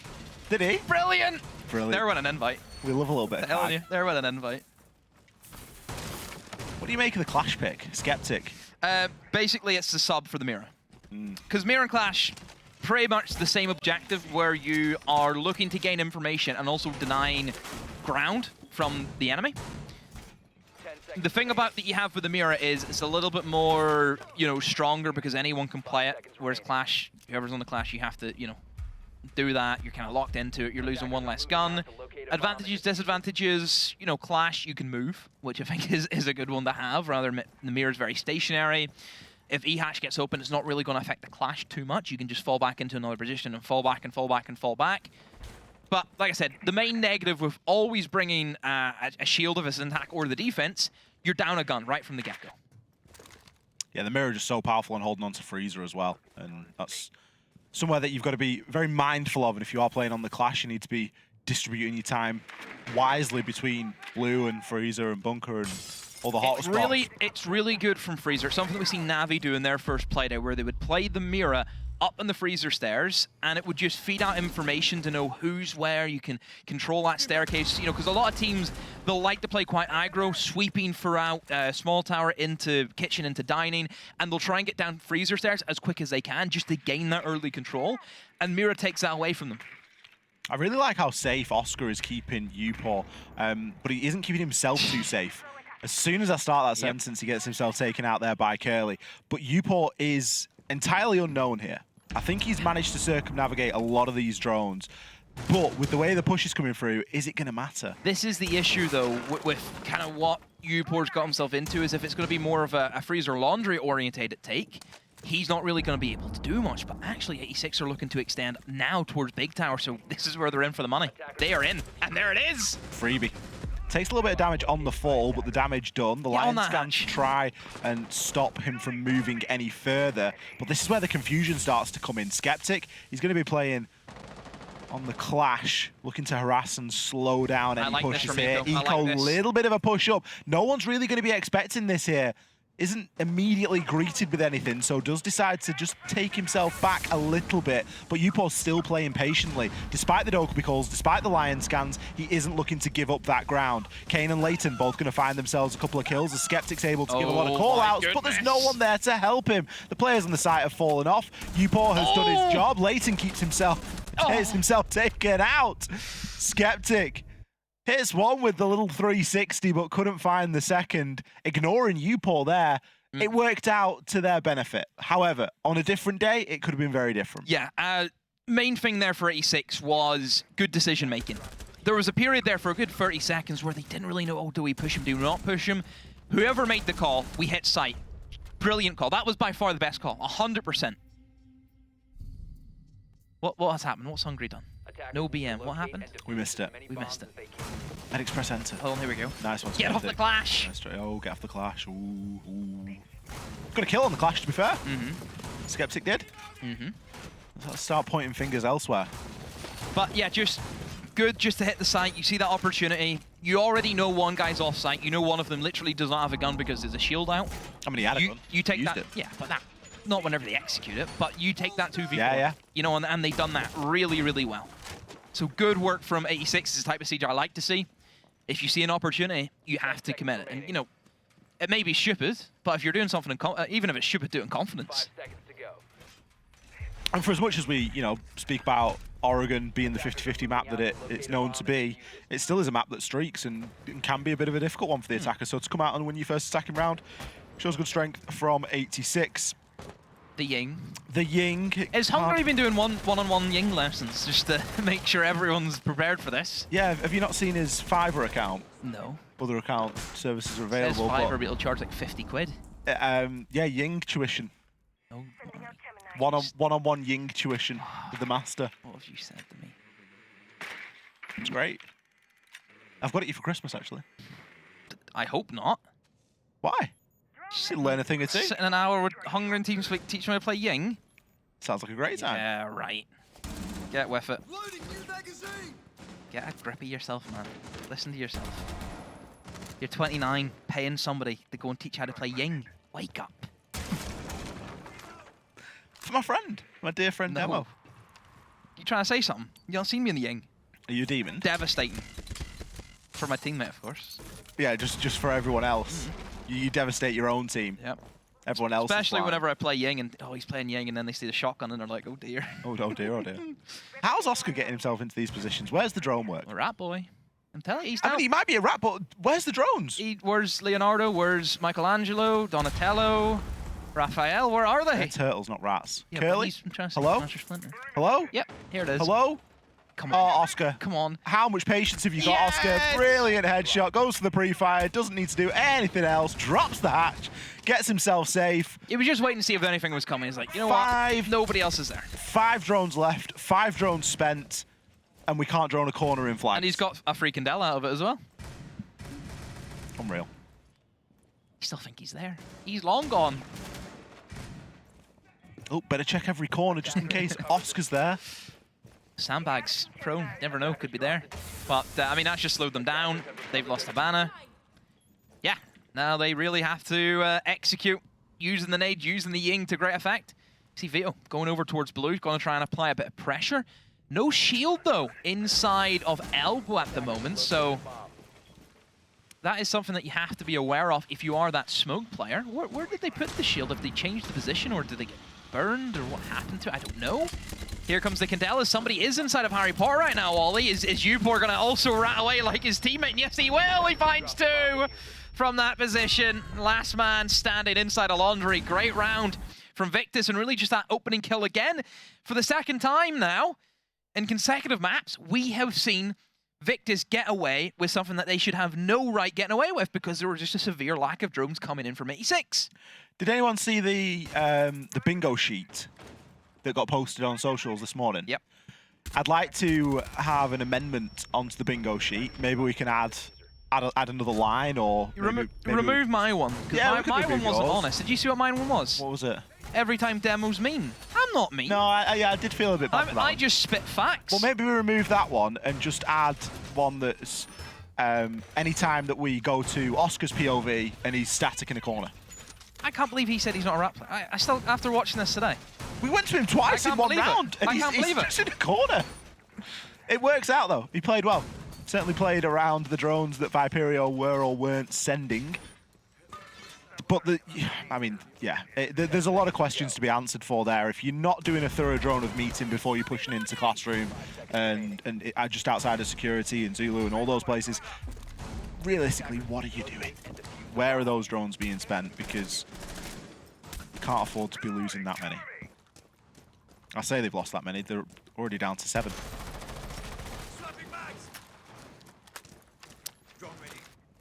Okay. Didn't see that one coming, did you? Didn't hear so, didn't hear a right. Didn't expect the okay, did you? Yeah, okay, he's like 3rd pick. Oh, is it? Oh, just the 3rd pick, is it? Anywho's. Is that 4th pick? Oh, do we keep going down the list? Now then. I hate you so much.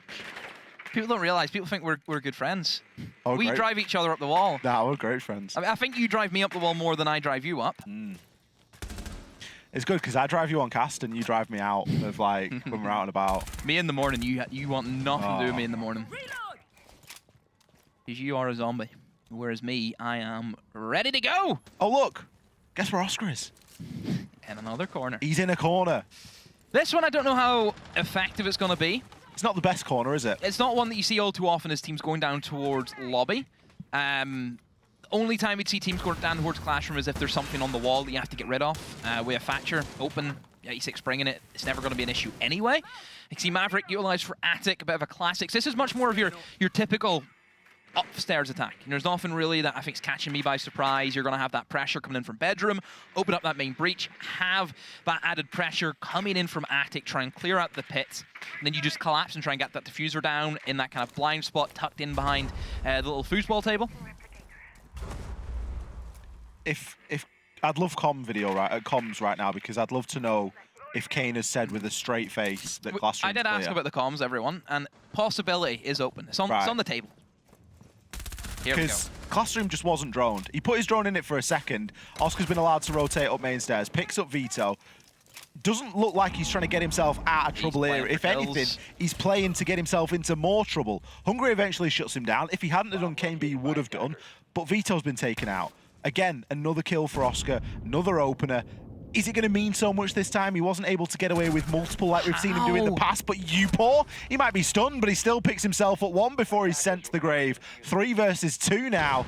Victus still firmly in this one. Hungry maybe has got a chance to try and get himself in and start thinking about a plan. Curly looking for a rotation round. There's the Warden. Skeptic with the shotgun. He's going to make it count. Hungry, he's going to go looking for even more. And Skeptic, well, he's certainly believing in the shotgun today. 2 for 2 on the pumps there, coming in from the rotation from Attic. Trying to flash the Warden, that's not going to work. Just, again, honestly, Skeptic didn't really need to do anything fancy there. Just stood his ground, did what he needed to do, was ready. I think the crossfires were established, but again, just rookie mistakes from 86. Allowing an armory flank to happen. How? We've been critical of the drones. But I think it's right to be critical of the drones. We're being critical, right, because at the end of the day, 86, the way it is, they're going to be in Challenge League. Yes. Okay? We want to see our teams do well. That's a fact. You know? Otherwise, they won't be our teams. We'll pick other teams. We'll go to Japan. We'll go glory supported. We're not interested. We'll go with Jerry. We'll go to Japan. We're not interested in that. But there's going to be tough teams. You've got the Italians who will come in. You've got the Spanish who will come in. These different sides, the Germans. Don't forget about them. These are teams that you have to respect and teams that have proven that they are really good at the game. We need to see our lot do what they do every year, and that is go in and smash them. That's what we want to see. We had a really good run in CL as it stands. It used to be the French that had all the power. Then we came in. We want to keep that. I'd love to see you give a locker room style, you know, where they do the documentaries. Neil Warnock. Yeah. All or nothing. How you want? We could do it. I mean, the players are here. The players are here. Maybe that's a great send-off. You know, when we at the end of the weekend, when all said and done, we just get demos to do it, and we record it. And we just get all the players in there. God, production's going to be working. Oh my, it's so free. That's what you call siege. That is siege timing at its finest. The smoke, though. Yeah. Why is he there? Yeah. What are you doing? I think he was he setting up Attic or something? I think he must be doing something with the shotgun. Medics, can we see Attic, please? Was he setting that up? This is great. Look at me. Look, yeah. There we go. He was. Thank you, medics. Appreciate it, as always.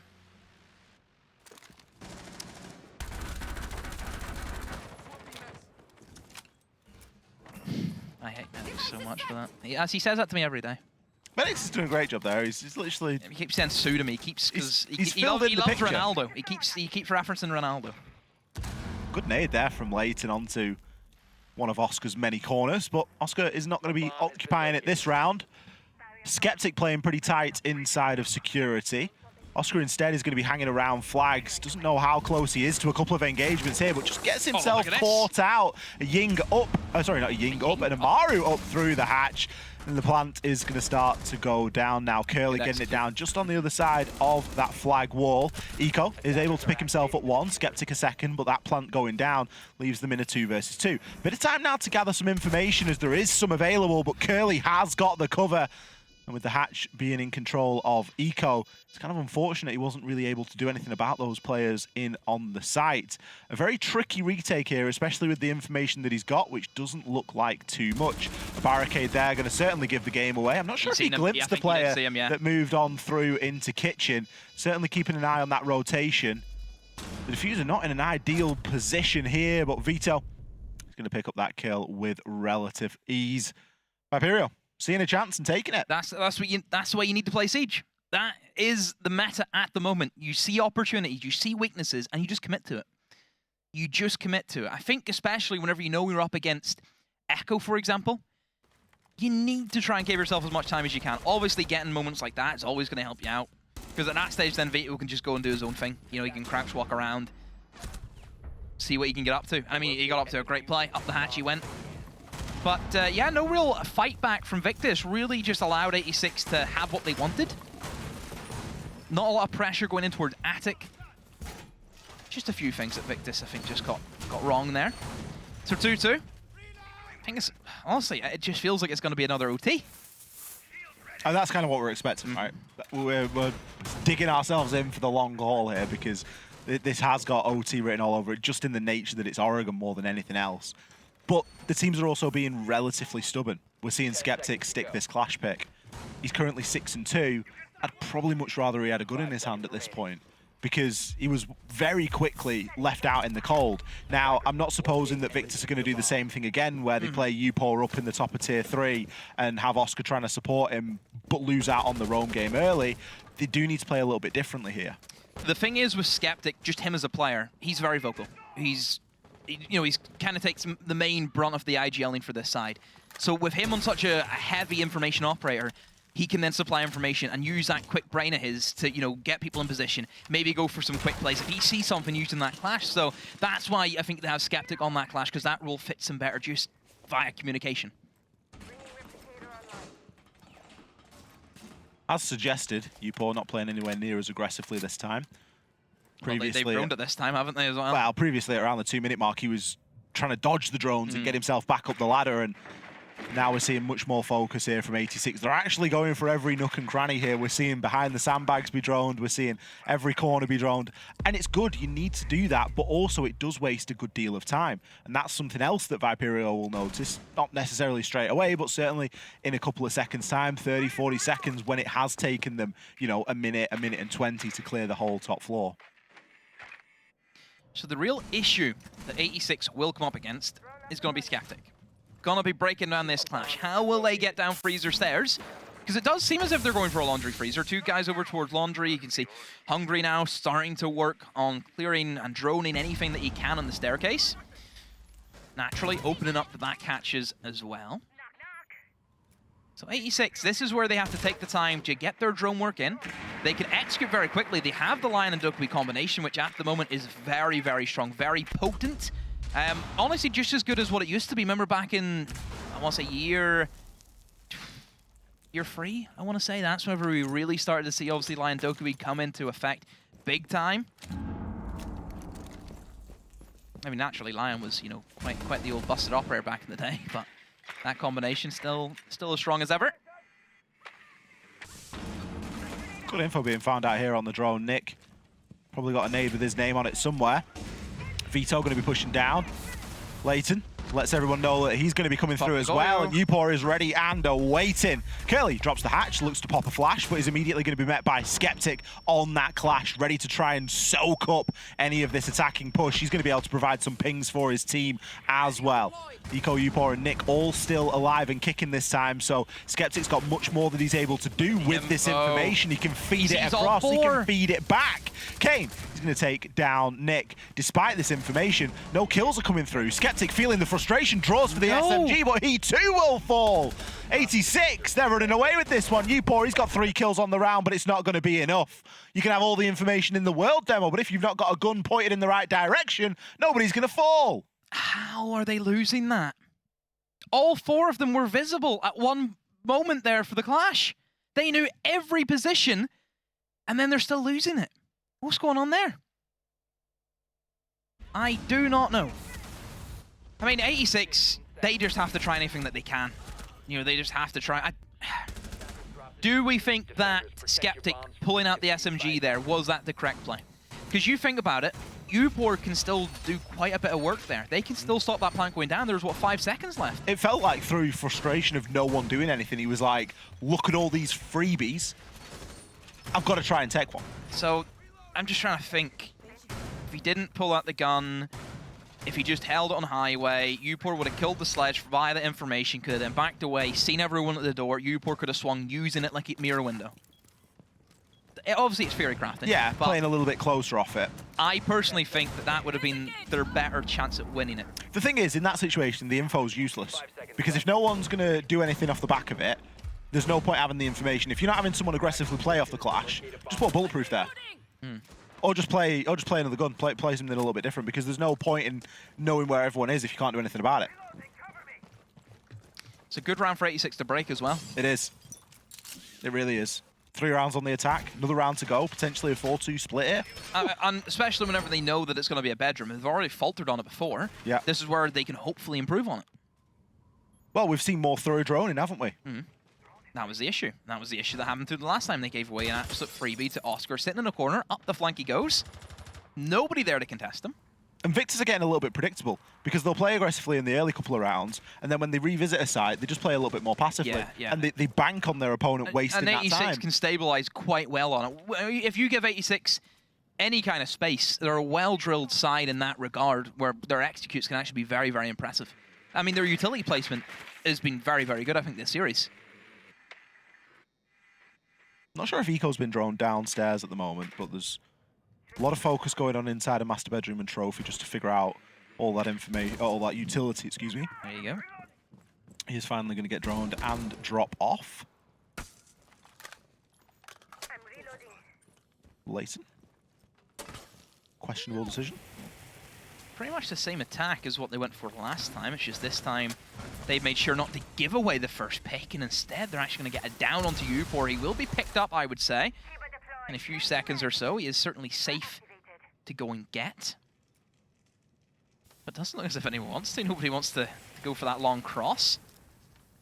U4 is probably begging for a revive right now, but nobody willing to give him a hand, Ollie. He was that player that was, you know, kind of out on his own a little bit at the start of the round. He's up now. He's finally going to get picked up there. The blood trail, he crawled all the way back over. I mean, bless him. He's at least got himself back up and can be a gun in this final stand. Skeptic said, I'm not coming to you. I'm not, you come to me if you want revived. You come to me. Still a couple of Kibu barriers knocking about as well. Hungry going to try and deal with the first one that is coming across now. With this wall open, it's going to be super difficult. I'd really like to see someone from 86 rotate onto that big window now. You need something, yeah, that's it. You need something It's else, a massive, massive line of pressure that you can apply. Vito picks himself up a freebie onto Nick. Not sure how he's gotten away with that one. Curly is actually going to be on the kids rappel, so could look to try and do something from that angle of things, but he too will be shut down. Nobody on that double window demo. Skeppy's missed out on a freebie into Hungry. He has the defuse. He's going to try and get the plant down now, and all 86 need to do is cover him. Just go for Hungry. You're safe. Everyone has you covered. Get the plant down. Uport's going to try and retake Attic. But like we said, Leighton just has to hold that angle. Oscar will go through. Finds two of them. How on earth has he done that? Diffuser is called. It's 8 seconds to go. Skeptic with a shotgun out, but no, looks the wrong way. Nobody was coming from Attic. Both of them flooding through the main area of the bomb site. Gets caught out. 86, almost a disaster class. You got to feel sorry for Oscar, haven't you? Ever since it was mentioned in the previous match, I've started to notice these exit frags, and they are starting to rack up a little bit. And it's through no fault of his own. He's picked up 2 beauties there. I mean, I wouldn't say that's an exit frag. No, he's that's picked up 2 beauties there, but they are going to go down as exit frags in the end. Time for a timeout. Victus at the halfway point have chosen to take this timeout. I was sort of joking at the start of that round when I said it could be a 4-2 demo, but it's been a 4-2 on the attack for Viperio. They've done fantastically well here on Oregon. That last round, very scrappy, could have gone either way, and you can't really even put it down to Skeptic just picking the wrong 50-50 at the end. You know, which way do you look? You've got 3 options. Stay in the corner, look left, look right. Whichever you pick is going to be wrong. You know, you're never going to be able to make everything happen in that sort of a split second, especially when the time's running down and the attackers are bearing down on you to pick up that final kill and end the round. Defenders, protect your bombs from being defused by attackers. So, side switch. Over now to 86 in the defense. Nothing too out of the ordinary in terms of lineups. Like the Goyo, I think Goyo by far his best site. 100% in the game, best site by far. Not even a competition. The reason why is you think about how Oregon plays, especially for the basement. Teams will take their time. Teams will sweep every inch of the map. They will sweep typically from west side, go for the top floor, they'll stabilize, they'll cover off their flanks. Then they will begin that grueling process of getting the hatches open and then looking for their blue take, looking for their pillar. By the time you do all that, you probably leave, what, 40 seconds, 30 seconds, give or take, to get a plant down? How long do those canisters last for, Ollie? They last for a good amount of time. Yeah. Give or take. Yeah, they last for a very long time. And if you think about whenever you're executing on from pillar to try and get that plant down inside a supply, you are attacking from one direction. You will be flooding in through choke points that, first of all, you cannot pop the Goyo canister from any other angle apart from the defenders can only do it. There's no cheeky way of getting rid of it. You know, we may see some Goyo canisters in Clubhouse that you can easily get rid of if you're in the right position, if you're in a correct angle. You can't do that in Oregon. and you just choke point everything into one big mess, and you just can't do anything against it. So the Goyo canisters, great pickup. Definitely try it out. You will not regret it. Speaking of choke points, Nick's finding himself in a tough one here. He's going to come away with 1 kill. Can he get 2? He's fought his way into security, but now he's likely going to have to try and fight his way out. Going to look to try and open the hatch into Freezer maybe and just make it a bit more dangerous for Leighton to play on in there. As such, Leighton will rotate back. 1-for-1 trade now. Jackal for a mute. Shouldn't matter too much in the grand scheme of things for Victus. The Rome game has largely been completed now as we enter the halfway point, and all 4 defenders are going to be sitting in on that site. The mute, on the other hand, you're going to lose potentially that C4, which isn't necessarily going to be ideal, although there's still one in the hands of Hungry. It's not too bad from Victus, the fact that they've gotten that pick at least. Still going to be very difficult to execute. This is the issue with Laundry and Freeze are very easy to set up your executes, i.e. gain control of Laundry Hatch, gain control of Freezer, but executing and planting onto this site has been a real nuisance for a lot of teams attacking it. It does not have a good conversion rate for going for these Laundry and Freezer attacks. So Victus, they have to be in the ball, they have to be ready for it. Because very similar to what you do with the backside is you're just going to be huddled up and you're going to be flooding into an area where you can be easily denied. Except this is a little bit different because you don't have the same blue pressure you can apply from a pillar take. Leighton just gets caught out on highway there, Skeptic. Not sure how he's gotten away with that one. Caught very flat-footed indeed. That gives a bit of an opportunity now for players to start to push up. Nick continues in on through Freezer. The plant starting to go down now as well as Eco shuts Curly down. Vito, got a lot of work to do here. Picks himself up 1. Could be an exit frag or not. With the plant going down and players now starting to retreat, the cross is being held very nicely indeed. Nick picks himself up a 2nd kill from inside of the Freezer. That initial little push on the Ash worked out incredibly well. His patience was thoroughly rewarded there. Maybe got a question Leighton there, Demo. I'm not saying that was the reason that the round went badly, but it was the start of the avalanche. I mean, I don't know why Leighton was caught out just in Highway like that. Because the whole thing about Highway and why it's difficult, I think, for the attackers is, one, you have to challenge Highway, you have to take Freezer. And getting somebody in behind that Freezer box can be sometimes difficult to deal with if you don't have nades. And then the thing is, if you're flooding in through that laundry doorway, you can get shot from 3 different angles, which is that main issue. Highway, closet rotate, and the laundry rotate.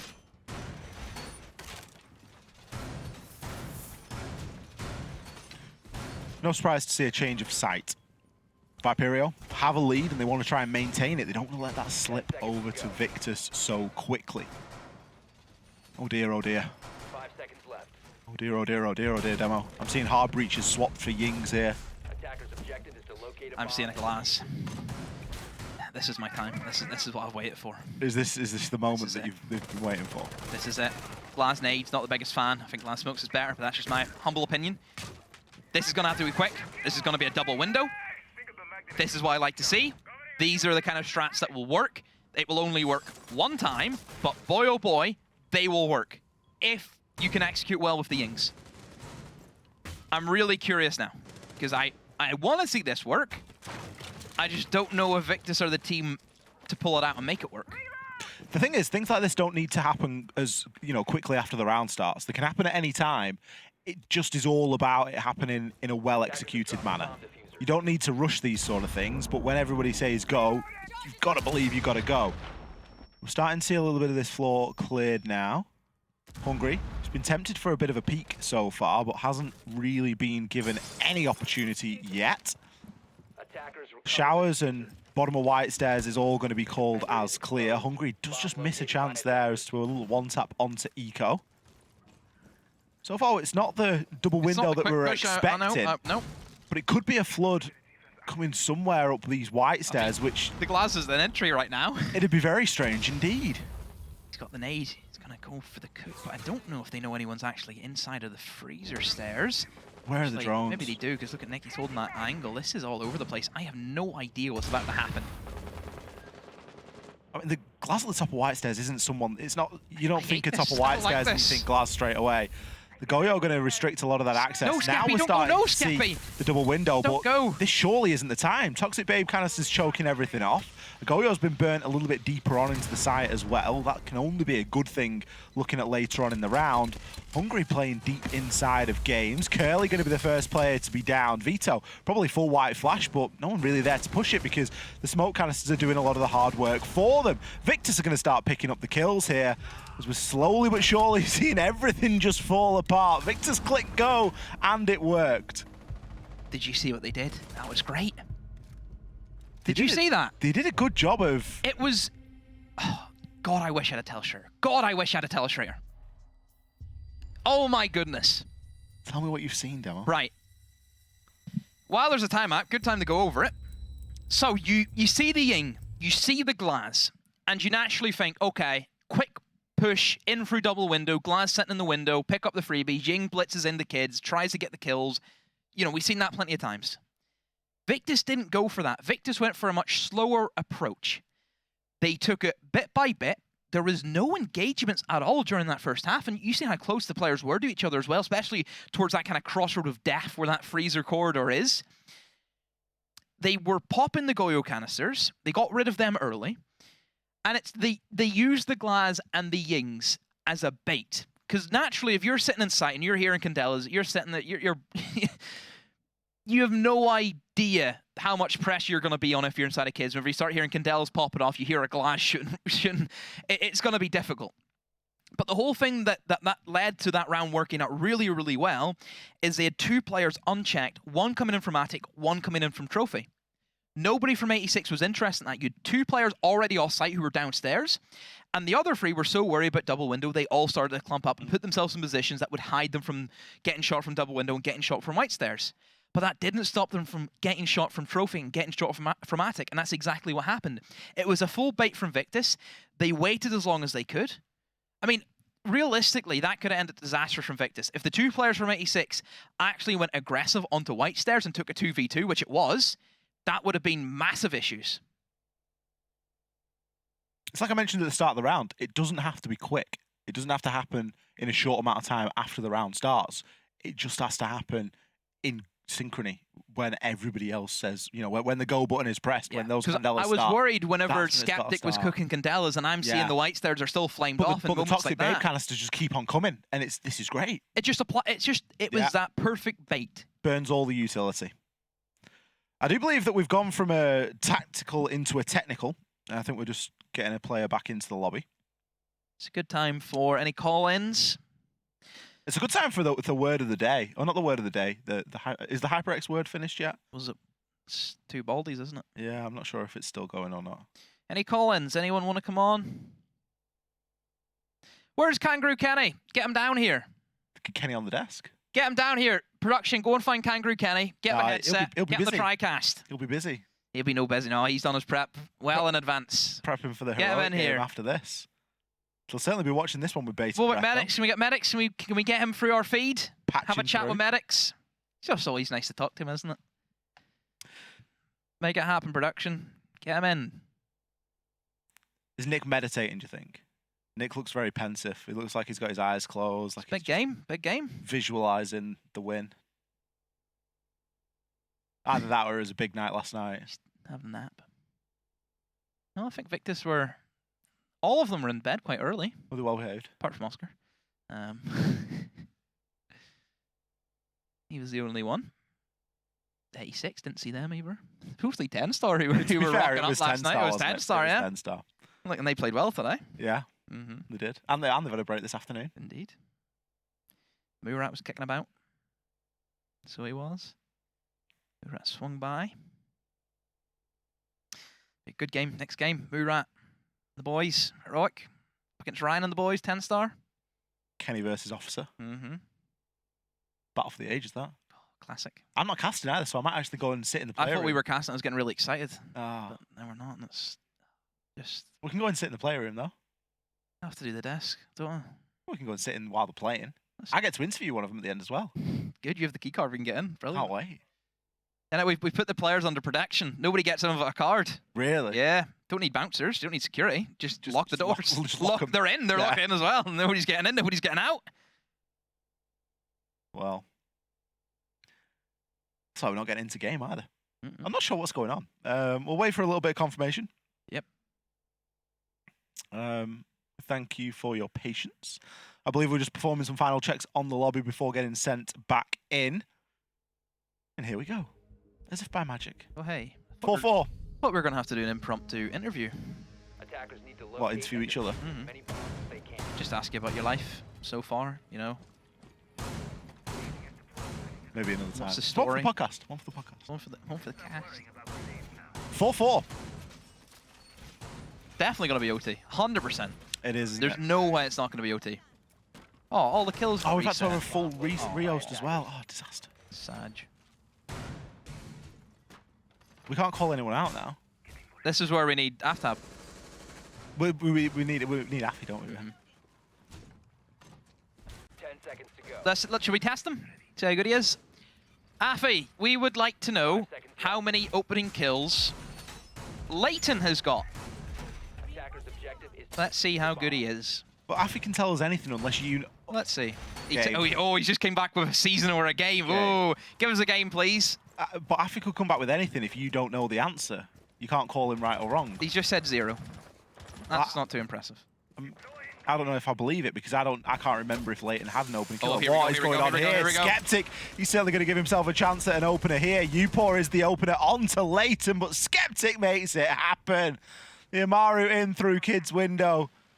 It is as old as Amaru. They've learned from Clubhouse. You don't send Amaru walking. You send her flying through the sky. Get her in and get those kills.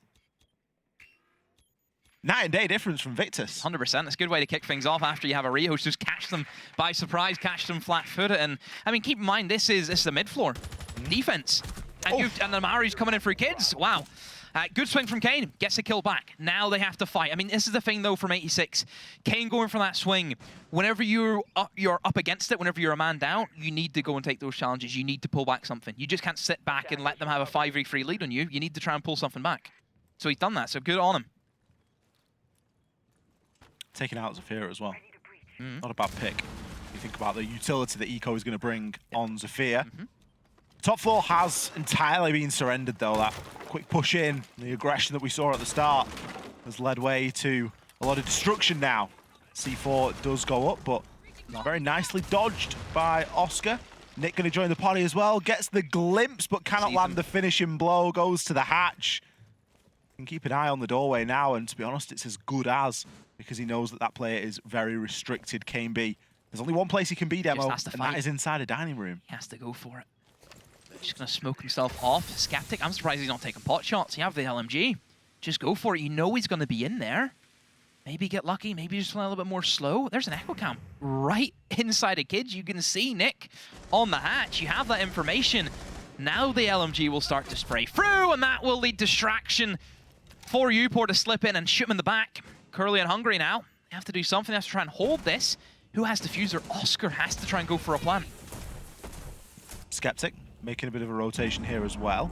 Hungry and Curly. Got a lot of holding on to do. Both positioned inside of meeting. Oscar just going to be cooking a nade to be thrown onto Z corridor. Look at Curly. Isn't going to come through to anything, but Curly has aggressively swung through. Can he land the shot? Eventually does, but it comes to nothing. Skeptic there with the trade. Victus, very pleased with themselves that round. That's one that they'd set up there inside of that timeout and inside of the technical that we had as well. But they've got to do it again, Demo. This was great. You know, this is where I think the meta is so fortunate because it's so flexible. You can do 101 things. It's not like, think back a year and a half ago, Ollie. You'd sit there. There's about 20 different shields. There's so many WAMI discs with the big radiuses. That whole meta that we had. You were so headlocked into a certain set of operators on the attack. Now we're in a position where you can bring anything and it will work.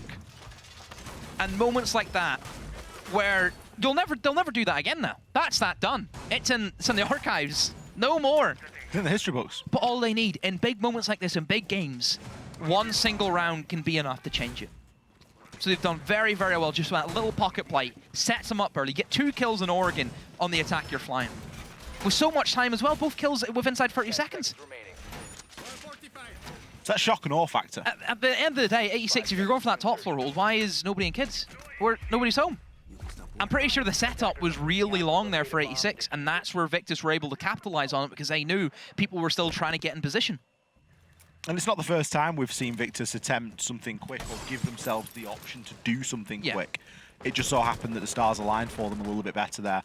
You can only think it's off the back of, obviously, pre-planning, but a good amount of drone work as well. Nick going to be making a bit of short work of the walls there inside of Showers. Here goes Oscar. Another Amaru. He has been deadly today. 10 and 3 in the opening kills in the series. We have sort of poked a little bit of fun at Oscar for a couple of exit frags that he's had here and there. But he's been getting the openings as well. Opening. I think back to Cafe. An opening merchant and an exit merchant. Yeah, think back to Cafe. Seems like a long time ago now, our first map of this series. Well, that's long gone now. It's all about the Oregon. Stats carry over.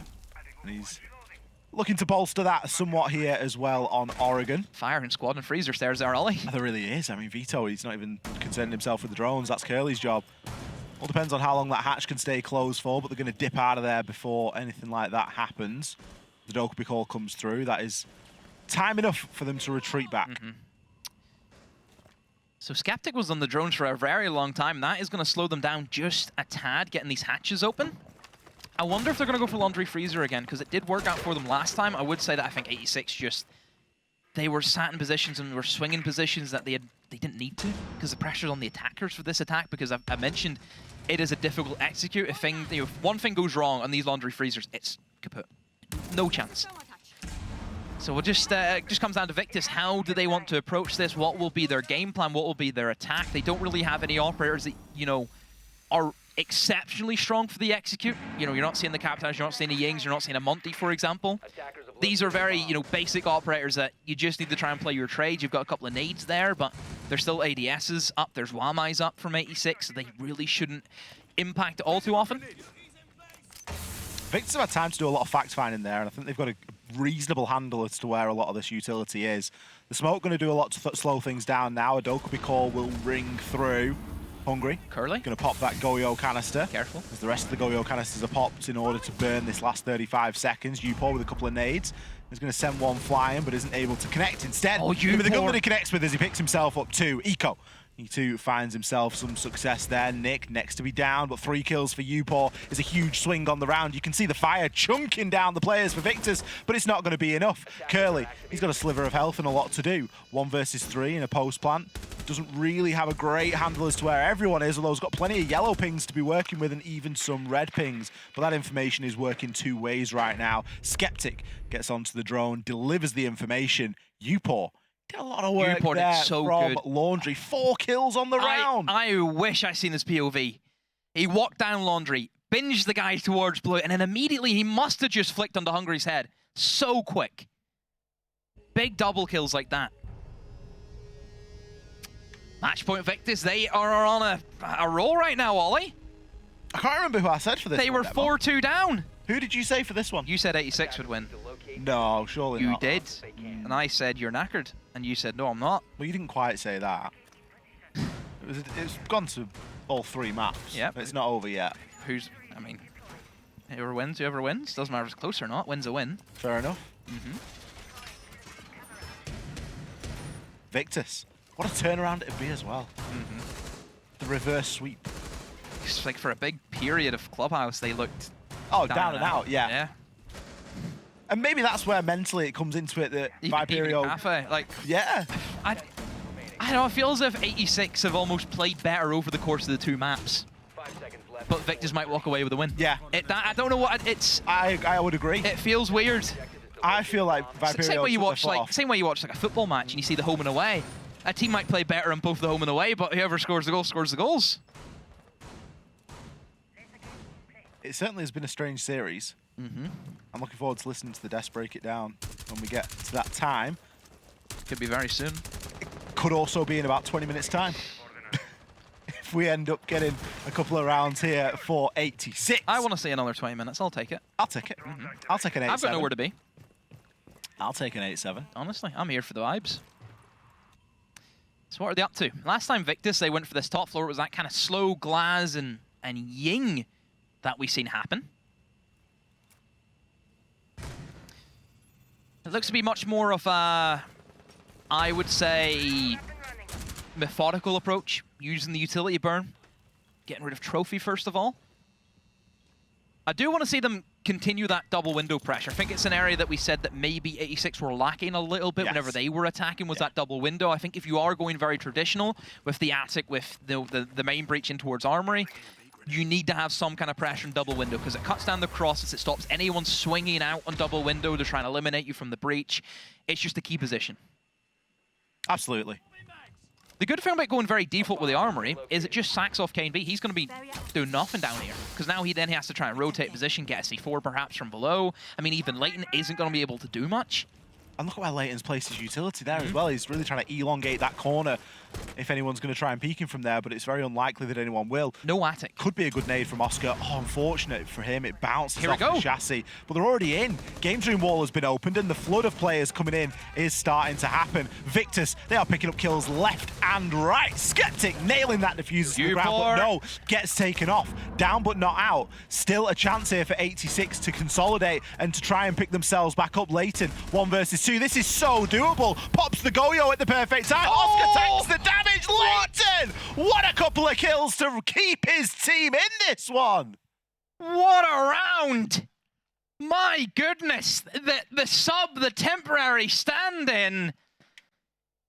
My goodness. Comes in last minute after 86 losing players. What a performance he's putting on. You can see why he's been kept on the sheet for the past 2 years. You can understand because he comes in. These big performances. My goodness. I mean, what do we think about Oscar? What do we think about Oscar going for that push? Because he still had a minute. I think he did well. You think that was the right play? I think you play that every single time. I would love to see Leighton's POV on that. That is a full 180 on the mouse mat and just hope and pray. It's not a kill you expect to get. Leighton had his back to him. And he just bing. It has to be said, right? Victus, rookie mistake cost them. What was that rookie mistake? Tell me. You don't want to have a punt? No, but I don't know what you're going to say. Flank protection on Armory. Okay. We seen that Azami on bottom freezer stairs, for goodness sake. How has that Azami then ended up swinging Armory breach from the bedroom side of things? The danger that I saw was when there was 3 players pushing from Games and Pit on the side of Victus, and we didn't have any crosses being held. We didn't have the double window being open. We didn't have anyone at the top of White Stairs at that point. And it was not quite 1v1s, but that's what it really felt like. They weren't really pinpointing in onto anybody. They've let one slip. Still a chance for Victus to take this in regulation. If not, we may need to see overtime again. That last round is certainly going to have given 86 a little bit of a kick. Oh, 15 minutes still to go, Ollie, for this game. You're a ghost. 15 minutes. I half expected to see you in a white sheet with, like, Casper painted on your face or something. Casper, yep. Ghost noises. I'm telling you, OT, I feel it. I feel it in my bones. Yeah, I'm fully prepared for overtime. I just heard the analyst sigh. No. Get a grip of yourselves. You're here. You're here to watch Siege. You should be loving you seeing more of it. I know I am. Aren't you, Ollie? I want to see if Leighton keeps himself alive on Highway this time, because that was a key piece of the puzzle last time we saw this site defended. That was a Goyo that just got popped there at the top of those back stairs. Maybe not. Maybe it was not. Still, Viperio, you can feel the tension, can't you? You can feel just how much this means, because we've seen previous rounds where people have been roaming. Victus win this or in CL. This is it right now. It's huge. This is everything for them. So, Victus, a minute to go. Goyo canister. Still up. That's going to be the issue. We've seen a great display of Goyo at the moment from both sides being able to utilize it. There goes the pops. Durin01 has moved in towards Harry Potter. Curly's in a great position. Nick will find Hungry, and Nick finds 2, but Curly could be an upset maker. Curly will find 1, but no! Gets shred up by Oscar. They keep on pushing. Victus have 1 more to find in Upor. Welcome to Challenger League, Victus. They will take the win. Oh my goodness, what's Kangaroo Kenny doing there? What's he doing there? He's from TENSTAR. Kenny just wanting to get in on the moment. Is that why there, he's arrived and they win? Is he the lucky charm? Victus finally managed to get the job done here. That scoreline might read 2-1, but that is not the way that game went down. An incredibly close series, nearly requiring every round available on Oregon, but just not quite. An incredibly close game. I think Viperio will probably feel a little bit hard done by there. Obviously out of the competition now, but Victus, they dug deep when it mattered the most, and they really showed us that winning mentality here. Think back to Cafe. All the way at the start of this best of 3 demo, things were not looking great. Even for a lot of Clubhouse, things didn't look fantastic, but they kept themselves on that straight and narrow, and they did incredibly well on Oregon. You know what this means? We've got 3 teams in CL. We do. What does this mean for M&M Academy? They have to play next qualifier. Yeah. And if they have an all right showing, they should be in. This was my favorite play. Skepta Camaro in through. That was, yeah. It was redemption from Clubhouse as well, from just creeping in down oil pit, or down dirt tunnel. I mean, 86, they dug in. They tried their best. I mean, Leighton, for me, standout of the team.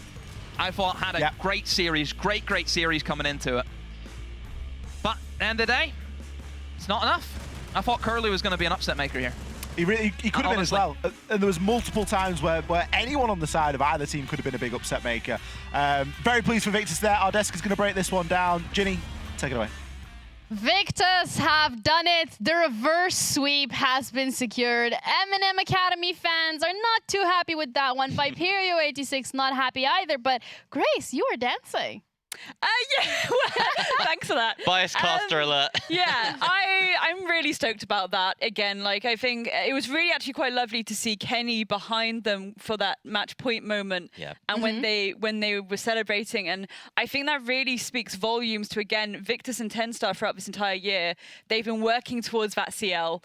They've been constantly grinding it, and they are like almost like sibling teams at this point in my eyes anyway. And you know, TENSTAR, they already have that CL spot. Victus really needed to win this. They really needed to win it, and it was 3 maps as well. That's a long slog of it, especially with some of the issues that they were having, and it's just really good to see. So yeah, little dance moment. It goes to show like the camaraderie in the scene, right? Everyone here, they are rivals, but they're also friends, and that is just such a big win for not just Victus, but the NPL scene as a whole. It's so cool to see them make it, and in what fashion, what amazing fashion. That was an absolute banger of a series to get to watch. Yeah, definitely. We went all the distance, 3 games. We even had overtime on the second map, but Oregon specifically, one of the maps that we haven't seen Victus pull out, and they kind of hit it, so to say. Do you think that was the right call to make? I mean, they won, but still, with their performance on the map, was it the way you expected? We were certainly questioning it in that first half. Like, we were. Viperio 86 came out, and to their credit, they were attacking like the old Viperio 86 that we know and love. Like, they had a lot of coordination going their way. They were executing beautifully. There were some slip-ups from Victus for sure. And then we went on to the attack for Victus, and 5 rounds on Oregon on attack. That is not something you get every day, and that is some way to secure Challenger League, right? With that kind of display, and they did it by sitting back on their basics, as you were mentioning behind the scenes, Grace, is making sure that they actually did hold those angles and be sensible in the execute and time them really to perfection. There were some moments where you thought, oh no, hold on, don't go just yet. Get that synchronicity on point. And it made the real difference. 100%. Holding those angels and then going for that coordinated, counted down collapse onto site every time. And it was really beautiful to see. And even moments where, you know, they were holding, they knew 9 times out of 10, you kind of, again, it's Oregon. It's the Plowman sandwich. You know, it's same old. And you know where these players are probably going to be holding, even if, you know, you've droned it out a little bit, you know, they're still stuck there. You're just holding that line of sight. Like your life depends on it, because it does. It does. So that was really good to see from them, again, especially given how that second map was going. Yeah, we might be seeing the praise of Victus here, because they are the ones that are going to be going on towards CL. We also have an interview with Nick, actually, and we're going to be heading over to that one just so we can see what they have to say before we talk about Viperio 86. Thank you so much to the desk, and live from the black box, I'm standing with probably the most happiest man in the box right now, because he finally gets an interview with me. CL, pish posh, who cares about that? But Nick, banging performance in the last game. What are your final words, or first words actually, for this interview? I mean, after losing the first map, like, we already knew what we were struggling with, and we just went to outside, have a quick, like, talk, and, like, we knew how to fix it. Second map, like, that's just, like, our classic. We always go, like, 7-7, and it's, like, always like that. But, yeah, we just knew what we need to do, and we executed it so well. Like, I'm so proud of the team, and, yeah, we made CL, so grind pays off. So James and Jacob, I believe it was the CEOs were sitting right behind you the whole time. You felt the pressure, and I was standing behind them in the last round, and you were, you could feel the tension from the CEOs. Very delighted. How much do you think it means from the entire team and the organization of Victus for you guys to make it to CL? It means everything. Like, we were already kind of like, we lost points that we should have earned in the CL quals, so this was like, we are stress-free now. Like, we made it. We don't need to worry about anything now. We just need to play. And also, like, we're playing with Eco. Like, he's a sub. Like, we screamed him with like maybe a week, like maximum of week or something, and he played his heart out. So it's like, it means everything to us in terms of like, we've been grinding for years and we fucking made it. So. We forgive that one. So just gonna bring up the stats there. Look at that. Look at that screen. Look at your stats. You're playing a great performance there. Sorry. No, we can't see that far. Can we see that far? There we go. Thank you so much. 29 and 32 over the season. So you had a really good season. I mean, you joined Victus from Ambush. You guys had a really strong first half of the season with Ambush. And I think a lot of people would say that you were sort of the standout player in the league as well at some point. So what was it for you now to have gone from Ambush, a full finished roster, to Victus and almost immediately get that CL spot? Like, how's the season been for you, summed up very quickly?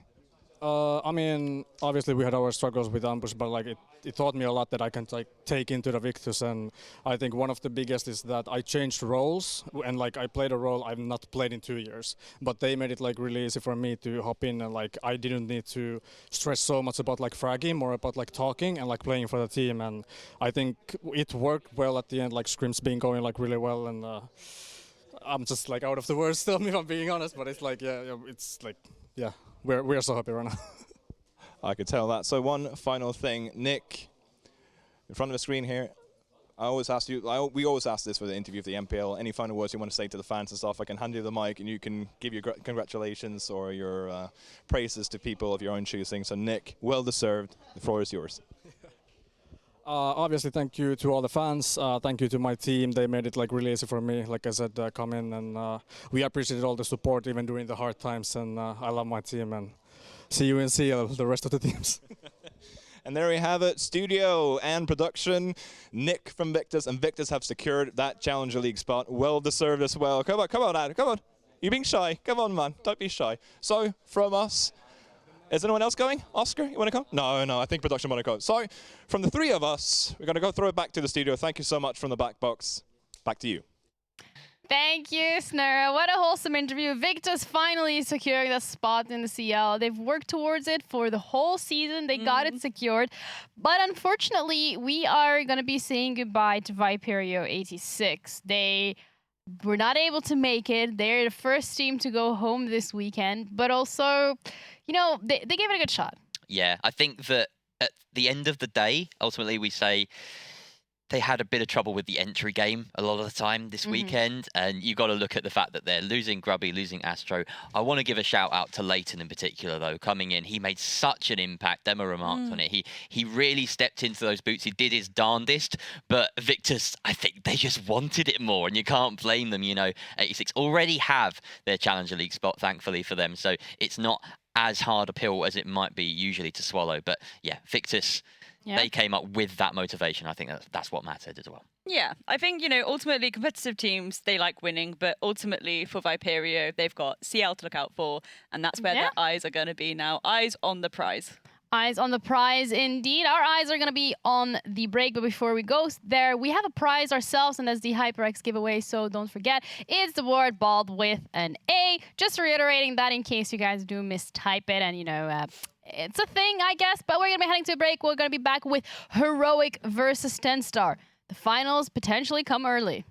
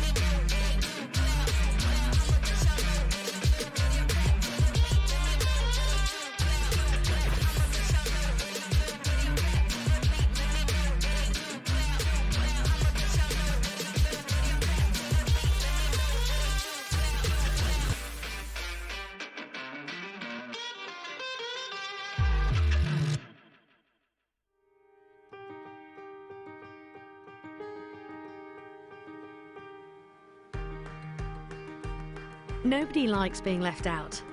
That's why Special Effect are helping people with physical disabilities to play video games.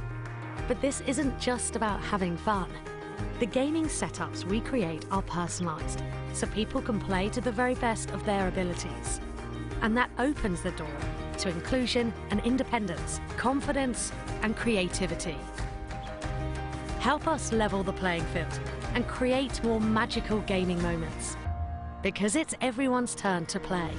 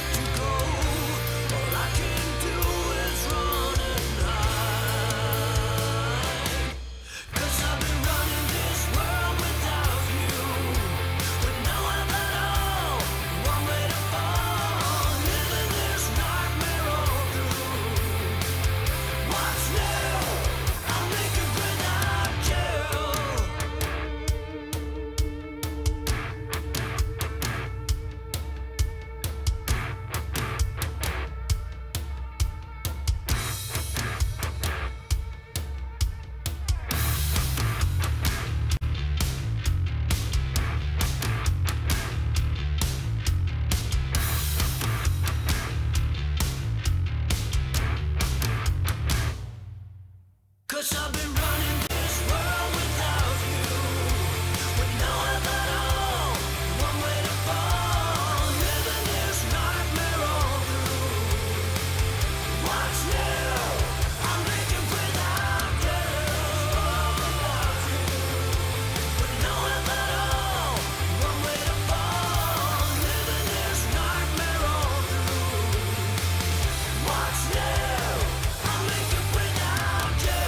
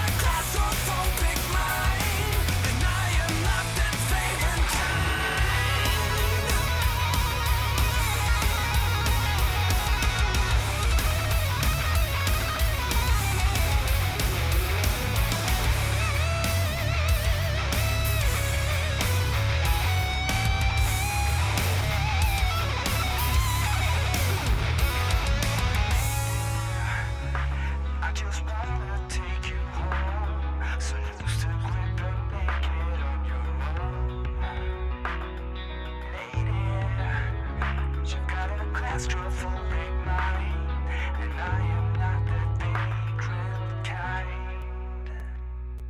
Baby, I just wanna take you home, so lose the grip and make it on your own.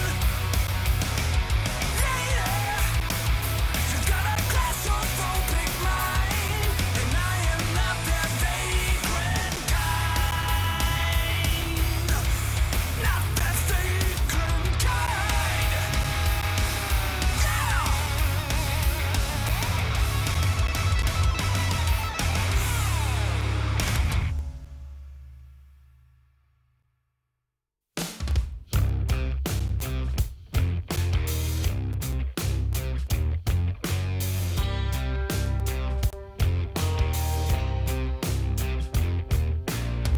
White snow, red sky, reach up for so high.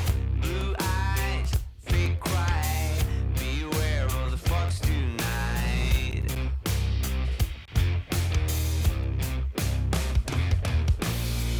Cold feet, dark rain, my blood in your frozen veins. Dream high, no pain, run fast in broken chains.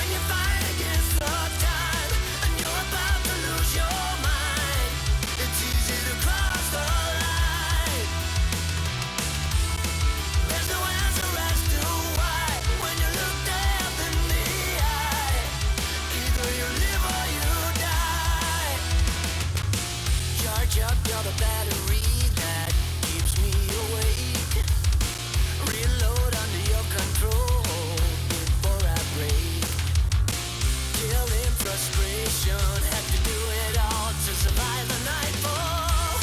When you fight against the time and you're about to lose your mind, it's easy to cross the line.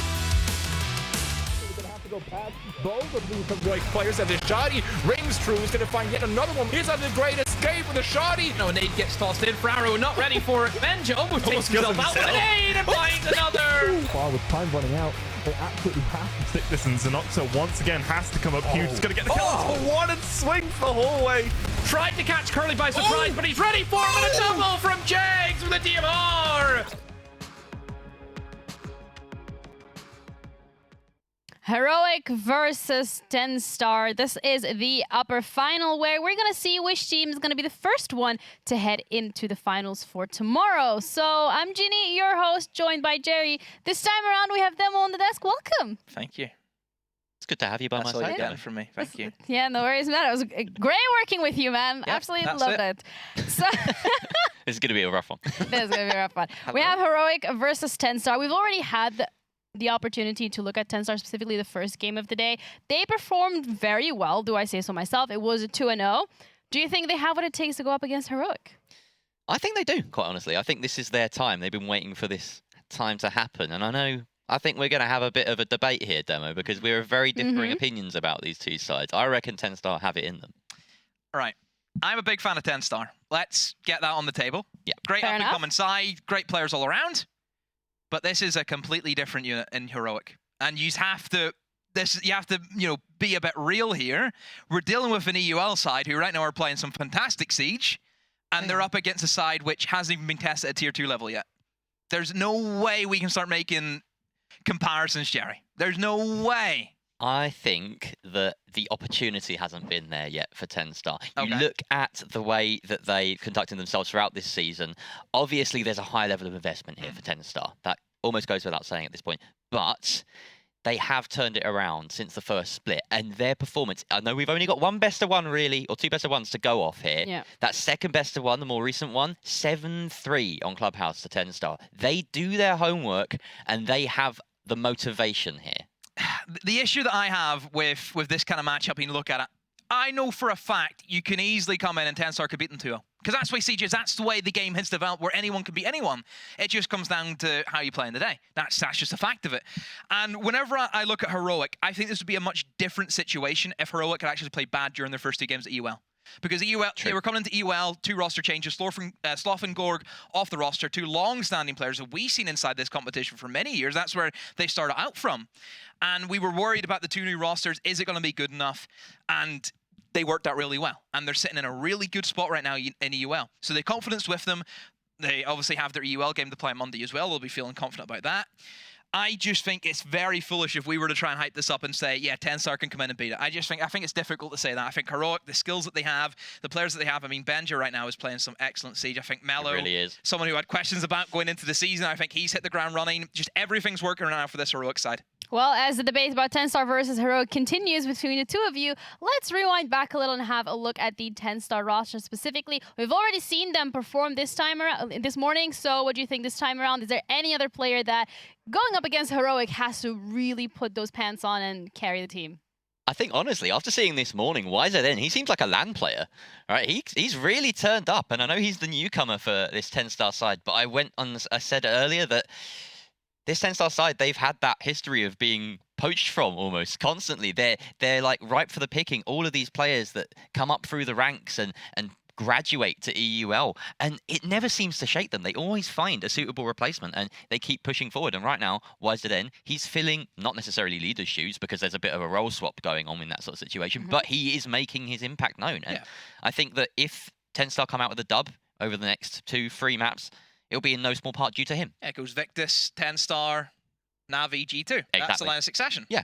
Full circle. That's it. That's the pipeline. That's a very direct pipeline. But I want to pick your brain about this one as well, Demo, because we haven't had you on desk for the TENSTAR versus Viperio 86 game. You have a lot more knowledge about Heroic. You have the chance to work in EUL. So looking at the roster, looking at how they've performed this morning, with the history that TENSTAR has, who stands out to you? What are you expecting to see from these individuals? I think today Jags needs to play well. I think considering who Jags is going to be challenging against, Benja, who right now is on top of his game. You know, the form that Benja's bringing in to this competition is going to be mighty. You know, obviously I know Heroic are going to be much of a weaker side because they're not going to play full power. We know that about EUL sides in this competition. They're not going to show their full hand because they've bigger games coming up. But even Benja, without really any strats, the gun skill he has, the game making plays that he can do, that's going to cause headaches for anyone. And whenever Jegs is going to be obviously this main entry that we're looking at for TENSTAR, that's who we're going to see that battle. It's going to be Jegs up against Benja. So I think Jegs has a lot to do today. He needs to get off to the ground running. I think Jegs, a young player, a lot of gun skill, a lot of talent. If he starts off, I think, in a rut and he maybe loses the first 2 or 3 opening engagements, I think that's a game that can progressively get worse. If he starts off really, really strong, then it's only going to come up. And that might honestly be enough to push him over the hedge against Heroic. Because it might just take one life game is enough to see you over a win. Now, looking at Heroic's roster, Benja, again, one of those players that you highlighted. But, Jerry, we haven't seen them on Stream A yet, so what are you expecting? I'm expecting the Pro League team that we know. You know, this is a solid side, and there were some doubts over Doom, over Mello, somewhat untested Somebody players. had doubts.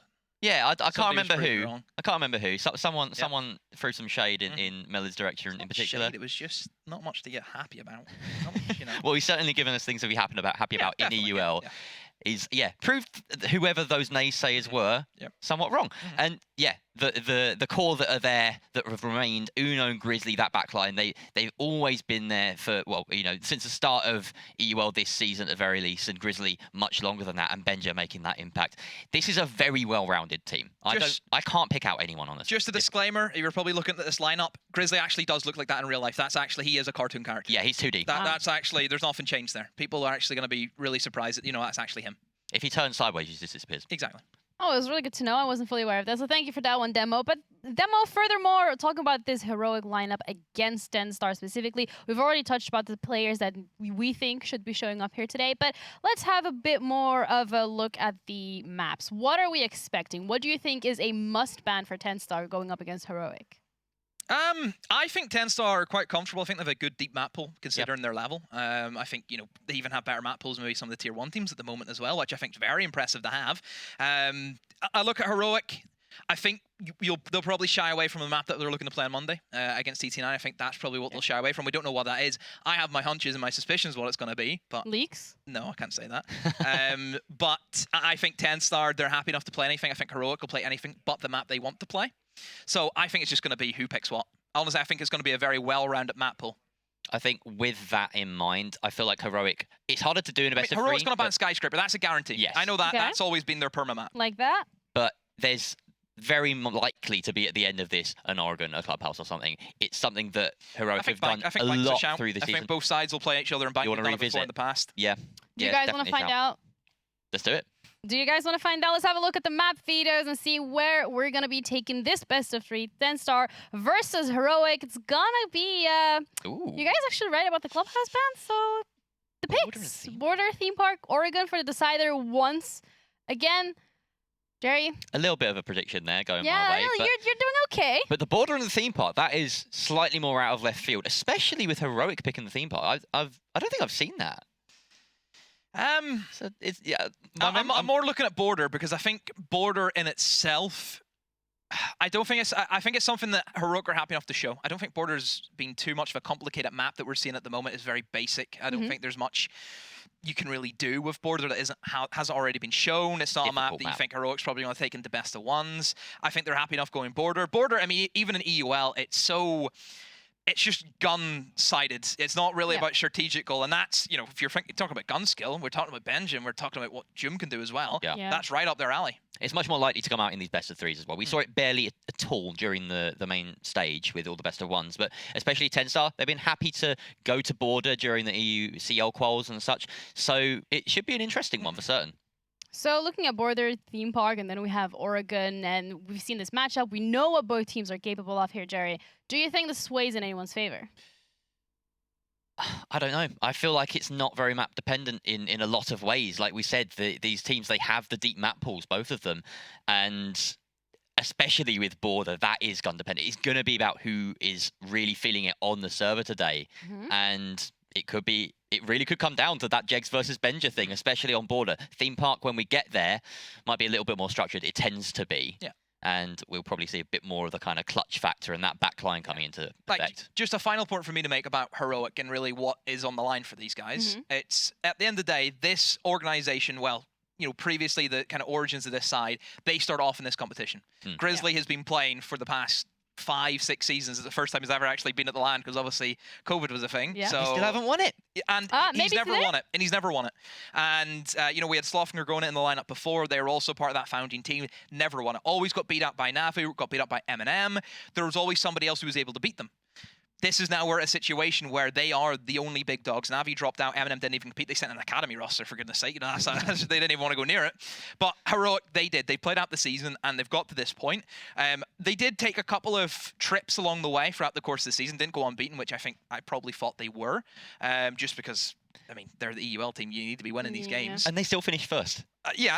Obviously, they're still going to finish first. And I think if they're not winning this league, there is something wrong. That's just the end-all and be-all. It doesn't matter if you're saving strats or anything like that. You should still have enough in the tank to see over some of these lesser teams because that's what they're playing against. It feels like the stars potentially could have aligned here for Heroic. They could be walking away with the win at the end of this weekend. But Jerry, we talked about predictions, we talked about maps, we talked about players. Playstyle specific, that first map, gun heavy, relies on those individual performances. Do you fear or potentially think that Heroic is looking to build that momentum, carry it out into the second map, and just make this a quick 2-0? I think they do want it done quickly. Both teams probably want this done quickly, but, you know, they've got their opponents to overcome in order to do that. I feel as though there's so little to kind of dissect until we get into the ban phase, especially on Border. Can have a massive impact. There's some operators you think about, your Ossa, you think about like Ying, whether those are in play or not will make a huge difference to the way that those teams operate there. And defensively, it is a very tough call, like on Border. There's not a single site that you really want to go to on Border. I'm sure if you've ever played it, it just feels so claustrophobic. I think it depends if Azami's open. Azami has been a very big shifting operator that we see in Border. It helps with those security holes. It helps with holding in towards office. It just gives you an extra bit of layer, more burn you have to go for it. I mean, I think nades specifically in Border is very difficult to deal with because I think Border is very claustrophobic. A lot of positions you're sat in and you're sitting there thinking, God, there's a nade coming straight for my forehead in 2 seconds. A lot of soft floors as well. They might be coming for your feet too. So. I mean, to be fair, I mean, nades from below isn't really that big of an issue that we're dealing with now because we've seen changes to Finka. We're seeing Ayana not picked as prevalent as what she once was. The fact that Nuke always gets banned, there's 2 nades gone as well. Generally, you would see only the Sledge, but even then, going below with Sledge isn't really something we see all too often. So Border certainly has shifted in that regard.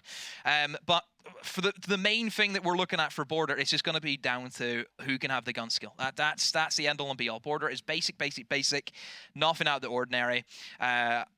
Most of the time, you will see Heroic look for these little pockets of space, see these openings, and then Jum or Benji will slip in, find a double kill, open up the round. That's the way Heroic have kind of been playing their Siege in EUL, and it's the way that I think you should be playing Siege because that fits the meta. You look for opportunities and you take them whenever presented to you. I imagine you'd see a Nook ban, most likely from TENSTAR. They don't want to allow that to happen, and I think Azami as well. This is something that Kenny in particular, he just harps on about the strength of that operator. I don't think he's going to allow it through the ban phase personally.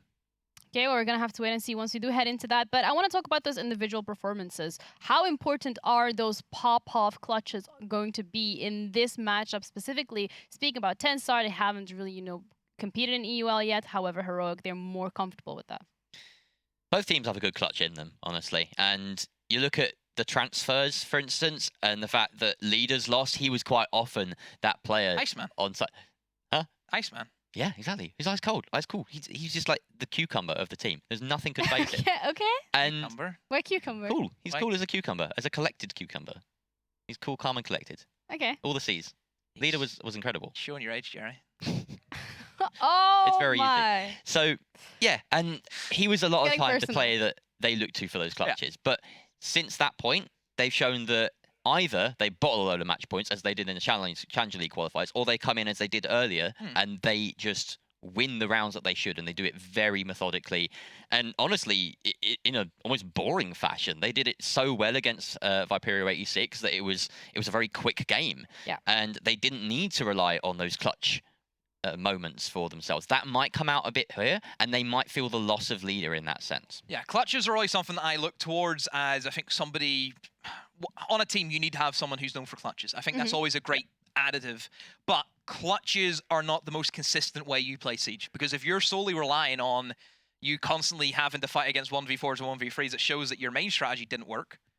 So I think that for the most part with clutches, it can be seen as a strength and a weakness in many cases. Because yes, it's a strength, the fact that you've done 1v3, wow, unbelievable. But how did you get to that point? What happened? What went wrong to get there? Well, something that went wrong is a couple of tech issues. So we're going to be heading to a break and then straight into casters as we're going to be looking at Heroic versus TENSTAR.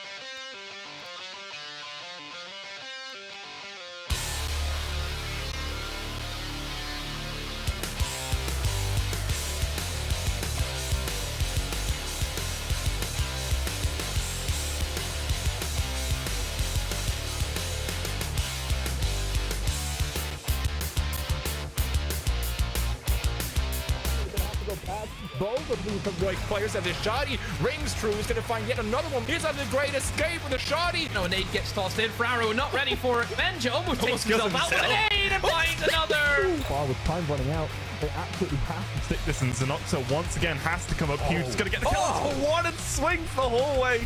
Tried to catch Curly by surprise, but he's ready for him, and a double from Jags with a DMR.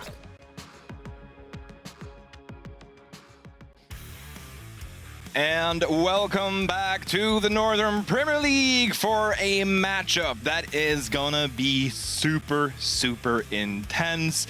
We have just witnessed a super intense best of 3 Grace. Some of us closer on the sideline than others, I was gonna say.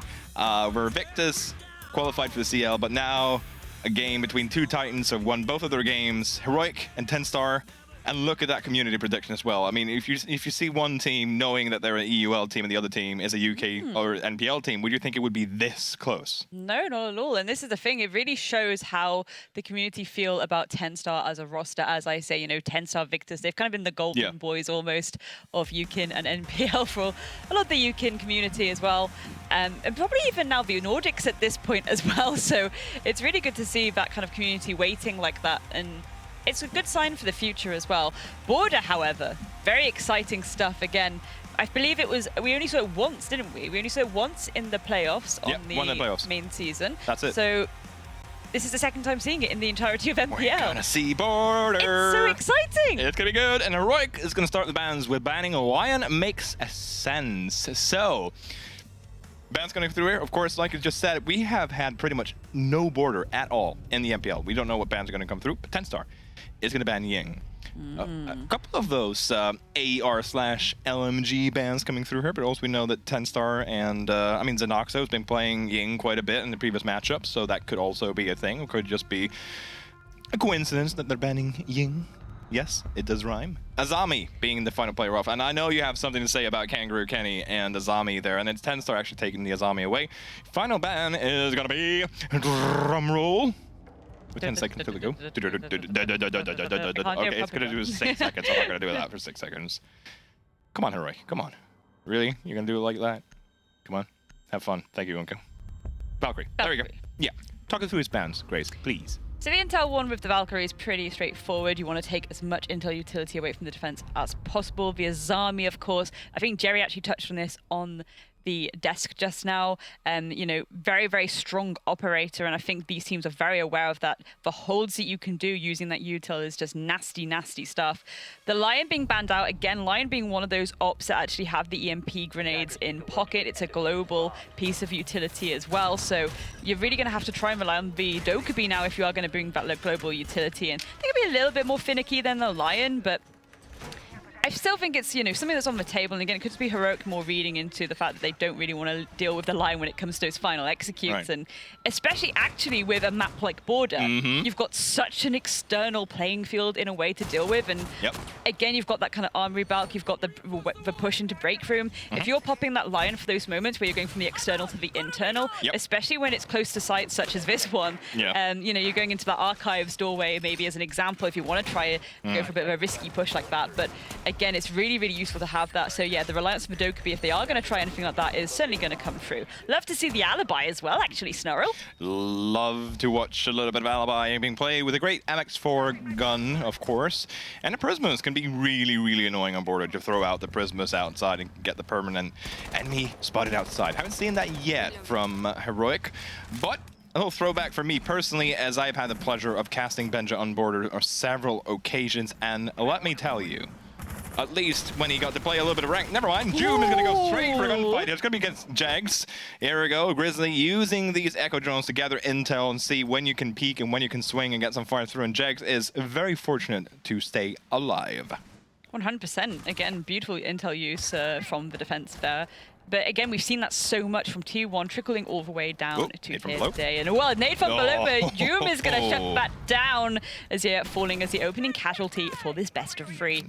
That is saving your teammate if I ever saw it. Joom getting the ping, gonna try and swing this one as well. And oh, look at this, the double up lineup. They're just waiting for them to swing it. One prone, one all the way over by the ventilators, I was gonna say. And yet, none of them goes down. And this is the border we're going to see for the rest of this game, Grace. And we're going to see a lot of firefights just like this. And that is the game plan that Heroic comes bringing into this, it seems like. As Grizzly's going to pick up Xenoxo and put him off the server.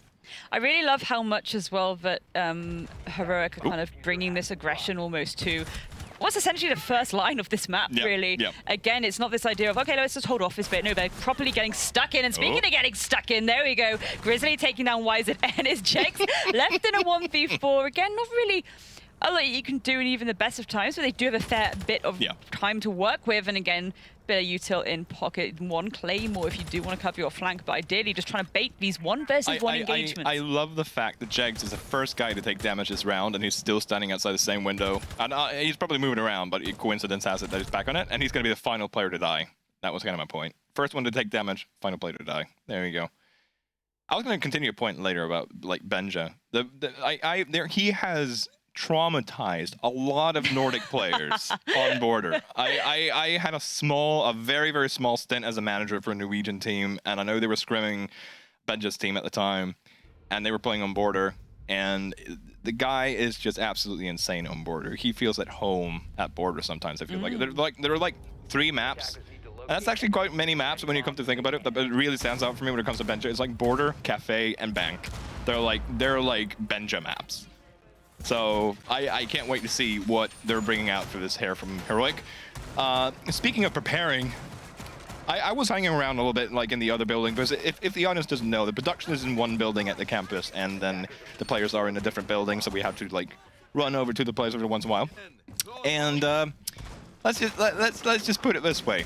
The Heroic players and Mr. Officer himself, of course, were having a little bit of a very relaxing wind-up for this game. TENSTAR, very dedicated, sitting around Kangaroo Kenny, and they were talking about looking at VODs and stuff. Heroic, they were tired. That's their kind of wind-up for this game. So it's going to be interesting to see. But if you're taking the Border, what other strategy do you need than see people, click on their heads, go win? I mean, it's just, again, the aggression that we like to see. This is the thing, like, again, I think that this can be fairly attacker-sided at times, again, just due to how much control people tend to kind of slip away from them for free. Again, there's pivotal points that you really want to hold on to. There's all important choke points, but it's, again, more the idea of yes, there's been changes, but it's still the kind of same old Border in a way. There's just a lot more flexibility with that movement, especially from break to kind of east as an example. You've got that whole new balcony there. And not only that, but it's, again, a good way of kind of giving yourself a bit of presence over that entire meeting room as well. Yep, absolutely. What's being opened up here into jail. 1 minute has gone into the round, and still, I was going to say, Jegs, first one to take damage. Again, I was going to say still no one has died, but Jegs wants to take those first gunfights. Of course, with Joom being the most aggressive player on the side of Heroic in terms of who is the roamer and the first entry, is going to find Jegs, who's the same for the opposite team. So no big surprise that those two are in a gunfight, but has to give away a little bit of control for CCTV there. So ground has been gained, at least for now, for TENSTAR, which we didn't really see in the previous round here, Grace.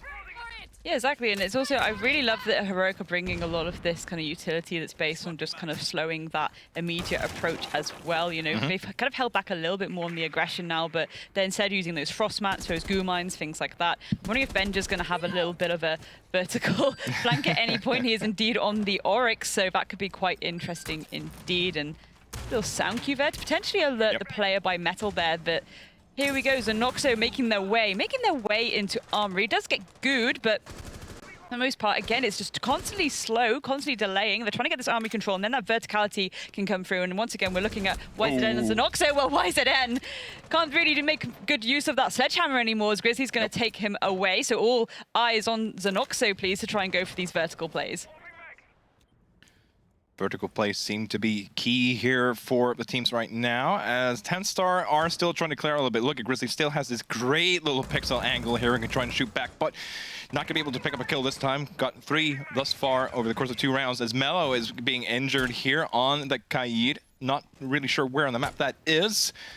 Seeing players running around in here, though. Jegs trying to get some of the defenders. There we go. We're seeing it over by Blues. That's where he's been downed. And now Jegs, if he can open up that wall, he might just be able to try and secure this. There we go. That's the secure. And he's going to try and open up the wall as well. but someone is prone in there, and it's Grizzly still playing there. He wants to hold his stand here because look at the time. Yonka has just decided we have to go for sight because there's only 10 seconds left. Vertical's still open. Benj is playing above, so they're going to have to worry about him. And Grizzly and Benj, and Grizzly again will just try and clear this up for Heroic. As I say that, Azure gets a kill. There's 2 left. He gets another one, but he doesn't have time to pick up the kit and put it on the floor. Second in a round for Team Heroic.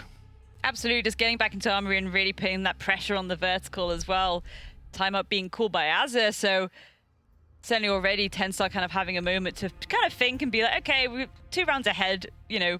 Well, they're 2 rounds ahead. We need to kind of have a think about this because we're not really getting a word in edgeways here, to be honest. It's kind of the idea of the delay that's coming through, and that even if the control's being gained, there's all this verticality coming through. Of course, it is border, so we do expect it, but the utility needs to be saved in pocket to enable them when it comes to these final executes, and it's just a very rushed execute. It's getting a little bit scuffy around the edges. Kenny doing his big serious hands there, as you can see, ladies and gentlemen. Very serious. Very serious hands. I look at a little bit of Italian there as well. So I don't want to offend Italians by trying to do like a Kangaroo Kenny doing an Italian accent, so I'm not gonna go there. But look at Kieran though. Shout out to Kieran sitting in the back there as well in the hoodie. If people don't know who he is for TENSTAR. Looking a bit serious as well. I know his heart must be racing now playing against Heroic. And it's, again, to remind people, this is a game that will decide which team goes first to the grand finals. And it also includes, keep in mind, a map advantage, as it is a weighted best of 5. So even though you're looking at this and you're thinking, well, you know, this might just be the first of the 2 grand finals, if you think it's going to be Heroic and TENSTAR duking it out in the grand finals. Yes, but this is the game that decides which one of these 2 teams potentially, if they beat Victus, whoever is defeated in this one, will have a map advantage in the grand finals. So, still an important game with a lot to play for. And like Demo pointed out on this, on the desk, Heroic has yet to win the regional league. Yeah, and that's certainly something that we might want to have under that belt, to be honest. Again, is yeah, as Demo said, you know, Na'Vi and M&M every time kind of beating them out a little bit. So it could be a nice little kind of notch for them to just scroll onto the wall, so to speak. And again, once, you know, we have mentioned this many times, they're not going to be showing their full strength when it comes to the strategy they're bringing as an example. It's really going to come more down to that kind of macro here. It's going to come down to just the way they're gaining, maintaining that control. And that's the thing we really want to look at. Again, a big utility investment. We're using Grizzly Bow on the castle to really just reinforce off some of those, you know, lines of sight, some of those doors. It's extra utility that TENSTAR have to burn through to make their way through this map. And once again, it's ticking down that timer constantly. Constantly. That's it. We really have to stress it sometimes because it is that important, right? It is that important to stall the time and try to force it in. And we're going to have a Tuka AB here for Xenoxo. It might be the first one, if I remember correctly here, Grays, and it could help getting a little bit more intel for the side of TENSTAR so they can get these firefights, because you have to make them, let's say, fair, I could say. Let them know, or sorry, identify where they are, try and peek them, get that aggression, and force them out of position. Because right now it just feels like Heroic have all those comfortable angles that they can play from, have to put in a little pressure, but Joom is going to flee away from the hatch here. Speak of the devil, he knows exactly when to pull back, but Benja knows how to put Azure out of his misery. Absolutely, and again, you know, Benjamin on the alibi, we've just seen how useful that was. You know, that utility to get the intel and that ping off goes both ways. Yes, they ban up the Lion, but again, especially a map like this, you get these long lines of sight, you stick that on alibi. People are looking for heads to click on Snarl, so that's a really good piece of utility for this map, and every time I see it, I get very, very excited indeed. Oh, Benja getting a little bit tagged up there. Makes a swift escape to try and rotate there up the stairs to join Uno there. It's just fleeing. It's just like, nope, too hot, but I'm going to be back. This is my map after all.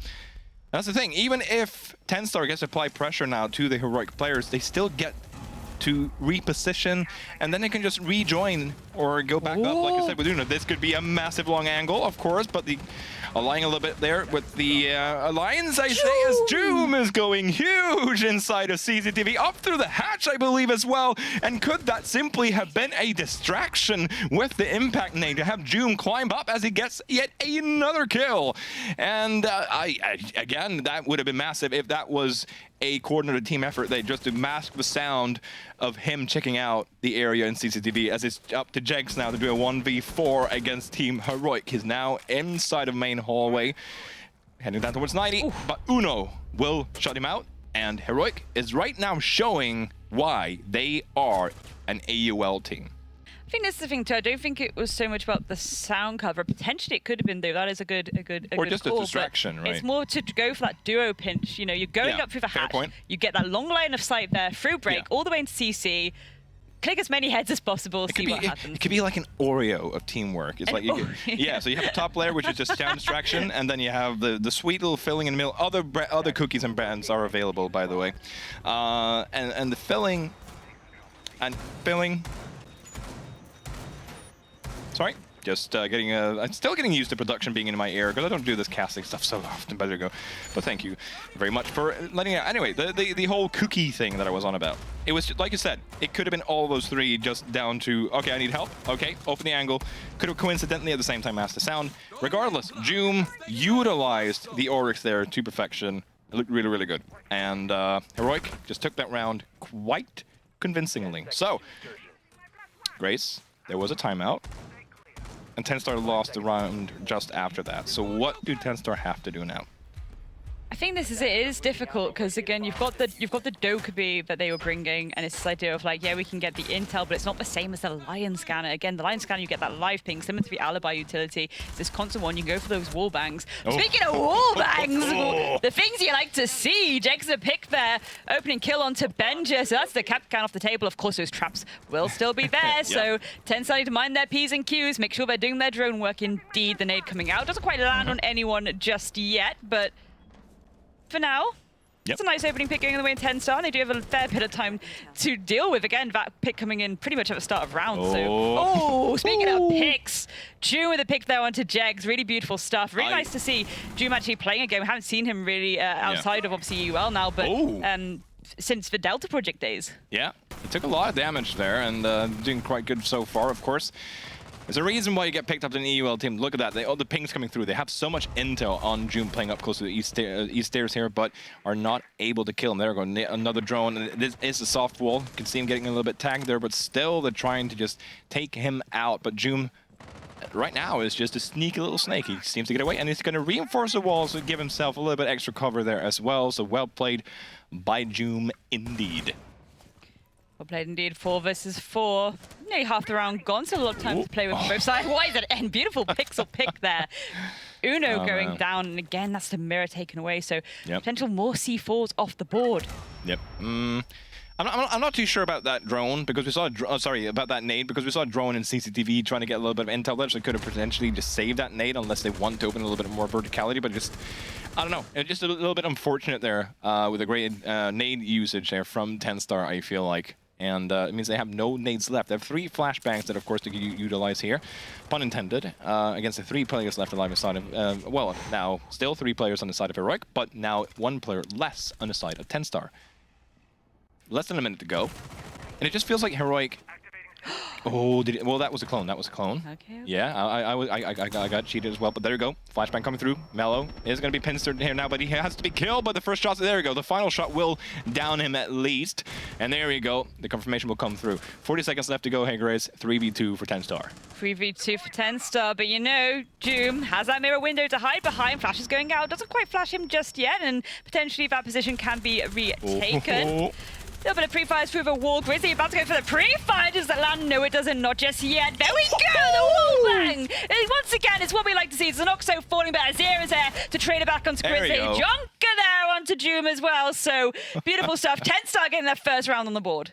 Taking the first round of the board. Grizzly might have taken a little bit of the extra action there at the end, but TENSTAR takes the round, and that's the most important part, of course, of TENSTAR. Crucial for them to finally get around on the board. And a couple of, you know, headshots coming through the soft walls here throughout this game. Look at that. That's a very, very tiny pixel by YZN. And again, it's just like, he's just holding an angle. Yeah, but to even just, not just register that the pixel changes there, but also respond to it and still land the shots, just like Grizzly did there, it is incredible. And they're playing in a LAN environment, and you have more pressure than you usually do in one of those online games, because you're with your teammates. Sure, it's more support, but you also know that on the other side, you have a team that could potentially try to, you know, shout you out or something like that if they wanted to. I've been in the black box. It can get very scary in the black box. Some very vocal players out there, they know who I'm talking about. But TENSTAR, like I said, they had to get that round on the board because they had Heroic, that is, had gone through all 3 sites without taking a loss, and TENSTAR has to stop that momentum. 100%. We saw a little bit of prep work going through there, Mello making a little bit of a hole above that external wall there. They have reinforced and Kaid clawed as well. So I'm assuming that maybe a C4 is going to get Jotun out. Again, though, that could kind of work against you if someone wants to go for a cheeky nade. Yep. But here we go. Here's a C4.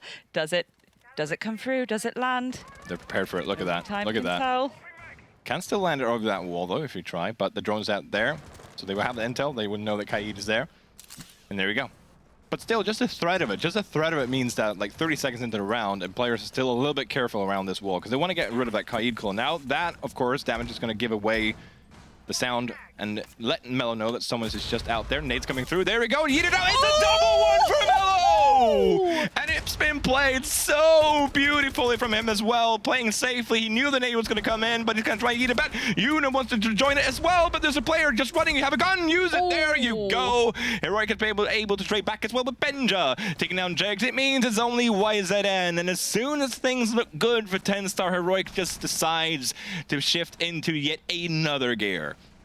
I mean, again, it's just the patience of just waiting there. Waiting for. I don't think there was any kind of utility to deny if a nade came through that hole at the top. So that could have been a little bit risky biscuits there for Mello. But again, patience of a saint. Patience of a saint to just wait there, play it out, waste as much time as possible. As soon as you can hear that rustling, you go for the C4 and get a 2K for your patience. That was close. It's true. It's about patience, and when you get that opportunity, when you get that option, just go for it. And right, so I was trying to be a little bit cheeky, like, oh, Heroic really charging up for the game, huh? Just slouching around in the lounge, huh? But you know what?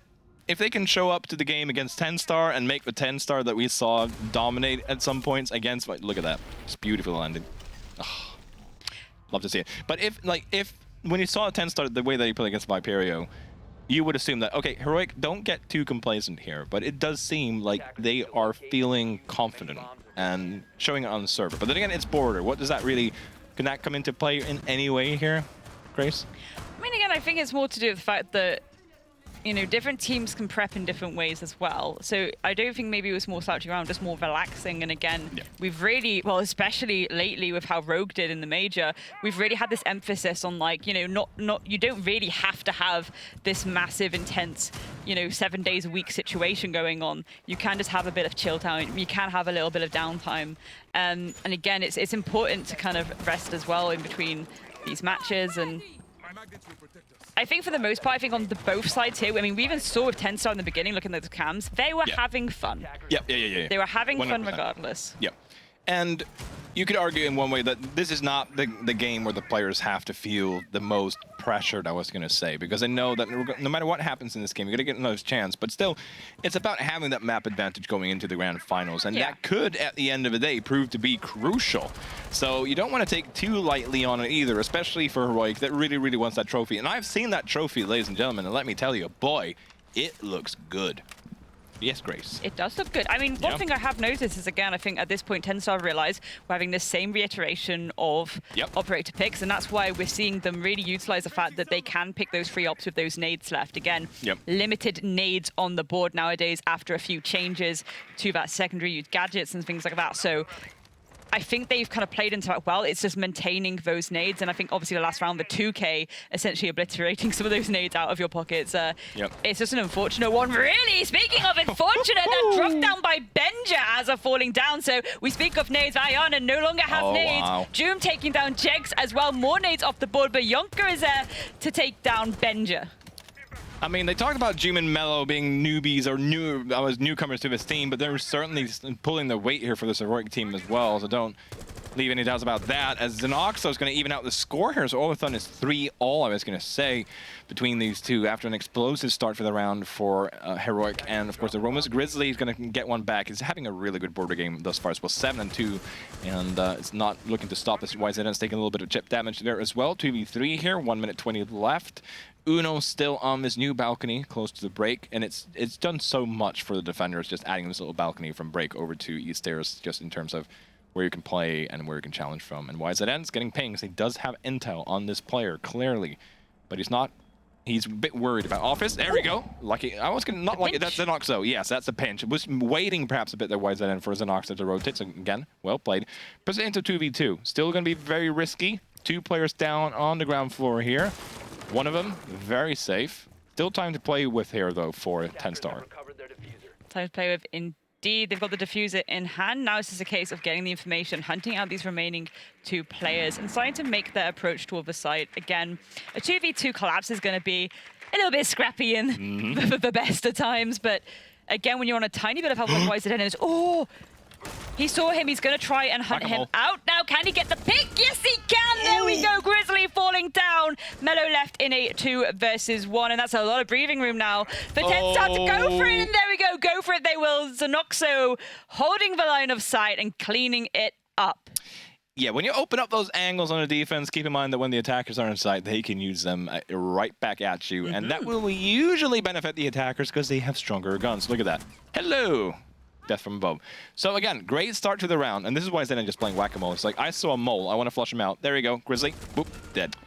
Yeah, so a little bit unfortunate there. A little bit unfortunate with the rotation there, Mellow, as well, as he was heading a little bit blindly in towards blue. I think it seems like it was a little bit surprising for him that they might have already gotten all the way down to tellers. Might have been a bit slow on the intel or something there, I don't know, but regardless, round for TENSTAR, 4-2 and TENSTAR will now be on the defense. On the defense indeed, and this is, we speak of intel, the Mute coming out with that Mozzie, denying Heroic of as much intel as possible, but then on the other side, you've got that Pulse in pocket on YZN, and again, we've seen how powerful that Pulse can be today, not only for getting that vertical information, the horizontal information, but even the external information, all the information that you need, Snurl, to make a good defensive strategy mid-round.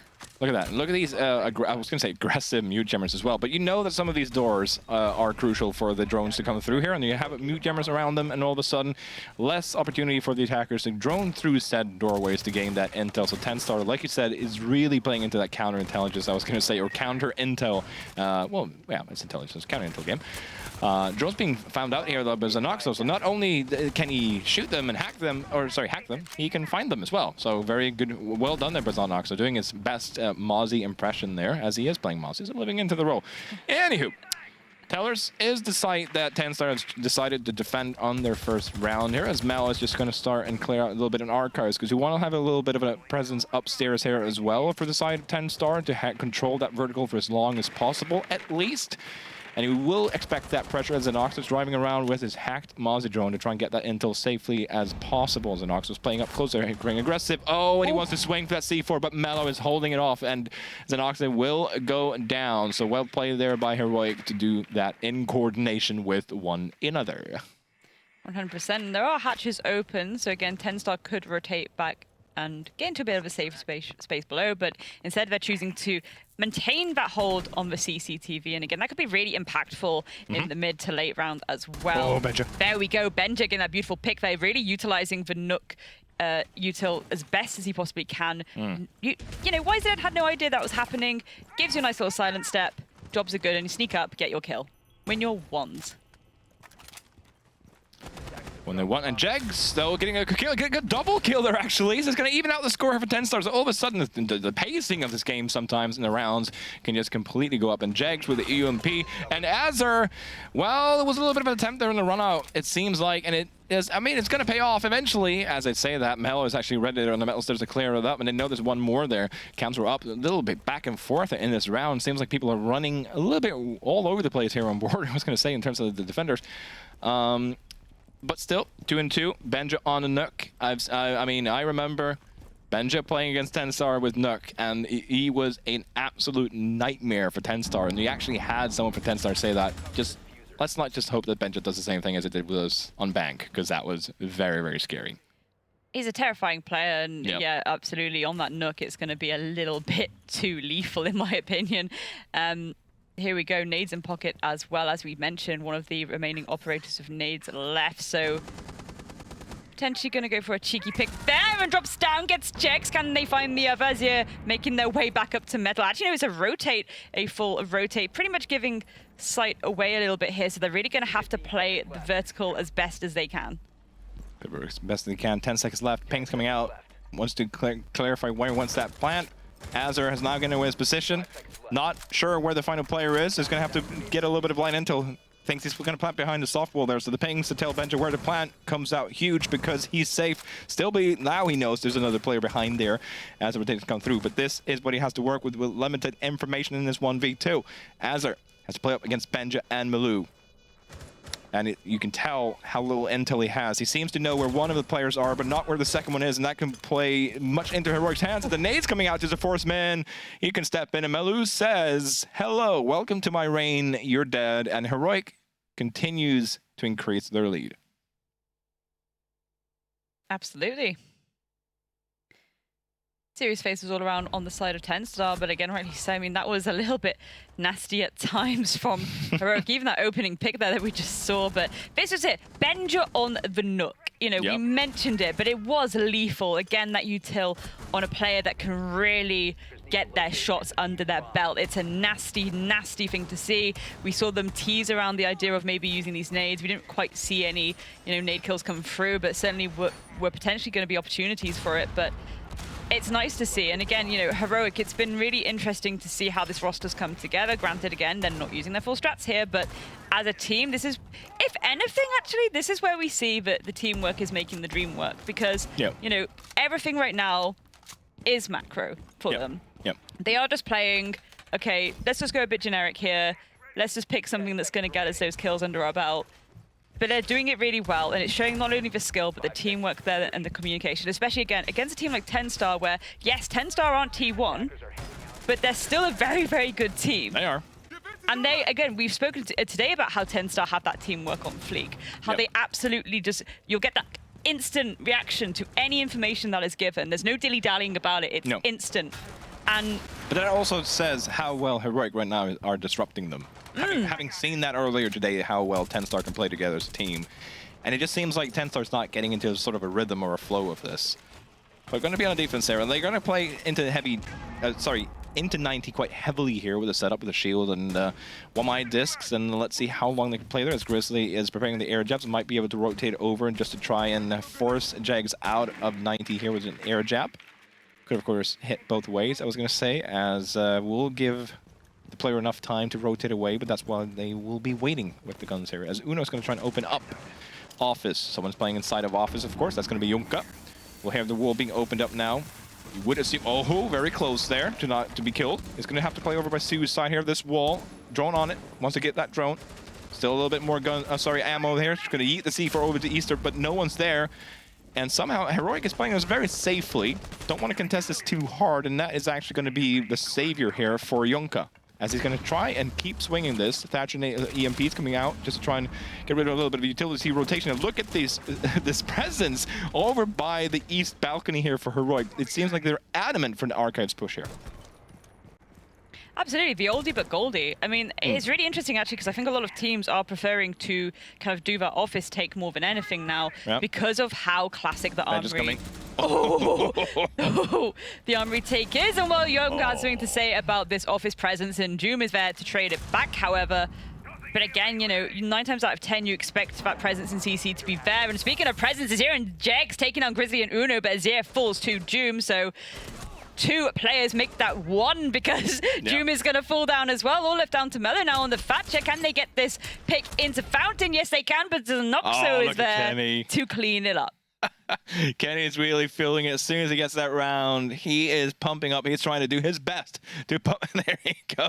Trying the best to pump up his players here. And again, that round, that was important for TENSTAR to win and get back into this game and feel like they're actually closely contested here, I was going to say. And this whole by Junka might, get a little bit excited there when he was doing the swing there, but still good team effort. There we go. Kenny with the slaps and everything going around. That's what you like to see. And timeout being called by Heroic.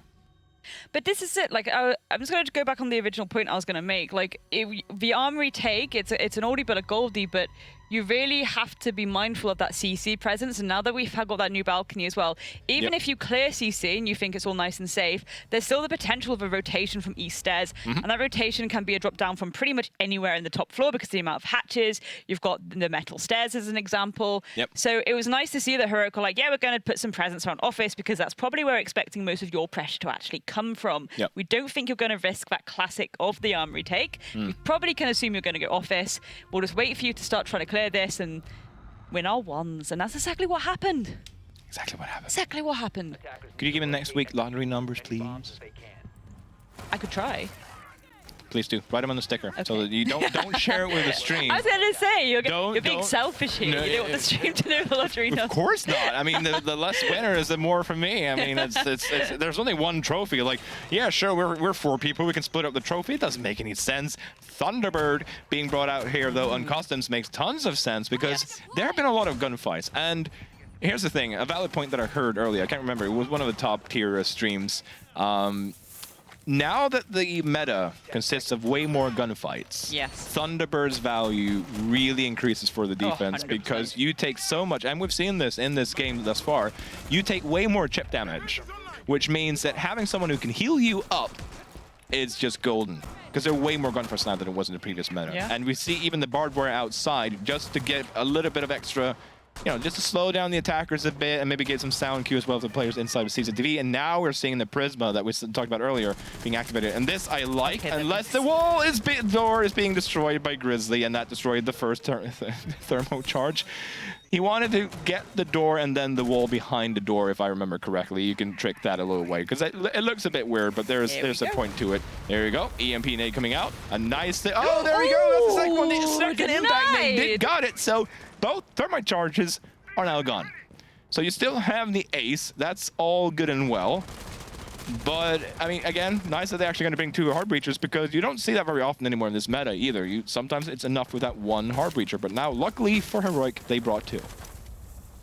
They did indeed bring 2.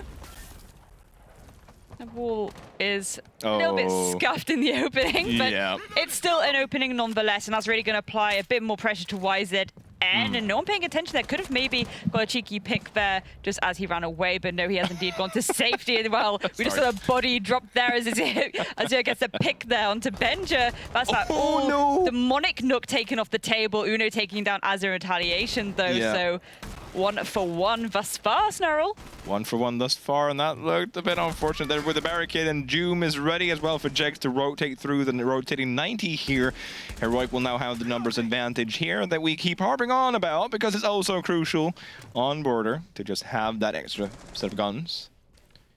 Slowing down a little bit now. There's been a lot of shenanigans thus far this round, I feel like, from both teams, but it seems like Heroic has gain control over CCTV and can start with a vertical hero because Joom is playing the sledge and can open up this entire floor pretty much to try appeal pressure to whoever is playing close to customs. But as we will see, a lot of the TENSTAR players are not playing in customs, playing in the area around. But of course it means that if you can get a player from Heroic inside of customs, you have that vertical cover. Absolutely, and speaking of vertical, here we go, Joom on the sledge, really trying to find some of these players of TENSTAR, at least. Again, this also is an interesting thing. It's not just finding the players, it's letting you know what's open. YZN, beautiful pick there as the jumping comes through. Uno falling down, and Grizzly able to jump in behind him and pick up that diffuser. Goes for the plant. No denial just yet, Snarl, and there we go. Timer now in the favor of Heroic, so tends to have a lot of work to do here. And again, with the vertical is being set up here, but they haven't punched it yet. Grizzly has those next, and YZN will pull one back though, so it's only Joom left alive against an Oxo and YZN. So all of a sudden, it went from 20 to 100. Joom gonna have to try and find them out. There's an Oxo. And, of course, YZN going to try with a counter defuse. And, unfortunate, with it back towards Joom. We'll be able to pick one up. He will be able to pick up both. And a clutch from Joom. And look at how poised and calm the boys of Team Heroic are as they net that one out. But the setup was crucial here again from Heroic. Again, the vertical. Yes, they lost a player vaulting in there to try and get the plant. But again, numbers advantage. Numbers advantage. You knew that even if a player went in, jumped in here and died, Grizzly would follow up, YZN would have to pull back, Grizzly could pick up the kit, and he could plant the kit. And because they had done all the vertical setup, and we saw the pings coming out to help the sledge as well to create these angles, it was pretty pretty hard for the defenders to try and regain that control. And we saw it was as well with the defenders who had to almost run outside and just jump in through the window. It gets tough, and that's why the setup, it's not just enough to say, okay, this site is clear, let's go plant. Get as much of an advantage as you can beforehand with the setup, and it will play dividends. And despite a good attempt from TENSTAR, Heroic were able to claw it out and put themselves a map point. Yes, indeedy doody. Yes, indeedy doody. So Knocks on the Fawn is a really interesting one, I think, that's going to potentially be utilized for that final moment. Let's see though, let's see whether Zenoxo does actually place this. Again, a lot of setup upstairs, of course, because you want to make sure they don't get that vertical control. You want to make sure that they're not coming through with that sledge and just getting, not only that line of sight onto your head, it's the information. If you're not really seeing anyone below you, you know that's clear, and you can make that call for people to jump in the window like we just saw in that last round. So it's really, really just clever use of that utility all around. Utility, name of the game, one of the crucial aspects of Siege. Just like information, Zenoxo is going to be injured because they had the pings, will not be able to finish him off, and they're really trying to. The nade surely should do it. Az will actually be able to kill Benja though, so the Joom will get the confirm on the kill, but he was already injured. And Joom, look at his kills though, 13 and 6 thus far, so doing quite well for himself there, and of course Heroic here with his performance right now. Really starting to make things work for himself and Heroic here in this tournament. And again, this is also a place for Joom and Mellow to really work with the rest of the team in terms of the synergy here before the return to the EUL matches. And EUL is already back on the board here for Heroic on Monday. So all they can get from here is of course positives here for Heroic, as the round is ticking ever so closer to 0. Taking 0 indeed. EMP is going through. Joom getting that pick there on the Jag. So there we go, clearing up more breathing room around the office area. But Zero, the fight back from Fountain. It's what we like to see. Joom falling down. Can they get the second one here? Goes for a bit of a pre-fire through the wall. Bit of a ring around the rosy around these little slats that have been destroyed. But Grizzly looking to make a little bit of a play here. Pre-firing through into that Fountain. There we go, as they're falling down. It's all left down to YZN and Yonka now. A 2 versus 2.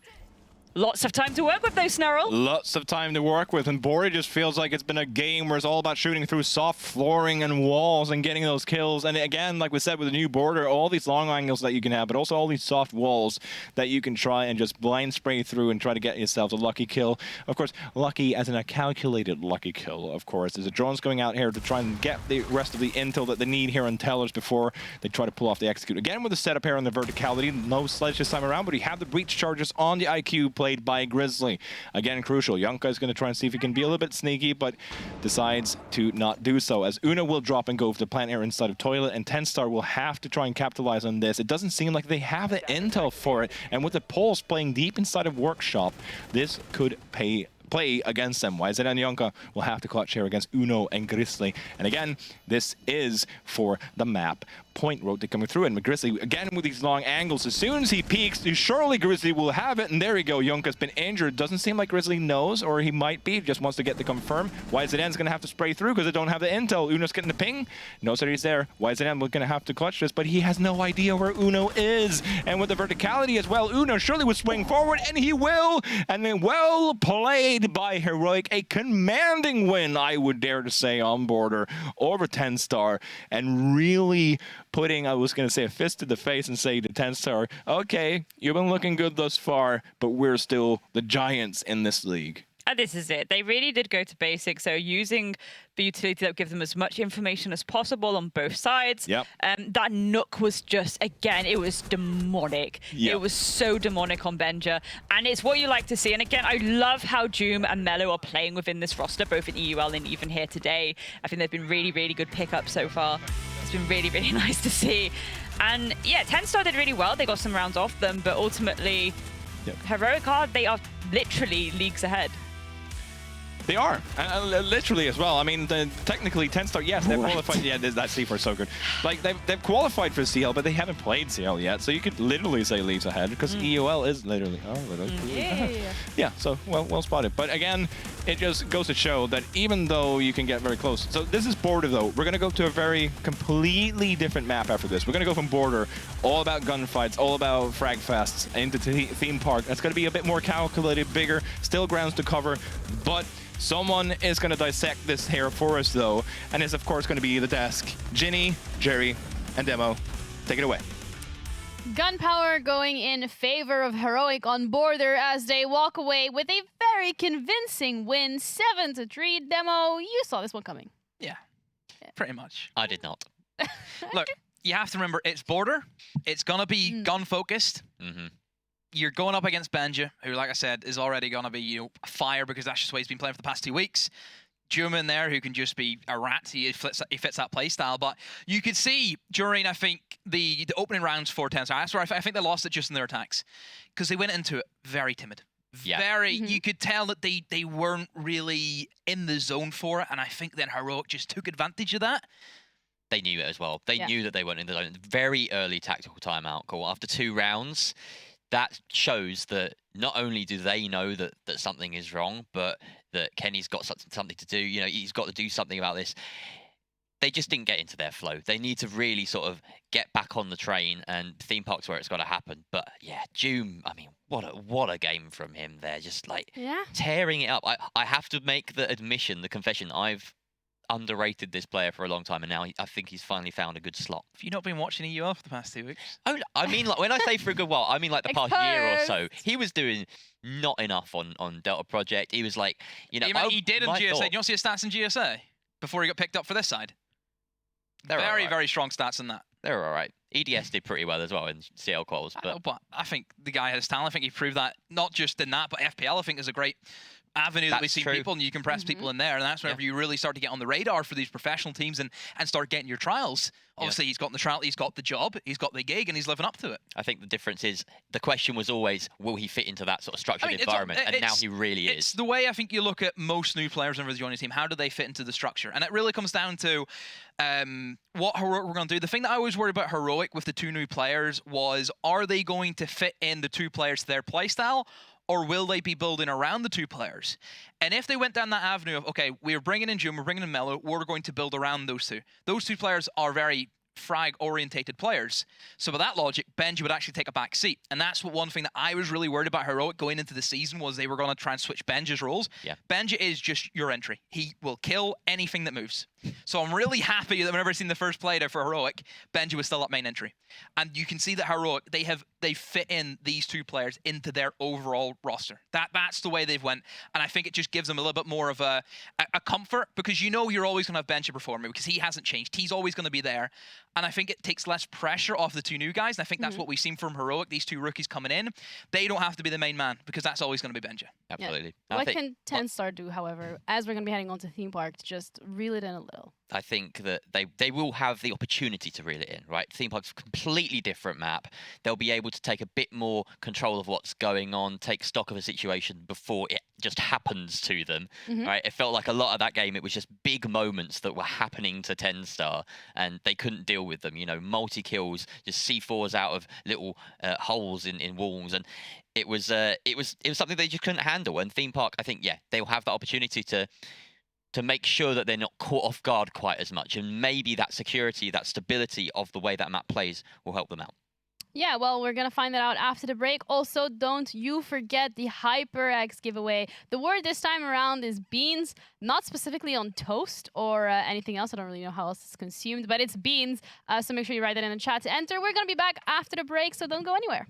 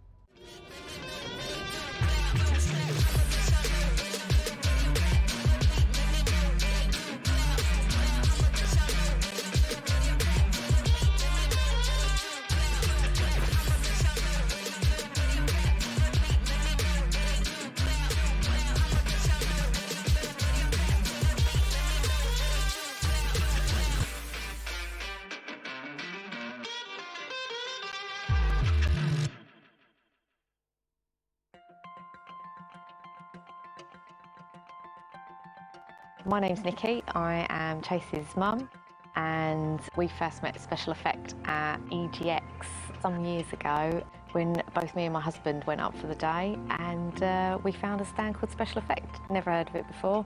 Didn't realise there was such a thing as a gaming charity for the disabled. So before we visited Special Effect, I mean, we've always been a huge gaming family, and gaming is something I wanted all my children to be able to have the opportunity to do.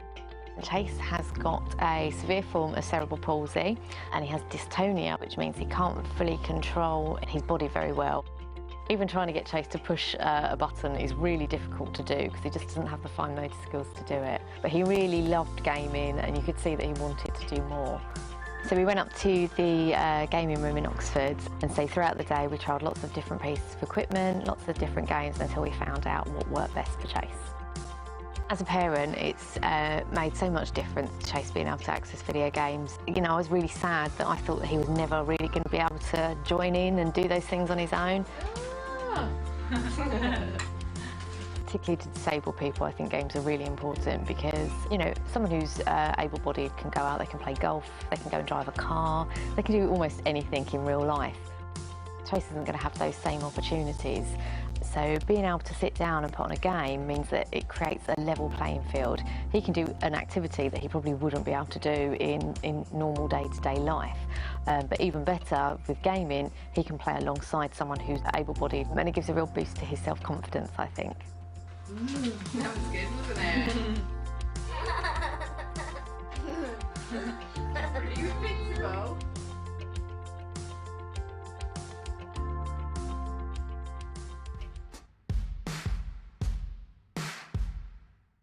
I'm Uno, I play for Heroic, and I'm in-game leader. My name is Benja, I play for Heroic, and I'm one of the fraggers on the team.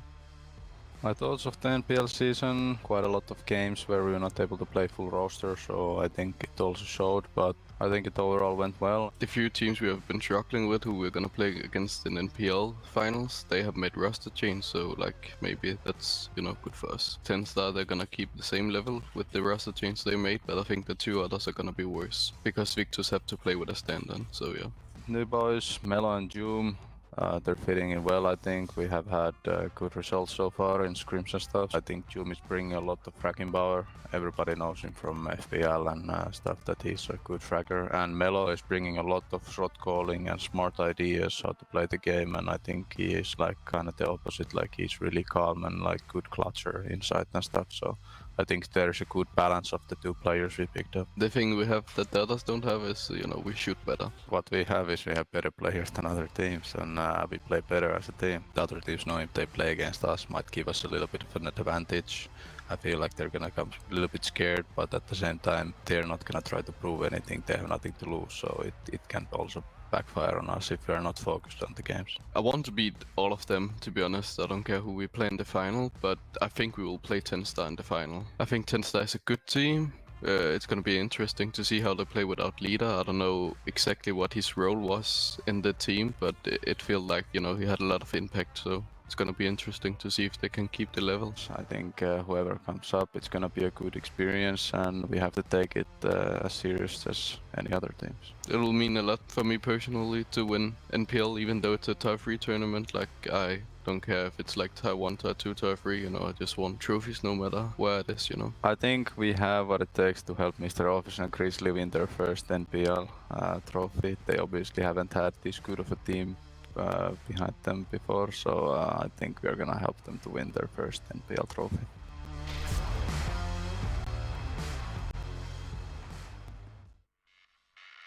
What a statement, what a case he's making for himself. But there's still time.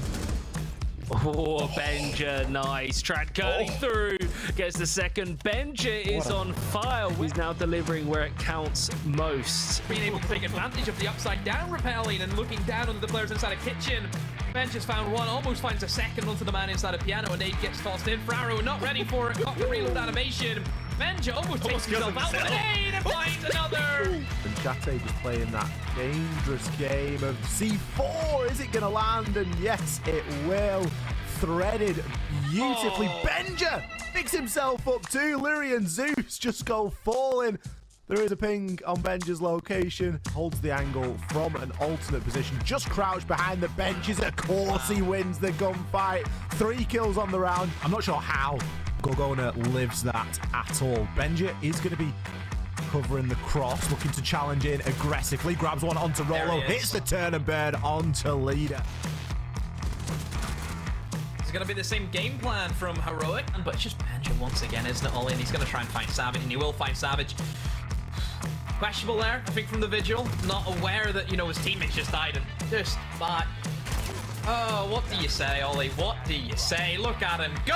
A quad kill for Benja, 1 more for the ace. It looks to be it, and there it is, a third ace for Benja. We're going to have to go past both of these heroic players as the Shoddy rings true. He's going to find yet another one. He's on the great escape with the Shoddy. No, nade gets tossed in. Fraro not ready for it. Benja almost takes himself out with a nade and finds another. Far with time running out, they absolutely have to stick this, and Zenoxo once again has to come up huge. He's going to get the kill for 1 and swing for hallway. Tried to catch Curly by surprise, but he's ready for him, and a double from Jags with a DMR.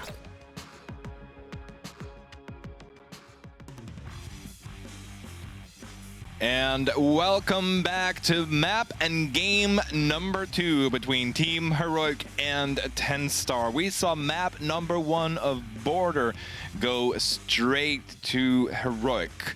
And it was a bit of a convincing win, I would say, Grace. And guess what? Map number 2. I've been talking about this map this entire season. I've been so tired that I didn't get to see it. I get to see it twice in 1 day. Absolutely, it's what we like to see. And again, the fact we said Border and then Theme Park for the second time, it's again those maps that aren't picked that much. Theme Park and Border, you know, we have had Border, and that was one of the least picked maps globally. Theme Park as well, one of the least picked maps globally. Yep. It's really interesting to see. I think, again, it's the fact that, you know, Demo mentioned this before, TENSTAR do have a very diverse map pool. Yep. But so do Heroic. Heroic are a T1 team. You have to almost have a diverse map pool at that level. Yep. So you really don't know how those bans are going to go. And well, there we go. TENSTAR already coming through with that Nook ban. We've seen so many times this season how much of an absolute menace Benja can be. On a big map with Nook. And what is Theme Park? It's a big map. So, yeah, 100% makes a ton of sense. Ying is going to be banned away yet again by Heroic. Just going to let the time go out in some of these bans. Just giving themselves a little bit more time to chill in their chairs. And let us have the pleasure of seeing these bans come through. And the final one from Heroic will be Azami. So, won't be Kenny banning away Azami this time around. But we're seeing both teams just wanting to get rid of his Azami. And I think we... I think you touched on it earlier about how Azami can be used to create these new angles and these new firefights, and can be incredibly oppressive in the way that you don't really want to face off against Azami the way that she's been utilized and played on some of these. And Mira is actually going to be the final ban here. She was kind of like she was saved, like a grace period. All of a sudden, like people stopped banning her, but we're starting to see some bans crawling about a little bit more here now, as we are going to have a little bit of a tech pause. It does seem. It's like we've said many times about Theme Park. It's a wide map. It's a big wide map. It's not big in the sense where it's like filler where you've got these essentially like 2 maps wedged together nearly.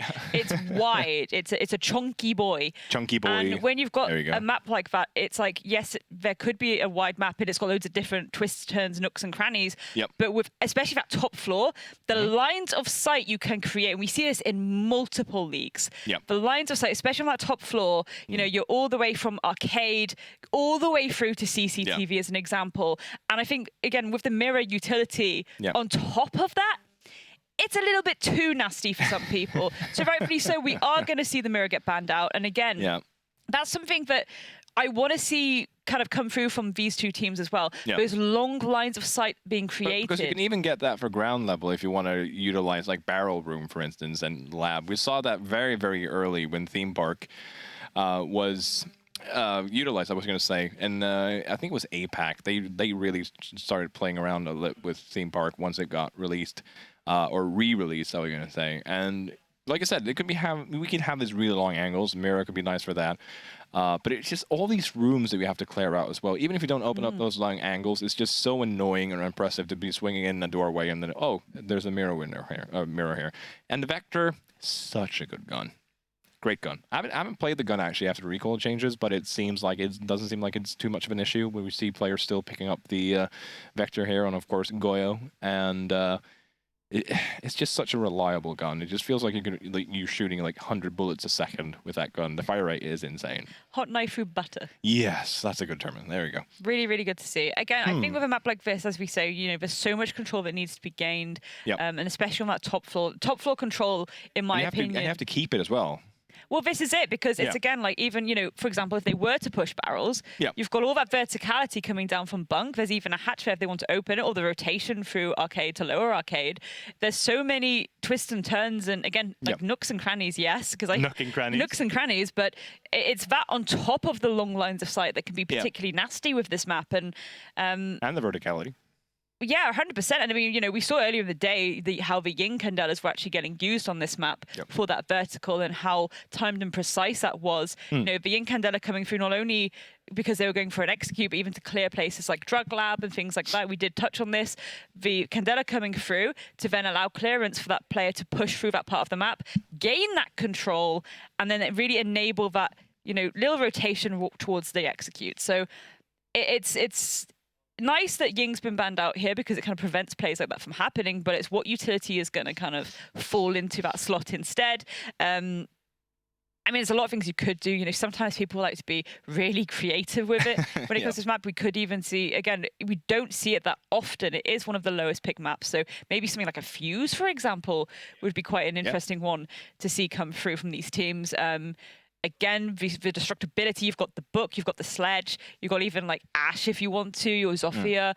There's so much. And Zofia's really getting back into the heat against. I was going to say the AR gun being back. So, I mean, she was good old reliable before the AR nerf and the LMG super buff. But now that the LMG is being nerfed, you're seeing the AR is back in fashion after the recoil changes. So we are going to see a little bit more of that destructibility as well, because we did see a buck ban earlier today as well, if I remember correctly, in a matchup between Victus and Viperio 86 on Clubhouse. So we were seeing some tendencies here that you want to try and get rid of some of that destructibility for the attackers, because it can create so much difficulties for the defenders, especially on a map where you can, like for instance, like Border, where you saw it, where you could have both defenders and attackers open up all these long angles and vertical shots and hatch shots, I was going to say, and just create those nasty angles. So get rid of it. And so it makes it easier for the defenders as well, because you don't want to be like pinched out in one corner as a defender. You want to be able to move and get the hell out of dodge when it needs be. Yeah, 100%. And I mean, again, we speak of the vertical use that can come through the sledge for Buck. When we kind of do like a mini head-to-head of sledge on Buck as well, like, completely ignoring secondary gadgets here for a second. Okay. Sledge verticality only works one way. He cannot sledge really upwards unless he could get high enough, which 9 times out of 10 he can't. Buck, however, most of the time he can, the skeleton key, you could just kind of look up and go, bish bash bosh. Oh, hi, there's you, there's my kill. I mean, but the vertical holes work both ways, though. So the defenders, even if the downside, like you said with Buck, true, but you also have the downside that with Sledge, it takes a little bit while with the animation because of the delay. That Sledge is very vulnerable, but that also goes with Buck. Yes, it's faster than with Sledge, but if you're a defender, if you're quick enough, and you can, if you can hear the floor being shut up above you, and you're quick enough, you can still shoot back. Not as long as time as you have with Sledge, so I'd still say that Buck kind of trumps there, but anywho, this turns into like a Sledge v Buck debate here. It has a little bit, but it's interesting that let's go back to Theme Park and let's talk. Okay, so we had the bans. The tech pause is just taking a little bit longer than we thought, folks, but hang in there. We're going to be right back soon. Ying, Azami, Nook, and Mira being taken out. So Nook and Mira, I feel like we covered that pretty much well. And Azami, could you talk a little bit more about Azami? Because I believe you said something about how she could be utilized, or her strengths, like how she can be oppressive. Yeah, so again, going back to the idea of the long lines of sight that you can create in this map, the keeper barrier is going down. it's basically like a mini shield of sorts. Yes, you don't have that little glass slit there, so you can't really just have that line of sight that you can quickly pop out from, but you're still using it like an older version of how the shields used to work before those glass slits came in. So it's this idea of just ducking and weaving and dodging around it as best you can. Again, because of the shape of them, really, it's not as square, it's like a circle. So you have a bit more flexibility to create these really nasty little pixel angles as well. And you can create them so that the defender can see the attacker's feet, for instance, first or something, for like on the top of a stairwell. You can have someone, we've seen this being used in the NPL as well, to, like beautifully how another player on your team can block a little bit of the Azami barrier being made, which will then create a hole and just create a little bit more of an angle or rotation in the shield. So you can actually use other players to body form. I don't think they've changed that. I think that's not like, oh, that's just a clever like mechanic. It's not like a bug or anything. And I love that. I love that about Siege. I love that we have another operator like Azami that could have as much impact like in the future as Mira had when she was released. Like the way that she can just completely alter a site or a room and completely force the attackers to think differently about how to take a room. And that's what we love to see in Siege. 100%. And, you know, we've actually weirdly seen it used as almost a kind of trap of, yeah, you can't get intel here, here's a C4, and earlier in the day as well. So I think the more time goes on, the more creativity we're going to see around the operator as well. And absolutely. I think it's definitely one that's just going to go strength to strength to strength unless they start to maybe make some changes at some point to it as well. Yeah. But we are indeed getting word that the players are back in the lobby, so we are going to get stuck in nice and quickly. Theme Park! Theme Park, Dream Park. Theme Park, Dream Park for Snur and Grace, and hopefully for TENSTAR as well, as they will have to win this map to stay in this best-of-3 series. Keep in mind, if Heroic wins this map and takes the series, they will have a map advantage in the grand finals against either Victus or TENSTAR. But we won't know until tomorrow. We will know today, though, which one of these two teams will have an advantage. Do you know what's massively lovely? We're actually seeing the alibi yet again, and I think that really works well again on a map like this. Those long lines of sight, the players of Heroic, they're going to be hunting for those heads of that defensive side. They're going to be looking the best they can. That's a really nice piece of kit to have in pocket for TENSTAR right now, and it could potentially work well. You know, you bait out that headshot. I mean, we do have one there on the window as well, so potentially when that window shot out, they'll at least get that live ping fair and well. There we go. Jeg's opening pick going in their favor. A little bit of an opening statement indeed. Yeah. Jeg's in the first blood. The young Finn has certainly made a name for himself in the NPL. A little bit unfortunate with that smoke, I do believe, unless they were trying to trick someone having a smoke canister in the middle of nowhere, and Glass is like, I'm inside the smoke, you didn't see that coming. And Azur, make sure the Benja didn't see that one coming either, and a great start for TENSTAR here to have this aggression. This is what you need to see, and keep in mind, this is also Heroic's pick, by the way. Theme Park picked it against Viperio 86, but this is Heroic's pick, so you can't, but we know already that TENSTAR can play this, and it might just be a gloves off, I was going to say, from Heroic saying, we know that you like this map, so we're going to take you to it, and we're going to beat you on it. But right now, the momentum of this first round thus far is certainly going to the favor of TENSTAR. TENSTAR indeed. Doom looking the best they can for those little yellow outlines. Trying to find the heads of TENSTAR. TENSTAR holding back for now, but I think they've made a bit of a statement, as we say, in that opening part of the round. So now's really the chance to just fall back a little bit and kind of burn down that clock as best they can as well. Well, speaking of burning, there we go. Donka taking down Doom, but Mello is there with a trade of their own onto Jeg. So finally, TENSTAR taking a little bit of attrition. A bit of attrition, needs to get some kills back here now. 1 minute 30 left to go for Grizzly and Mello to try and claw themselves back into this round. But we can see this a lot of times in the round number 1, that the tempo is turned up to 11 just to go at the throat of the opposition, just go out swinging, see what sticks. And right now, what isn't sticking for Heroic is trying to gain a little bit of ground here. Xenox is just going to swing onto Mello, because again, they have an enormous advantage. Grizzly with a good grenade kill, though, had a good game on border and just keeps up his good performance here, it seems like. It's still a 1v3, but he does have time to play with here, and we do see that all the TENSTAR players are roughly in the same area, which of course is not a good advantage here for Grizzly, because he will have more guns to face. It's all about trying to get those 3 times 1v1s. And right now, the positioning from TENSTAR seems to indicate that they're trying to set up here for Crossfire, and it might just be that Grizzly's just going to see if he can get some finishing or exiting kills before the round's over. There we go. Good pixel placement, but Zenoxo luckily will be able to trade back, and Kenny and the rest of TENSTAR have good reasons to be happy and pleased with that round. 1-0 for TENSTAR.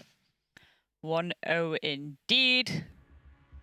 First round going their way. They're going to go Armory Throne Room next. And this is where it gets very interesting because, again, we spoke of the verticality. And this is definitely the site for that. You get that top 4 control. You start yeeting apart those floorboards. And again, it's not just the fact of finding those lines of sight. It's the information as to what's going on downstairs as well. Maybe a few cheeky nades coming out there from Grizzly and Doom as well. That could really help things, especially when it comes to that kind of connect part between the two bomb sites as well. That can be particularly nasty. Nasty. Nasty. I thought I heard like a player disconnect sound there, so I was kind of thrown off. I was like, no, no, but luckily that was not so. Setup is being made for Armory. Like I said, even though only half of the roof or ceiling for the site is solved, it's still the pressure about having that one half completely lost, because you can still hold these long angles with the verticality on that side. You only need one room to be able to plant. Thank you so much to Medic. Doing a great job observing, as always. To highlight just the verticality, there you go. You always know when Medic has heard the message, because he does a little bit of a spin. It's really weird to not have him in my ears shouting random stuff, though, like he likes to do throughout the season, but at least he's doing a fine job observing, just like always. But anywho, Benja on the Ash.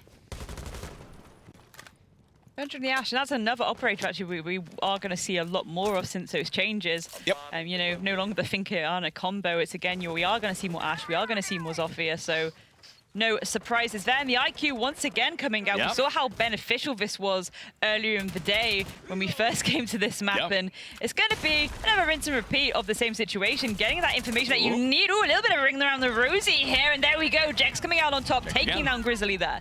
Jex again with a second first blood there in 2 rounds, and he's just really starting to feel it right here now on Theme Park. Of course, people could argue that defending is a little bit easier here. Again, big site to clear up, but you still have to win those gunfights. And again, a little bit opposite to what we see from Border, when the map is much smaller and the defenders can force a lot more gunfights. Attackers will still have to clear, and defenders can decide to play a bit more aggressively, but they have more room to play with. Pings coming out, as Joom knows that he's being spotted out as he heads inside towards Bunk, trying to apply pressure to Jex. They really, really, really want that kill, and he's almost away, but Uno is holding the blue barrel window. Will be able to shut down Jegs, with still plenty of time to go here. So this should be the start of gaining control here in the second forward for Heroic. Absolutely, and half the round to go. That's some good timing, Snarl. Yeah. Curious to see how TENSTAR start to react now, whether they stay on site. It's again being mindful of the fact that this verticality can come through. They do know that Grizzly has gone down though, so again, limited amount of utility left for this vertical. Maybe Benja can get into a position somewhere in office and start to open up lines of sight into Pizza, but for now, more intel coming through from Mello. This IQ is just really working wonders here in Theme Park, so make notes, all of you solo players, that you can get a lot of intel here with the IQ, and of course we saw in tandem with Thatcher earlier today. No Thatcher right now, but you can see that later. Still use that intel though to try and see where those traps or denials are, and if any of the defenders are on cameras, they will be picked up. 40 seconds left to play, as we're still trying to find some Valkyrie cams here. Malu has found one, but of course because of the wall being, the flooring being hard, he couldn't get it, but someone else below did. Clearing out intel. That C4 awfully close to that hole, so didn't really do much there for Azur, as he's going to be sitting in that corner over by Pizza Oven. YZN's toes are going to be chipped a little bit, but still going to be alive. Less than 25 seconds. Benja takes even more damage from YZN thanks to that C4, but he's also still going to be alive, and Zenoxo behind this throne is going to be very heavily contested. You would assume soon June's going to try and start push, but Zenoxa trades him immediately. Uno goes back into trade into Zenoxa, so we're going to see this trade back and forth. We're going to look at the time, less than 10 seconds, 2v2. Benja's going to try and push inside the site here, trying to try and swing it. Trades are coming back again, but it is Heroic with the lead, and it is Benja that will finish it off, and Heroic will scratch one back immediately in round 2. Absolutely, really good going there by the Heroic guys. And again, just so important how much intel they were gaining there. I think even, they were shooting out those Valk cams as well, which is something earlier in the day we saw, I believe it was Viperio, kind of struggle with a little bit.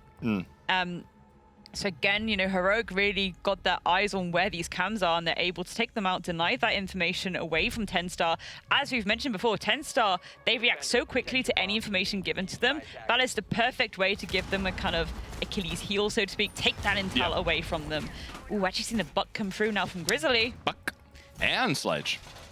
And Sledge indeed, yeah. Doom there on the Sledge, so double Verti.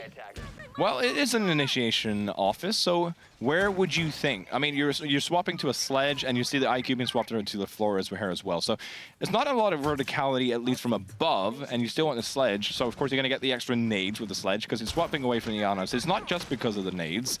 There's something else here to go with the Sledge. Could of course just be a comfort thing, but they want to be able to open up again, like you said about the sightlines. This is a good drone. It wasn't spotted out in the arcade there. Great. Bulletproof camera being set up, but the drone's still there. We'll be able to set it up here. So again, a lot of assault breach here. Want to work with this.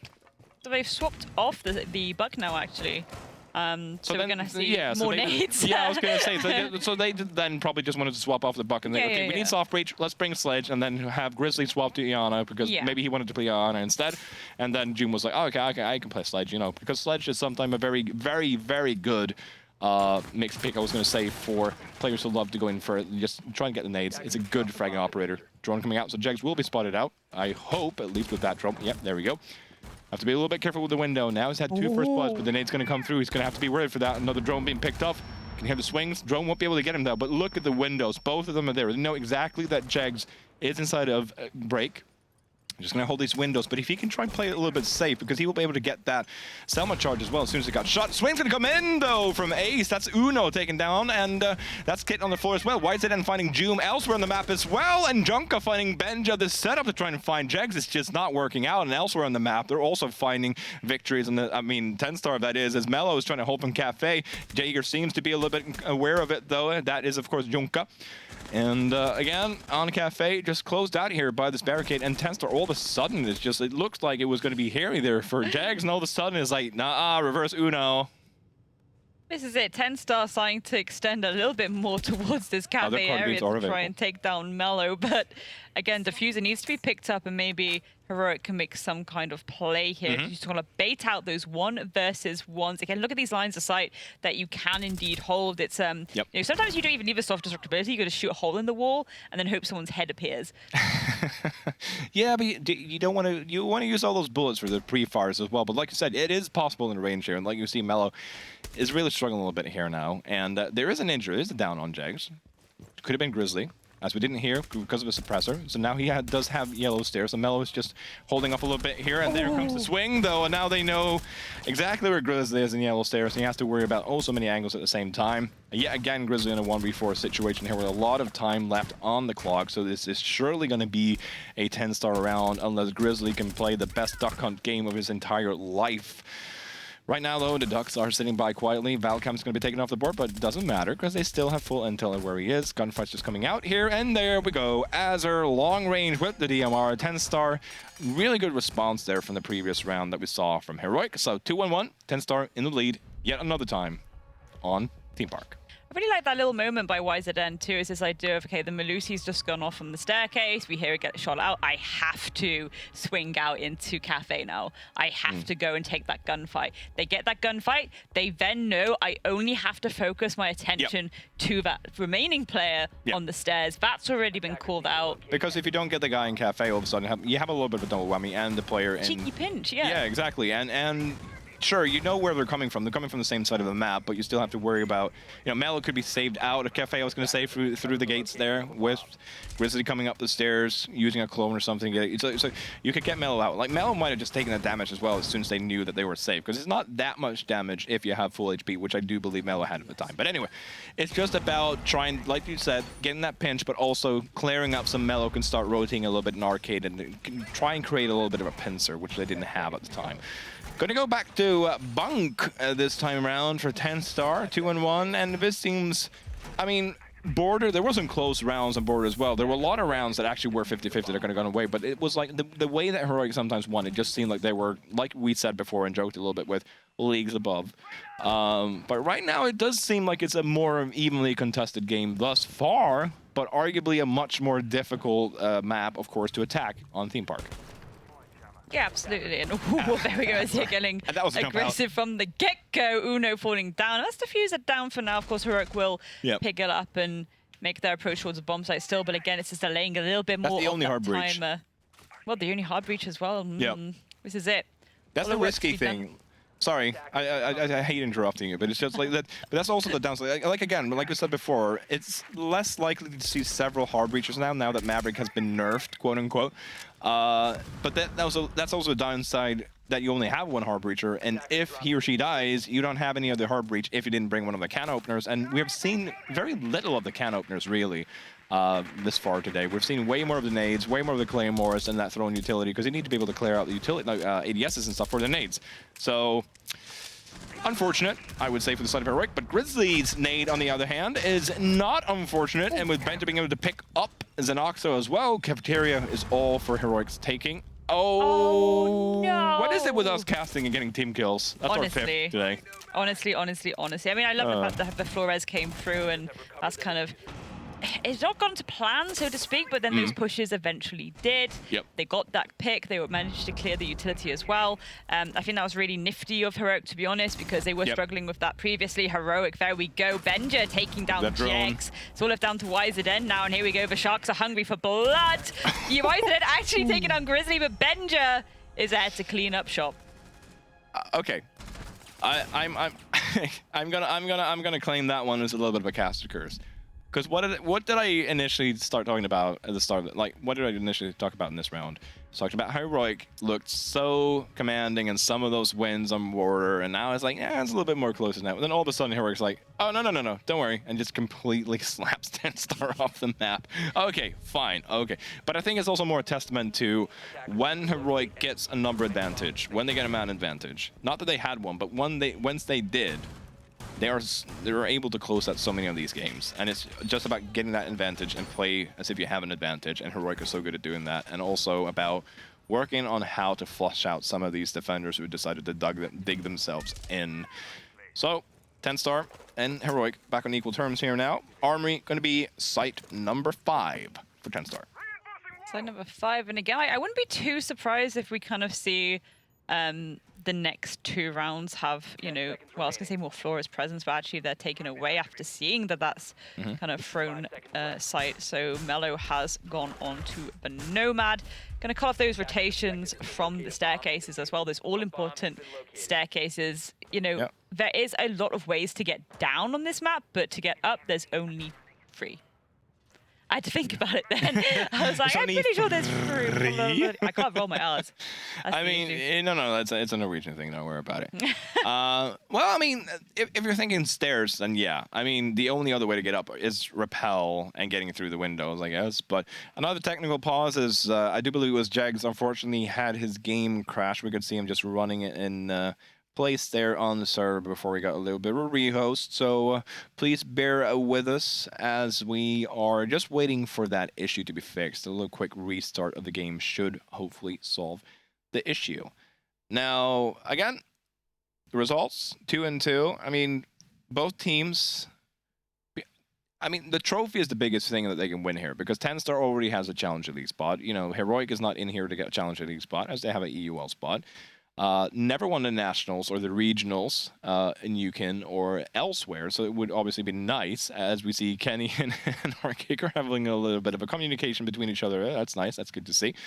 And they probably want to win this. I know Murat. He's a very competitive guy, to say the least, so he wants to take that trophy. But that could also explain why you see less, let's say,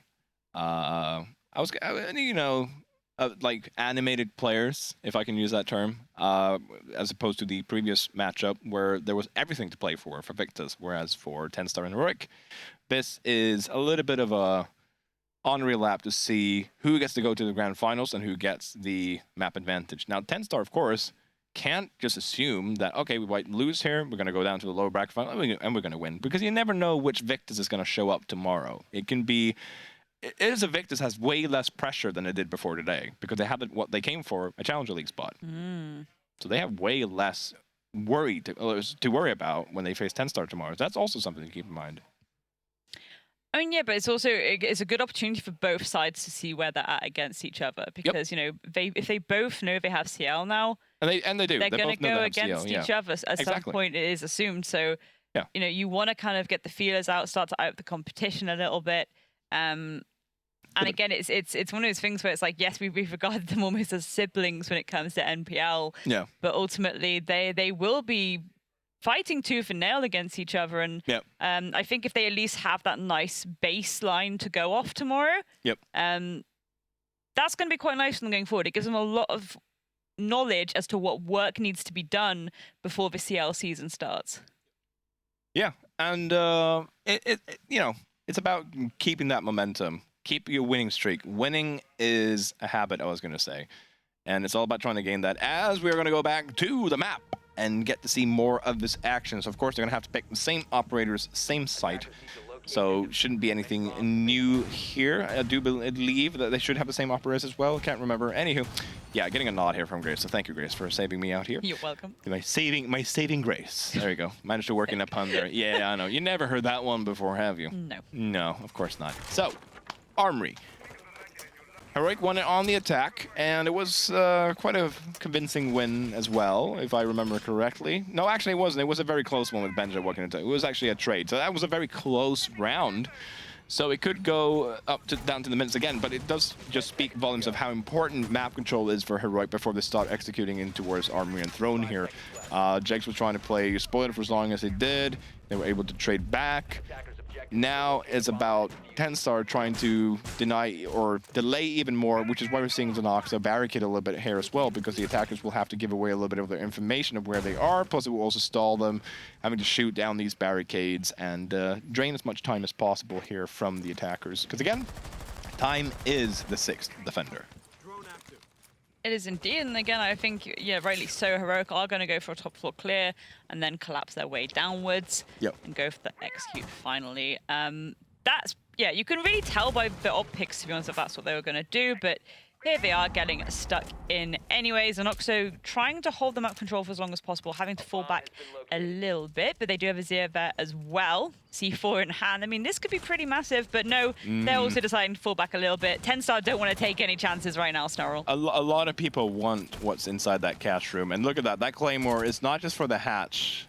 Well, it is for the hatch more. I was going to say for a jump out and then jumping in through the window as well, but it's for the hatch. Let's just face it, it's for the hatch. Anyway, again, look at all these barricaded doors here from the defenders. It's just trying to create some, you know, it's just going to force or almost like sheep Heroic into certain areas, or at least make it difficult for them to go through and traverse them without giving away their intel, slowing it a little bit down. You saw Benja is going to try and use that against the defenders, so we can Claymore on the barricade there just in case to get a little, you know, too hasty. We talked about Maverick earlier not being picked as much now that he's been nerfed. No nades, will have flash nades, but still the only operator that can do what he does in terms of hard breaching, creating these lines and creating this soft wall from just getting rid of this the hard barricade. But there you go, the C4. This is risky. Oh, actually Benja takes more brunt of that one and is very lucky. But this is also what's risky with the Maverick. Will be able to be open now with an Ash charge, and there we go. Voila, Maverick shines again. And that's instant pressure into throne room as well. So rightly so, as you're backing their way up into a tight corner. You could go for a bolshy aggressive play here, and sometimes that will work. But I think at this point, TENSTAR, again, they're playing this quite passively, realistically, compared to how we've seen the previous rounds. I mean, it's maybe less passive. Yonkun deciding to turn around and just clean up a little bit. Azir there as well. Shotgun to the face. Uno falling down. Grizzly falling too, as Anoxo is there with another, and sort of down to Benja on a sliver of health here. And there we go. YZN. A beautiful round there by TENSTAR. Wow. Okay, that went from 0 to 100 in like... They were just so patient with it, though. This is the thing. They weren't, you know, there was so much aggression. 0 to 100. There was so much aggression in those opening rounds from them. You know, the immediate picks that they were trying to get, they were trying to be cheeky with it, get that initial kill under their belt, and then they've got these 2 remaining rounds left for their defense, and they're kind of filtered back a little bit, you know. Okay, let's take a bit of time. Yes, we'll try and cheek it. Actually, no, we'll fall back a little bit and just play it a bit safer, let them come to us, so to speak, and then suddenly turning around a little flankaroonie like this, and picks of Doom and Uno. It's just very nice to see. Very nice indeed. Nice indeed. And TENSTAR going back to Bunk now. They really want to have this round advantage going before we swapping the rounds, because like we said before, this can be a very difficult map to attack. And with YZN showcasing the cap gun for the traps here as well. Again, about wasting time when you have so many doors and doorways in this map. You don't have time to double check every single door for a pesky little cap gun trap or two, as we saw in this case. I mean, even Benja got a Claymore kill, might have been the hatch, might have been the barricade door, not really sure. Still, again, when you have these many rooms to traverse, sometimes you lose track of the details, and the details can be deadly in this instance. So again, a little bit stalling. Lion's going to be coming out here on the attack, of course. No other hard breacher than Ace this time around, but when you're attacking Bunk, he is arguably the strongest of the hard breachers, and with the AK being such a powerful gun as well, it's kind of a dead giveaway. Oh, Azure again with the opening pick here, also having a good time, just trying to shoot through the windows. And there's so many windows to worry about here for the attackers, so you could forgive them for just going into this trap every once in a while. But again, it's TENSTAR just making the most of it, and Xenox's trying to go and join the party here as well, as YZN's playing all the way over by the arcade balcony to just try and get rid of his Selma charges, because you don't have an unlimited amount of those either. 2 left. Nade's coming out though. This nade, no, ADS, they're ready for it. Now YZN's gonna rush all over, trying to get that second Selma charge. Another ADS, the C4's up close, but Uno luckily responds to it. But only one Selma charge left here, and they seem to be struggling on Heroic on how to open up this wall. I mean, again, we've just seen how powerful YZN can be in this position, just holding on to the break room for as long as possible. We saw it earlier in the day We saw as Jeg well. trying that earlier, but now it's the Azure. It's like almost like the SWAT a little bit, and with the extra ADSs, he has the coverage he need. Yeah, and it's again just being there to shoot out those Selmas as well. This time, obviously, getting a bit closer with it and trying to go for something aggressive through the window. Kind of, I guess, not so much learning your mistakes, but realizing that, yeah, I can actually try this as well. You know, it went well earlier in the day, but if I be a bit more aggressive, I could get a few cheeky picks here. Yeah. Sorry about that. It was just a Flores drone. It was just trying to jump up and get far, like, high enough to get that Valkyrie cam, and luckily for them, they were. And an injure, as Mello is going to pick up Junk, actually, and confirm that kill as well. So that's a good pick by Mello, picking it from outside the cafeteria door. And this is what Heroic needs. They need to get a pick or two before they can really start working their way towards a site here, or at least gain some control here, so that they can start working towards said site. 40 seconds left. 3v4, still a hard breacher on the board. 1 Selma charge to go, so you don't have any left. So, oh, there we go. Oh, Jags is getting company, but Jags just denies them. 18-year-old Finnish wonder boy coming through. YZN's being able to be shut down, but Jags gets yet another one. And Kenny shows and looks at Jags. Don't give me attention. Go away. You're too close. You're invading my private zone. And, I mean, that's what he said to the players jumping in on Heroic as well. Jags... Oh man, star player to watch from the NPL. Again, we've seen so many players go to the EUL directly from the NPL. Just look at that, just spraying up. I mean, it's just naughty. Nice. It's naughty. It is That's naughty. what you like to see. And lightning reflexes, quick reactions. And there you go. Just slap me, dude. Just give me the slap and move on. Just don't point at my face. I love that. Well, Heroic moving on to defense now, so it's going to be interesting to see what they bring to the table. Let's have a looky look. The alibi coming out. I mean, again, you know, we spoke about how crucial that could be when it comes to the way that this map is, those long lines of sight. We've also got the Vulcan there as well. So again, the area effect that fire can create, not only, you know, holding players away from these pivotal choke points, but it can really delay the approach through that map and that gainage of the map control. Yeah. Seeing the Dokubi come out on Xenoxo as well, so that's nice to see again. Double hard breach. Double hard breach. Risking nothing. Risking nothing? I mean, because technically you could bring some of those can openers if you wanted to bring a little bit more of a flexible offensive operator, I was going to say.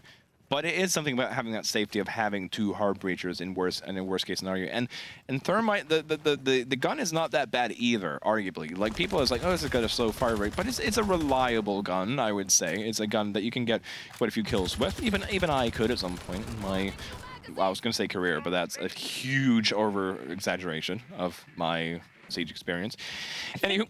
I think they're going to focus one of the walls of sight with one of the hard breaches, and then the other's either going to be used for hatches or it's going to be used for the opposite wall, essentially. They're going to go for a nice little pincheroonie. Yeah, because obviously the benefit with Ace over Thermite is that you can throw a hard breach in range, whereas with the Thermite, yes, okay, you have to get up close, but you get a much bigger hole in the wall. And there we go, Thermal Charge in play, just to open up that angle that we spoke of. Grizzly getting another opening kill onto Endo, but still just trying to create a little bit of an angle, long angle towards the yellow stairs here, and ensuring that they can just enter, break through, and they certainly will. Xenoxo rocking the Duck AB again. Like we said before, great pick here for Theme Park with the annoying, pesky calls that you are forced to, well, you're not forced to, but you will give it away. Oh, Grizzly, there we go. The appreciation coming from Azra. And again, Grizzly, so far this series has been so good for Heroic, both on Border and Theme Park. Xenox are going to try and go in the entry here, and we want to see, for Heroic's sake, a first win, on the defense team half. And Xenox are just a little bit unfortunate, but we'll be able to catch up. The bench able to get the second one. No, it's Grizzly on the other side, picking up his third of the round. Is looking very good for Heroic here, Grace. It's looking very good indeed as they try and hold on to site as best as possible. This is what I'm talking about, the really tiny choke points, especially on this site, certainly. And that bit of utility coming out is going to give them a little bit of an audio cue there as to where one of those pushes is going to come from. Barrels opening as well. They know there's a Thermite lurking that side of the map too. So a little bit of pressure being taken away from the east, and they at least know that now. They can focus their attention to that west.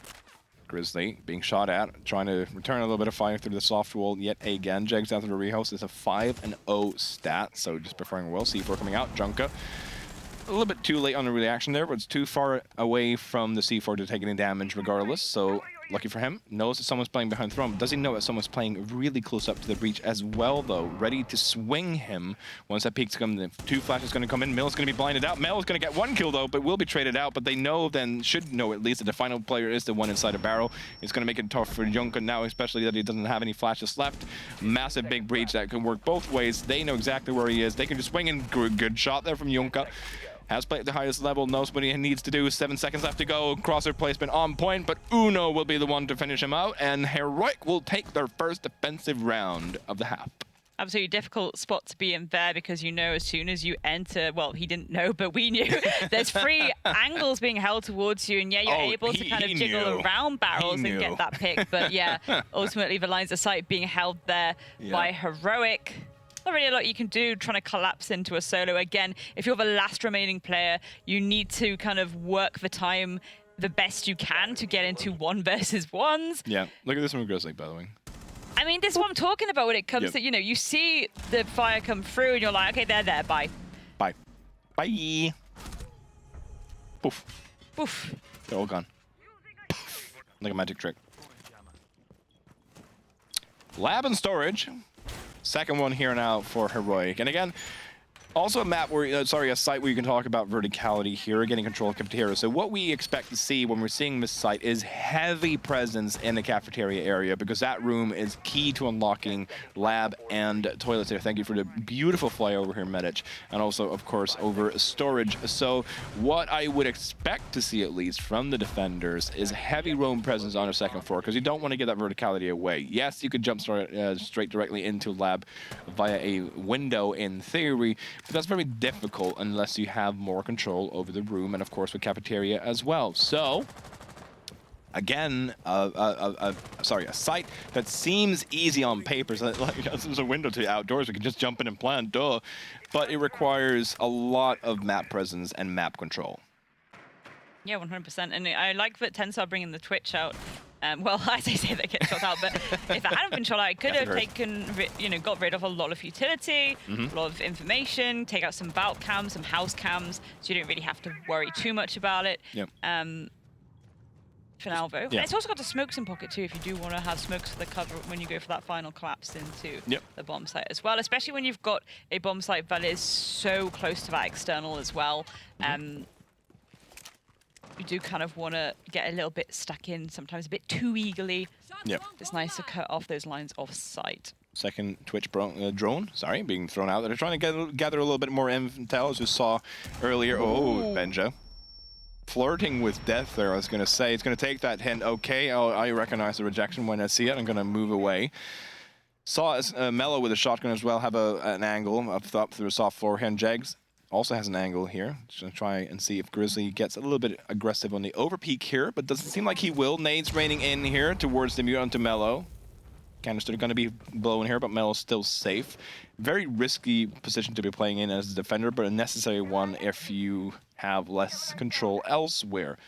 Oryx on the roam here, of course, Grizzly. Jags is going to try and chase and see if he can find someone inside of Cash. And again, this crucial gunfight could be the opener. Jags versus Grizzly. We've seen it before. Jags will be able to, yes, he will be successful yet again, at least his third first blood of the map. And he is just making a name for himself in this league time and time again.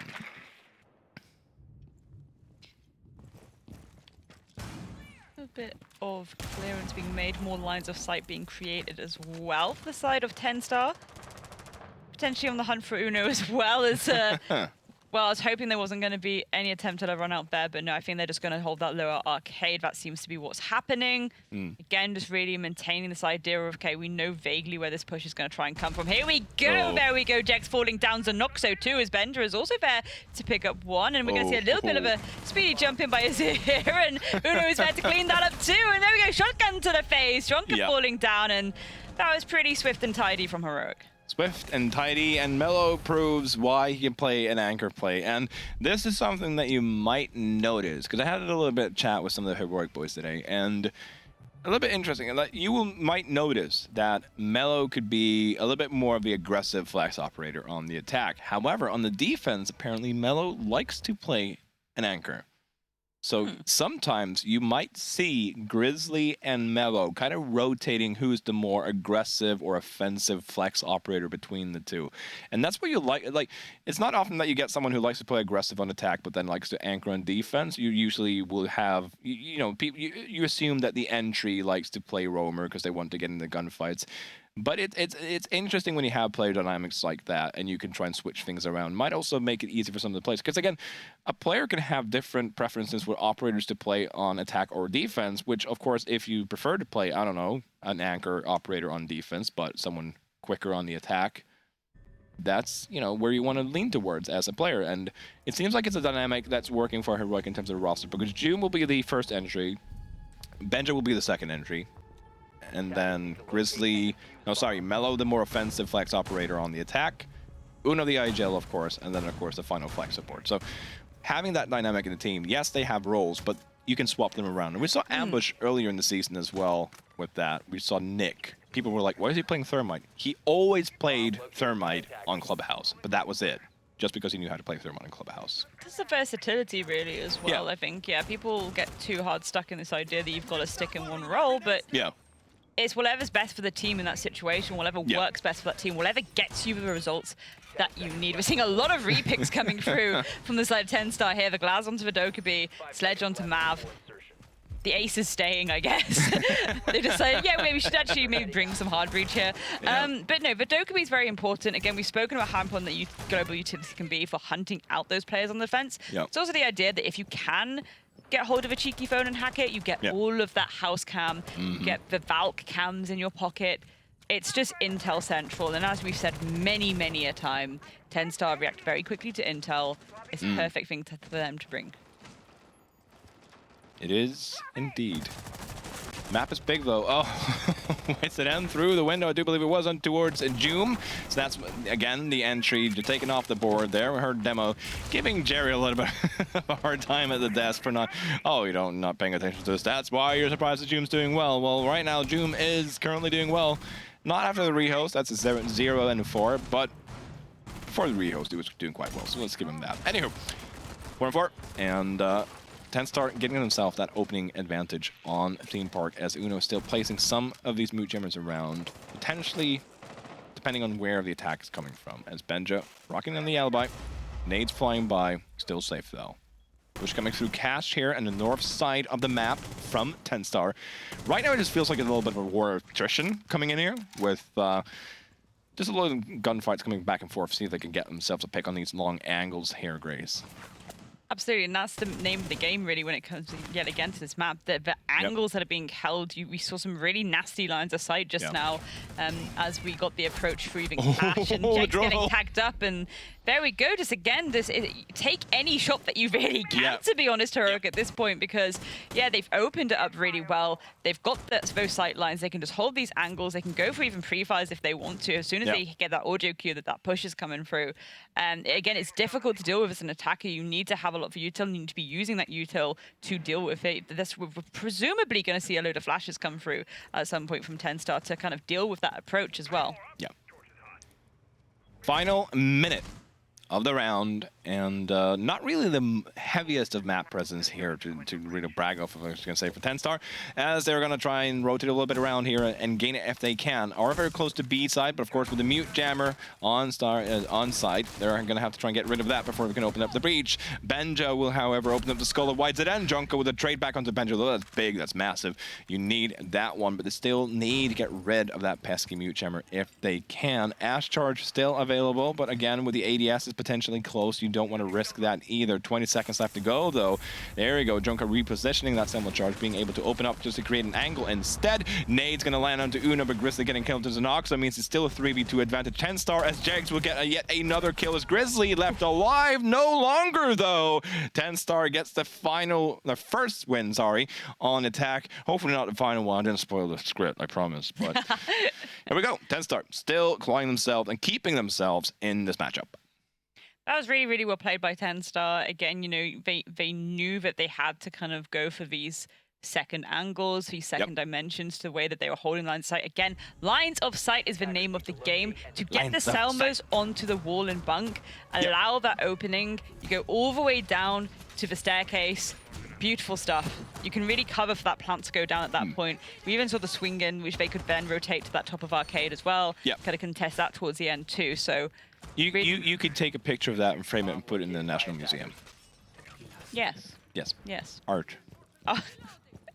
I was wondering, I had to think about that then. Where are you going with this, Snow? Where are you going with this? Like, that's the great part with casting with people in person now, because now I can see how confused people get when I'm trying to pull off these like crazy little analogies and stuff, and I love it. It's the same confused look I get in the eyes of my students. There you go. Again, with the verticality, though, like we spoke of earlier, Soft Breach is coming through with a sledge. They are going to stick as an Oxo on this Duck AB, and I think it just keep doing it. You want that extra audio call, because even like your drones, yes, they can be shot, and then you kind of lose a little bit of intel, because any information that's more than 5 seconds old is irrelevant information, you can argue. But with the phone calls, you will always hear it. As long as they're active, you will hear the defenders, and you can try to provoke a gunfight, because sometimes the defenders will respond aggressively by swinging, but you will be somewhat prepared for it as an attacker if you pay heed to it. Doors being opened up around a little bit here around Cash, and of course someone's playing very close to the stairs, to the door, very close to the alibi clone as well. Benja is going to hear the Claymore. It seems like Jags was trying to bait that one out, but Benja got the better of him and took a lot of damage from only 5 HP. So in the Battle of the Youngins, yes, Benja won this time around, but still, it's a very, very close matchup here. And keep in mind, TENSTAR are in the lead in this map still. So still, Heroic are the ones have to play. Sorry, you have to play catch up. Stumbling in my words a little bit here. Stumbly.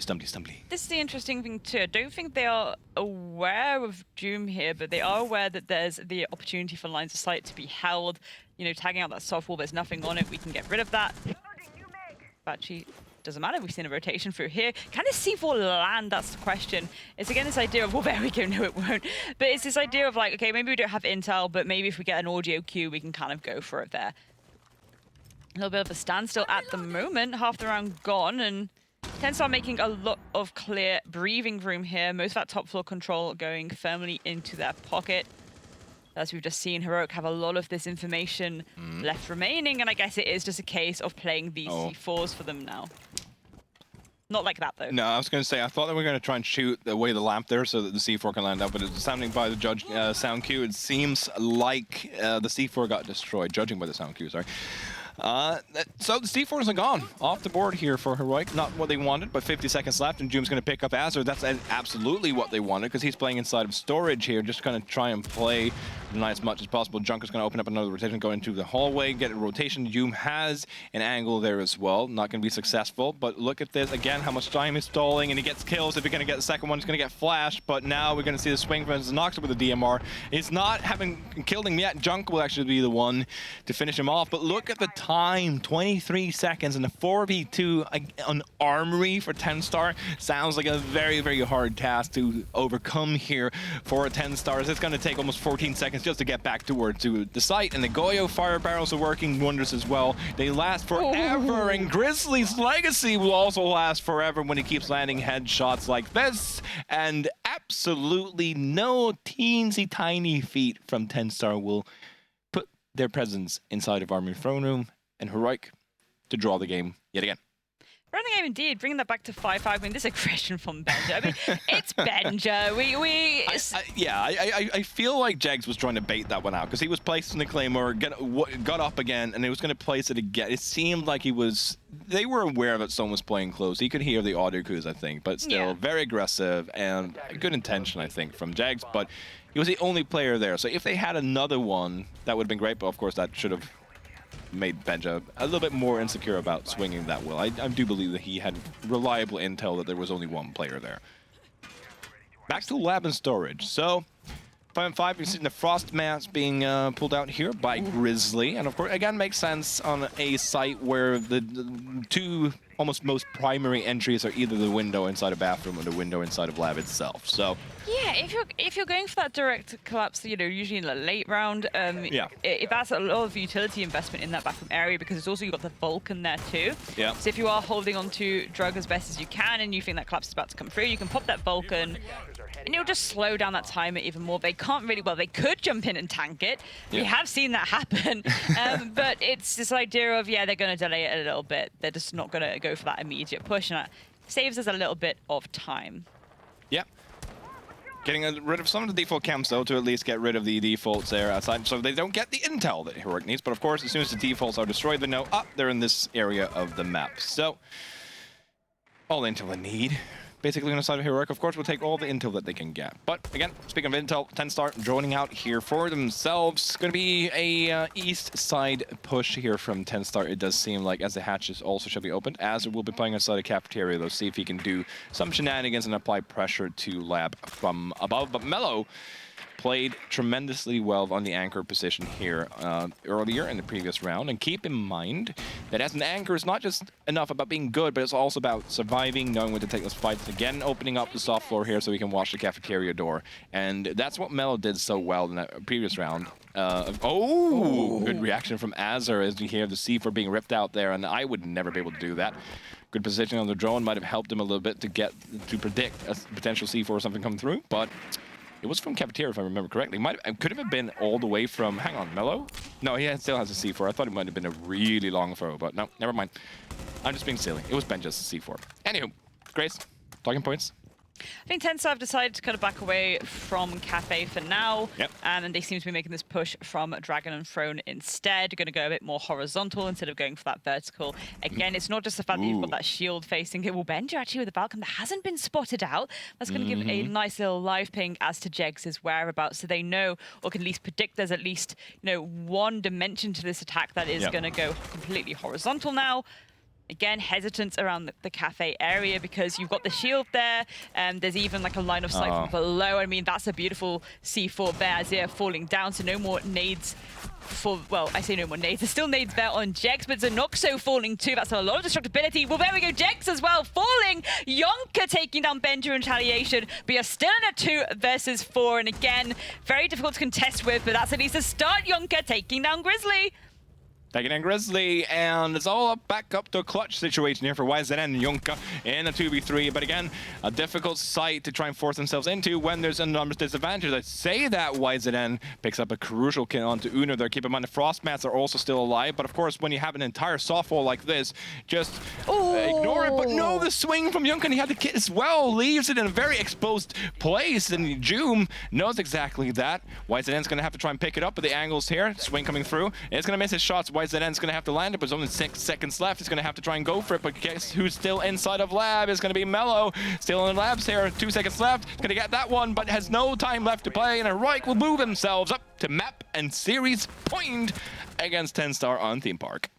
Yes, I think we've seen this a few times with some of the players at TENSTAR. They'll get into these kind of late round engagements, they'll get that pick, but it's just for time that occasionally will just be ticking. And it's happened to actually multiple teams today, to be honest, and it's just the nature of things sometimes. If that timer is ticking, as we say, time is the 6th defender, and not really a lot you can do there, especially when the diffuse has been dropped. You have to go pick that up, you have to then try and go for a solo execute into sight. Not exactly the most favorable of activities to engage in, I will say. It is by far not my most favorable activity. No. Keep coming through from TENSTAR on top of that glass. That's going to be a little bit of a spicy one because, I mean, again, if you're getting that intel and knowing what kind of setup is there, you can maybe position the glass to be like, okay, well, I can just hold this for a bit while you make your way into what push has the least utility, maybe, or at least set yourself up where your utility can deal with that utility. Yeah. Deal with the utility. 10 seconds to insertion. 10 seconds to insertion and 3 minutes for TENSTAR to try and show us, give us the key to whether this is going to be an overtime on Theme Park or whether Heroic are going to 2-0 TENSTAR in this series and go to the grand finals, not just go to the grand finals, but with a map advantage over either Victus or TENSTAR, who will be then playing, the loser of this matchup, by the way, playing against Victus tomorrow in the first best of 3 to decide which team will be joining the winner of this series in the grand finals to play for one of the coolest trophies I've seen personally, I'm not going to lie. The thing is, I do feel like this was kind of like low-key kind of win-win situation for TENSTAR, because even if they do lose this best of 3 now, it's again the idea that they get to go against Victus. Winning by losing. Winning, well, it's like winning from the experience of being able to go against Victus and, you know, again, leading up to CL, but also to kind of see where you're both at. They haven't played against each other for a while now. Jake's getting that pick there onto Joom, though. That's a nice little opener for TENSTAR to at least try and pull this to overtime. Maybe if they can translate that across to the round being won at least. Spotting out the Valk cams as well. So again, all this intel being taken away from Heroic while they still got IQ in pocket. It's really going more towards them in terms of who has that most information as to what they're going up against. Yeah. 1 minute 40. Again, good opener by TENSTAR. Want to get every single advantage that they can right now. Uno playing a bit aggressively with the smoke. Wants to see if he can swing and perhaps plant some smoke canisters to delay the advance here. Again, Maverick showing why Maverick is so good, and it might also be an adaptation from when they were struggling to play against the Mute. No Mute this time around, but you have the Bandit and the Kaid, but Maverick can just completely circumvent that, but making the wall soft using the Blowtorch. So a good, I would say, counter from TENSTAR, especially when you have that extra kill as well. Gives you a little bit more breathing space, but of course the pressure still coming through here. Some utility clearance coming through here, it seems like as well. The window place is going to come here now from Azure to apply pressure to break room. Less than a minute, and it seems like the execute is being set up here for TENSTAR. The smoke canisters are starting to rain. C4s as well, not landing as of yet though. 45 seconds before the execute is going to come off. Uno takes a lot of damage, but he will be able to take down YZN. Azure will get the nade onto Grizzly. 40 seconds left. Another smoke canister coming through here. That is his. Oh, he still has one. Never mind. Azure gets one. Benja trade back. Xenoxo is a 3v1 situation from Mello. He loves to anchor, he says. Can he clutch from this position as well? 25 seconds. This looks like overtime. Xenoxo's going to try and go for the plant, though. Mello still has something to say here. The C4 coming through. This just was landing. He does get the plant down, but it is a 2v1. So still an advantage for Mello considering the situation he was in. Yes, they're going to have to play against the clock now, but still. This is completely doable. Play with the rotate through upper arcade here, but he has so much to do here. The pre-fires and Azure, he says thank you for that opener, and ladies and gentlemen, we're going to overtime on Theme Park between Heroic and TENSTAR. Overtime! Overtime on Theme Park, Dream Park. What could be better for a Saturday night? A cake? Someone just tried to correct me by saying it's Friday, but it is indeed Saturday. It is Saturday. Overtime, okay, yes. I'm gonna out him. Jerry does not know the difference between Friday and Saturday. That's what you get from trying to correct someone while we're live. There we go. Overtime, indeed, of TENSTAR starting on their attack. I mean, again, this could be a little bit squiffy given how strong Heroic just were on that defense. But again, same utility coming out from TENSTAR, and they know how to use it. They know what they need to do. Again, it's just going to be a case of pulling away as much information as possible from Heroic. Heroic themselves, they're not even bothering with the Valk cams this time. No. They got one bulletproof on Doom, otherwise they have to rely on those house cams. Instead, they're relying on that delay of the approach. They're relying on that delay of the map control. They've got the Malusis, they've got those Vulcans again. Yeah. It's good stuff. Good stuff. You know it's not a good stuff? Technical pause. Waiting to hear more confirmation for what this is, but we'll see what this is all about. But regardless, we're looking at the lovely faces of the teams there. A little bit of a tech pause. So yeah, it's this idea that we're going to have this slow delay. I think Heroic were really working to the fact that they didn't have to kind of hold as much as they needed to because the timer was for most of that round in their favor. They were really burning out that clock. They were really keeping hold of that map control for as long as possible. You know, we even saw the plays around that smoke utility. You know, yes, they got tagged a lot, but we had the first Toxic Babe go out, delays a little bit about a minute mark. And then it was not a second Toxic Babe first. First, it was a swing out of the SMG-11. Then that second Toxic Babe comes out. And it's just, again, burning out the timer. TENSTAR then being able to kind of turn around and just get those picks in to actually get down and get that execute. Turn the timer into their favor. I mean, that was literally by the skin of their teeth as well, may I add. That was by the C4, literally a second sooner. And that plan wouldn't have gone down. And that probably would have been... It would have changed it so that even though it was the plant was down, which obviously created a huge advantage there for Heroic. Or sorry, for TENSTAR. Because the thing is, yes, people say, oh, but he still had time to pick up the kit. Yeah, but that means it's a 2v1, and then it's a 1v1 when the plant's going down, if that makes sense. So it creates what the plant goes down does, it create the pressure on the defender to be the one that pushes instead of being able to play a bit safer and put themselves in a favorable position and then wait it out and see, okay, do I have the opportunity to rotate here? Do I have the opportunity to swing again when one of the attackers are planting? Gonna try and play for time. So as soon as the plant goes down, and it was by, I think, milliseconds, like you said, and it can be the very difference between a win or a loss in a situation like that. And that's the beauty of Siege. Like split-second decisions, split-second timings, I was going to say, can have such a massive impact on a game of Siege. 100%. You know, time is so important. You know, we speak often of time being the sixth defender. As soon as that plants down, it is the sixth attacker, essentially. Really changes the momentum shift where all the pressure is as well. All the pressure to make those moves. Again, we've seen the way that these teams can play really well when it comes to the post plant, especially previously as well, when it comes to just holding those angles and just really maintaining their composure, not trying to get too aggressive in that post plant either. Right.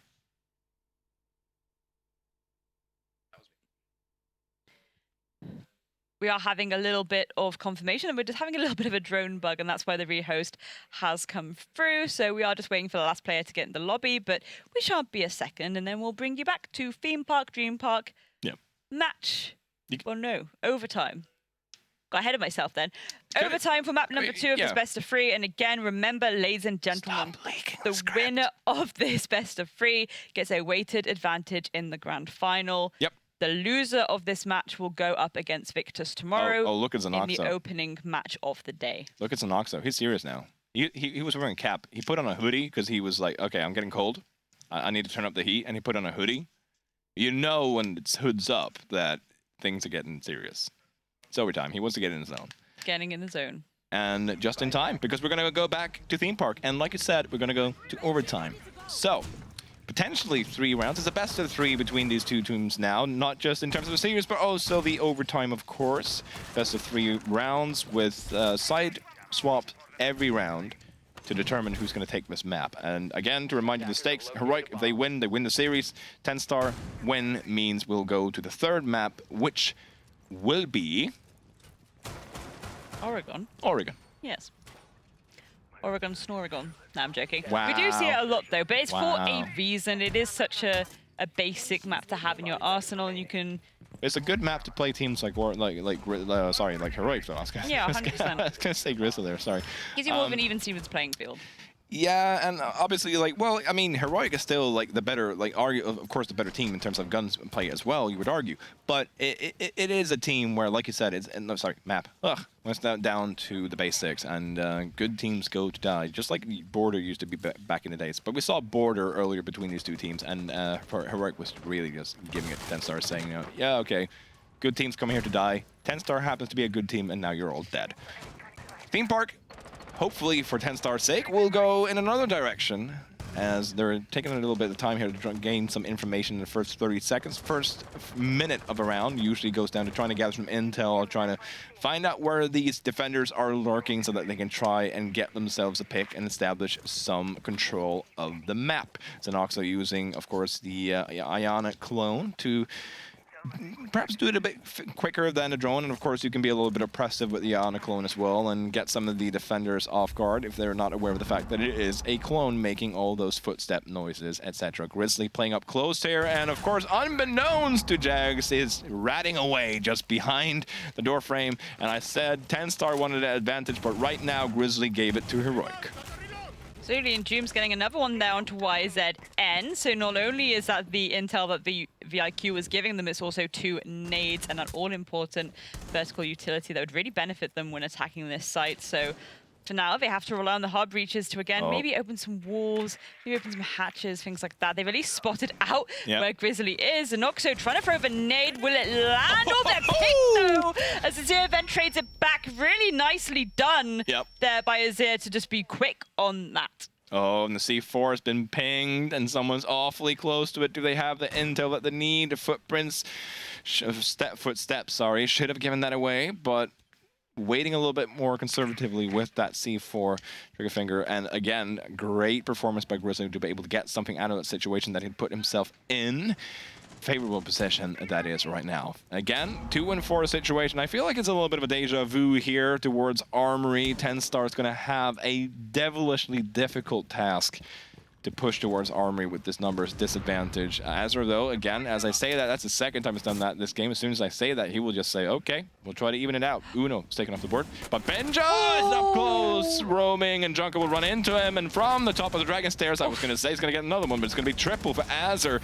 And again, been playing so well for TENSTAR. 20 seconds left, and he decides, you know what, I don't have time for this. I'm going to yeet through the fire and the flames, and I'm going to die to the canister. He was looking to get that kit, but he realized he didn't really have much time, and he was hoping that he would have enough HP to get through the flames. But of course, with the bullets helping to chip down a little bit there, I think, as well, he did.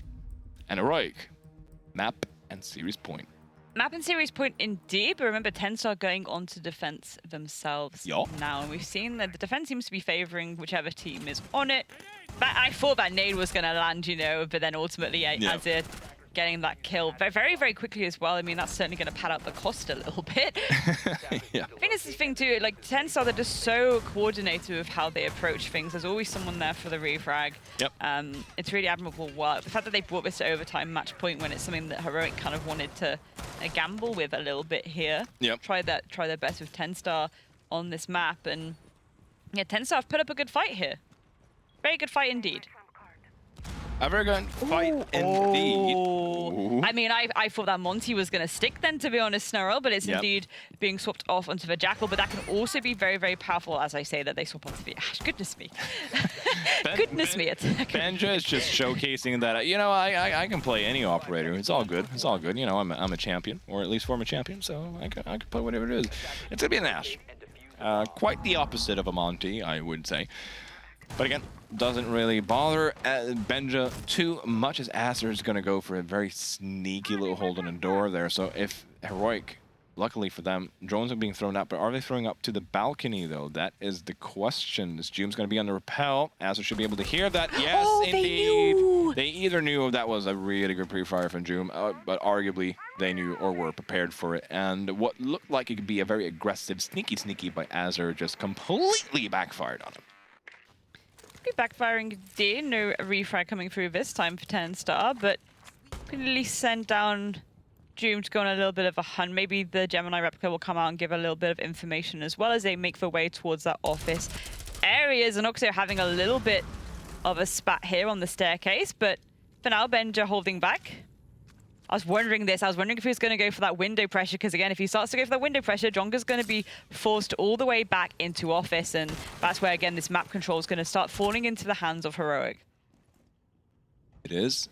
And again, just to remind everyone, Heroic is single round away from netting a spot in the grand finals in the NPL and try and fight for that coveted trophy that's currently standing inside of the black box at the campus. And Joom is going to push here as the defenders are going to push aggressively. Jags will trade it out, but again, trades going back and forth here. TENSTAR trying to answer this with a little bit of aggression, but it right now is backfiring to him. Zenoxo will be able to find that kill. He won't, and all of a sudden it's only YZN left in a 1v4. Will take down the first one, but surely this should net the game for Heroic. YZN does have a little bit of room to work with, but look at that attacker all the way. Oh, great shot though into Mello, and that was the final, I was going to say, the most dangerous defender, arguably, for Grizzly. No, sorry, for YZN, of course, because you saw the positioning there.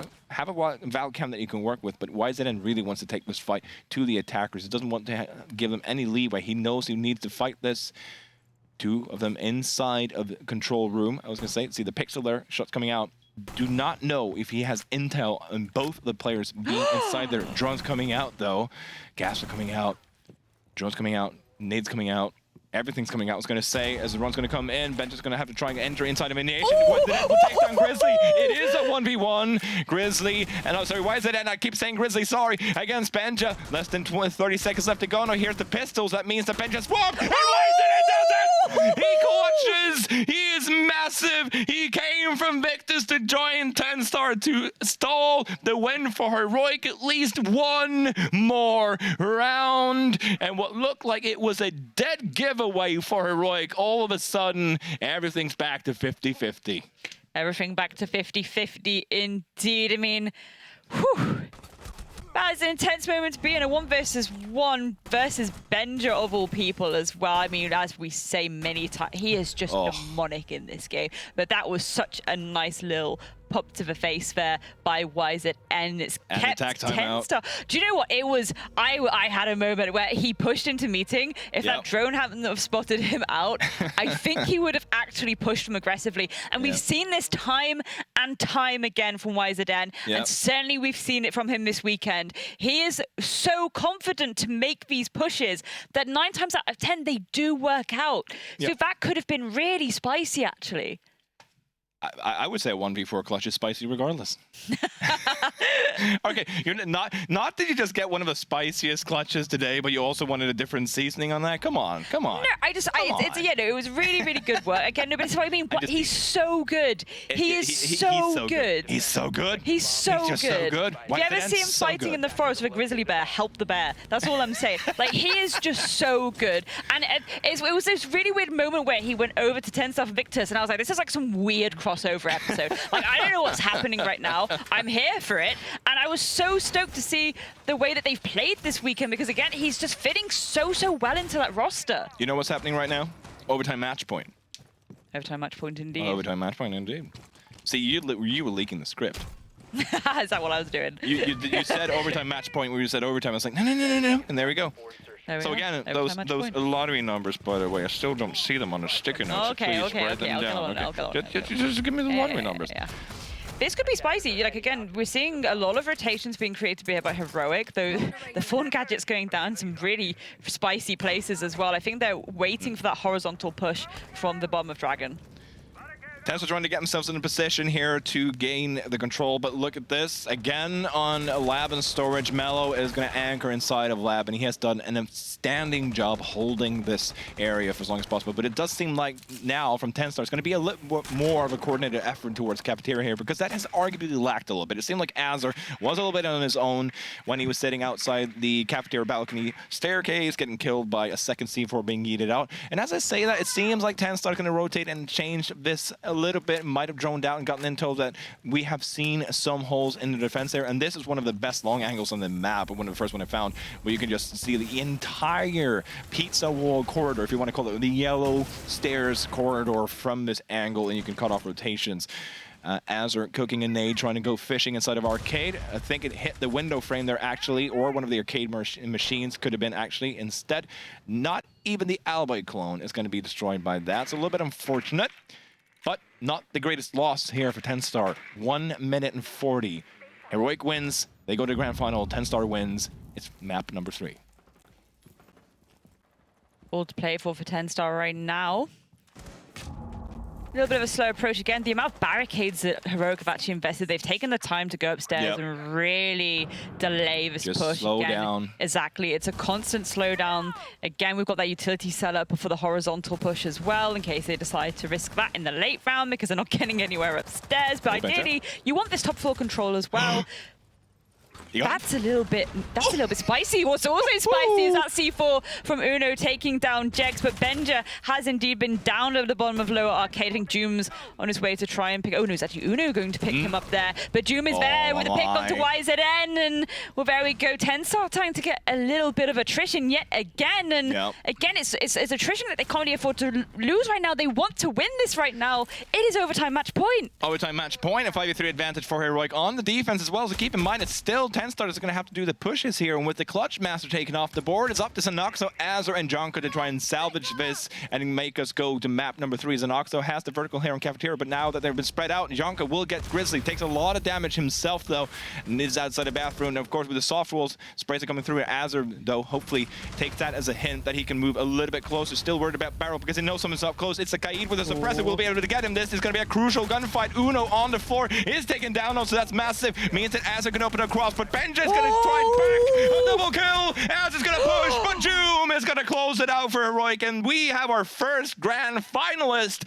in the NPL. Heroic, take a bow. Take a bow indeed. I mean, again, I think TENSTAR put up such a good fight there. They were doing everything absolutely on point. Can we talk about how important it was that Benja actually got up in that round? So he could be in those positions towards the end. This is it. He was down. They picked him up, and he was able to get in that position at the end there and get that 2K. And that really just basically cemented how that round was going to go. So if you see a down teammate and you see an opportunity to pick him up, don't leave him hanging. Go pick him up. He might just Benja his way out of it. I was going to say like a 2v1, get through 2 or 3 kills, and he can do a Benja. Oh, that was so great by Zanox. I didn't actually get to see that live, but that was great. Great shots there on the Claymore. A very valiant effort, though, from TENSTAR to try and get us to a 3rd map. And I mean, they are in the lower brackets finals now, tomorrow, against Victus. And Victus beat Viperio, who TENSTAR also beat earlier in the day, so it should be a very close matchup, you'd think, on paper. And it will be interesting to see how TENSTAR responds to this, because keep in mind, we now know that Heroic will have a map advantage going into the grand finals. 100%. I mean, I think it's going to be good anyway for Victus and TENSTAR tomorrow. Like, again, I think that's definitely going to be a certified barn burner. I think we are going to go and kind of see a little bit of, you know, foresight almost as to how again CL is going to go. And it's going to give the information as to what they need to work on. Again, you know, Victus, to be honest, I think they've got a lot of work to do before tomorrow. But in the meantime, we at least have our first grand finalist with that weighted map advantage. We do, and we certainly have a desk that are really looking forward to dissect this as well. Ginny, Jerry, and Demo, take it away.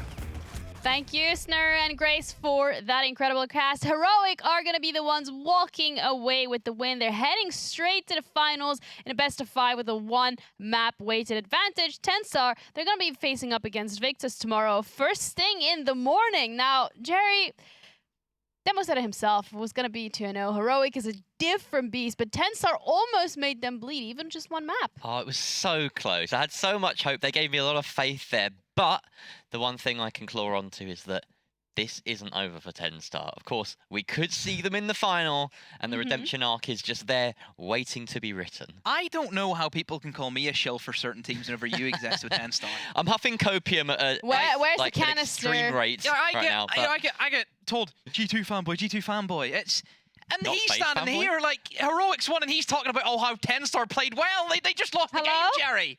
They lost it 8-7, Demo. Loss is a loss. 2-0. Jerry getting bullied on desk. Oh no. I'm not taking it. I'm not taking it. He's blind to the possibilities. You lack imagination. Okay, Heroic versus TENSTAR goes in favor of Heroic. Demo, they absolutely came out swinging. Second map a little closer. Yeah. Are you expecting the finals to be just as swift? Probably. I think you have to keep in mind as well now with TENSTAR position they're in, they have to go through another game in the tournament that they have to now play. They don't get the kind of, morning off, I suppose, which obviously now Heroic get. They get a bit of a lie-in tomorrow, which is nice for them after being up early. So they, they do have time that they can take time to chill, prep. Obviously that one map advantage you have, and it's very rare in Siege that we see these, best of fives actually turn into wins for the side that didn't win the first matchup. They come in from the lower bracket, so it's very rare that you would actually see that happen. So I think everything's just going for Heroic right now. I think everything going for them. Ben just showing up, Juma showing up, as I think was expected. But I mean, still, all credit to TENSTAR. They played a good theme park, and honestly, could have went their way. I mean, big clutch from YZN there. I suppose around 14, but absolutely is what it is, Jerry. That's the score. That's a score, and we have Ollie as well, ready for an interview with one of the Heroic players. So let's have a look. Ginny, thank you very much indeed. I am joined here by Joom of Heroic. You have just won a very important game, my friend. You've secured your place in the finals tomorrow. You must be feeling pretty good about it. Yeah, it was a good game. Very happy we won. A little through at the end a little bit, but we ended up winning at the end. So I was a little bit concerned because I was kind of picking which side to stand behind there in those final couple of rounds. And I thought, I'll hedge my bets. I'll stand behind Heroic because if they win, I'm going to be interviewing one of you. And there was a round, it was 6-7. And I heard a rumor that it was a 4. I thought it was a 3 versus 1, but someone corrected Mr. Officer when he was saying it was a 4 versus 1. Just talk me through that. It's such an important round, and we just watched you go one at a time. Yeah. Well, as you said, we went one at a time. Didn't play as a team. Happens. We should have won it, didn't, but ended up with the win at the end. So. Something that I noted was the tactical timeout that Anna took right after that. So calm coming through on the comms. Was that really helpful for you guys in terms of, recomposing yourself? Because it's obviously a bit of a tilter, isn't it? We've got TENSTAR on the other side of the room screaming at the top of the voice. You probably can't hear with the white noise earphones on, but we could certainly hear they were making a little bit of a racket. But Anarchic coming in at a great time there to really sort of bring you all back down to a level playing field. Yeah, he stayed calm. He told us what to do. We know we are good at defense, so we stayed calm, got the win. Excellent. Well, obviously, you're relatively new to the side of Heroic. I was picking Mr. Officer's brains out there a little bit earlier on. How have you been enjoying boot camp and stuff? Because I know that you've spent quite a bit of time in Norway recently, boot camping with the team and just getting used to the ethos and the structure and all that sort of stuff. It has been a great time, wonderful. Heroic, great, supports us a lot. It was a very nice time. Fantastic. Well, Joom, hopefully we'll see you tomorrow in the finals. Have you got anything you want to say to the fans in the meantime? Thank you for all the support. Thank you to Heroic. And yeah. Thank you very much for your time. Back to you, Ginny, on the desk. Thank you, Ollie. By the way, for those of you at home wondering, Ollie is indeed standing on a box, and that's why he looks a little bit taller. So is Jerry, by the way. You should be lucky he's not interviewing you. We're not going to go there. We're not going to go there. Heroic versus TENSTAR. Heroic, they're the one that walk away with the win 2-0. They're going to have a little bit of a lie-in tomorrow morning, whereas TENSTAR or Victus, whichever team is going to be walking away with that win in that first game of the morning, they need to play at least 2 games. That's the minimum, to then come and compete against Heroic. Jerry, how do you mentally prepare for that? It's going to be a case of momentum, right? If you're going to make that lower bracket run and somehow get over the mountain that is Heroic, and I acknowledge that now, you're going to need momentum on your side, and you're going to need to be hoping that whatever sort of incredible victory you get in that lower bracket final, you're going to hope it's swift. You're going to want to do it in 2 maps. You're going to want to do it 7-2, 7-2. Yeah. That has happened. You can Rainbow Rumble finals, exactly that scoreline between TENSTAR and Victus.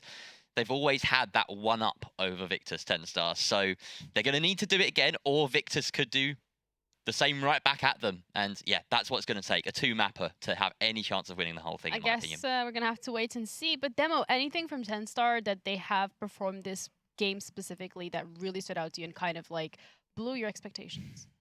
I think TENSTAR obviously still learning the game. Still very early on. Obviously, the roster change happened for them where they're bringing in YZN. That's already something that you have to take in consideration. I think most teams here, everybody's had a roster change in some capacity. So this side is still, going through the motions, getting a new player adjusted. I mean, YZN showed his capabilities today. You know, he showed his worth, and you know, I'm not going to sit here and compare him to Leader because I think Leader was so good for this side. Different players, different class. You see what Leaders now went on to do for Navi at the moment in such a short space of time, and I think Joe, you know, it's going to be difficult to live up to that. The expectations that Leader set on, but I think Joe's doing a great job. Absolutely. Yeah, well, all the teams here today did a great job. The first game that we had a look at, we started off with TENSTAR versus Viperio 86. That was the first game. TENSTAR a quick 2-0. We then followed it up by Victus versus Viperio 86, and that's where Victus actually unexpectedly walked away with the win. It was all the way the distance. It was also the first game where we saw an overtime happen. Heroic 2-0. They have gone absolutely undefeated. Yeah, that's some statement. I mean, yeah, it came close in that final match. Is it a statement? Is it a statement? Come on, this. It's Heroic. If they're losing match, you're questioning them. That's minimum for what we expect from Heroic. I was really thinking TENSTAR it should be might have it on 28-0 for Heroic today. TENSTAR on Theme Park had every entry kill on their defense. They were shaking Heroic to their core right there, and then, well, we saw what happened. Yep. So Heroic does bleed, but we're not sure exactly how much yet. But we also have the bracket. It's been impacted by all the games that we've seen throughout this day. And it shapes up quite nicely as Heroic is going to be the first team in the finals. But also, unfortunately, Viperio 86 are no longer with us. TENSTAR versus Victus is going to be the game that will decide which team is going to be heading up against Heroic. Once again, it will be a rematch in the finals. And based on what we've seen today, could history repeat itself? Well, speaking of history, we've had history made in a sense today as well. I will talk about that lower bracket semi, Victus making in the Challenger League. You know, that's probably the biggest achievement that we have of the day. Just want to, you know, make sure that we remind everyone of that. Their job's done big now, deal. so they can go play Tekkerstown against TENSTAR tomorrow. Exactly. Which is what I'm expecting. God help TENSTAR if they're trying to prep for this Victus lineup. She's going to run in. Okay. Honestly. It's gonna be a banger and a half, and we're gonna be going to a break. But before we do so, there is the HyperX giveaway, so don't forget about that. It is Beans. We have the post show coming up after this, so if you want to hear some interesting insights, make sure you stick around.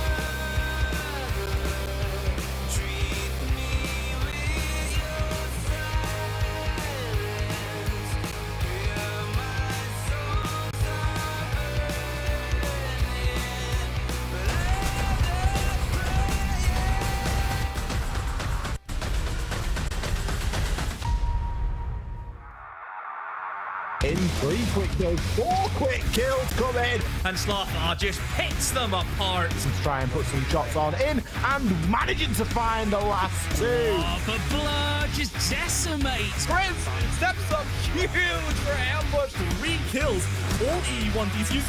What?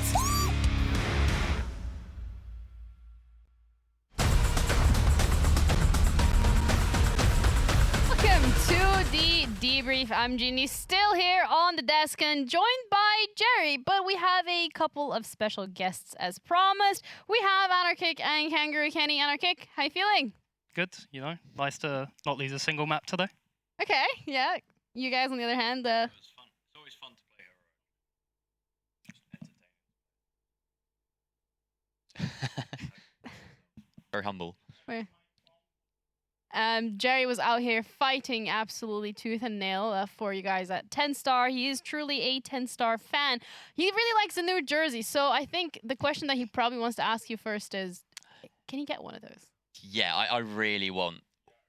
I really want one of those TENSTAR jerseys. I'm gonna have to arrange a jersey swap at some point. There's a clean, aren't they? Yeah. Nice. Very clean. Very clean. Swish. Okay, yeah, okay, very nice, very clean. Jerry, you have your questions? Go ahead.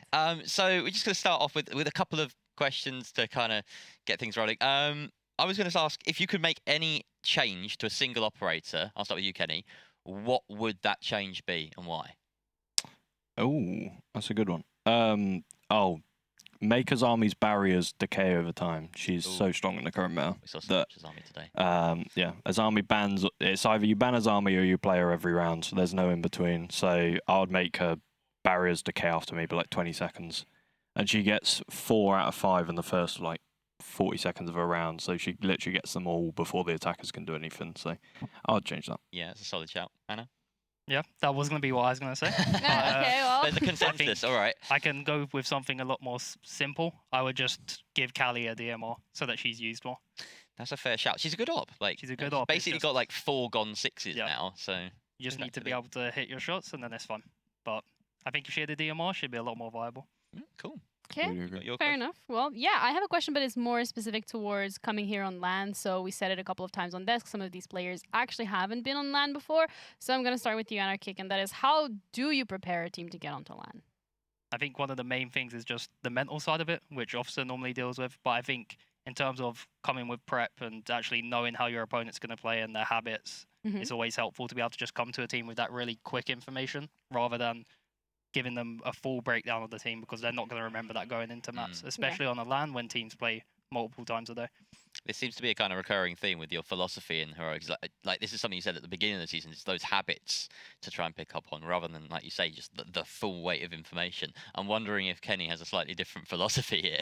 Well, I think mental's the only side we need to focus on for a LAN. Like meeting each other and especially playing each other all together for the first time, like being your first LAN, it changes emotions, it changes reactions, it changes team synergy and how players bounce off each other. Like when you're winning rounds, obviously you can see emotions and like the psychological. I have a bit like psychology that I delve into when I coach, and the psychology of like either seeing everyone happy, but when you start losing rounds and you can see the dejection on people's faces, like there's no smiling, there's no like camaraderie, then that's when you see like steamrolls start happening and reverse sweeps start happening on LAN. I feel like they're a lot more common, and it might just be my take on it, but I feel like that's one of the reasons that steamrolls and comebacks happen quite more often on LAN.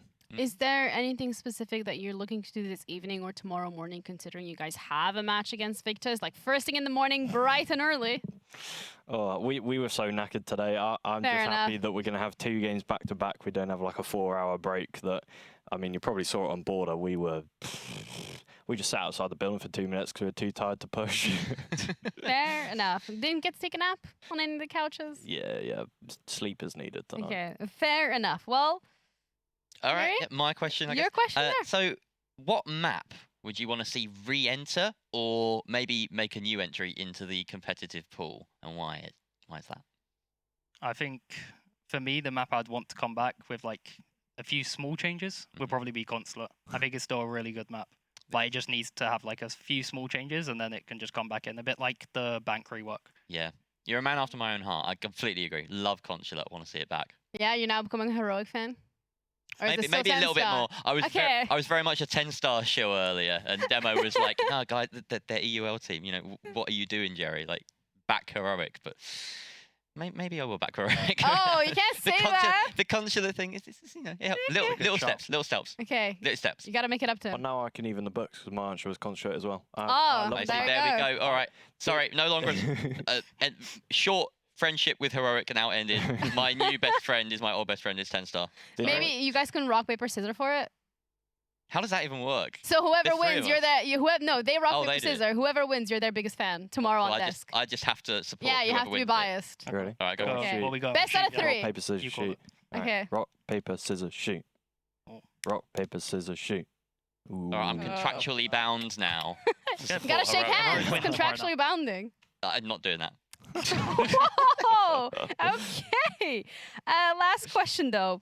Beans on toast, yay or nay? I'm gonna start with you. No. No. Yes, you had it this morning. Yeah. Okay. Absolutely. Can brilliant. I take back my support? No. It's too late now. There's just something so like wholesome about just beans on toast and cheese on top, and then the cheese melts, and it's just I'm a simple man. I just like the beans, just like the toast. Some people put pepper on it.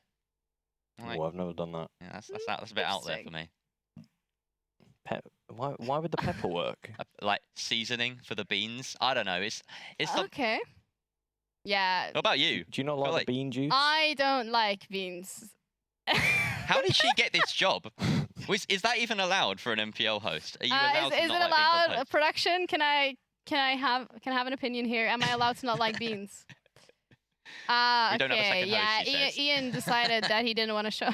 He's like, no, Ginny, you do it. But whoops. Yeah, I don't really like beans. Not my thing. But before we close the show out, I want to say thank you both of you for being here, and I want to give both of you an opportunity to maybe share a message. So I'm going to start off with you, Kenny. Anything you want to share? You can look straight into that camera if you want to. You can look at us. It's whatever you feel comfortable with. No. Okay.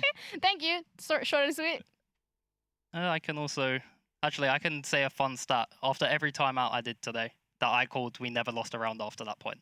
Wow. So, you know. All right. Jerry, did you keep track of this? I didn't know. I noticed that fake analyst. 86's timeouts got progressively better because they initially were calling them Wrong like team. match point down, and then eventually they started calling it at 4 rounds down instead of like 6 or whatever. So, but yeah, all right.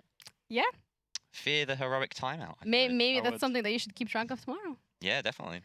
Well, that was it from us for this entire day. Thank you so much for tuning in, not just for the games, but also for the post-show. Unfortunately, we had to say goodbye to Viperio 86. They're no longer here. Victus and TENSTAR are going to be battling it out for the final spot tomorrow. And Heroic, they are already secured, locked and loaded, and comfortable. Thank you guys for tuning in. We're going to be back tomorrow with some more bangers. So have a good night. See you then.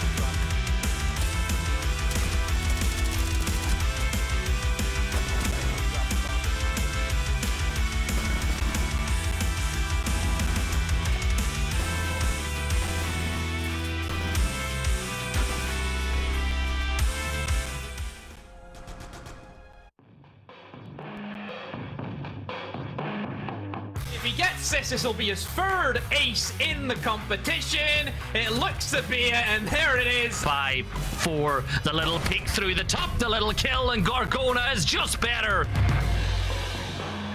It's for clutch, little tap around the corner, they do the dance, and there you have it. Leader, you talked about the clutches there. Device gonna run after him. Is he gonna get him? No! Swing with the SMG-11, he gets it again! Can you stop this man? The clutch king from Germany, Mr. Blimey himself! He should probably pick up one. I think maybe a double kill could be on for him. He finds another and a quad for Grubby. To pick himself up an ace here. Could it be the second ace of the day? Finally, Adam sprints in and nets the headshot. A flank out CC. What is going on?